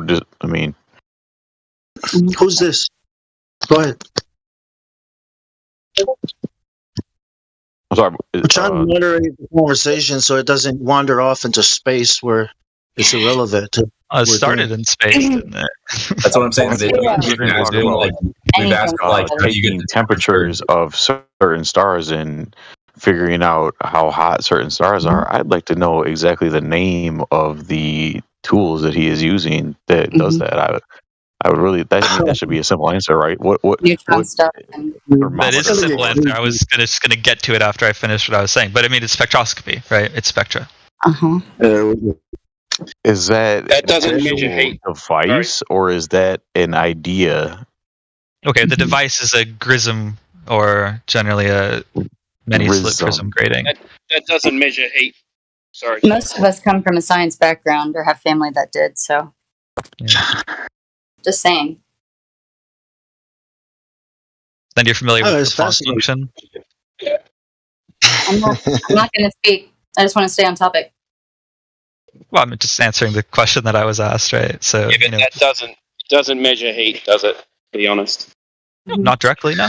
Yeah, I mean, but we know that hot objects have a characteristic radiation emission. Measure the heat, and you said spectroscopy, and that doesn't measure heat. Well, what measures radiation? Objects such and such. So you're just assuming that it's hot. Mm-hmm. What I am saying is that when we look at the spectra of the lights in the sky that we call stars, their spectra matches what hot objects look like on Earth. Yes. So if the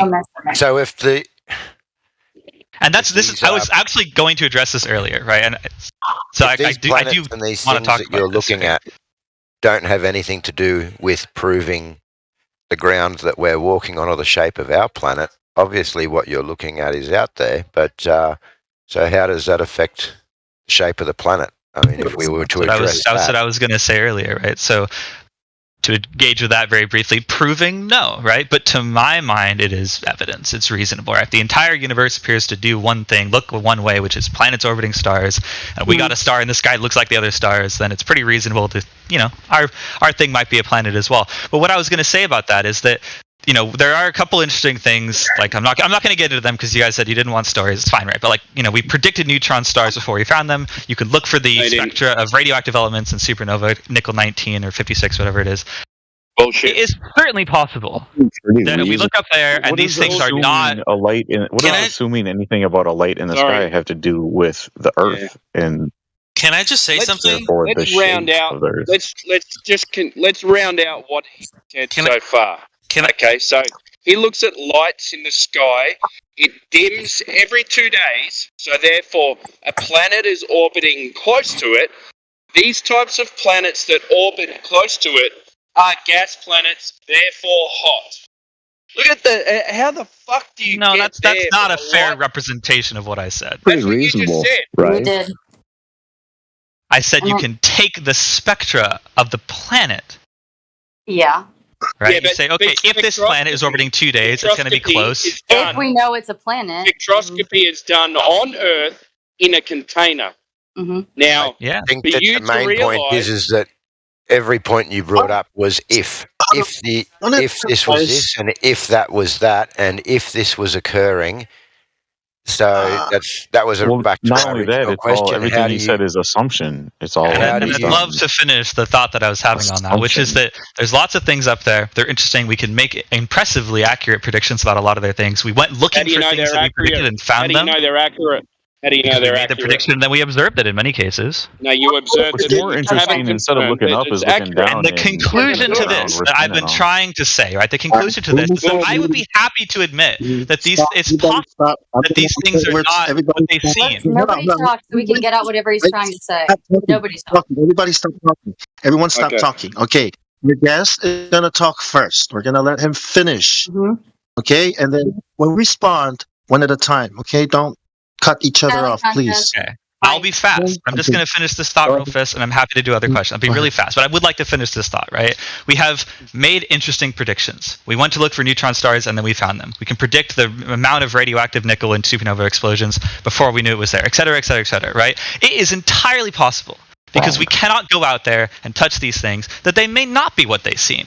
However, if that is true, then you must accept that at the very least, they look like these things, right? And I would be happy to admit that it is possible that they are in some way put there to trick us. I can't dispute that. We haven't been there. That's fine. But to my standard of proof, it is reasonable to me because they appear to be that way, and we can do many tests and predict things, so they are probably those things. That was my thought. Sorry, I need to analyze what he just said. He said, we know this, we know that. We know that nickel, and we know this and that. And then he said, if this is true. Right. What a How did they find these beginning things you started with if they cannot touch or see or go out there?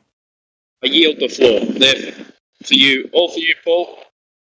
Bro, I'm interested just in how you are rationalizing what you just said in your own mind. Like, how can you completely say that we know this, and you don't know any of that shit. It's all assumption. Honestly. Based on force feeding. I mean, I don't want to be offensive, but somebody from the outside, it feels like you're getting a degree in like imagination or something. It does. Well, what I'm saying is we expected to measure this radioactive element if supernovas work the way we think they do. We observed a supernova. We saw the radioactive element exactly where we expected. That doesn't mean that it's a supernova or that it's that radioactive element. I think it's pretty good evidence. But it is either a supernova acting the way we think it is, or it is something that is put there to look like a supernova and to trick us, which is certainly possible. But you must at least admit that much. With my camera and expect to find Bigfoot, and then I think that if people are telling you what you're seeing before you actually see it, then that's trickery. That's my opinion. And why do you automatically go to it's either a supernova or someone's put something in the sky to trick us? Well, sorry, those are the two most likely options in my opinion. No, they're not. No, it's. I think it's. I think so. I think so. So okay, let it be a supernova. No, let it be. No, go ahead, Timbo. Go ahead. Let it be whatever you're saying it is going to be, okay? Okay, you observed something, people gave it arbitrary names and whatever. Okay, fine. Okay, now, what does that have to do with evidence, like providing evidence? Or see, the shape of the Earth down here, it has nothing to do with it. Or see, like your predictions that you're talking about, these predictions have been made since thousands of years ago. Like Polynesians, China, they've been navigating the Earth since thousands of years ago. Okay, they've been making these predictions because there's a cycle happening in the sky, and these are the same predictions that we're using today. Yeah. You know what I mean? If you go to the sun, it's like we warm up, we cool down a little bit, cyclical. Correct me if I'm wrong, but this is what I'm hearing too from you. Is I'm hearing somebody came up with this idea of supernovas, right? So then they're like, well, let's go look for a supernova. And then, hey, look, there it is. No, we saw the supernova first, and then we tried to understand what it was. Okay, I would love to get into that super fast. So you guys, I guess, don't think you're quite following me to the end of what I'm saying. We're intelligent, but I'm serious. I think you guys are very intelligent. That's why I'm here talking to you. You're not overwhelming us. Yeah, I used to be so fascinated with a neutron star. You know, and how much mass it has. Okay, so let me lay out just a really brief thing then. I promise I won't go on and on about it, but I just want to make sure that you've understood what I... Okay, so let's talk about it, right? We see supernova. We've observed them for over 100 years, right? And we said, okay, there's a bright... Okay, well, I have actually looked at one. So you can decide not to trust me or not, but I've seen one. So, you know, I tear. You're talking at. Sorry? You're talking at, not to. I'm trying to explain what I was saying earlier. Well, stop trying to explain. We've heard all these bullshit stories. Yeah. Use your ears. Yeah, that's what we're trying to tell you this whole time. We know. Well, I'm being asked those questions, and I'm happy not to answer them, I suppose, if there's no interest in it. But this is my... Not that. It's that you're saying... You're mentally just there's a fucking million questions going around, and he's trying to get to all of them, and y'all jumping at him because he's not answering your guys' questions. So why are you guys still jumping all over the place? This by the way, who said it earlier? Fucking Bong or whatever. Yeah, Bong said go in order. You fucking have one person ask the question, let him answer the question, then have the another person ask the question. He's not answering questions. He's chanting edicts of his myth. While thinking that we don't hear him. All right, I asked him a very simple question. I think you're hearing me. I'm just not sure I've explained what I'm saying on a star, and he gave me. Sorry. Well, the thing is, you're saying things that you're saying things like. Be quiet for a second. Stop. I actually have to agree with Bayer. I counted 5 people talking at one time. Then really hard to listen to. What is a supernova to the flat observation? Though that's what the original question was. I think that somebody asked him. Okay, these are the people that are going to be talking with him. Okay, Timbo. No, I'll yield mine to Paul. One person. We're going to choose one person. Nobody mute me. I'll mute myself. Okay, we're all going to mute. I'll give mine to Paul. One person. So or 2. Long, Paul. Yeah. So who wants to speak with him first? You guys can have at it. We'll take turns. Let me just clear something up real quick, and then I won't talk. All right, I just want to say, we keep on asking him questions about the lights in the sky, and then he starts going, and we understand he's attached to his assumptions and all that. He's going to say stuff, and then someone else starts talking about, hey, we should bring this. It's been going back and forth. Well, let's talk about the stars. Let's talk about the ground. Stop asking him questions about the stars if you don't want him to talk about the stars. I agree with you, man. Agreed. Yeah, you just take it away, Bob, and just you're the mod in the room, so if you want to let someone in, just let them in. But guys, please, it's hard to listen to. Okay. Yeah. Guys, I appreciate the discussion, the civility, but I am actually going to head to bed now because it is very late for me. Oh, all right. I will be back. I've been here several times before. I will come back. We'll have more discussions in the future. So. Okay, well, rest well. Yeah, have a good one, bro. Have a good night. See you later. Thank you, too. Have a good night. Have a good one. That means a theory. That means a theory. He did. Yeah, because he did say that. He did say this. That, that was fine for him, right? And I wanted to say to him, well, what about the problem of curvature? Is that fine for you to just leave that problem and not fix it? Because it's not curving. It's too much right now, but I think he'll be back. I have hope. Yeah. Well, he sounds excited. He has these threats above him, man. It was sad. He's been here for a while. He might be back, but he won't have no globe proof. I can tell you that. He has the fear of not being socially accepted by his schoolmates. He has the fear of not getting his degree. And he has the fear of not getting a job, which is all his parents ever wanted for him. So it's so much pressure. I can't even imagine being like that. I can't even imagine. But that was that's his rationale. It's not even anything scientific. Study the curriculum and regurgitate it. I mean, who cares what, Well, and call me racist if I don't agree. That's about it. Yeah. He's into deep, right? I would do anything for love, but I won't do that. I love me love. Good one. No, honestly, if I was one of these people that spent all this time studying and trying to get a degree in these subjects, I would not struggle and hold on to my ideas because I'm afraid I'm not going to have a career if I come out and say this is bullshit. I would be pissed and want to expose the bullshit. You know what I mean? So other people don't waste their fucking time And in that's these where views. nurture is. Yeah. Yes, Sydney. Sydney, he's a man. We got to hold him to the same standards as everyone else. We can't just feel sorry for him or anything like that. Exactly. I mean, honestly, the fear of failure I had to get over too by failing, but being wrong and learning, I guess. Well, if all your friends and your teachers at school, at the college, if you have gone into debt to pay for your college and you're getting congratulated, you're going to be you're number one. You have a bright future ahead of you. Your finals are coming up. You're so excited. You count the line. How you gonna feel about that, right? You come here and you hear these flat earthers tell you that everything you're doing at school is bullshit, right? I mean, how does that make you feel? You're gonna want to defend it, right? That's okay. It's breakable.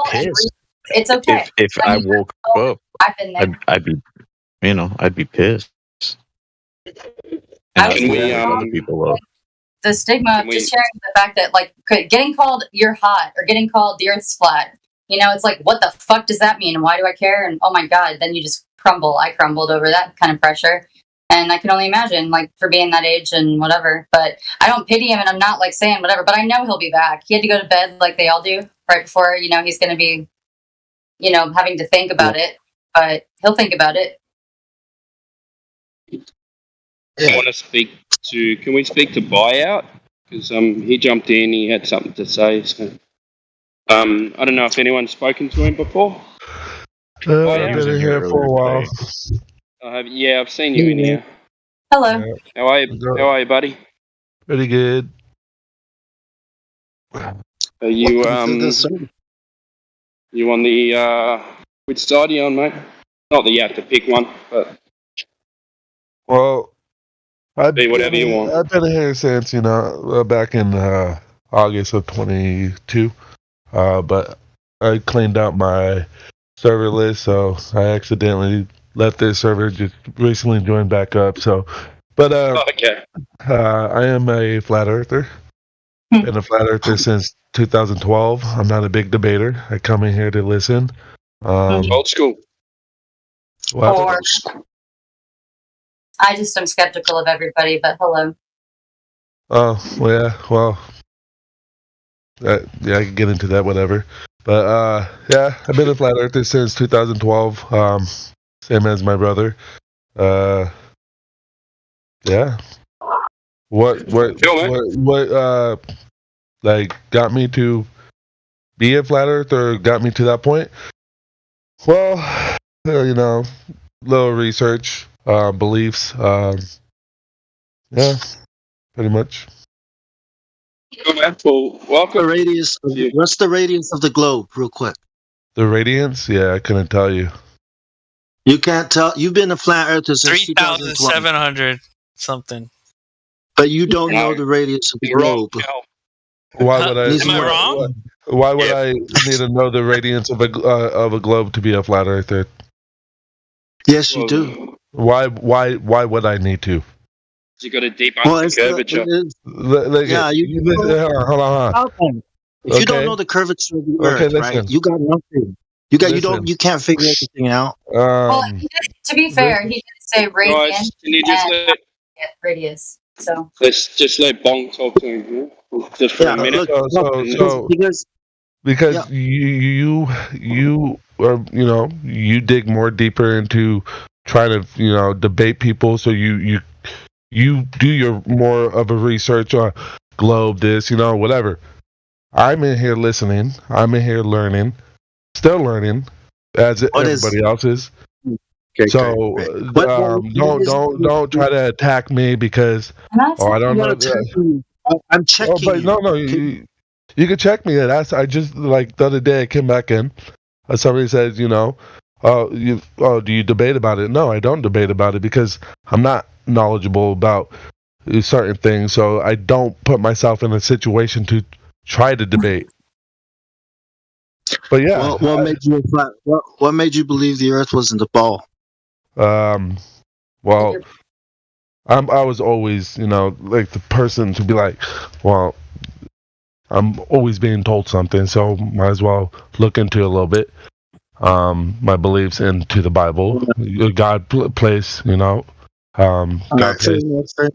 Yeah, welcome to the server, bro. But I'm gonna have to say, I'm gonna hold off on giving you the role until I don't need a role. I just sit here listening. I want to give it to you, but I'm just I need to make sure we spend some time together. We'll hang out and welcome. In there. Yeah, you know how it is. Yeah, What's the I've deal? been in here for a while. I've talked to Hilo quite a bit in the past. So talked to Gadget when Gadget comes in with his bullshit. I mean, even though Gadget's what do you call him? What did he say he was? He doesn't like the word flat earther. So whatever. You don't. I'm just a Sydney, but it's nice to meet you. Yeah, you too. Hey, bro, belief that you have is just a belief. Oh, you're right, Bottom Man. So what happened? You were kind of roboting. Yeah. I apologize. Is that better? Yeah, that's a lot better. I just wanted to know if flat Earth was just a belief for you right now. Then, it's more what I see than what I don't see. So it's more of it could be a belief for me. Yeah, if that's Well, like you said, you're a biblical cosmologist. Yeah, I'm very biblical about it. Okay. Yeah. All right. Fair enough.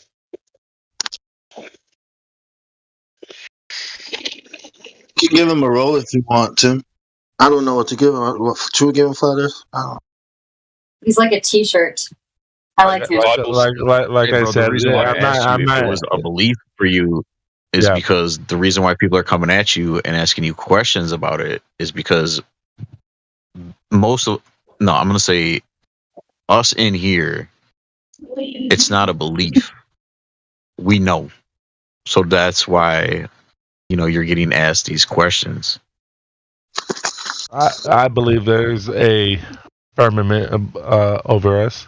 Yeah, so it's a belief. Well, I was just going to make a bad joke, poorly timed joke. I'm not going to say it. Well, see, firmament is I wasn't not verifiable, right? So we like to stick with. I'm sorry, I'll mute. You guys go ahead. No, sorry. It's just recording. It's okay. I was just saying to Sydney. She said I was going to say a bad joke, but now I'm not going to say it. I said you can't say that you're going to say a joke and then not say it. I was just going to say, some people believe that God, had sex with our flat Earth, and then some other things happened, and a lot of things, like the one eye thing in Egypt, and I'm just like, well, that's a lot of weird stuff too. So I mean, a lot of people actually believe that. So I'm not judging. I'm just saying. Who says that God had sex with the flat Earth? A lot of people in the esoteric area, but it's cool. I've never heard that one. Yeah. I consider it like a mating ceremony. Buyout, if you're interested in, instead of just believing and actually knowing, there's plenty of people in here that can help you actually do that. And that's usually what we do in here. I mean, I know all about interested. the Black Swan and we don't talk to people. Like you said, you're used to being talked to. We're not like that. Well, that's why I'm curious of why you say it's still just a belief instead of that it's flat. Well, a belief for me is knowing. I know of what I see to believe that the Earth is a flat plane instead of a ball spinning through space. You guys talk about a lot of, how do you trap gas? It needs to be a closed system. Of course it does. Studio apartment. I gave you the role, man. You're good. Appreciate it. I mean, I just want you to stand on your knowledge, man. Just stand on it. If you know it, then know it and say it. Don't just say. But it's still a belief. Regardless, it's a belief. Let's not go. It's what we believe. This conversation on those words can go for hours. Thank you. Acceptance that something exists or is true. Oh, that's perfect. I love that. Thank you. Everyone's got a different meaning on those words, but that conversation That's a goes great. for I might hours. make that my screensaver forever. Yeah, because I used to think like that too. Like I believe something that if I know something to be true, that's what I believe. You know what I mean?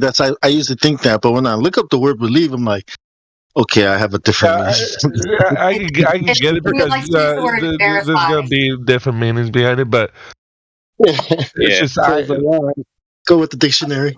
He puts the mic on. He puts his mic on to listen to the word verifying. That's why he was emphasizing it when he asked us stuff, but we never answered because he just got shot down.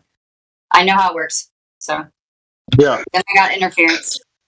I just can't believe you've been in. You've been in this since 2012, and the radius of the Earth of the globe. It's like at least know that. I'm not digging. I mean, I could pull up the curvature on my calculator. I know because I tell people that you don't need anything, right? When you look at water, it's not a ball. That's all you need. So yeah. It's like that one guy at 4 a.m. the other day for me, trying to interrogate me. I'm like, hello, I'm just crying, and my life was devastated by my ex breaking up with me. So sorry, still not falling for it. What, you've never seen Water Hills, bro? Get with the program. Oh, when you go up immediately. When you go up in elevation, you should immediately see the horizon drop in respect. It's radius, and that's why I said you should know radius. Because let's say it's really the size of the sun, right? It might take a while for you. It might be almost negligible, right? Let's say it's the size of a galaxy, whatever. They can say whatever. That's why it's important to know the radius because it's not that it's too small. It's way too small. And we can just crush any argument with that knowledge. Yeah. I'm throwing water and it's over. Just add water. Yeah. If you know that like the astronaut ice cream that tastes like dirt, Like, if you know that radius, then you know, like, what the drop over distance should be. I mean, I have the curvature calculated because a while back, I forget who said, just download the curvature at, like at every per mile there should be an 8.0 or what inch per mile, 8.0 8 inches per mile square. Yeah. So you got to square the mile. So but the actual radius is on that calculator. It tells you. Yeah. Okay. Oh, some of them it does. I don't know which one you've got. I just have the curvature or something like that. 4,000. That's all you got to remember. 4,000 miles. 4,000 miles. 3,959. But yeah, it's 4,000, pretty much. Oh, it's 3,958.8 miles. I'll get it right. I was just taught that, so you got to get it right. Don't get twisted for the snap, right? What about at the chubby part, Kel? Oh, I don't go that far. What? Well, it's 20. Exactly. It is going to be possible later. 28 kilometers, 28 miles bigger at the at the equator. At the stomach. At the beer belly. And then it's a little chubbier in this. I think the problem is that it's not spinning fast enough. It needs to spin a little faster. So it's called hurtling. It has to hurdle a little bit faster. There we go. Hey, if it's a little bit chubbier in the south, does that mean the south is spinning faster than the north? No, that means it's an apple bottom jeans. That's what it is. It's an apple bottom. Boots with the fur. This was a little baby bump for when that young lady said that the creator made love to the planet. So that's just a little baby bump. But only for some people. Only some people can inhabit and believe that. So you're good. Some gay Greek stuff, man. That's some Troy. Some Trojan War gay stuff. Some Alex Jones shit. That's serious. And Jay Dyer. Like, that's so silly because, like, Animals have to reproduce, and they have sex. What about plants? Right? But Do a they lot of have the sex? raptor birds and dinosaurs and cool things mate for life. Yeah. So obviously, the creator that made these things, right, gave sex for them so they can reproduce. Right? It's outside. Like he's outside of it. Yeah. Correct. And you're like you make a video game, right? And the people in the video game thought you made love to the console, and that's how they came about. Like what? What kind of version of The Sims is this? So Mario.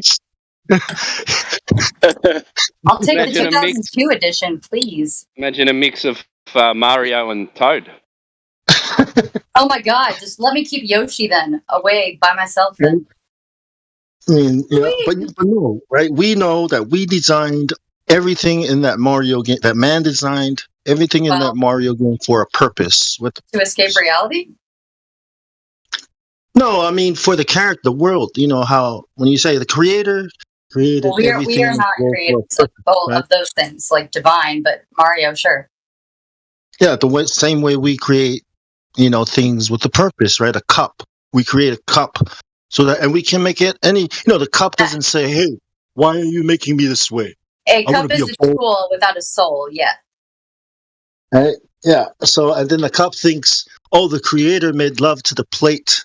No, because that doesn't have a conscience to think that. It's not the golem that wouldn't have that either.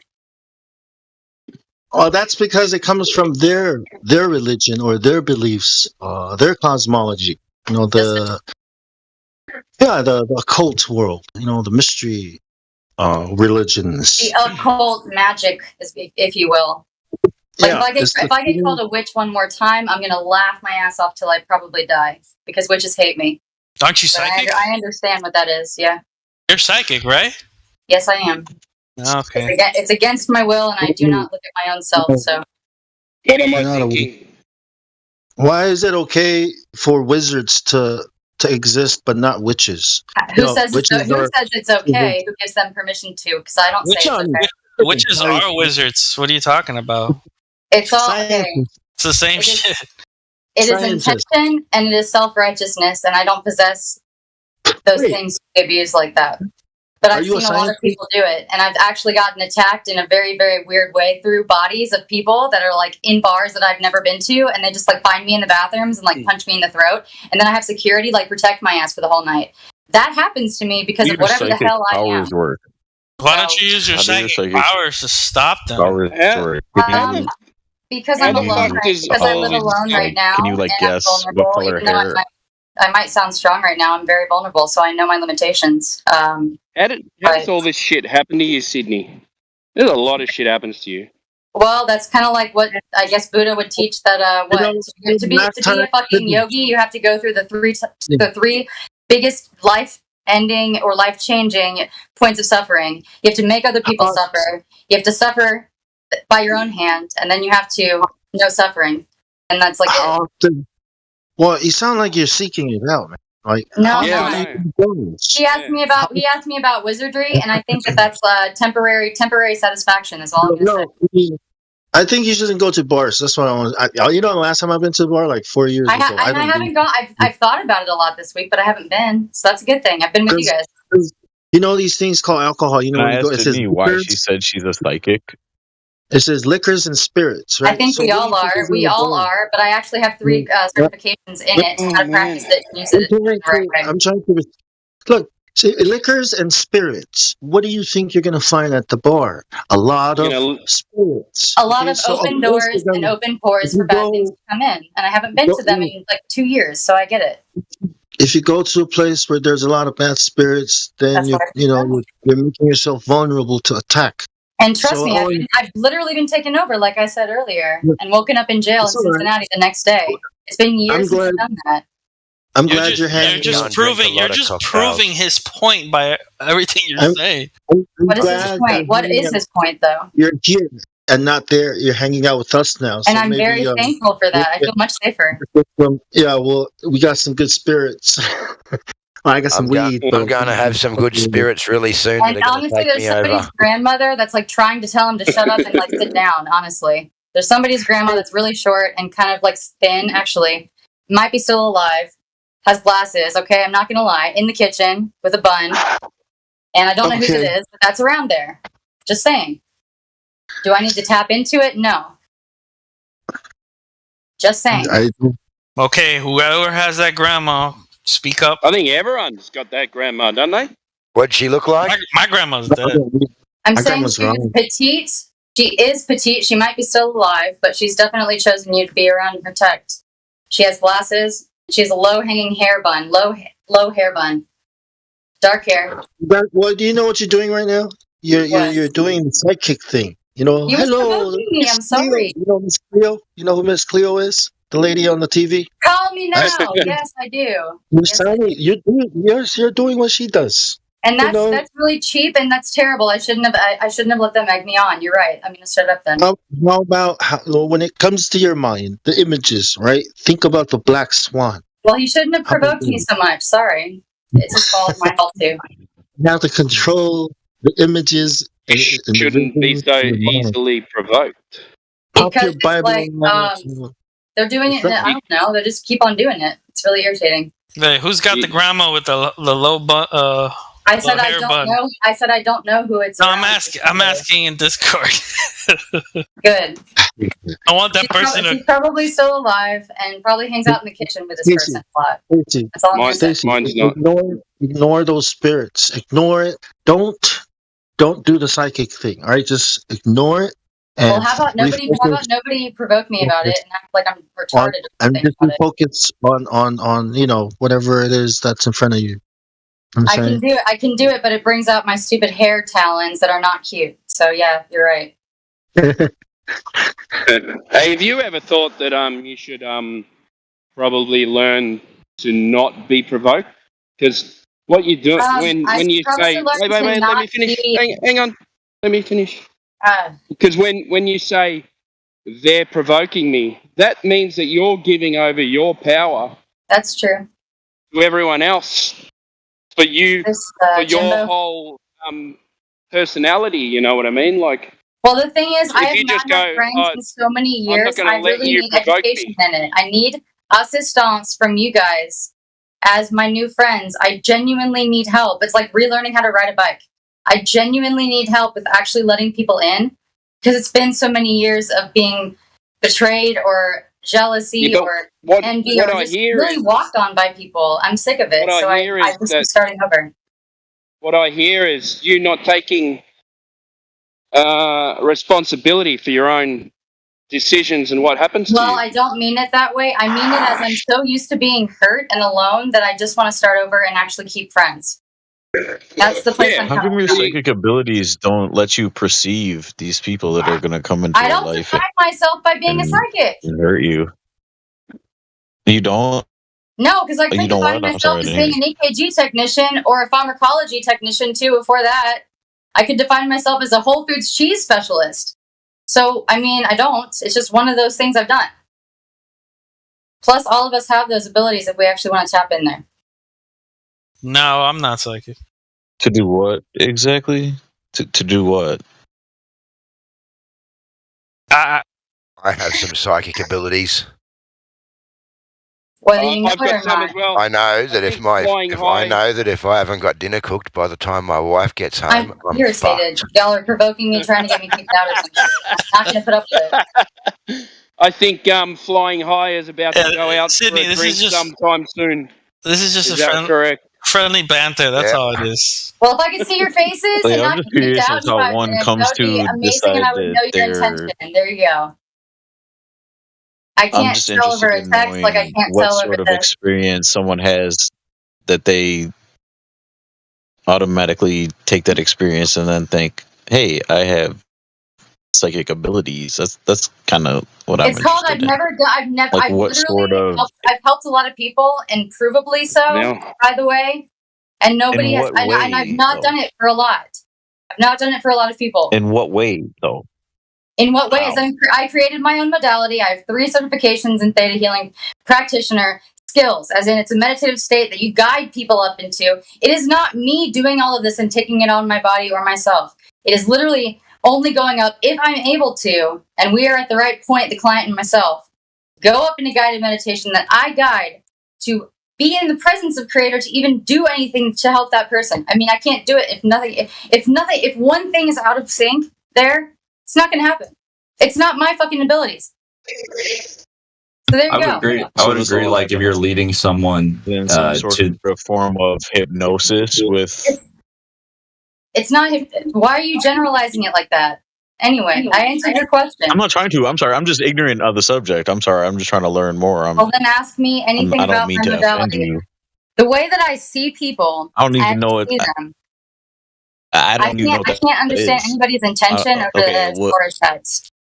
So you have a degree in this? I have 3 certifications, like licenses. There's no degree. Oh. I have a degree in EKG electrocardiography. Oh, okay. And then I have a degree. What? I was just saying the stuff you were talking about before. There is no degree, but then you mentioned that, and I said that is a degree. Yes. Yeah. I've done a lot of things. I would agree that like meditation is an important thing. So if you can help lead people, telepathy, and I'm not into that because I don't want to control people. I am just about like I thought I was gonna die many years ago. Okay, I didn't think I was worthy of life. So don't even talk to me about anything to make me feel bad. I can't tell if it's playful humor over here until I can see your face. I'm sorry, I can't. I have been through enough struggle for one person's lifetime in 5 minutes of explanation. Like, please do not. And that's all I'm going to say. I can't tell the humor or any sarcasm behind it unless I see you. So I can't, I just can't say. I am not boxed into. Are you dressing me right now? Are you dressing me? That's why I come by Sydney all the time. Because I'm just Sydney, My story can come later. I did say it was friendly banter. I mean, it's not. But I didn't believe that at all, actually. So it's okay. In a room full of guys, it's not kind of way. It's the way we speak to each other that, everyone just constantly gives each other shit. Well, so then that's fine. Just ask me a direct question, then, and I'll ask you guys questions. All right, but don't take it to heart. I'm not even trying to. It's cool. I said, I'm such a noob to having friends. I need help from you guys to actually know how to keep friends. Interested. Yeah, you need to not let things get to you as well. Yeah, because it's hard enough being a flat earther, but you just gotta let kind of water off a duck's back. Yeah. You gotta let it drip off. Duck. Thank you for that. I'd love that. Yeah. Hey, think of this as therapy. It'll make you stronger. No, it has been. That's why I'm literally here. Yeah. No shit. I would have done some dumb ass shit if I had survived this debilitating heartbreak and then everything else on Sunday. So. Yeah. Fuck whatever. Andrew. Fuck Andrew. Or whatever his name is. Yeah. Fuck that guy. Got Naruto hair right here, looking at my hair. Yep. All right. I would agree that meditation is super important. So if you're helping people get to a place where they can be in that state, that's awesome. Exactly what it is. But I think it's also, I've noticed I had a friend like that. He would kind of fixate on I got somebody off of heroin, and I've gotten 2 people off of it, and they stayed sober. And my testimonials are fantastic in that area. It's not that me, but it's they trusted me. It took about the 3rd time for my former best friend, to actually get it.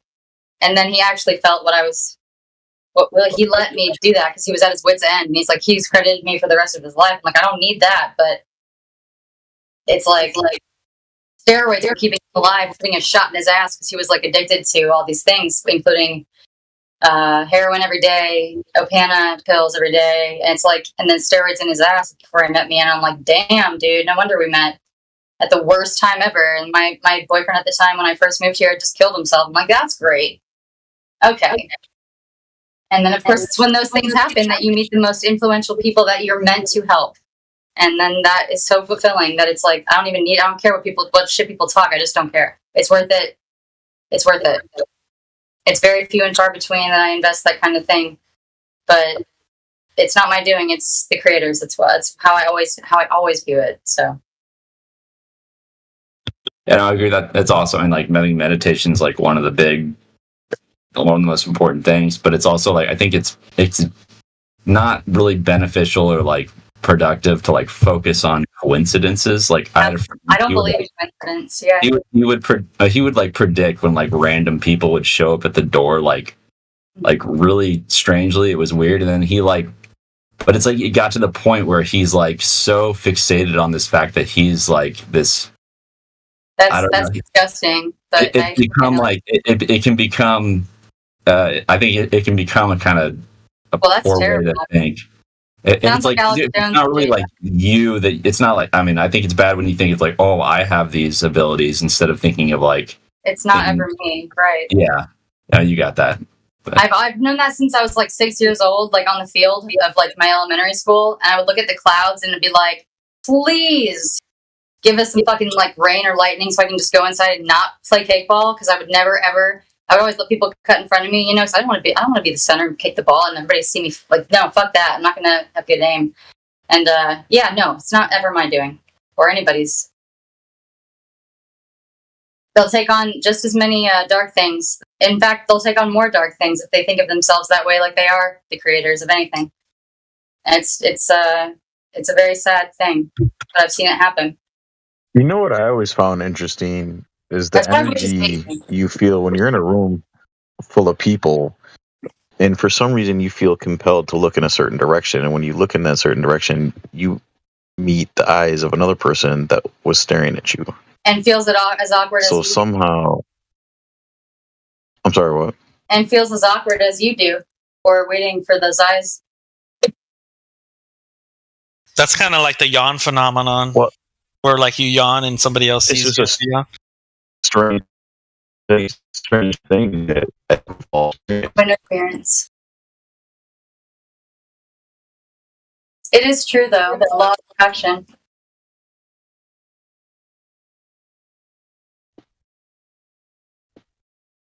Oh, now I can't hear anybody. That's what happened the other night, so I know it's a Fed thing. I think Paul's having a really bad connection right now. No, it's cool. I know somebody's. It's all good. I'm used to it. My robot That's getting an answer from me, and I'm not going to subscribe to that. But David Icke does.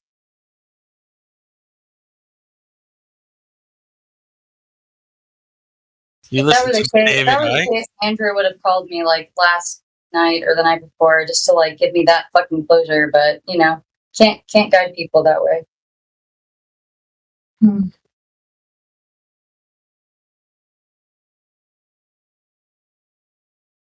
Oh, the Fed thing. I can't hear you guys. Bye. Wish I could hear you. What? Oh. Now it's just one of you. Is everyone talking or not? I thought everyone just went quiet. Oh, it's you. No. Oh, that's interesting. So is my job offer here yet? Oh, she just dipped. Holy.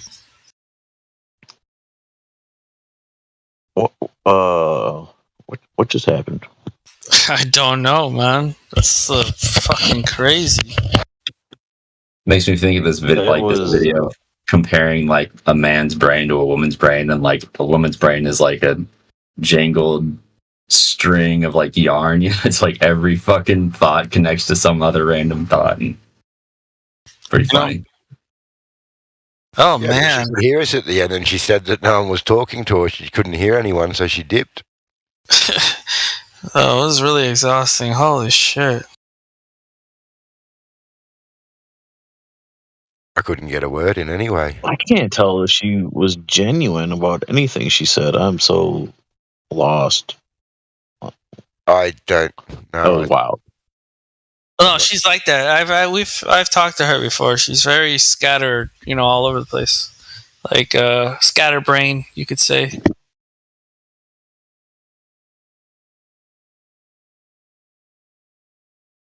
Right, Sydney? It's about a face. You're very scattered brain, right? You're like throwing everything around the place. No, I just was in silence for the last 5 minutes. Why? Why am I scatterbrained? No, I don't think so. That is bullshit. You've been talking like crazy for the last 5 minutes. No. My sound went dead, and then Spakeface came on. And then I said, oh, it would be you. So then I disconnected the call. And then I went to the silver chat. And then I answered a text that had been sent to me by Timbo. And then I came here again, of course, with Billy Idol in my head. So thanks for that. I'm not scatterbrained at all, actually. I'm just way weird syncopation, just a little bit hyper. Can I ask you? Highly strung. I'm just very finite in a lot of things quickly. How about that? Like Dave Chappelle would say, cocaine's a hell of a drug. No, that was Rick James, his clone or the real one? Well, yeah, he was playing Rick James, but, he said it. I wish y'all... so your titties get 8 thumbs down, 4 thumbs down. It's my favorite. I'm not scatterbrained, but that's funny. People try to make me scatterbrained all the time. It's really, really a challenge, and it's one that I welcome now. Like Rick James, bitch. Well, people can't really make you anything. You make yourself. Nope, what you they wanna try to be, provoke, and that's what they do, and that's okay. No, I've made her a scatterbrain. Yeah. It's irritating as fuck, but it's okay, because again, I'm like, is my job offer here yet? But people can't provoke you unless you allow them to provoke you. And you're not allowing me by telling me that. I'm aware. What job offer are you referring to? Hey, that's a Canadian band. Walk Off the Earth.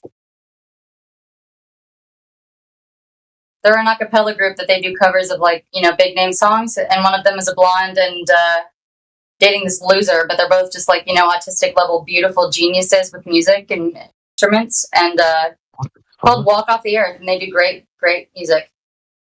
If anybody wants to listen to them. Did somebody ask? Oh my god. Holy shit. Interference again.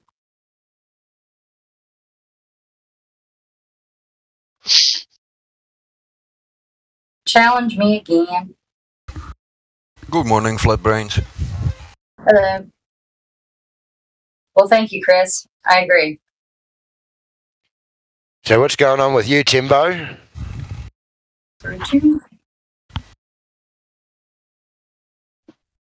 Man, now I have to play that Billy Idol song, because when you hear it, you'll never listen to it the same again. It's about dumbass things that a lot of dumbass people that are famous think about. It's pretty funny. Eyes without a face. God knows. Jimbo, what's with the supposed missing continent that they found next to Australia that supposedly has been missing for 400 years? And apparently it's just off the coast of Australia and a tad bit underwater. What is that shit? Is it closer to above Hawaii or below Hawaii, according to them? Some article about that too. Hawaii? Because you have a flight path that makes sense from Sydney to Dallas or Mexico City or Kansas City without it being above Hawaii on the flat Earth map. Are you talking about the land between Africa and Australia? Nope. No, I'm not. No, I'm talking to Paul. No. I'm talking about this. Oh shit! Let me see if I can find the article again and post it in the chat. It took 375 years to discover. Is that the one? Yes. That's shit. called What? New Zealand something. Zealandia emerges after 375 years. I thought the water level was supposed to be going up, not down. They travel from north in the airplane from there to here. Talking about the whole global warming. So we knew about. You're talking about Zealandia? 25 years ago, and then it just all of a sudden, for the last 375 years ago, we didn't know where it went. No, I don't know why they're calling it a continent, because it's underwater. Now, if you look up the definition, it's a microcontinent. They said. Yeah. If you look up the definition of continent, it says land mass. The land is above sea. I love that. Just take from the tadpole ponds and the sea bait. But you know what I'm talking about? When you're in shallow water at the ocean. What do you call that little micro? Hey, hold on a second, young lady. Let me just finish what I was talking about real quick with no, it's okay. It's okay. The reason why I brought it up because I remember somebody once mentioning something about Australia possibly splitting somehow. Yeah, That there well, was this is like a land bridge that goes between Australia near Queensland all the way to New Zealand. That's like proving plate tectonics. I don't know. I'll have to go for a burn across there in my boat with my depth sounder. Go travel. so nothing related to the idea that Australia once like split. Well, that is the claim. land. Yes, that is the claim. Split. Well, there Pangaea's. Oh, that is the claim. Okay. Yeah, so back in history, they say that I'm not there were talking land about fucking bridges Pangea. between all of these continents, and that's how some of these animals got to the places that they did, and different populations got to where they got to. I don't believe that the Aboriginal people in Australia were the first inhabitants of the Australian land. There was people and tribes before them that were, I believe, Asian tribes. But apparently all this land was all joined and did split up, or there was at least land bridges. And I agree. But I haven't done a lot of research into it. I don't know if you can prove it. There is something in the Bible about One of your countrymen that I was talking to one night, he actually said that, because I asked him about the history of Australia, because what we're taught here in America is that it was started as a penal colony, but then he was I telling think me you were that talking to me when there's you actually called. structures. I agree. Oh, was it? Was it you? Yeah, it was me. Yeah, Yeah, it was you told after me we were that there was talking actually about. Or something. It was after we were that was talking there about. that- oh, nice. Wait, Okay. sorry. Yeah, after we were talking about No, go ahead. the inland sea. So there's an old Dutch maps of Australia having a sea in the middle of it, actually connected ocean to ocean. So yeah, I think it was after that we started talking about all the buildings they've got here. And then we get to Ancient free buildings. energy. So I actually went to Tasmania. I don't know, have you been to Tasmania, Timbo? Yeah, I've been to Port Arthur and Yeah, I went and did all the tours there and all that. It's How are the bugs there? pretty crazy. I am not cool with bugs. It's pretty. It depends what state you're in. It's like America. If you're in Florida, there's probably 1 million bugs. If you're in Queensland, there's 1 million. But if you're down in Victoria, there's not as many because it's colder. Yeah, we don't have many. That's amazing.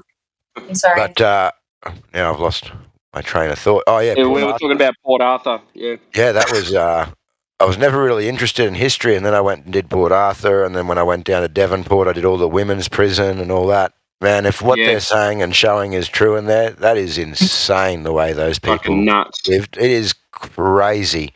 See how small the jail cells were? Oh, yeah, big enough to lay in there on the floor flat. That's it.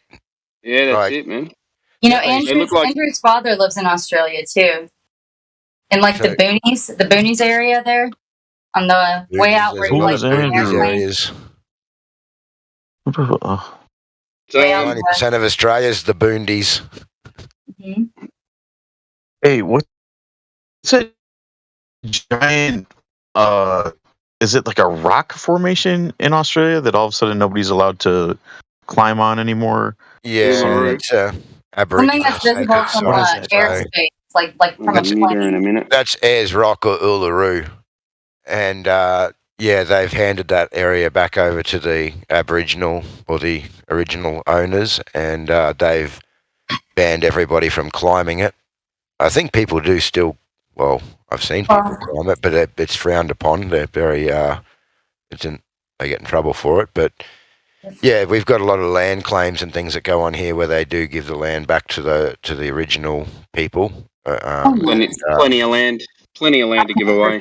That's just one giant like rock. It's a big rock. That's one rock. Yeah. I've seen pictures of it. It's beautiful. Have you guys ever seen it in person with your own eyes? That's what I'm saying. I want to see it in person. I've climbed it twice, and but I climbed it. I did a desert trip in the late 90s, maybe early 2000s, late 90s and 2000s. I nearly bought the Mount Dare Hotel. Timbo speaking? Yeah. There's two of it. So there's me and Flying High. Sounded like a steak and kidney bloke I'd never met before, but that's okay. I was just saying, do you know the Mount Dare Hotel, Timbo? Mount Dare. Yeah, I do know Mount Dare. Yeah, it's sort of right on the hotel. edge of the Simpson Desert there. Oh yeah, I came from Birdsville side. Yeah, okay. Yeah, well, I was going to buy Mount Dare. It's about, the closest town's Alice Springs, I think. It's about 500 Ks. And it comes so with when's my job starting? You guys are awesome. It come with its own airstrip, and that was for the flying doctors as well. And then It's got the caravan park out the back too, yeah? Yeah, and then the pub. So you had the pub, the mechanic shop, and then the desert recovery service where they go out in the tow truck and bring everyone back in that's smashed themselves in the desert. Damn. Yeah, they need and I made you not do it. And parks. In the end, it was my wife. She was like, I can't live out there in the desert. I can't. Too isolated, yeah. Too isolated, too hot. And I'm saying, yeah, but on the property there's a beautiful oasis. But the other issue there was as well that it was, again, it's Aboriginal land and it's on a lease program. So, I think there was another 80-year lease left on it. They're 99-year lease, yeah. Yeah, nice, but it was someone within their lease period was selling, so you weren't getting the full lease, and he was asking a little bit for it, but it was more the fact that we're just in the desert in the middle of nowhere, and it was a 500k drive to Alice Springs. So they had a big refrigerated truck, so you'd have to drive to Alice Springs once a week or once a whatever, depending how busy it was, to pick up all your supplies for the pub, for the meals, for all your food, and then bring it all back in the refrigerated truck. Did it have Bowsers? Yeah, it had Bowsers and all that. So you had fuel, mechanic shop, the pub, the restaurant, and then the that's the whole service. town, mate. Yeah, it's the whole town. Yeah. You guys still like the shark fans, and I just have nothing besides like our propagandist, awful fake news that like gives us pictures of Australia. But my name is Sydney, and I've always wanted to go for that reason. Obviously, duh. And I'm just trying to think about Australia is nothing like you imagine.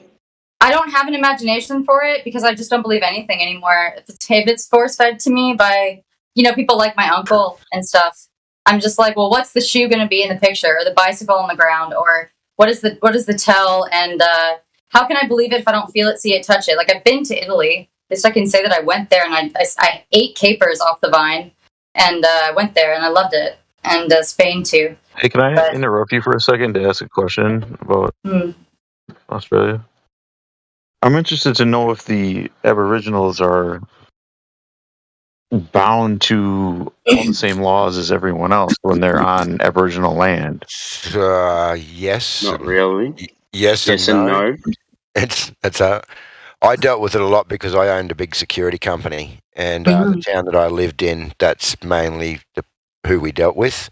What's the town name? I used to live in Townsville in North Queensland. Is that Townsville with an N-E? Gowns Ville. Thank you. Beautiful place. And that's what I dealt with most of the time. But the biggest issue is in the communities there is the alcohol. That alcohol does not agree with them at all. And you can meet the best guy, be mates with him, but as soon as he gets on the piss, it's no good. And what I found was that's interesting. Not to interrupt, but that's the same way it is here with the Native Americans in America. Yeah. Well, tobacco. The same situation, and which the is government interesting. sort of I'm sorry, please continue.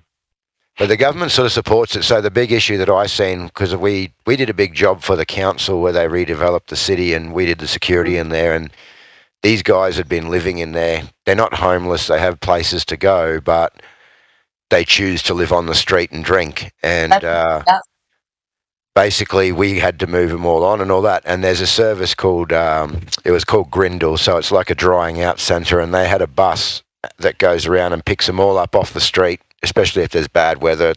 They take them out to this drying out centre. And we had to move all these people out of this area. So that was an Aboriginal run service, and I went and had a big meeting with them and said, you guys are driving around town all night trying to get these guys on the bus. How about, we've got to move them anyway. when I get a group together and find out where they're going, I can give you guys a call. You can come down with the bus, grab them all. And basically I was told I was a white cunt and to fuck off. And then from that point forward, the bus drove past and gave us the finger and, you know, all this sort of stuff. Now, that is a government-run organisation. The government is giving them money to help these people out, and they don't help them. What they do is some of the more educated, I suppose, people that are running these corporations and these organisations that are supposed to filter these services and money down to the communities don't filter it down and keep it for themselves. That's exactly right. Interesting. So how do they handle things like, I would imagine that there might be some sort of shenanigans going on Because they're not with human. maybe possible incest or there's a lot of rape, there's a lot of violence. Marrying off of underage girls, or do those rules not apply to Actually, the Aboriginal people? They still get arrested, and they still, like, the laws all do apply to them. But they get more lenient sentences. They're in and out all the time. Or they just get two identities, man. It's but the government has caused this because the government just gives them money and does these certain things that aren't helping the situation. It's not, It's like Haiti.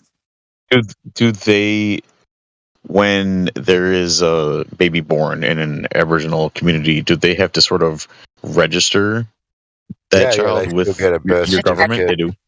So I worked at a school. We did security at a boarding school, and what that boarding school was all the kids coming from the communities up in the Northern Territory, so places like, I don't know, Roper, where these people had never seen a white person. They still live in the communities in the bush, but the government has made them come to school, and these kids were, year 10, year 11, year 12, and they were reading and writing at a first and second grade level. And there was little kids there that were, I don't know, maybe 7, 8, 9, 10, and they would come over and rub my arms and my skin because they hadn't really seen someone white. But that's a very, very, very small minority of the people. There's a few that are like that. Then you've got more that are in smaller communities, but there's a lot of alcohol and drug problems, and the police are in those communities. And I just want to look up two people that are. So even though they're living that lifestyle, they're not free either, huh? The government has completely taken control of them. Yes. By basically the same means they've taken control of us with just handouts. Basically, they've made them dependent on their handouts. Wow. Yeah, but then there's a lot of things going on with it all. It's a hard conversation to explain, but there's a lot of crime, there's a lot of violence, there's a lot of that type of stuff. But they are a very violent sort of. I've also known a lot of people, Scientologists from Australia too. You said racist? I had they are very racist, 100%. They are. Against other Aboriginal tribes or against white people?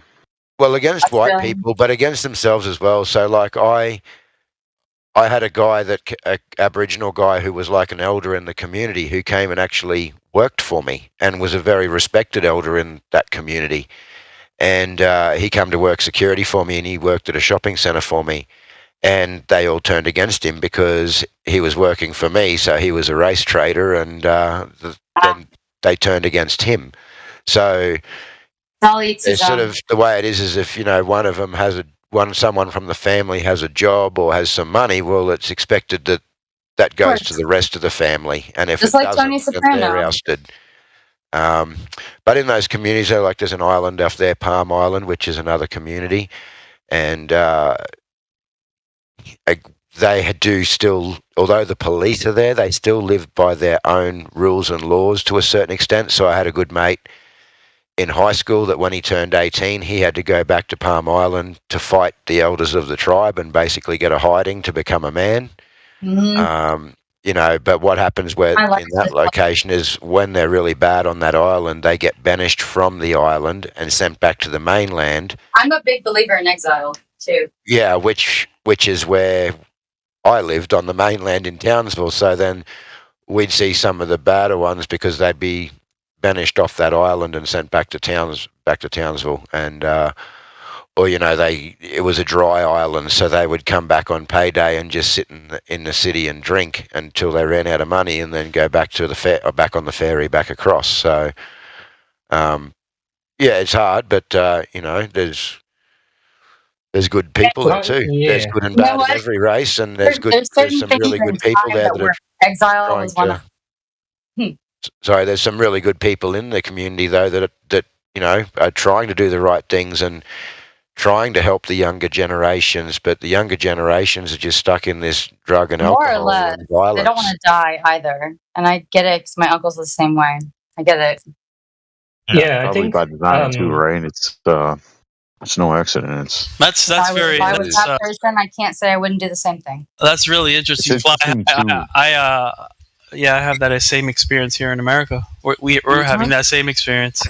Yep, I'm a full believer. Yeah, so basically, what happens is that interesting about it. It's like the same system. Yeah. Well, of course, it is. That's right. It's not really human at this point. So.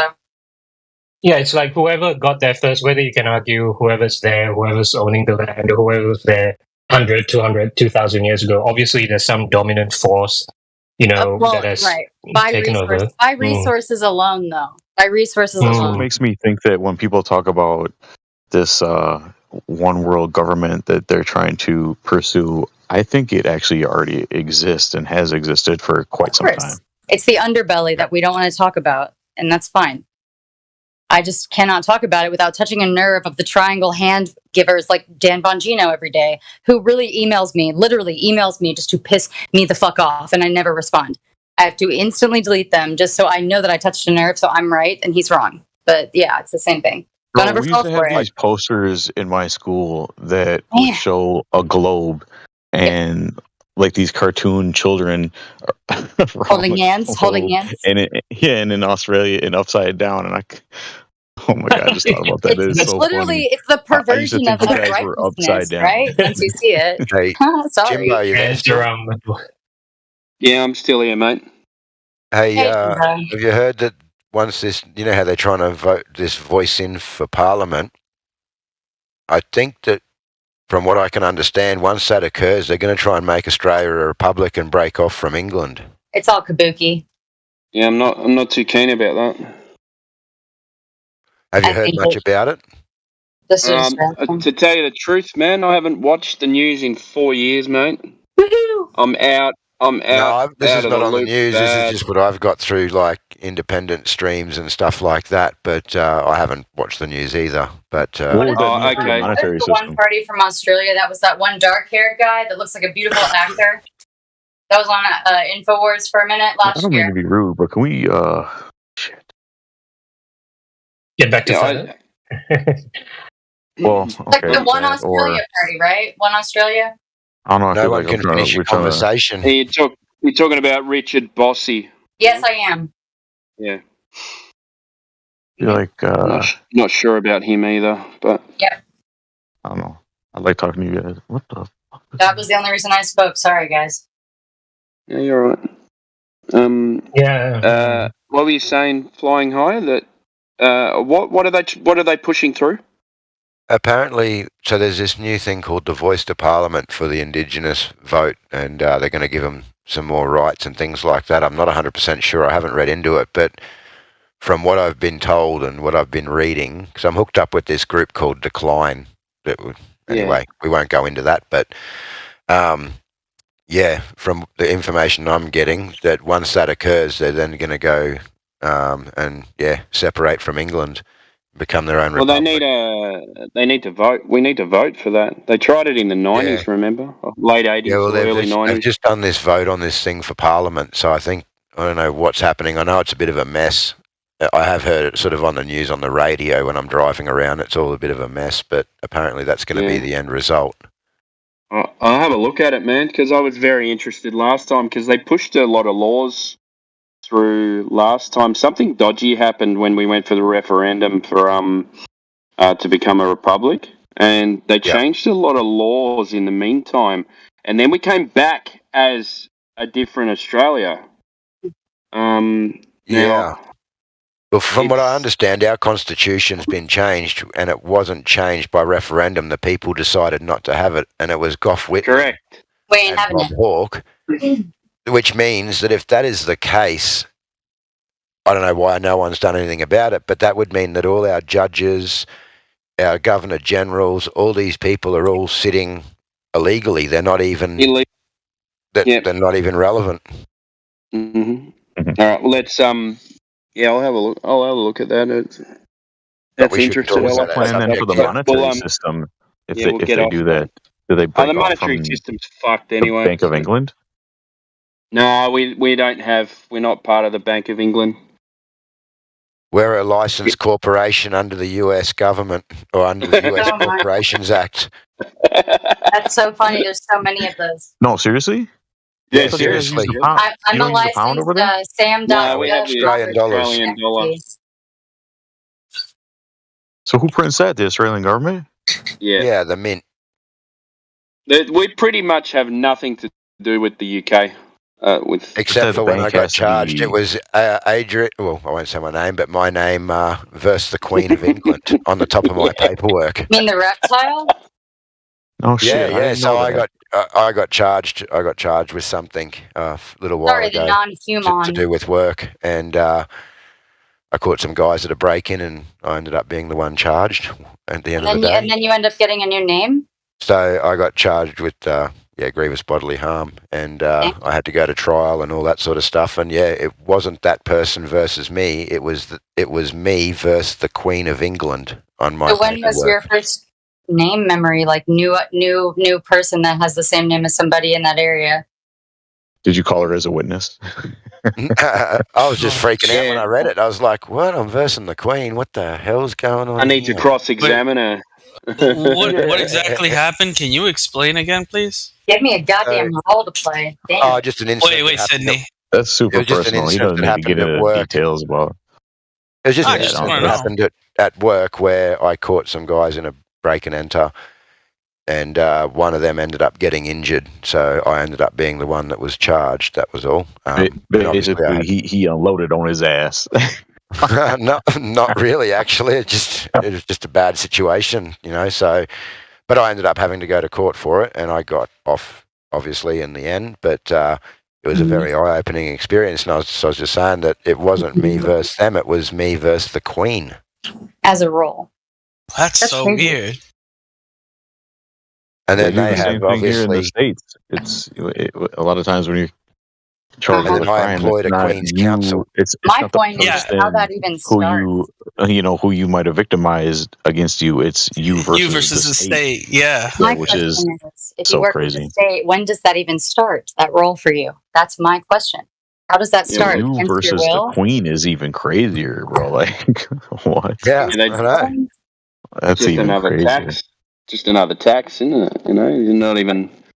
They're just trying to get you on a fine or do some time, and charge over here, money for it. there was this really crazy case where this guy was trying to steal some stuff in the house. Whatever, he was trying to enter a house, and he was coming in through the roof, and he fell in, broke his leg, and he ended up suing the owner and winning. That stuff happens here too. And I was like, "What? That's insane." Do your authorities overcharge the hell out of somebody on a crime so that they really have no recourse to try to fight? It depends on who it is. If you're a pretty white depends girl, who it they is. just fuck you. They fuck you in the ass, and then they take away your license for 5 years and give you the max fine on your first offense. So that's what happened to me. The criminals seem to get away with a lot more. When I say criminals, just the repeat offenders that are constantly doing smaller crimes, drugs, alcohol, stealing cars, things like that, because I was just don't think they pay the fine. They don't pay the fines. They get locked up. They get put in jail. They get fed. They get a shelter. They meet with all their mates in there. They learn how to become and a they better get out criminal. early for like jaundice. And then they get out. So when you call the police, from my experience in those situations, because we used to deal with this and the police on a nightly basis, you wouldn't get a response from the police because they knew they were wasting their time. They were, they'd lock them up for a couple of hours and then they'd be back out on the street doing the same thing and they'd be getting another call. There's a stupid frequency going on though. I don't know if you're aware, but they do this tactic here in the States where they will, if they think they can convict you of one crime, they'll charge you with that crime, but then they'll tack on like 3 or 4 other crimes. That's why I love giving them permission so they to can enter my pigeonhole place. you and then come to you and be like, hey, look, we'll drop these other charges if you just plead guilty to this one. That's like the big tactic they do here in the States. I did, I know my rights, and I trained a lot of people in that industry, and I just refused to speak. I love speaking to they're them. They're not having my side of the story.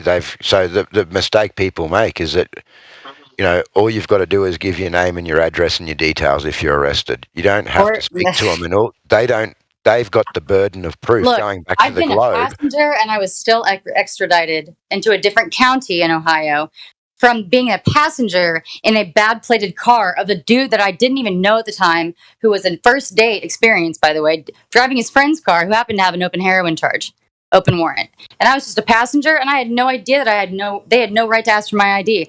But a different county, 45 minutes away, they took me and extradited me. It just depends on the person. If you're me, then that's what happens. Then a month and a half later, then you're out of jail. What people make the mistake is that, like the globe, Just for drinking. The police or the prosecutor that have the burden of proof. So, they might come to me and say, oh, did you have a good night at work on Thursday night? And I'm like, oh, yeah, it wasn't a bad night Thursday night. Oh, did anything happen? Oh, no, usual Thursday night. Well, they don't need to know anything happened, because now they've put together that, this guy was working on Thursday night when this incident occurred, yeah? It's a veiled threat by blackmail. So all they're doing is just asking little questions, sly questions, whatever they can, all the time. It's not just when you're interviewed, just to get that information, to put you there, to put you at the scene, to put it all together. So, if you don't have to speak, and if you don't speak, you're in a lot better position, because they don't have the information they require with their burden of proof. And my point is, since I moved here, fuck that. But yeah, I agree with you completely.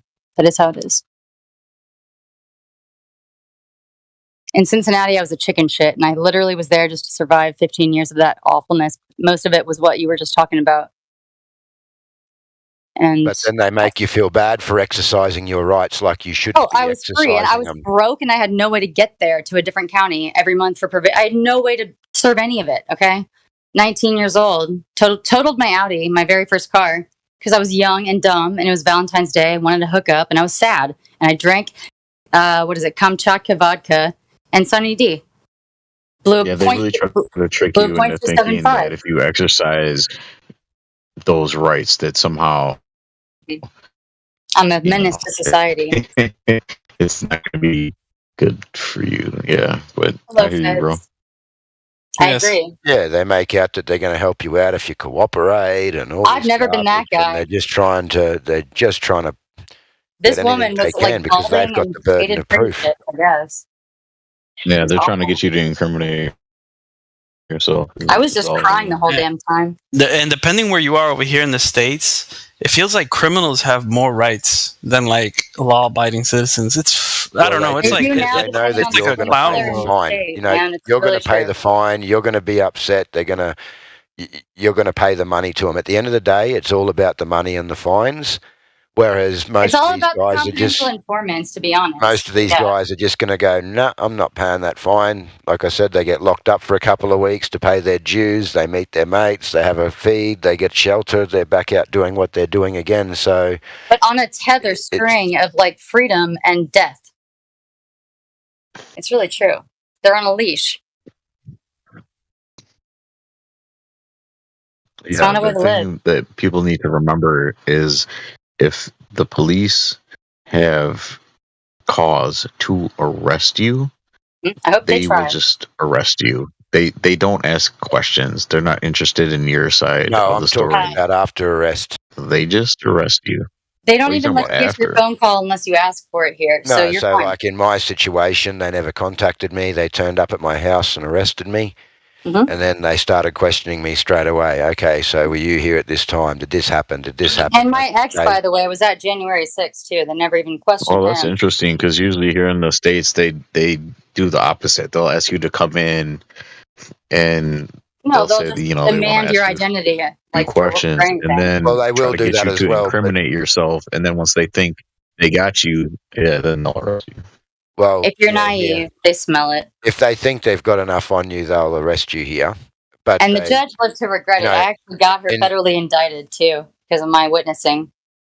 She actually got her ass served, but it depends on what's going on. So if it's a lesser crime or something they think that they don't have the evidence, yes, they will. It's not going to give them political gain. They won't do it. They will call you in and they will have the conversation with you and try and get you to incriminate yourself. But then in my situation, they came and arrested me, and then as soon as they arrested me, they gave me my rights and said, you have the right to remain silent, and then they start asking you questions straight away. Oh, where's in my this? case, Where's they gave that? me What's Andrew. this? So, all you'd say is, nope, sorry, this is my name, this is my details. I need to speak to my lawyer. I got nothing further to say. And they'll ask you 100 questions all the way to the station to do your charges, to lock you up. You get locked up for a few hours. Yep. But the they made me piss my pants. So even in Australia, when you invoke your rights and you say, I'm not going to answer any questions and I want to speak to a lawyer, do they, because here, after that, when you say that, they're not allowed to ask you any more questions. Is that true in Australia too, or no? It's not true here. They will still continue to ask questions, or they'll try and have a conversation that you will incriminate yourself in. They'll make you piss yourself before they give you a phone call to call your ride out of there. Like, they don't care if you invoke your rights. That's what happened to me. So it just depends on the people. I really enjoy talking to you, Flying High. I don't know.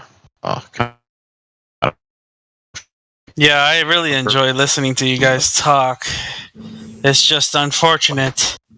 Kind of having I don't know what's happening. I keep hearing this. I don't know. I feel like there's 3 conversations going on at once, and I'm confused. I don't know why. But I love you guys, man. You guys are awesome. I'm not going away, but I'm gonna. I gotta step away just for a second, clear my head. I think it's really funny. Like, this is what Sydney, I feel like every time somebody's talking, you need to finish their sentence, and you need to stop doing that. It's getting to my brain. You're interjecting to where it's interference sounding to my ear only on my phone, so I'm going to just mute myself. I don't have to insert myself here. I was giving my own experience because they're asking about it. I'm sorry that I was overlapping. I do apologize. I'm going away. Bye. Who? Oh, bro, I didn't ask anything, but that's cool. I get it. That's fine. I'll be the bad guy. You're cool. But yeah, I thought I was very direct about who I was asking direct my questions to. I thought it was asking the country, so no, it wasn't clear. I apologize. Yeah, Sydney, Paul, and Fly High were having a conversation, and I was just trying to listen, and it was really hard. I did not know it was directed at solely him. I really didn't. I thought we were comparing like arrest situations based on country. I literally thought that because I couldn't hear. I didn't hear that. That's cool.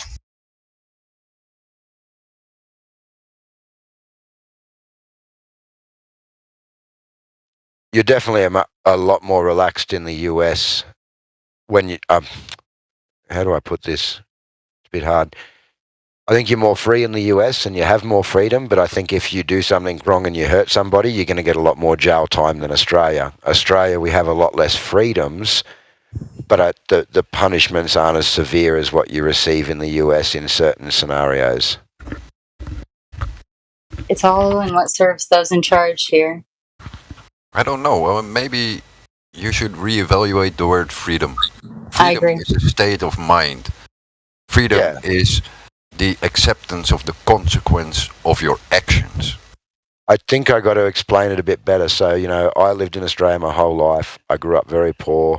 I never thought I was going to ever leave Australia. I never even left the small town that I lived in. And anyway, by certain circumstances, I ended up in the US for 6 months. Now, in Australia, we're told that, we're the lucky country, we're the dream country, we're the free country. This is the freedom here, and they do badmouth America sometimes in certain circumstances as well. And for that reason, I never really had a want to go over to the US. And then when we landed in the US, I looked around and all the things that were happening and talked to different people. And most of the first week I was there, all I was saying to my wife is, fuck, you can't do that in Australia. Man, you can't do that in Australia. Geez, you can't. Wow, that wouldn't happen in Australia. It was absolutely insane that you got difference. But I know what you're saying. When nobody is free, we're made to believe that we're free. There is no freedom, but as in living in the country, the difference in the laws and the rules and what sort of happens, it's very different. Yeah, but it's about, like, when you grow up in a country, you get that nationalism within your education system. This is the best country. Why? Otherwise, your pupils are not motivated to learn.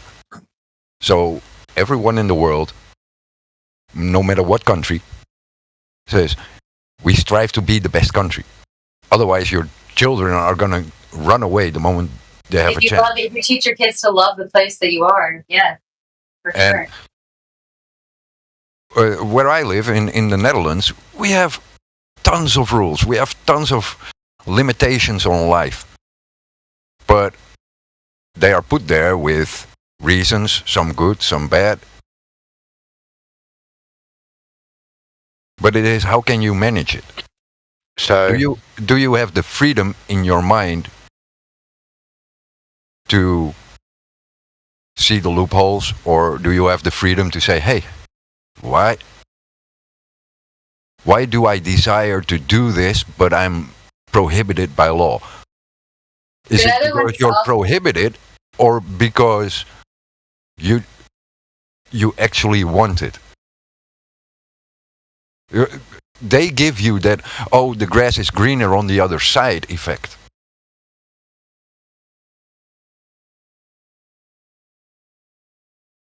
Well, here in America, you don't even have like nationalism anymore. They don't really teach that. They teach rainbow flags. No, but if you, from a European perspective, the people in America, they are not even aware that there is a rest of the world. Well, it's very accurate for about 40% of us, yeah. Anyway, guys, I'm out. I'm going out for dinner. Have a good night. So, enjoy the food. If you, hey, good night, bro. Have a good. Yeah. Have a good night. Thanks for chatting. Yeah, you too. Thanks. I love the Netherlands, though. My dad was hired like 2 Netherlands employees at his chemistry lab. Yeah, if you live in the Netherlands, then the people 50 miles away are like, foreigners. You guys have like some of the best soil for growing food in the world. Of course I do. This is the strangest Friday night ever. It's Saturday morning, 11:20. Man, I have to work in like 4 hours. So that sucks. That is true. What are you guys talking about? For me, it's still Friday Saturday night. Give me a break. 20 past 7. What are you talking about? It's Speculation Sunday. Much rather be talking to you guys than self-wallowing in my own sadness about my week with Andrew. So never look back. Poor Andrew, you need to give him a second shot. He's just a fed. He's a slave or protected. I feel bad. But I tell you what, I feel much better having paid that money to get those background reports today. I tell you what, that's all that matters. I have closure and I can actually be a nice person again.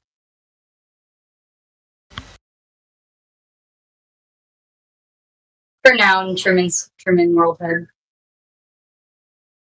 But the Netherlands kick ass. Netherlands people kick ass. Yeah, well, if you grew up here, you look at other places, you see the grass greener over there, and you see the grass greener over there, and but the air quality is so much better, right? That's what I've been told. Yeah, depending on where you live, you don't want to breathe in Amsterdam. Less moisture, but less pollution and weed in Amsterdam.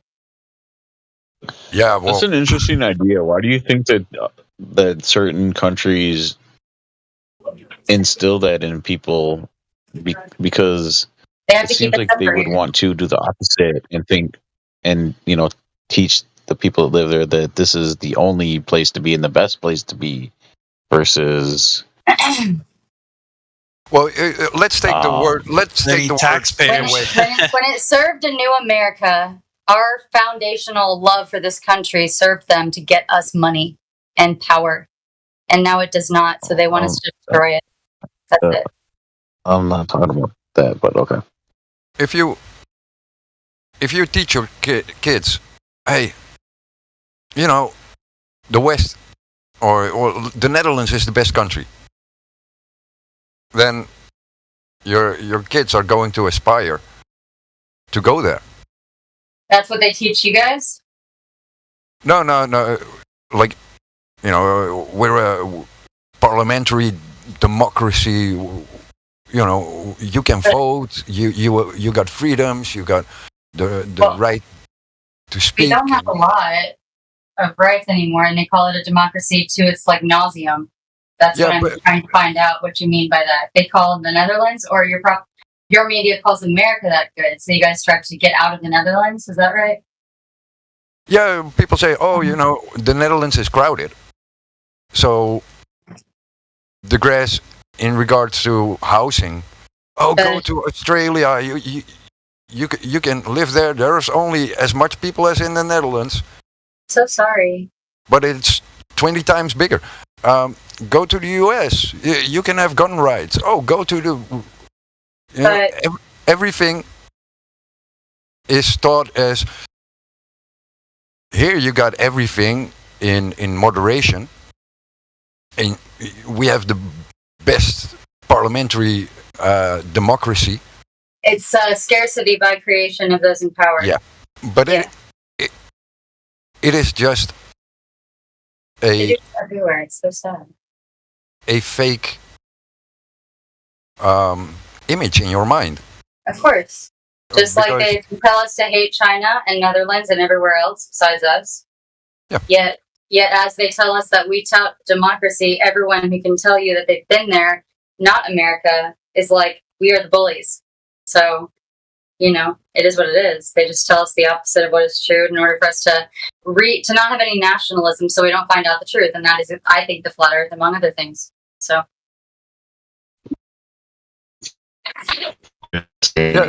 Oh, government interference? I can't hear you. No one says. Can you hear me? I can't hear you at all. You were mumbled of interference. Try again. Is that better? I think. I don't need to talk right now. Is it better? No, you're roboting. I'll say this. I think. Paul V, I think you need to reconnect your microphone or your headset. No, you guys can talk. I'm good.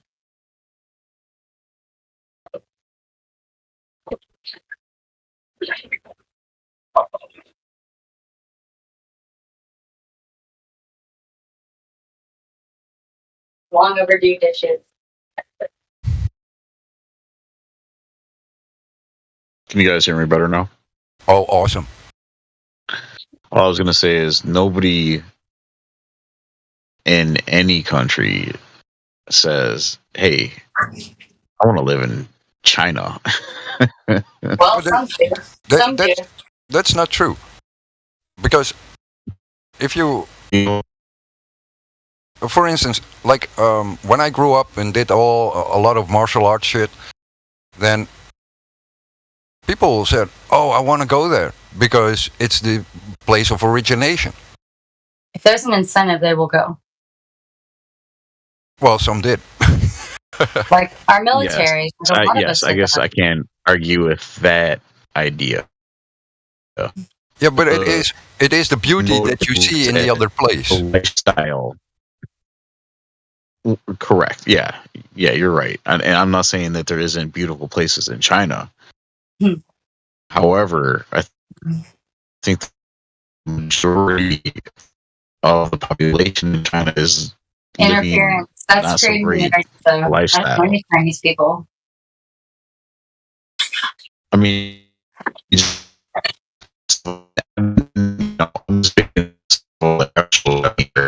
go there and they say want to use the restroom and they walk into, you know, You sound like the guy from and it's filthy and disgusting and there's no toilet paper and you know what I mean? Like I know. I will know if I bad in a lot of, Chinese person. I would love that.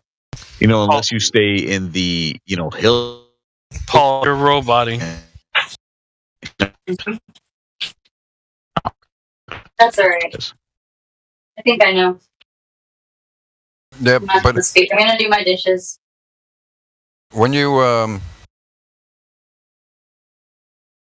say like nobody wants to live there, or you know, the people say, oh, those things are worse.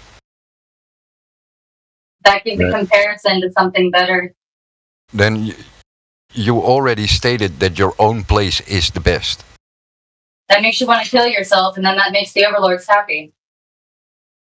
I don't know, but I think in let's say, if they say, oh yeah, you know, like I want to go to China because I want to study martial arts, and then people around you are going like, yeah, but you know the food quality is bad, the government is bad, and this is bad.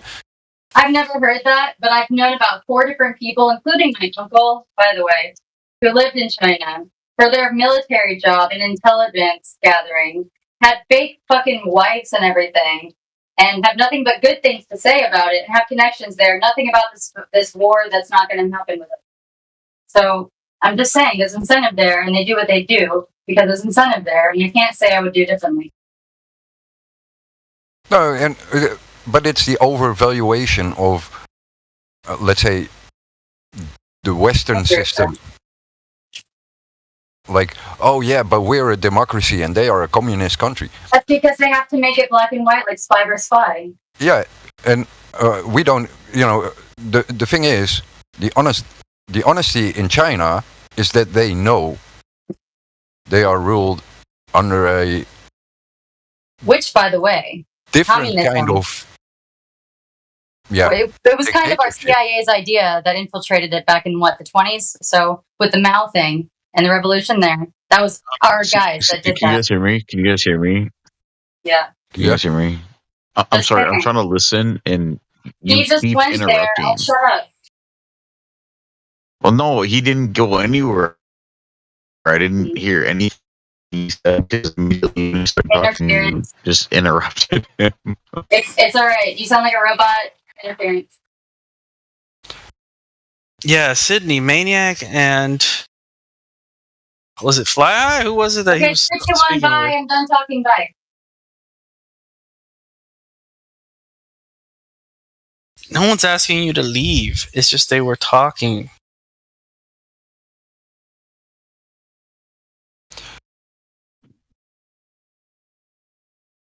Wow. So the people in China know they are under a dictatorship.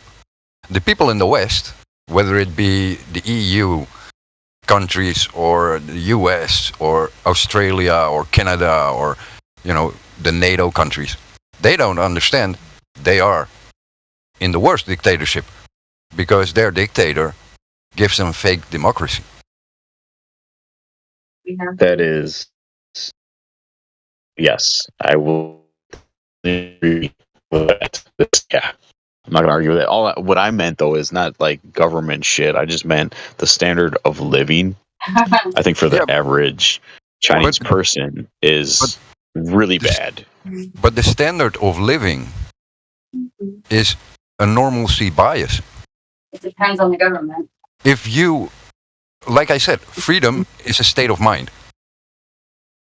So I'm not talking about freedom. I'm talking about like clean. I'm talking about like a toilet, a flushing toilet, in toilet paper. Do you know what I mean? I'm just talking about like. Do you need those luxury items for life?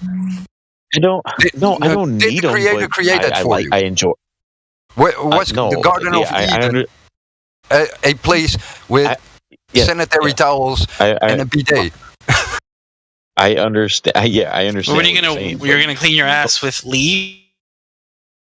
Like, come on, you can't honestly tell me that you don't appreciate these things and are glad that you have these I do things. appreciate these things, but it is overvalued. It is not a necessity of life. Drinking water, I will agree with you. Is a necessity of life. Food is a necessity of life.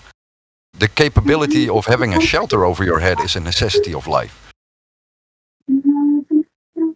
And if you grow up in a pampered society like the West, you're gonna look down on the places that are not pampered.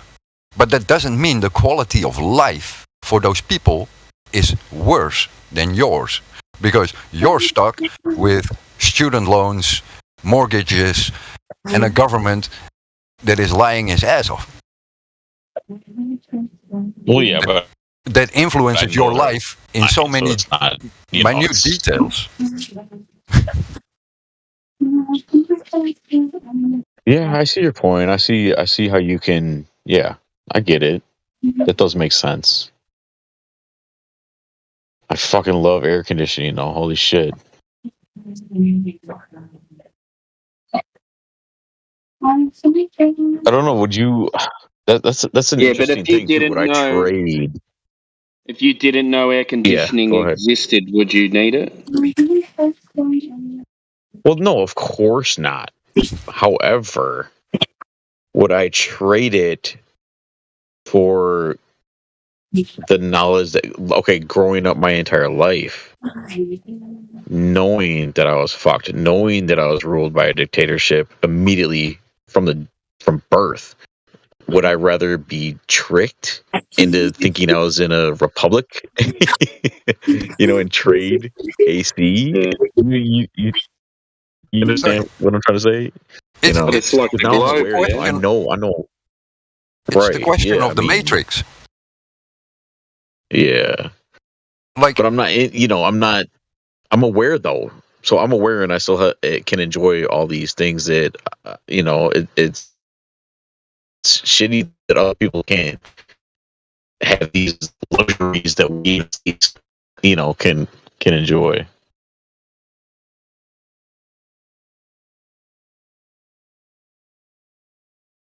Yeah, but if you go to a place that you cannot enjoy those luxuries are replaced with other things that you can enjoy.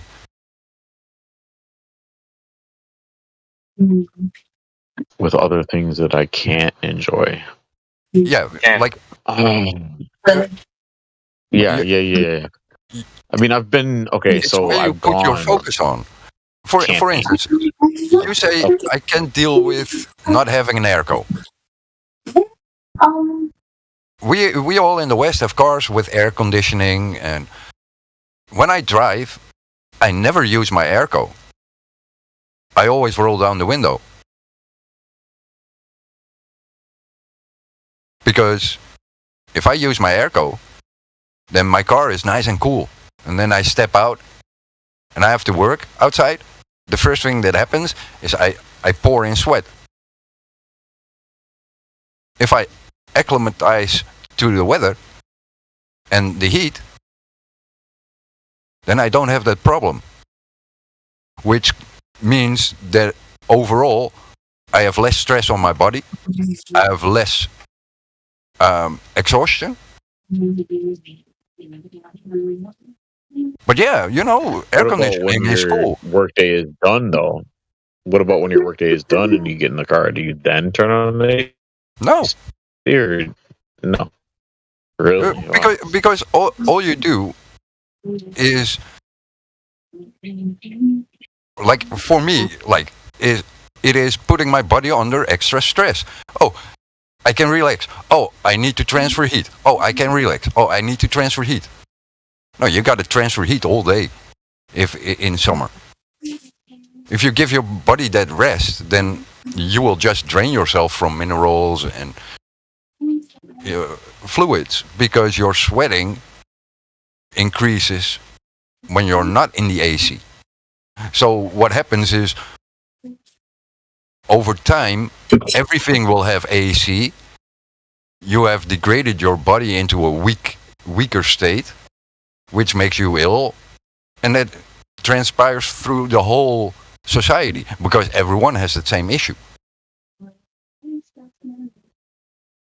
And it just encloses you into, oh, I need to work in a closed environment where there's AC because otherwise I'm not gonna make it.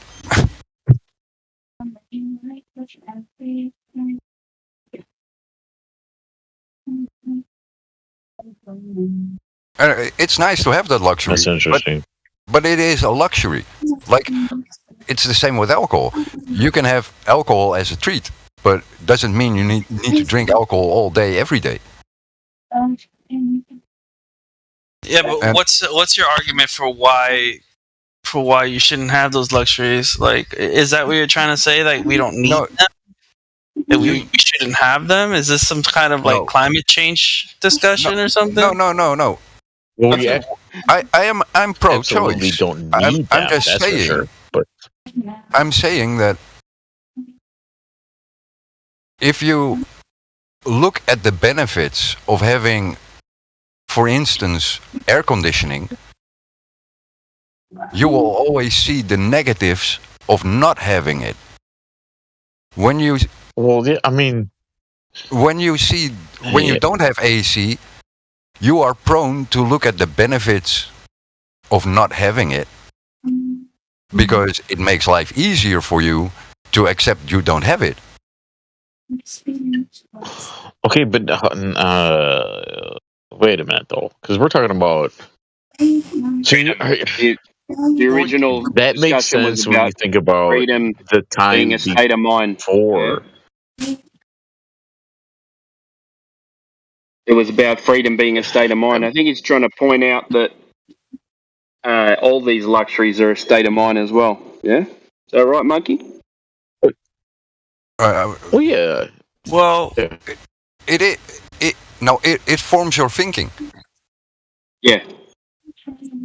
Because yes, if you have AC, if you have AC, and you get used to it, then you can't imagine how you could perform your life without it. Well, I disagree with that. Because I was trying to tell you earlier, I've gone on week-long camping trips where I actually roughed it and just had nothing and lived in the woods in a tent in the summer. So I've experienced it. I know what it's like, and it sucks. I'm not saying right. And people knew before they knew about AC. They knew that sucked. That's why they invented AC, because they understood that. They created AC to make you more comfortable. Being less comfortable doesn't mean it has to suck. That is what people want you to think. I work in the sun all day. Hold on, no, I disagree. That's not true. That's not true, buddy. It is true. Not being able to shower with hot water and soap, and that feeling that you get. No, I think like. I don't know. Maybe I'm not articulating myself properly. Because I understand exactly. Just don't see what's the problem with having the luxuries. Like I don't. I'm just trying to find out if you're trying to say there's something negative about it. Are you saying that because you have those luxuries, then you can't really live without them? No. He's not saying that at all. No, you missed the start of the conversation. He's saying that it's. Oh. Yeah, no. Yeah. He's not saying that at all. But what I'm saying. Okay, so you can replace the positive with a negative of something, and view the whole thing in a different perspective. I didn't do nothing. If you have for instance, if I look at my streets here in the Netherlands, and people are getting ACs because we got a little heat wave, what happens is that the streets become empty. Everyone gets enclosed. Back in the 80s and 90s, when I grew up, everyone was outside during a heat wave because, yes, finally, we have tropical weather. Everyone was enjoying it. Now everyone is bitching about it. Yeah, I think we're talking about adaptation. You know how the body has to adapt because it gives you an immune boost, but also a psychological boost. Versus when you're always comfortable, you're not acclimating to the environment. You go in when it's hot or cold, to turn on the heater or the AC. So you know what I mean? It's not with the environment. It's not in tune. It's not tuned into. You're not developing. You know what I mean? Because if you can go out there, in the whole time, it gives you a psychological boost. It makes you more what's the I forgot. Yeah, increases adaptation. Monks do it. Shaolin monks. When it's cold, they train in the cold. When it's hot, they train in the hot. And it fortifies the body and mind. But here's the thing, right? Here's the thing, right? For him, it's a negative, right? Everyone's staying in their house, no one's going out. But maybe for them, it's a positive, like they're not in the heat. It depends. If you live in the desert, you might want to acclimate to the desert. You know what I mean? Yeah, you might have an AC, but you know what I mean? It's not right to have to live in AC while you're in the desert. It's probably better to, or if you live in the cold, right, in the snow. You know what I mean? Maybe it's good, because you can't just sit there in the cold, right? But yeah, you need electricity. I don't see why you can't do either or, because I thought the original point that he was trying to make was that before you knew the system existed, you never thought about them and you didn't need them, and you just adapted to the situation that you were in, the climate that you were in. So it was never even a thought. You just dealt with it, and it wasn't even you didn't even deal with it. It just was, and other things occupied your mind. However, I mean, even that's not necessarily true, because if that was the case, then these things would have never even come about. Like, obviously, you feel funky when you don't shower with soap in a few days. You feel nasty and disgusting, right? So we shower with hot water and soap because it feels better to clean your body, right? Same way as it feels good to walk into a room with AC.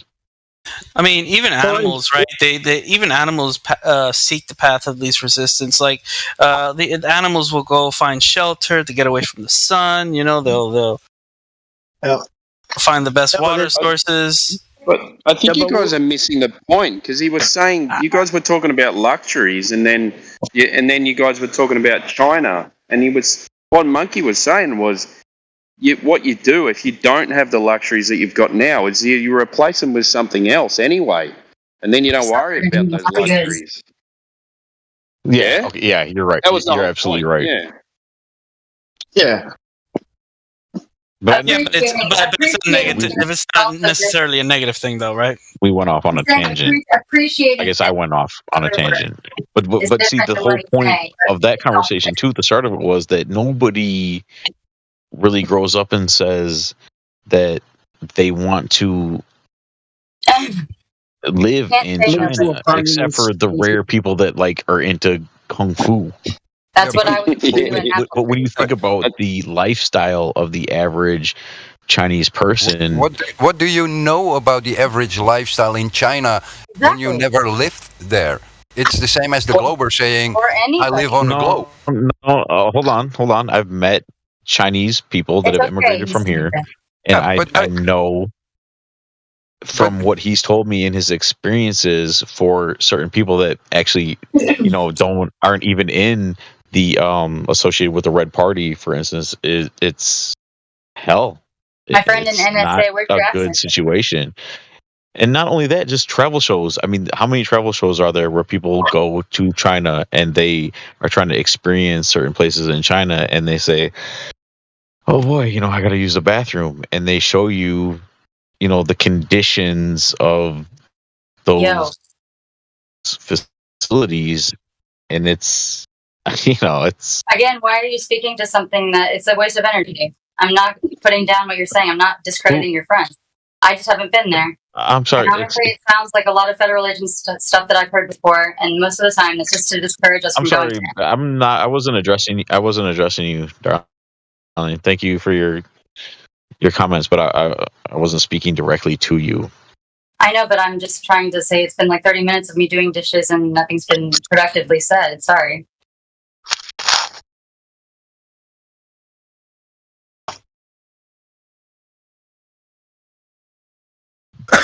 Well, it's usually what happens when you have a back and forth. I mean, eventually we go somewhere, but that's what we were doing. Hey, yeah, freedom is a state of mind. I agree. I agree. I concur. I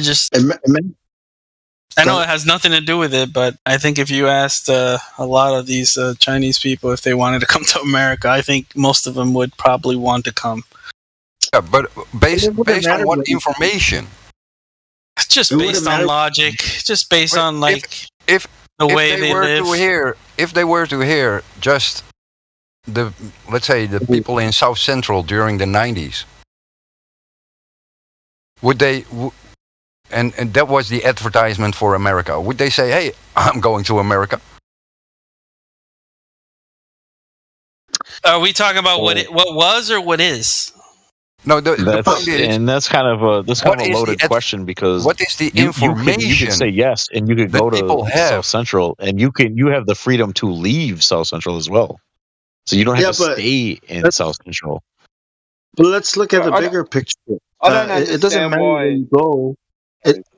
If you live in America and you think the Earth is a ball, you're not free. If you live in China and you know it's flat, you're more free than anybody in America who thinks it's a ball. So it doesn't matter where we go.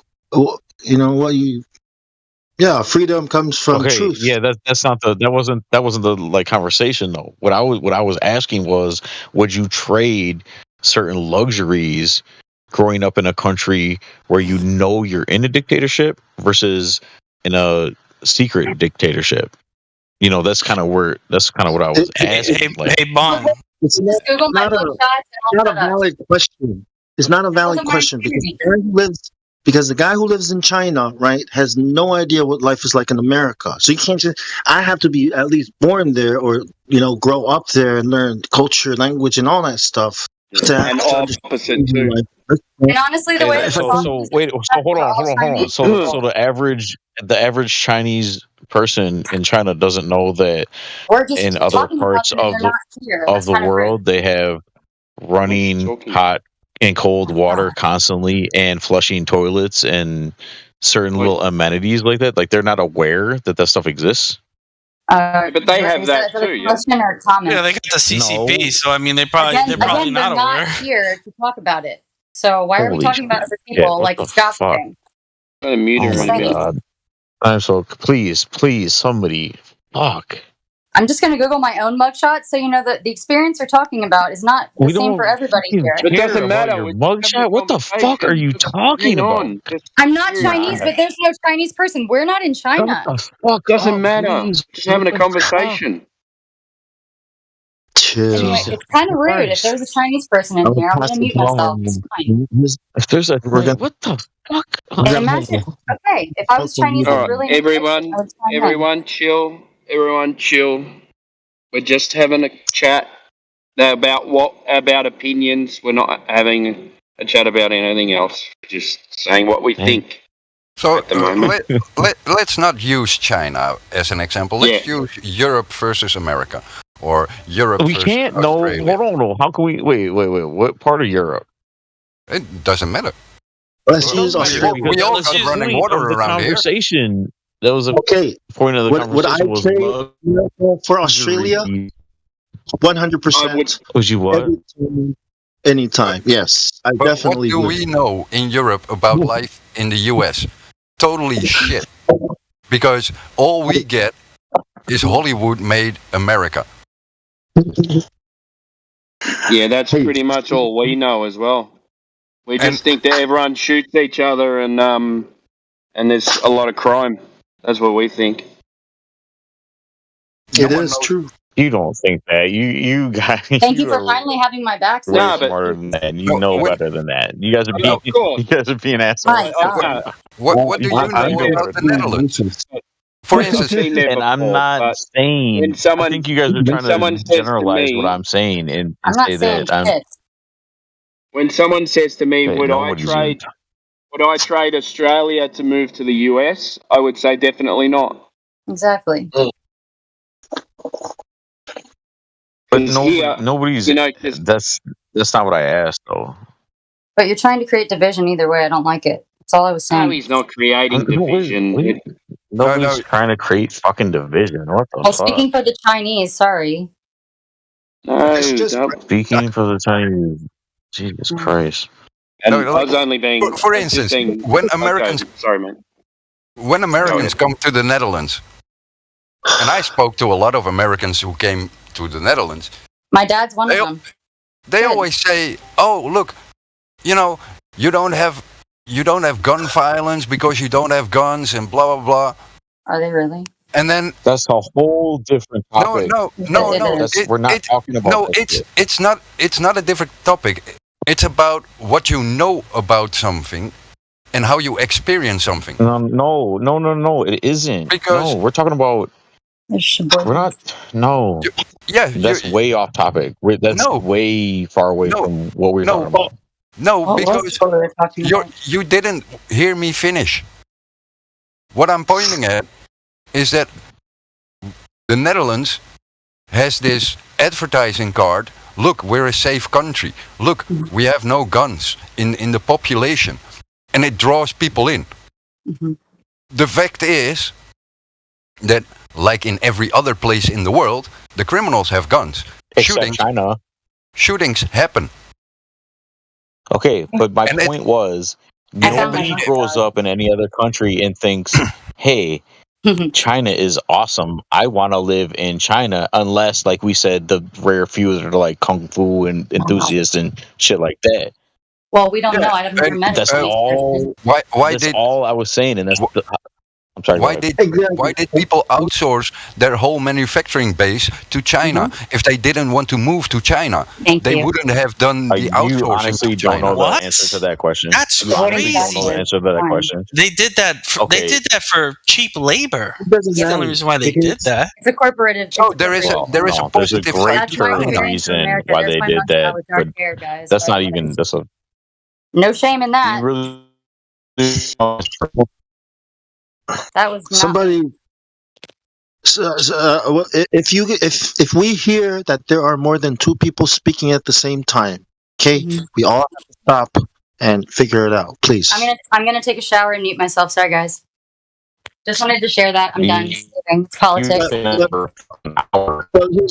But it doesn't matter because I hear you and I will respect that. Bye. Okay. Yeah. But what I'm saying is the whole, where would you rather live? Doesn't matter because it's like asking me. No, that's not the question. Do you want to be in this was prison? Never, where would you rather live? We're still in a prison. What matters is the freedom in your mind. Truth that you're in a prison. Yes. Yeah. And you're being manipulated. Choose a side and all this shit and to hate each other because difference and whatever. Yeah, what's important is we realize everything you live in. Yeah, the education system, the ball, Earth, all this bullshit. How would you feel if one of the top search terms in Chinese TikTok, I think it's called like Douyin, is being an astronaut, which is crazy to me. If I'm allowed to speak, they also teach on their TikTok to love the country. I thought you were going on mute and taking a shower. What the fuck? Wow.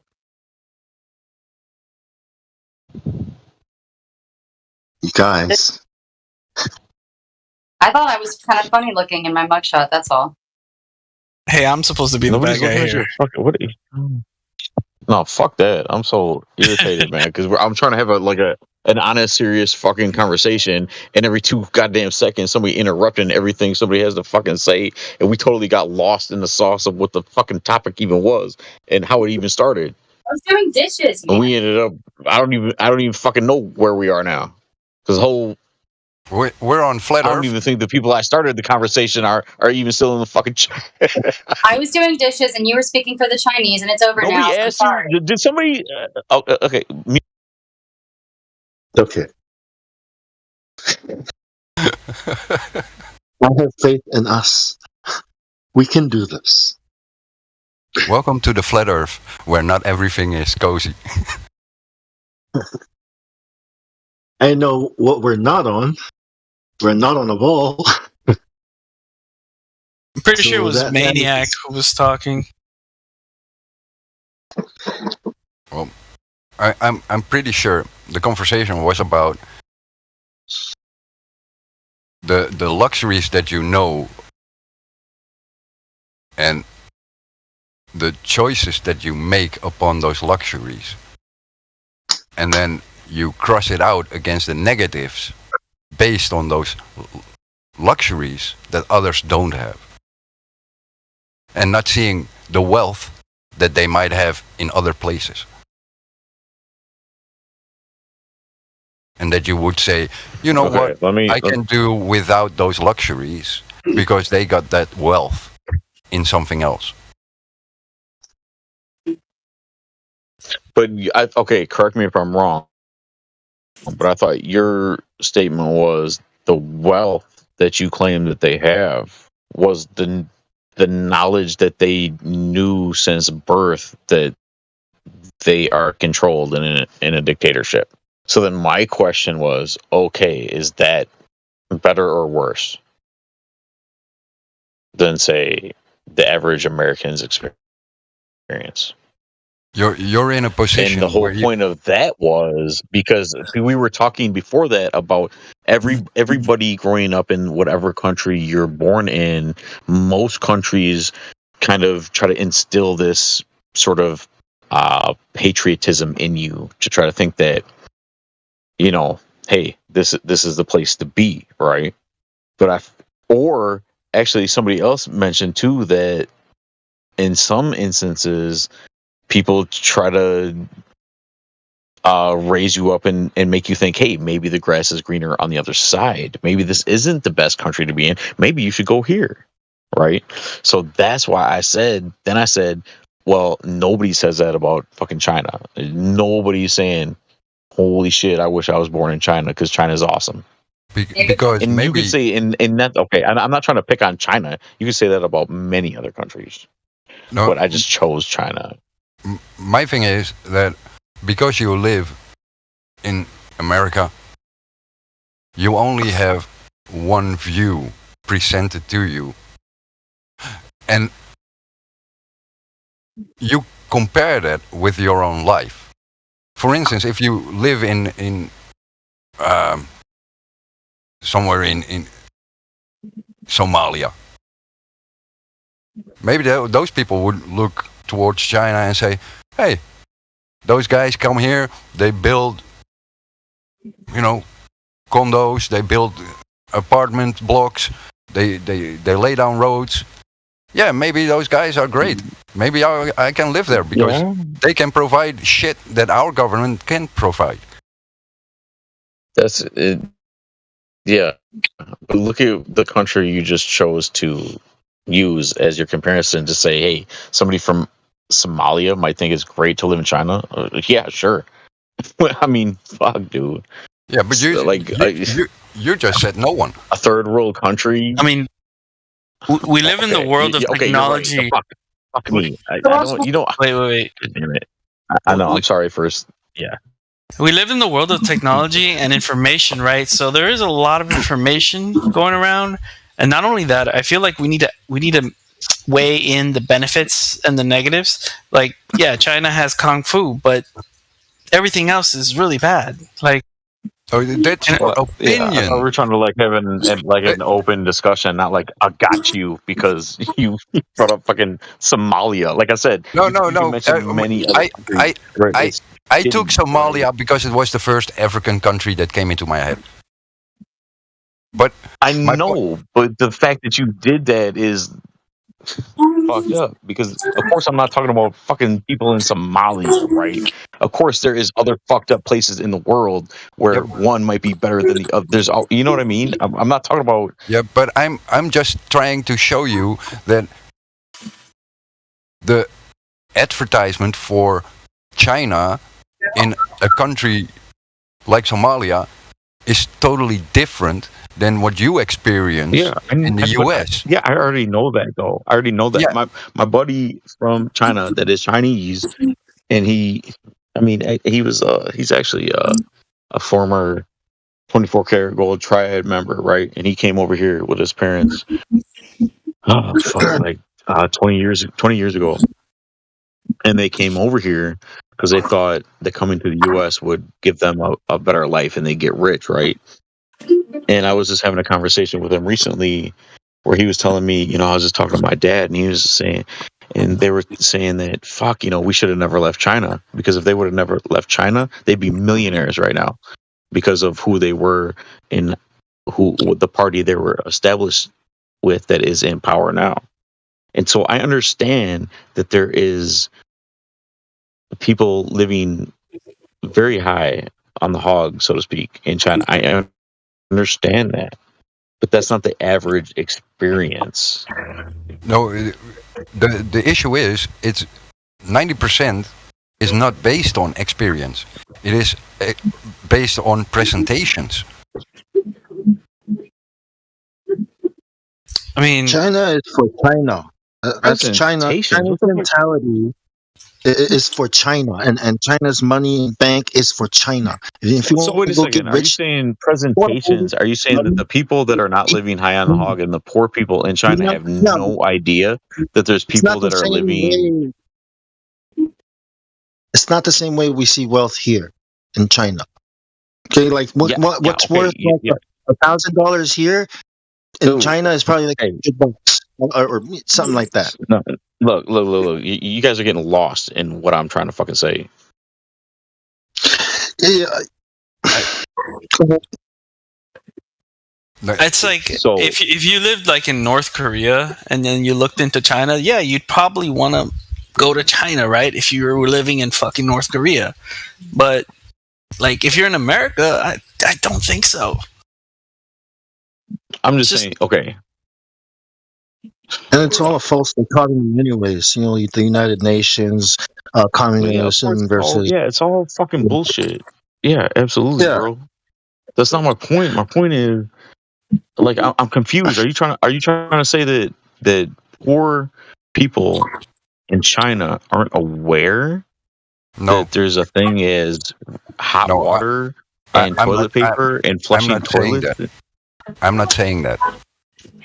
What you're saying that they can that they're just as happy as someone else living anywhere else with these amenities, these luxuries. There are millions of people that live in the world from Western eyes in poverty and squalor. Yet, when you go there, they enjoy life just the same as those. Of course they do. They have to. They don't have a choice.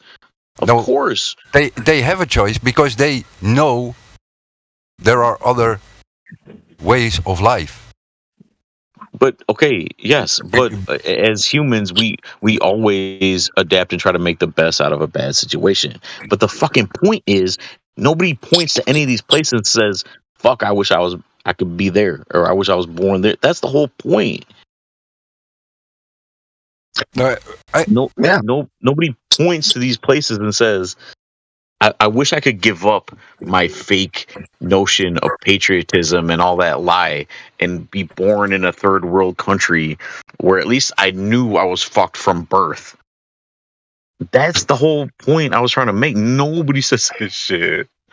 I think he's talking somewhere along the lines of like ignorance, like they're just ignorant about it. And so they don't know what they're missing out. And no, they're not. Well, I think that's where he's. I don't think that's what he said at all. I thought he just said the exact opposite, actually.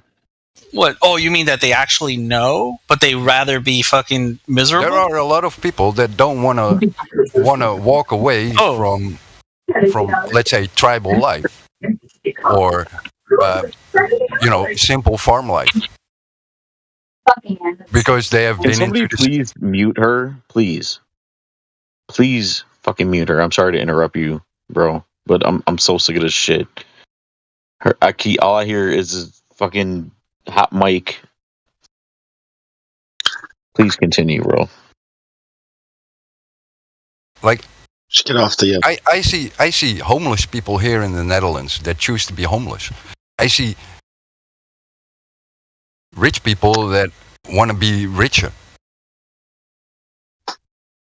When they look at each other, they can't imagine the other one's lifestyle choices. That's a kind of a broad statement. No. The thing is, because I've been rich and I've been poor, and I see these people begging at the stoplight every time I'm driving around the city, and that is something, for instance, that is when you are raised in the West, and especially in America, money is king. But money can't buy happiness, right? Yes. Let me say something real quick. I think I know what he's trying to say now. Because if you look at the Amish in America, right? But I think that has to do with culture. I think that has to do more with like the way you're raised, the culture you're in, maybe the the religion. Yeah, and living in luxury is a cultural thing. Yeah. Yes. I find it very hard to believe, however, that there'd be a lot of people that wouldn't enjoy some of the luxuries that you and I enjoy. And they would trade them, I think. They would trade whatever the fuck is making them happy now for a lot of these luxuries that we take for granted. It's just a mindset. That's all it is, Paul. It's just like those people who live. I know and I understand now what he's trying to say. It's just like a mindset. That's all it is, dude. Like the type of guy who understands that there's electricity, there's all these things, but he'd rather just live in the woods in a freaking cabin, right? It's just a mentality. It's a choice. It's a choice. Man. But here's the thing: he's got that choice. He's got the choice, though. And my thing is that when you live up in luxury,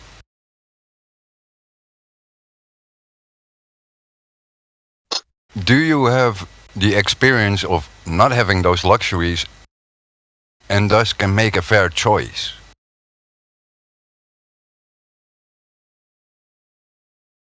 That's an interesting statement. Make a fair choice about what exactly? Between what you want and what you don't want.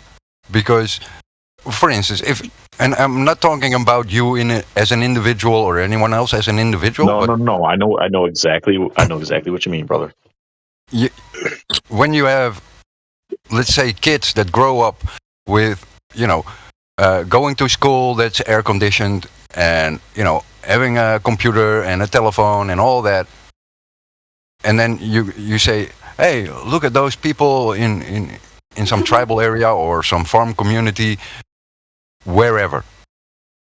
They will say no, because they don't have they don't see the luxuries there. They don't see the joy of life there. And no one in their surrounding has a lot of experience and can tell them about the joys of life in that way. So it will always be presented as a negative. Okay. I just got what you're trying to say then. So, yes, I agree with you that a lot of the luxuries that you and I take for granted enslave us. Absolutely, they do. Absolutely. And I look at certain tribal people, and you think I have been kind of envious at times, and think, man, seems like such a peaceful existence. Yeah, and when, for instance, for the China example, when we get presented, let's say, the rural farm communities in China, in the media we get it presented as, look at these poor oppressed people by the Communist Party, and we don't see the rural tribal life that they live and may value for their own cultural experiences. Well, okay, yes, that's true. But I've talked to those people that have lived that life, and as much happiness as that they try to muster between them and their family, they are fucking miserable. And you can ask any of them, and they will attest to that. I mean, they're happy until the CCP comes around and puts down the hammer, right? I mean, yeah, but you're happy until the IRS comes around. You're happy until the ATF comes around for an pistol brace. So then, what's the difference? What's the point of living like that? I'd rather live like this than live like that, and have the same outcome. I don't know. It's super not because I like that song. I'm gonna play it again. Thank you, guys. I did a paper on the song. Insufferable. Why the fuck is the? I think Paul. What is happening? Is Paul, everybody just for some reason I think to this? I think like I woke up just a few hours ago. You've been here all night. I think the level of tolerance is just slowly going down over time. She's always doing that with the hot micing thing. Always does it. Shouldn't it? Shouldn't my level? I mean, how much do I have to put up with? Like, what the fuck? I think if I was doing the exact same thing she was doing, you guys would have fucking booted me. I'm here though, and I don't know what a hot mic is, so. It means that your mic is on and you're making noises. Guys. You said you were going to mute yourself and take a shower. And I was in the other room in our studio apartment. Y'all are wild. It's funny how you weren't listening, but you're listening. The fuck ever. I'm playing music for you, so I don't have to talk. Actually, but sorry. Calm down. You say that, but you steady fucking keep talking. I'm trying to get Oh, Jesus. I'm trying to get out of the negative headspace. The funny thing is, like, this luxury we have called internet and voice communication over internet is annoying the shit out of people. Tribal people don't have this issue. Annoying you? You said it's annoying you? No. The side effects, the hot micing, the garbled messages when you have a low ping or a high ping, But wait. Those little irritations on the body. A lot of people don't have that. I guarantee you, if I said nothing for 35 minutes, you would not notice. You'd still find a reason that I was doing something bad. So I'm just going to prove myself right. Bye. Yeah, but there's always a negative to everything. So it's like, yeah, we wouldn't be dealing with this shit. But then again, we wouldn't be able to talk to each other from anywhere around the world. About flat Earth, right? Yeah. The funny thing is, like, for these things, there are simple solutions Like a few years back, I wanted to force push to talk on everyone. Well, stop telling me I have privilege then. Yeah, I use push to talk. Yeah, because what push to talk does is that you have to think before you speak. Because it's now an action. I also use push to talk as well. Yeah, I agree with you. You have to think before clicking. It's just a personal thing that I do also because of the way my keyboard is, the way my setup is. My headset broke, so. Who's the moderator? If I don't. Monkey, Bong Sal, there's a couple of. We got some mods here. Please mute. Please mute her. Please. She's adding. Paul, do you need some coffee, man? Conversation. No, you need some coffee, bro. I think Paul just needs a little bit of rest and get back his positive energy. I think he's drained himself. I'm in full agreement with both of you. Sydney probably should use push to talk, and I think that Paul needs a cup of coffee. I think that everybody needs to calm down a little bit. Am I that bad? Like what's? No. Yeah, I told you. I'm trying to hear you guys, and all I hear is just constant interruption. I can't focus. Yeah, I think you're let's say voice triggered. Bro, I've just been dealing with it all night, and I'm sick of it.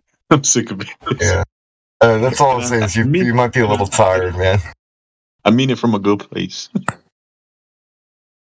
Stop white knighting, please. Are you giving me a color now? Yeah, honestly, fuck. Slay this. Slay that. I'm sorry, I'm not gonna be rude. I wake up and this is what I wake up to. Y'all are wild. This is fun. Yeah, I woke up to this too, so I was like, hey, fun. The best part of waking up is not Wayne Brady. Yeah, and yeah, you assholes, you're just waking up to this shit. I've been dealing with it all night, and then you want to come at me and tell me I need rest or some coffee? Fuck you guys. Well, you saw me? I was awake like earlier. I think I've been to sleep. I might have slept like 3 hours, something like that. Maybe I can hold the conversation right now. I can keep on topic. Hey, I might be projecting. I'm just saying. I know I need some coffee. I just figured you might too. Just not I Wayne don't even Brady. drink. I don't drink coffee, honestly. You should. Caffeine. It's really good. You know what is best is that you get the amount of sleep that your body needs to keep a temper. That's more important than the coffee. Are you saying I'm losing my? Can't save the data. What? No. Well, no. It is like losing a temper. You know, that's kind of like an over exaggeration, but it is like. Look. The level of acceptance drains when you're getting tired. Fuck all that. Look. Okay. What Monkey said? When did you? How long have you been in this chat? I have been dealing with this insufferable interruptions and talking over everyone for. Fuck! What time is it? Is it a competition? Are we 12? What time is it? It's 5 o'clock in the morning. It's 6:17 a.m. I've been dealing with this since about 9 o'clock p.m. Not my doing. Yesterday. Yeah, doesn't that tell you that you miss your sleeping moment? And you know, most of the time, I know it's you guys. Don't worry, Paul. Sydney's gonna put you to sleep right now. Okay, you guys. Why is it? Why do I have to? Why do I have to? No. She's gonna sing you a lullaby. Why do I have to go home? No. Yeah, like, there she goes. Like, yeah. What is happening? I told you, Paul. Only I can be the bad guy. Let me be the bad guy. What? No, I want to be the bad guy. Goddamn it! I'm fucking here. What I noticed? That was so nice. Paul. This is not about you. This is about Discord in general. What I noticed is over the years. I'm sorry. We don't blame. Wait, don't blame the platform. Discord, right? But over the years, I tend to call it 24/7 sleep deprivation Discord. It's a good thing that I've always because people hang all night on the Discord. Really? Yep. No, people just need to use push to talk. Orthodox Christianity and video games. No, look at that. She's like talking. She's like talking to somebody else. I have a touch of I have a touch. Well, Maniac Monkey has a good point though. So when I'm on here, sometimes I do have a trouble of shutting my brain off and laying down. But please find that Andrew. Oh my God. Who the fuck is she talking to? Yeah. Okay, I'm gonna lower her volume really low because I think that she's talking to somebody else. I'll still be able to hear her. I'm talking to everybody. Hey, all right. Well, Sydney, we can't hear you very well. You might be able to talk into your mic a little bit better so we can hear you because it sounds like you're talking to somebody else or talking through a can. That's all. I'm like 10 feet away from the phone. So what are you guys talking about? Oh, okay. Well, that makes so sense. you should not be on the fucking Discord and hang the fuck I know. up. That's why I'm saying you guys fuck with my audio. No, I'm just trying to find out what's going on. That's all. I'll be Been back. like that for day one. Can I hold on? See, I have a serious issue with this, and this is why I really love this platform. I love it. I don't even know who's speaking. Immensely, and I would do anything to uphold it and respect it, and I try to do everything I can to not deviate, even though I want to and talk about other shit. Who is speaking This shit, honestly, is who is speaking right now? It's not allowed. I don't know who ever. to talk to. Why is it being allowed now? If I was doing this, what the fuck? I don't know. I'm kind of getting. That's why I'm getting irritated. No, because I feel like it's just total disrespect. Let me and say I understand something. it's kind of funny, but Yeah, I have to disagree with Maniac because it's not the platform, okay? It's the people who are in the platform that can make it a good thing or a bad thing. I'm sorry, I disagree with that. No, my thing is, it's not the platform. It is the people on the platform. As in, do we have proper microphone discipline? Do we have proper patience? When we feel our patience is waning, is it us or is it me that is having a lack of patience, or is the other being annoying? If, for instance, now we realize and understand that Sydney uses her phone to talk on the internet, it's a wireless connection, and I hate wireless connections. Why? Because quality sucks. B, she's far away from her phone, so we have to guess if the background voice that we hear, which is Sydney, is talking to us or talking to herself or talking to someone in the room, because we cannot distinguish, because she doesn't use push to talk. And what the fuck? Are you making excuses? No, I'm not making. I am not making excuses. I'm explaining the situation, how I see it. Because people tend to sit behind the computer and think, I want to say something. Even if their phone is far away, they want to say something, and they say it. That's not mic discipline.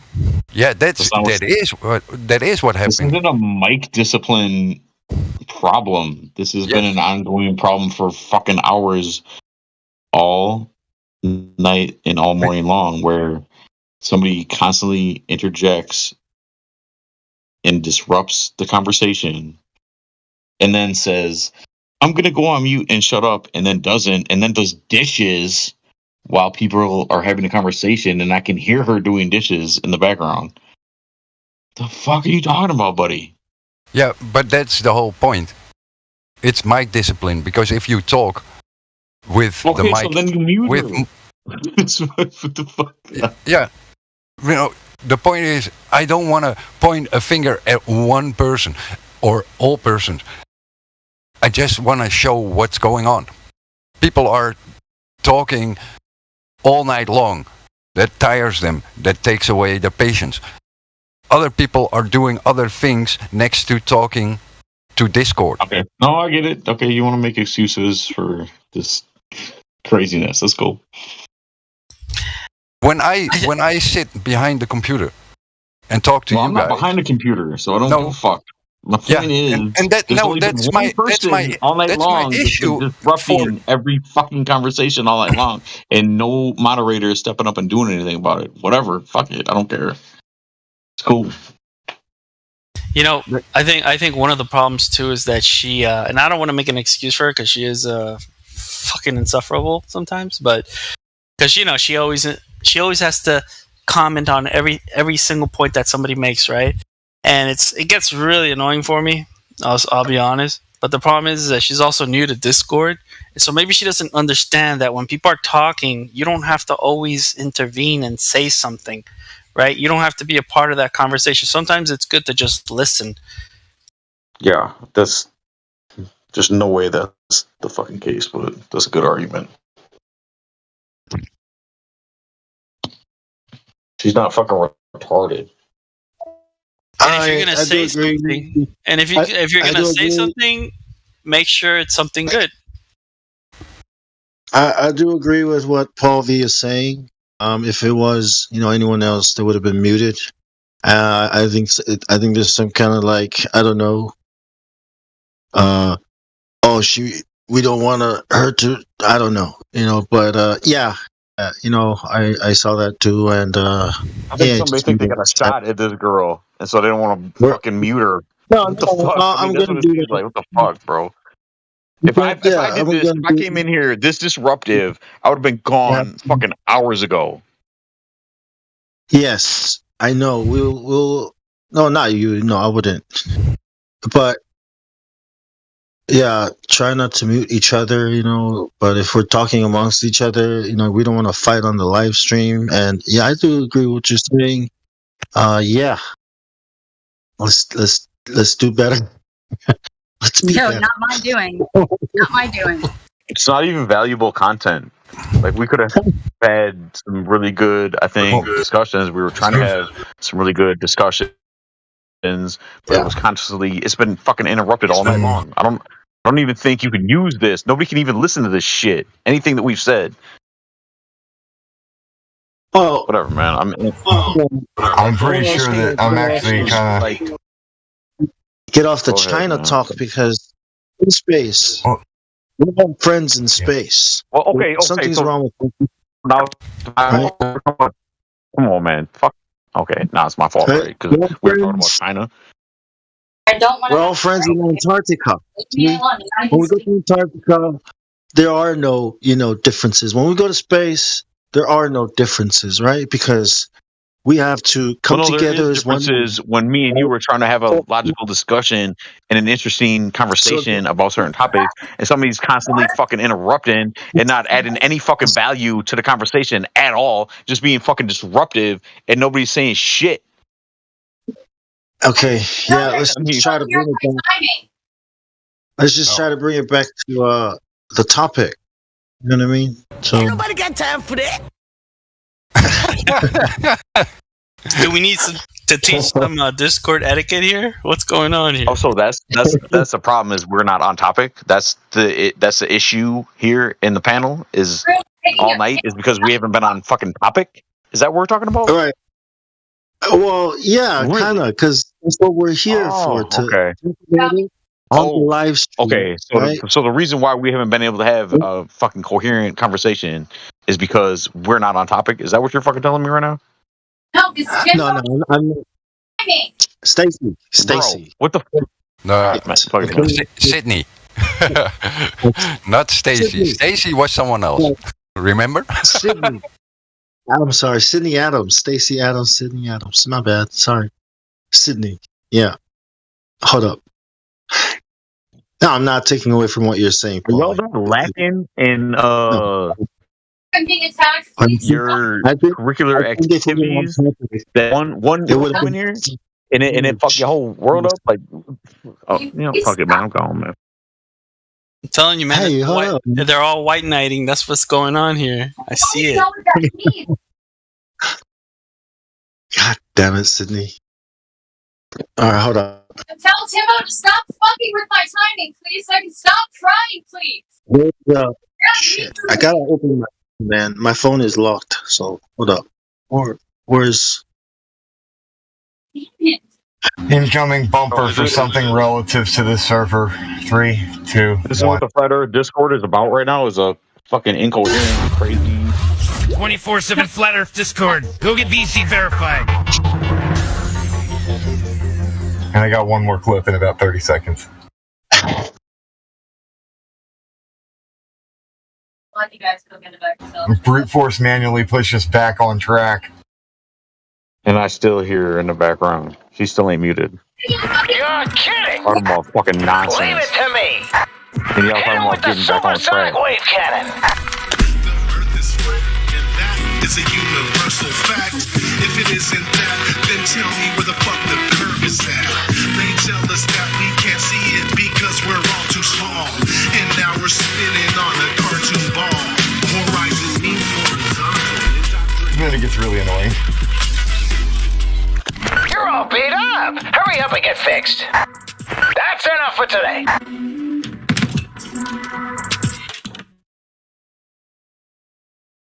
Can we get back on topic, bros? Brothers and sisters?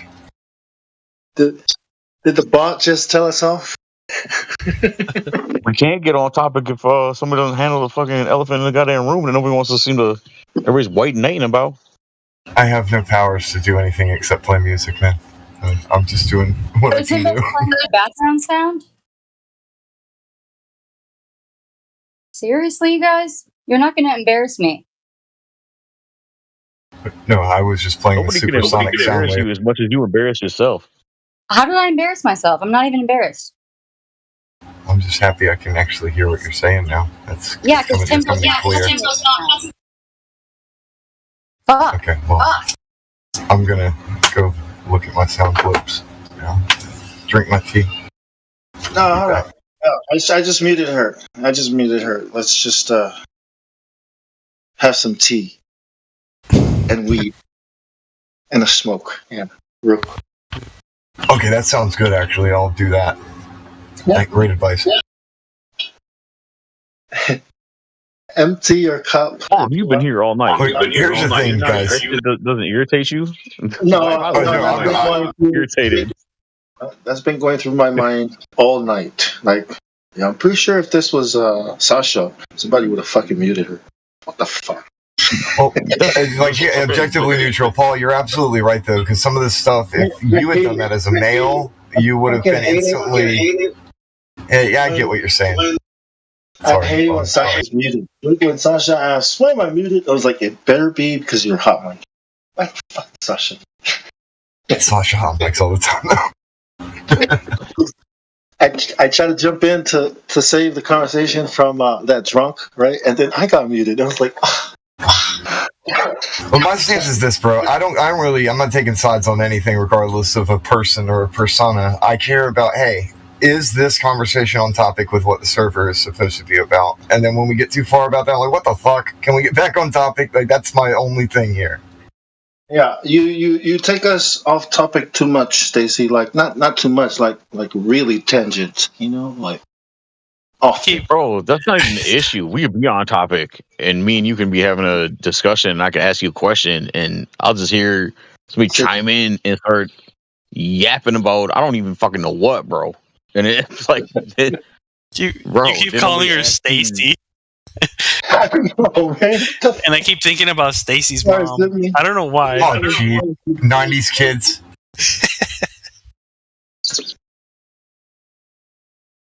Why'd you have to say that? Now the song's playing in my head. asshole. I'm not trying to be fucking mean, but goddamn, I've been dealing with this shit for. It seems like just too long. Okay, but now we're still. This is kind of this entire conversation's ad hom, right? It's directed towards a person. You get what I'm saying? Over it. Yeah. Yes. Please. We can get over this. It's a molehill. Let's go. Let's hop over it.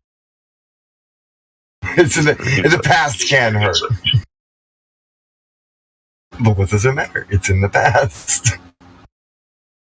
Well, we'll see how far in the past it is. Now you're looking for it in the future. Oh God! Bring it full circle. Am I projecting now? Now, yeah. Now I am the problem because I won't let it go. So did anyone have a nice curve conversation in the past 24 hours? Yes. Bro, there was this guy in here yesterday that went on for fucking hours. I was so surprised how long he stayed around. Because when he first came in, too, he said, I think it was Mayhem asked him, so, how are you on the topic of the server? What is your, stance and sort of if you had to gauge percentage-wise how you feel about the topic, right? And at first he said 50%, but then he quick says 70%. And then for like the next 8 fucking hours, this guy went on a tirade and just lost it and fought for that whatever percentage, whether it was a 70% or the other percent. He was so he couldn't accept anything anybody told him in here. He stuck to the globe so fucking hard. It was I wish I could remember his name. I don't remember his name. But it was interesting because why would you come in here and say, well, there's proofs sort of on both sides, and I think I'm a 70% believe that it's a globe. And then so when people start then exploring that and exposing what you think you know and believe is just that, a belief. He fought so hard. And I was amazed that he stayed for so long. I would suggest going back and listening to that.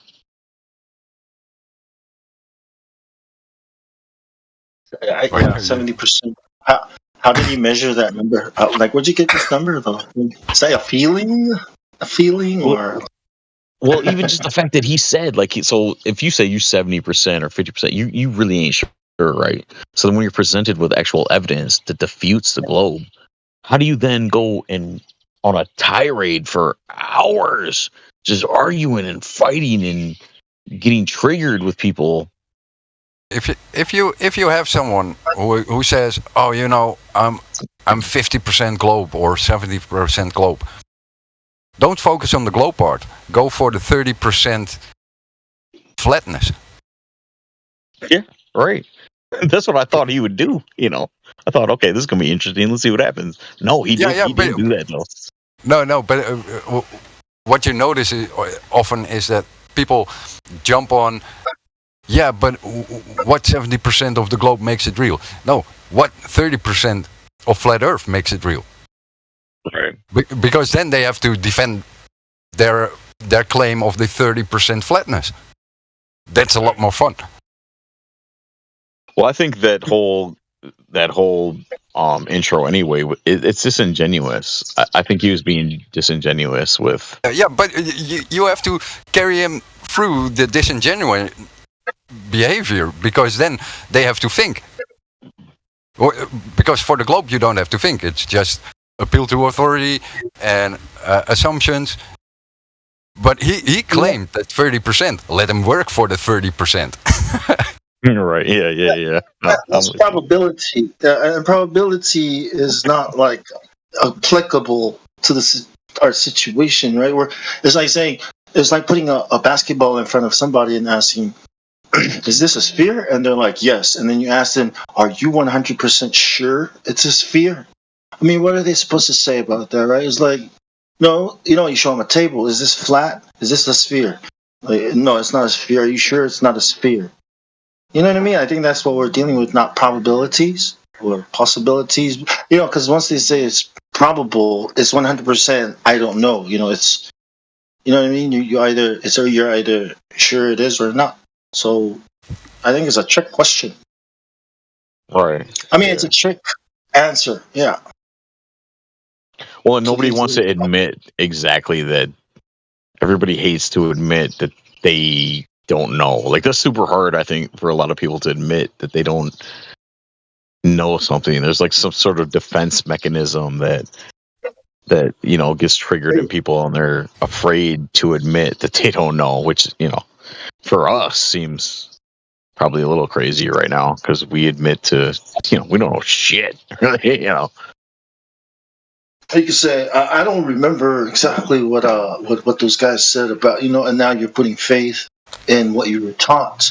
It should be, rather than using your experience, your observations, your knowledge of the natural world. Oh, common sense and logic and reason and all that stuff like that. Right.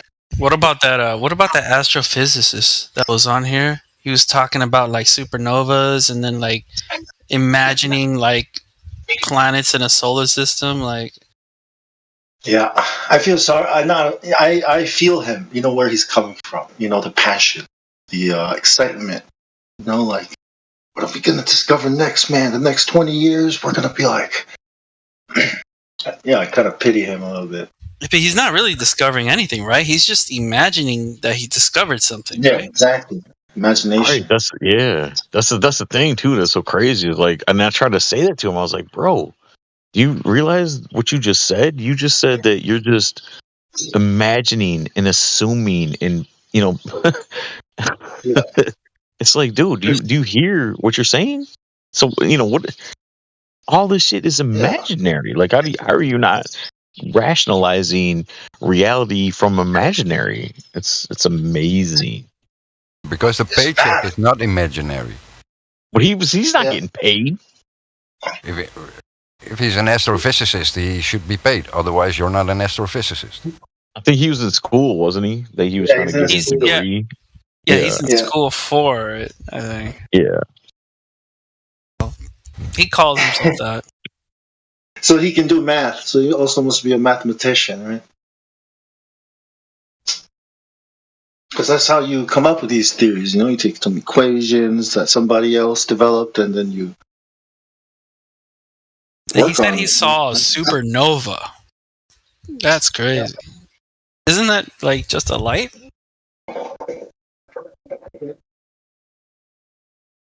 Not only that, he said since people have seen supernovas, then based off that, they could predict somehow where to look to see another one. He said that. And by observing that, they could also, gauge and figure out, okay, the temperature and how hot and the size and all this shit. Like,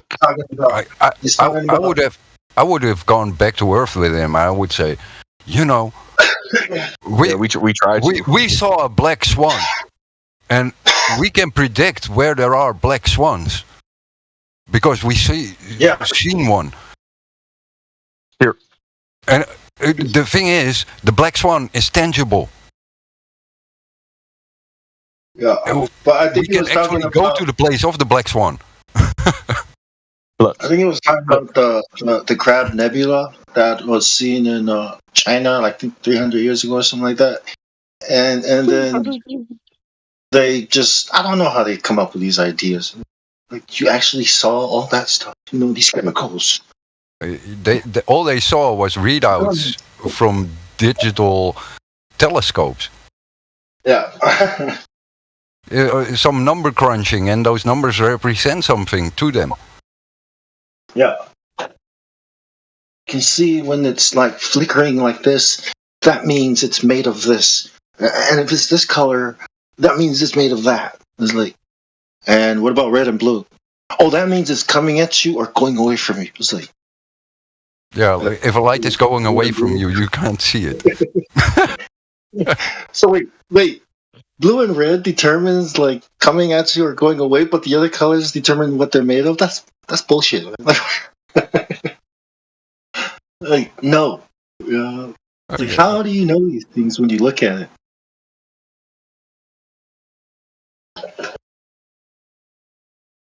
Yeah, pretty much everything that guy said was just all based on speculation.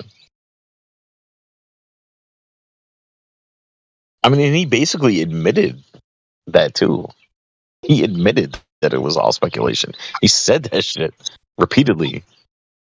Yeah, you know, when I drive in traffic and I have oncoming cars with headlights, you know, I know they're coming at me because the color of the light is different than when they drive past me and I see the red lights, the tail lights disappear in the distance away from me. Yeah, the color of the light determines the direction.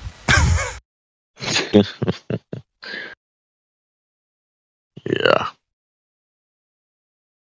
The only thing is, it's a bit of inconsistent because when I am at a traffic light, suddenly the red light, it doesn't seem to move away from me. He sounded like he was trying to avoid talking about curvature, like he knew there was a problem there. And he said that, oh, the lights in the sky, that's enough for me to believe that it's a ball. So I think if we hit him with curvature, he'll be, you know what I mean? Just put it right in his face. Yeah, well, you can catch someone like that easily with the astronomical unit, which is based on the curve of the Earth. So, you know, how did you derive those distances that things travel? That was our fault. Those of us that were in the panel when he was in here, that was our fault because we were all trying to come at him at once, and I tried to get him. I tried to go there and try to say, okay, let's not focus on the sky. Let's go back to Earth and focus on the fucking ground. But there were so many people that kept, you know, trying to overtalk everyone. It was a shit show, honestly. We should have muted Stacy when that happened. When new people come in and we're trying to talk to them. We need to mute people who are being disruptive from now on. Yeah. I mean, even when I was younger, I wanted to be a paleontologist because I just love dinosaurs, and it makes me sad that it's all just fucking bullshit. I mean, even to this day, man.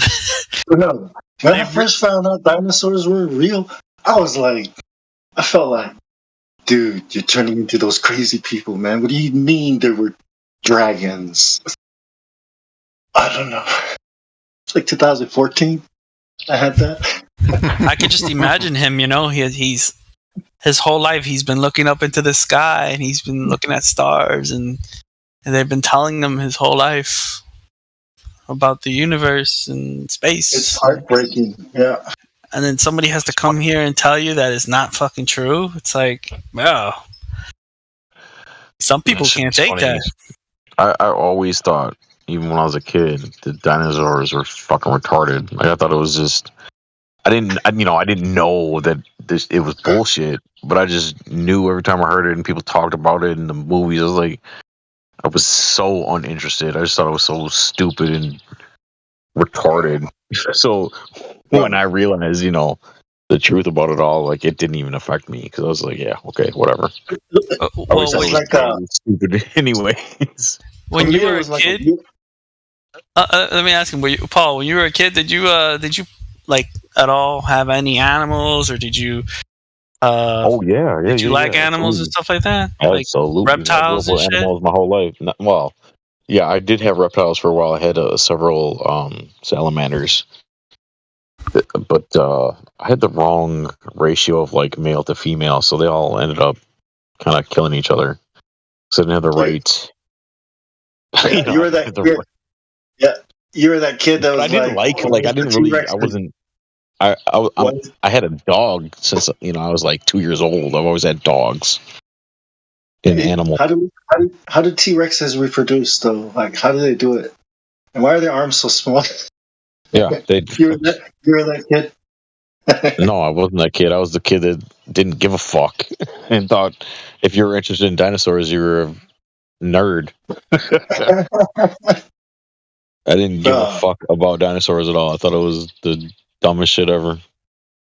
It's like a comic book for me, like a comic book that could be real. You know what I mean? So when Jurassic Park came out, I was like, so that's what it would have looked like if you were standing next to him. That's huge. That's all I wanted to see. I was like, how big?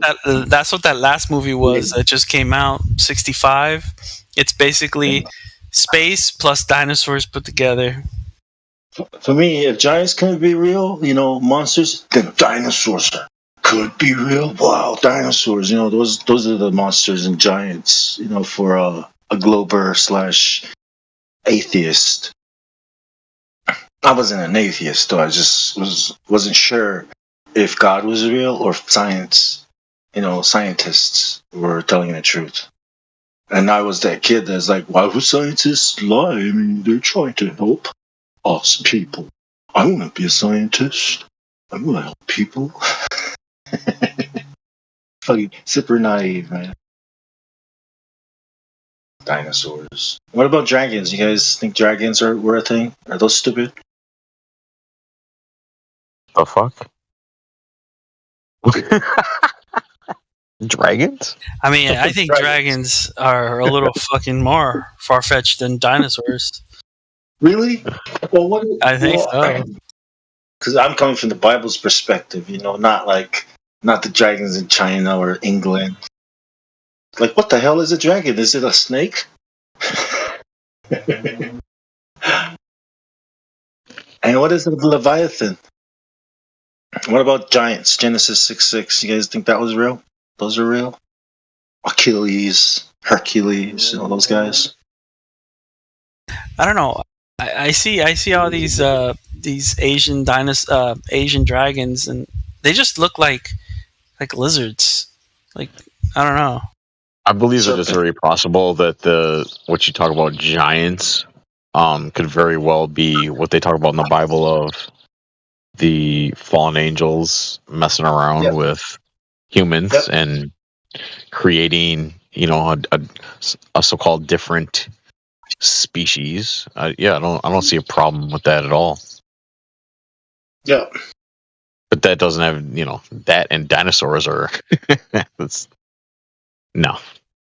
And dragons, like what the fuck? A dragon is there are accounts of encounters with dragons like a couple hundred years ago in England and all over the place, and they call them dragons. That's the word. So I've been researching the word. It goes back to serpent, or and a dinosaur. The meaning of the word dinosaur is terrible lizard, because people have found bones, giant bones, human, whatever, and the Smithsonian Institute, makes it. That's why you got shows like Indiana Jones, shit like that. It's all propaganda, archaeology. It's all archaeology, especially. It's bullshit. It's NASA. So that's the thing. Like, people they claim that like they found these bones and shit, right? But I mean, I've never found a bone. My evidence is, my island where I'm from, Samoa, we have our grandfathers and grandparents, mothers would tell the story of a giant on our island named Ma'ava. He's a giant and a cannibal, 13, 15 feet tall. And he's supposedly buried under the church where they built the church on top in Samoa. And there's a lot of accounts of it. So I was to either believe the stories my family passed down, my culture passed down to me that matches the Bible stories, or I was to believe the scientists, evolution and monkeys. Yeah. And it seems like there's more evidence for the Bible and the culture, all these historical accounts all over the world lining up. Right. Nobody in Hawaii is finding fucking T-Rex bones, right? There's nothing dragons in the Bible, so I'm thinking, what is this animal? Yeah. I wonder. Okay, yeah, you got me. I'm gonna have to do a dive now on what's the origins of, I guess that word is, and the biblical context of the word dragon. Yeah. Because that doesn't have anything to do with dinosaurs. I mean, well, dinosaurs is kind of like the cover story for whatever bones that are found, and evolution is, also. But it's to cover up whatever people might find in their backyards or stories that cover stories, just like aliens. It's just a cover story for hiding God and getting everybody to follow the Pope and his boys and crew, the fellows. Yeah. I can definitely. And without, and it gave us, and the model comes with it. So they changed. They brought the ball to the world and their version of God, Christianity. Well, it's not even Christianity, is it? It's a fucking 1,000-year plan. And this is what's interesting about it, because if you think about the amount of I guess, okay, so imagine living now and being a part of quote unquote elite society and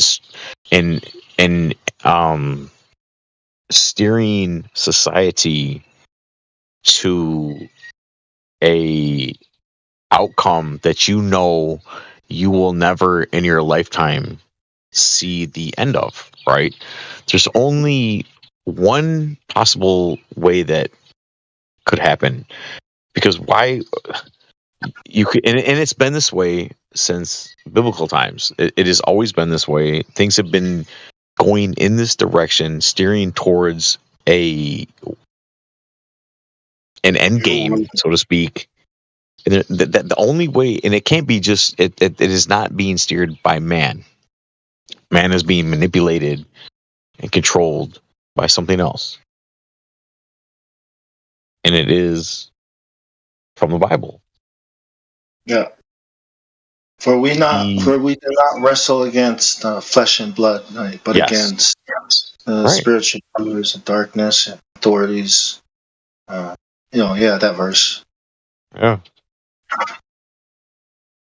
I mean, what else do you need to know, right? I mean, it's... Yeah. Well, I personally think dismissing dinosaurs is like, saying the world is flat. We all know, Bong, you are a dinosaur in flat Earth. Hey, that it even has become an expression. Yeah. So dinosaurs exist. They're just not the weird fucking bone mashups that you see in the museum.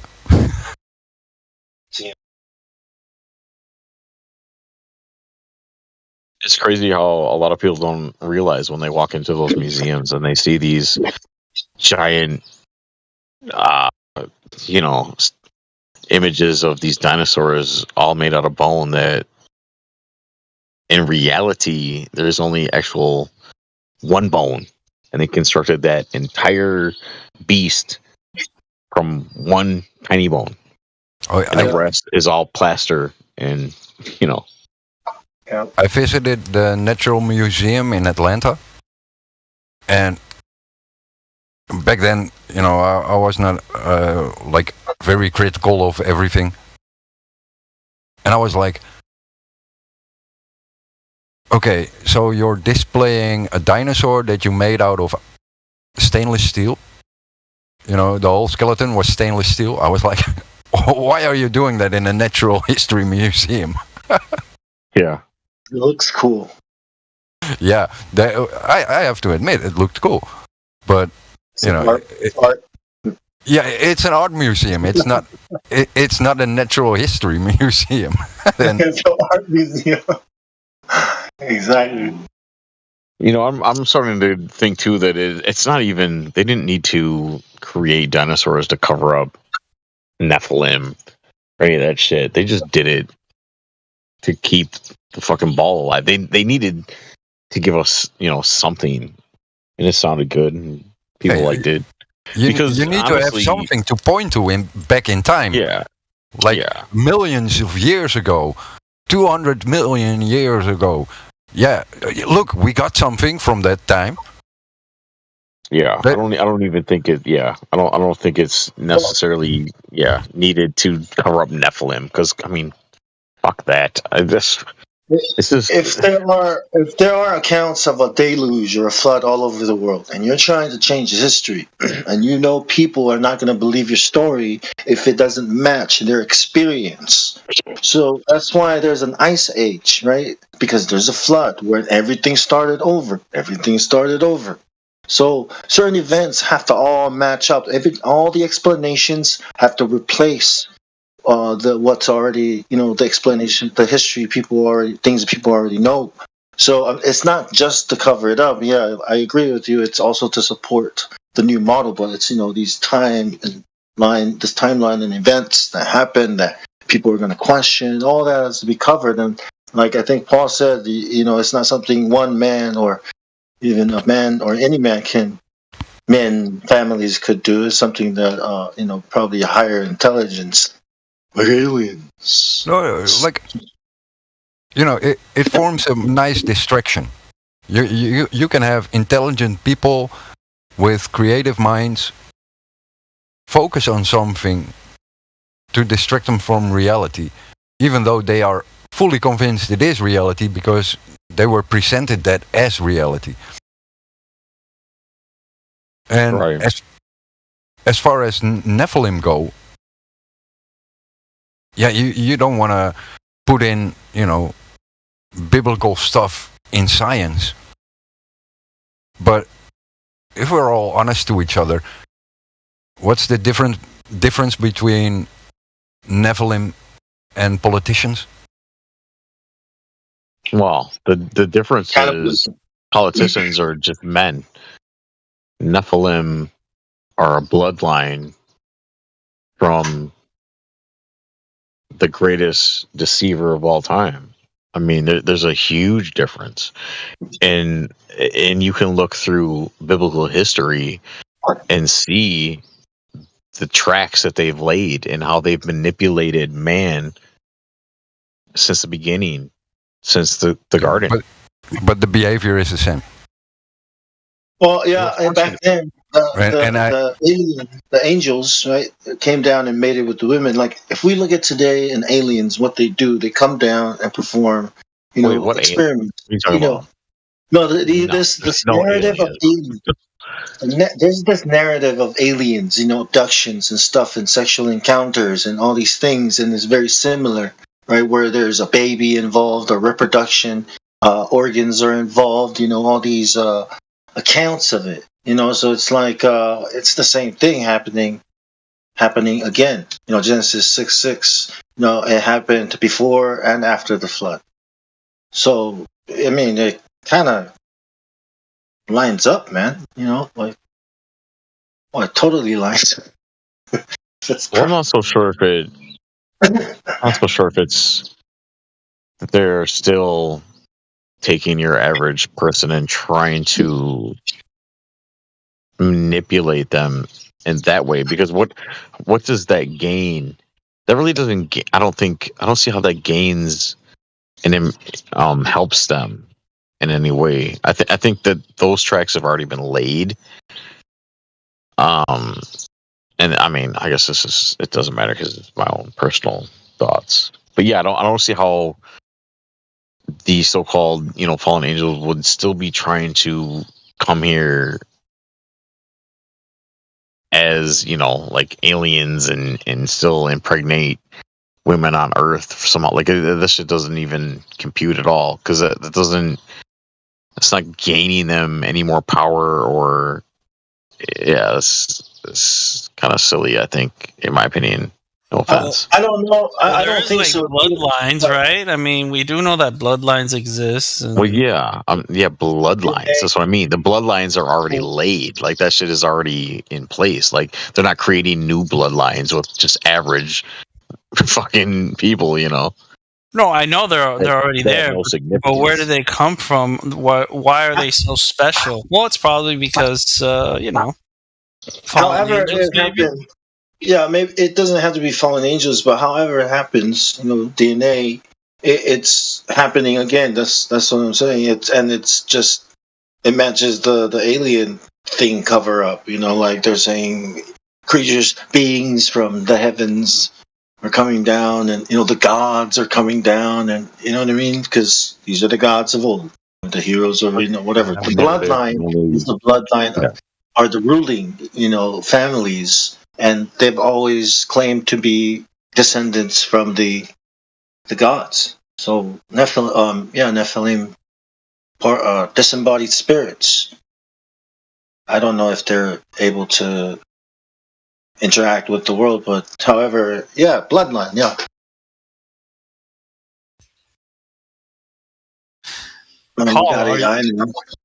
Paul, are you by any chance reading the live stream voice text? It's fucking crazy. What the hell? Should I be? Why are people going in on me? What's going on? No, man, it's crazy.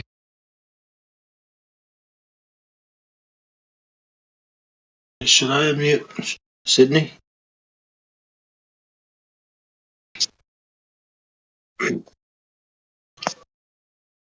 But you'll have to scroll up some. But yeah, it's crazy. You know how demon or evil spirits can possess bodies, or the disembodied spirits of the Nephilim can possess bodies, right? Like legions, whatever. They need bodies, and I think this AI thing, this technology, trying to build bodies, humanoid bodies, and give it a brain, a mind. I mean, that can be possessed, right? I mean, I'm not saying that's how it's going to happen, but who knows? Possibility. That's a little bit out there, though, man. Like that's like crazy. Like I don't know. To me, that's like, I mean, maybe, but it's kind of like that guy talking about space, right? It's like there's no evidence for it, and I mean, it's cool to talk about it, I guess. The internet is one big brain neural network, and it's getting all this information about the world through, and we're utilizing it. I mean, I think that's a place an evil spirit can also embody. Is it the word? I don't know. Possess? I don't know. Like travel through? I don't know how things work in that world, but if they can influence you, people, then I don't know how they can use this technology to influence people as well. I mean, we're looking into a black mirror, a black screen, right? Like a scrying mirror, and we're asking it for information. And it's telling. Hold on. What are you doing? Wait, what did you just? Can you please repeat that? I got lost in the text chat for a second. Right. So if we look at our phones, right, it's a black mirror. Like the TV show. It's also a scrying mirror, where seers would look into it and see the future or the information that they are trying to get an answer for. And that's what we do too. We're looking into it, and we type things into Google, and it tells us the Earth is a ball. No, you don't. We don't. No, we don't. We don't do that. What are you talking about? I open the Bible and I look for answers in there. I don't open my phone. How are you talking to me right now? Well, yeah, I'm talking to you through that way, but I don't look for the answers to life's most important questions. We know. I don't mean us. I don't mean us in here, dude. I mean like the whole world. Like sleeping. Like us before we woke up, the whole world, it's fooled. The whole world is deceived. Oh yeah, you're not going to get an argument with that. Yeah, and they acquire information and knowledge from the phone, from the internet. What's the word for that? Interweb. I would call it interweb. Well, yeah, I mean, they could invade the internet, right, through ideas, right? I mean, for sure. You know, that's how they usually get you, right? They do. Yeah. They change the meaning of words. Like, sure. For instance, if we take the word alien, what does it mean? It means foreign to you. It doesn't mean outer space. Specifically, alien is just something strange, something unfamiliar. Same thing with UFO. Has nothing to do with outer space. Yeah. Yeah, we call Mexicans coming off the border aliens, or anyone coming through the border here in America. Yeah. And that goes back to, you can trace that back to the Jesuits and trying to create this idea of learning against learning, where they realized that books were powerful, and you can't burn every fucking book, right? So how do you get people out of scripture? How do you get people away from what they're reading? Well, you set up a system where you tell them that they're being taught something, but really what you're doing is you're just it's all deception. You're teaching them without teaching them anything. It's a total con job. I'm sorry, I'm rambling. I'm gonna shut the fuck up. I'm tired. Yeah, but I think you're a little distracted. No, it's like Rockefeller said, right? I want a nation of workers, not thinkers. And education. That's what education is about. Yeah, and there's also a part of personal responsibility. Like, you can go into the street and you hear, people use words which they don't understand. You see globers coming in here talking about the globe, but they don't understand the globe. Monkey. That's one of the things I find to be the most annoying is a lot of these folks don't even know what words mean. And they'll come out here spouting some nonsense and they don't even know what they're saying. And we can blame, let's say, the education system and the media and the press for abusing words in certain ways in which people are used to use them falsely or in the wrong manner. But there's also a personal responsibility, because they gave you a dictionary, they gave you a the tools to figure it out for yourself. And at some point, I think the blame game has to stop, where you just got to say, no, I got to take personal responsibility. And that ability has been kind of like obscured or taken away. They don't teach you personal responsibility. So everyone is in that point finger, blame game kind of attitude, where actually they gave you the tools in school. They didn't hide shit. You hid it for yourself because you were lazy.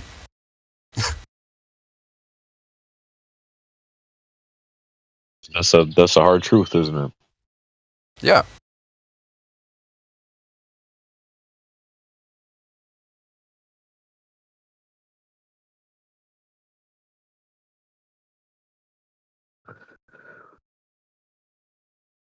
That is a lot to put on a, extremely small child too. When you try to explain to them that they live on a spinning fucking ball. Yeah, no one's saying it's fair. Yeah, but I mean, like, at some point in your adult life, you got to say, hey, I got to take personal responsibility for this shit. Which means that you have to stop pointing your finger somewhere else until you figure it out for yourself. Can you hear me now? That's harsh too, though, because you got to understand too, right? That while that's all happening, while you're being indoctrinated, there's so many things hitting you at once, from your phone, from television, from music. You're being constantly bombarded I'm going to record this. with, that indoctrination. So it's. You guys know my timing is fucked up. I'm sorry. Did you hear anything I said? Hey, Sydney, what's going on, man? What's happening? What are you talking about timing? She left. She's being really disruptive, and she's talking crazy talk, man. I think she's trying to say she's lagging. Mute her and I think Wolfgang already did it. Because I muted her first to tell her that she's being disruptive, and then I unmuted her after I'd spoken to her, and then she started doing it again, and that's when you muted her, Bong. Yeah. And then she started going crazy. I don't know, man. There's a couple of screws loose there. Yeah, what are you talking about? I'm recording this. Yeah, what was that about? It's recorded anyway. Yeah, right. It's recorded anyways. Oh well. I'm just paranoid. If we step over this, basically what it comes down to is that, when you're a parent, you send your kids off to a place that you should be aware of is overloading your kids with information where they don't get the time to process all the information correctly. But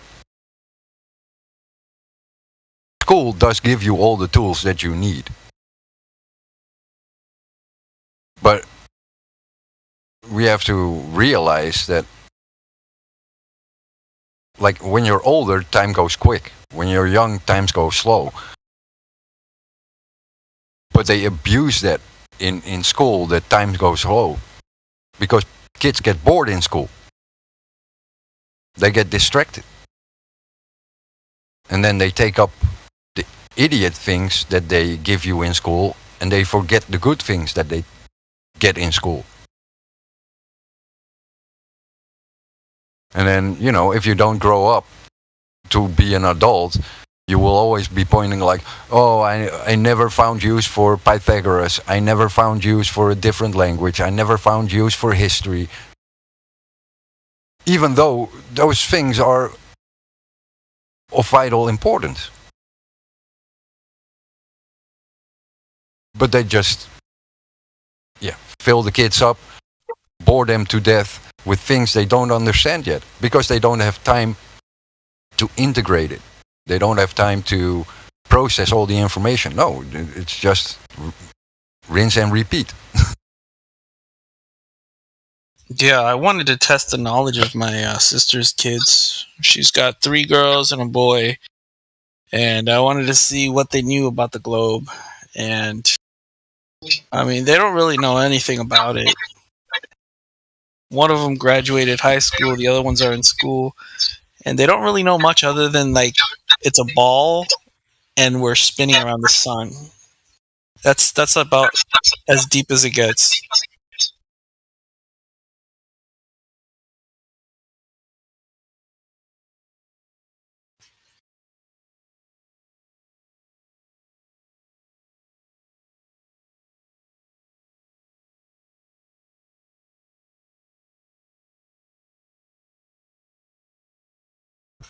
Huh.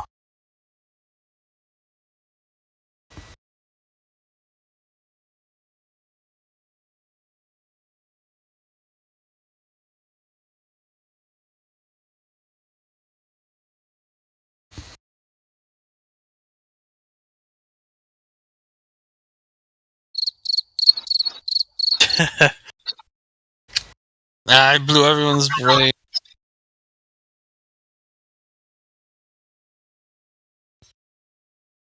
When you poll, that was fucking stressful, man.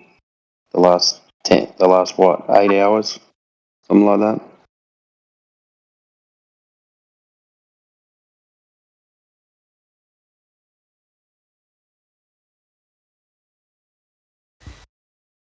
You know when you have a conversation with someone and it's like they haven't been listening to you and you've been talking for like 45 minutes? and then they talk about something else straight away. It's like that. Because they're not listening to listen; they're just listening to like wait until they can talk. Yeah, that's not it. even. That's not a conversation. A gap. What you just described is not a conversation. When you Paul, when you were saying, "Oh, can someone mute her?" I'd already muted her. Well, what the fuck happened? Why did I still hear? No, because I unmuted her to tell her after I sent her a message and said, I've muted you because you're being disruptive and talking over people when it's not your turn. I was like, can you just get some mic control and I'll unmute you, okay? And then I left it a bit, and I unmuted her, and she started talking again. I give up, and then bong muted her. I'm over it. It's funny. I'm over it. It's just, I don't know. I feel like sometimes some people get. I actually feel bad about it. Here. Yes, why? So do I, man. Feel bad about what? I do as well, but it's if someone can't control themselves in a conversation with other people, it's hard, man. Everyone's going to get frustrated. I get frustrated when there's a glober in here that I think we can actually get somewhere in the conversation, but people get so heated and upset and start calling each other names, and then they immediately it's a ban, and I'm like, what the fuck? Hold on, we could have steered that around. We could turn that ship around and got back to a polite discourse, right? But immediately, nope, fucking fuck it, you're gone, you're banned. But this situation, I feel like, is fucking worse because nothing of value was added.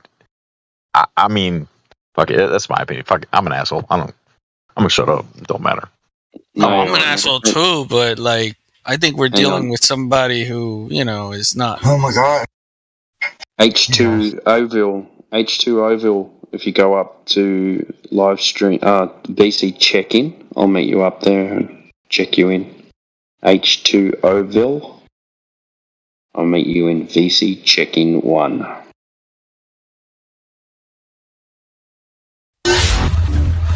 "24/7 Flat Earth Discord. Go get VC verified." I'm gonna tell you something else too. The other reason why I get frustrated too is because I will be in here a late nights like this, right? And we'll be having a really interesting conversation with a couple of us, and then all of a sudden a moderator will jump in and say, "Hey guys, I hate to be this guy, but we got to get back on topic," right?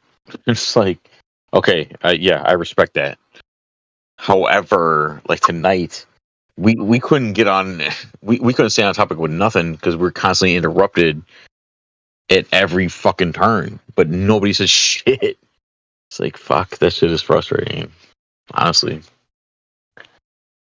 And I feel like the entire, however many hours that shit went on, is unlistenable. Like you can't reuse that. We got nothing out of any of it. There's no, you can't. Bro, a lot of the times when the mods get involved, it's usually because they feel like the channel or the server might be in jeopardy. So they're only getting involved in order to stop the conversation from causing problems in the future. Then, besides this, like, when shit like this happens, and I get, oh, you're white knighting and shit. No, you want to know what's going on. I'm not in the live stream that much, so I want to know what we're dealing with, who we're dealing with, and what the complete situation is before you make a decision, or before you can form an image of someone just based on what others do or what others say. Like doing some detective work. Yeah, kind of like that. How much detective work do you need? Like, let's say we have had experience with people that come in and disrupt the stream for nefarious purposes. Okay, hold on. Maybe you weren't here. Let me put this in perspective, right? Bro, I heard dishes being done in the background. She was doing her dishes while me and a few other gentlemen were trying to have a discussion. And nobody did shit about it. No, I get that. But again, people are people. They are fully aware of what they're doing. Okay, so she gets a pass? Is that what we're saying? She gets a pass. Okay, so I'm gonna take next time. Okay, I'm gonna go take a shit right now, and have everybody in here in the live stream hear me take a shit. That's cool. No, Paul. No, you're missing what's going on in the back chats. So there's stuff going on. So it's all right. What do you mean in the back chat? I don't know what that means. What do you mean? Not in a live stream chat, in like a different, like there's some. I'm not aware. There is a whole world on this Discord that you don't know about. Yeah. No, I'm fully aware of that. I'm fully aware of that. Yeah, and that's what does that have to do with? Because I mean, some things. No, because you were saying she's getting a free pass. She's not getting a free pass. Believe me. Okay. She's not. It's getting spoken about. The thing is that because we have a big moderation team, if we cut the shit immediately, then we have no material to present. Because she's not material. She's not material. No, that's the whole point. Okay. If it's not material, you still have to provide evidence that's not material, right? Well, I mean, you only have to listen for a couple minutes and you see that for yourself. Yeah. I mean, I guess it depends on what your definition of material is, though. What do you want? Are you trying to whatever? I feel weird. I feel alienated right now. Like, am I the only one that was upset by this? Why am I the only one speaking up? No, I was calling it out all night. Oh no, I muted it. I apologize for not doing it earlier. I totally feel what you're feeling. Yes, I was having a headache. It just makes me upset, man, because I don't take this platform for granted at all. I appreciate it so much. And I understand every time when I get in the weeds with somebody and we get into a deep conversation about some shit that we probably shouldn't be talking about, I get it when a moderator steps in and I appreciate it and says, "Hey, fellas, come on, let's steer it back." And I'm pissed off, but at the same time, I get it and I understand. And right, you know what I mean? It's okay. Like, I'm okay with it. But this shit that was going on wasn't even. Man, I felt like I was in fucking high school with a bunch of nerds that was just happy that the cheerleader all of a sudden showed up to their little weak ass party and they just couldn't let it go. Like, I don't know, shit was weird, man. It's a weird vibe. I don't like it, honestly. I agree. My bad. I take this shit fucking seriously. I take Flat Earth seriously. I take this Discord fucking seriously. This shit means a lot to me. And I mean, not even. I guess the live stream, as important as it is, I don't give a fuck, but I do give a fuck because I care about other people. I care about humanity. I care about my fellow man. So the live stream is important because we might reach somebody, and turn their whole fucking life around. That shit is important to me. What this bitch talking about? What the fuck? Somebody tell me one thing that she said was important for the last goddamn 10 fucking hours. I will not say the important things that I heard, but I did hear important things. She didn't say nothing important, goddamn it. No, you know what, Paul? You know what? You're looking at a... Andrew dodged a bullet. What are you talking about? Andrew? What? You don't get it. Forget it. No, I didn't hear what you said, bro. I said Andrew dodged a bullet. Okay, yeah. You're looking at things. Yeah, you're back. from I'm back. a participant point of view. Moderators, or some moderators look at it as a moderation point of view, where people make allegations about other people, and we have to see what the grounds are for those allegations. But we also have to see, because everyone in here is a member and should be valued as a member, where those issues and allegations come from. I can only do that if I hear arguments or snippets of voice. I cannot do that on people pointing fingers.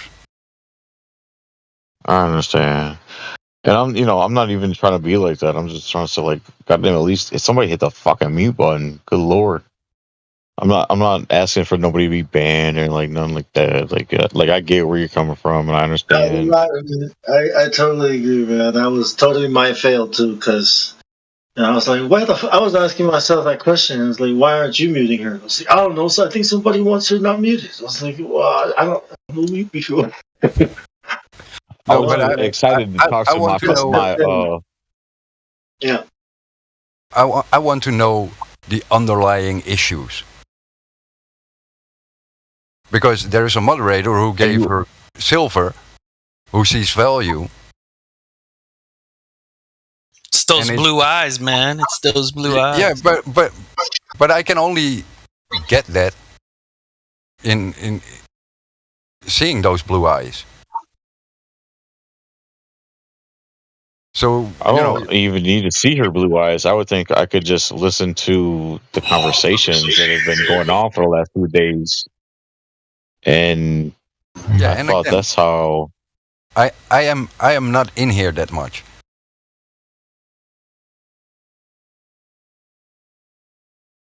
That's crazy. Well, it's cool. I'm not, I just, I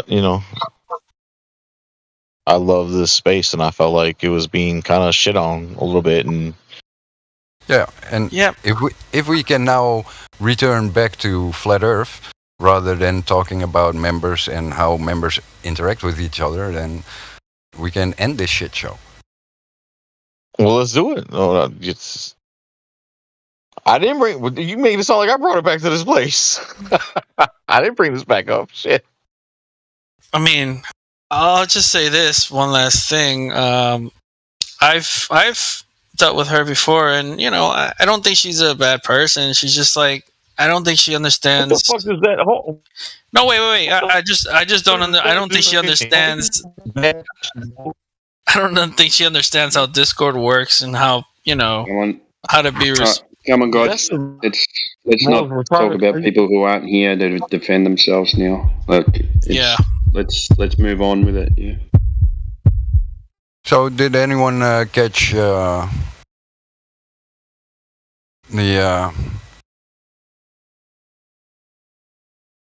Welsh picture where from a Welsh mountain they 700 was it? Yeah, the 700 miles. Yeah, the picture looks weird. It looks like it's not that far. Yeah, must be really compressed. Yeah, I really am waiting for a repeat.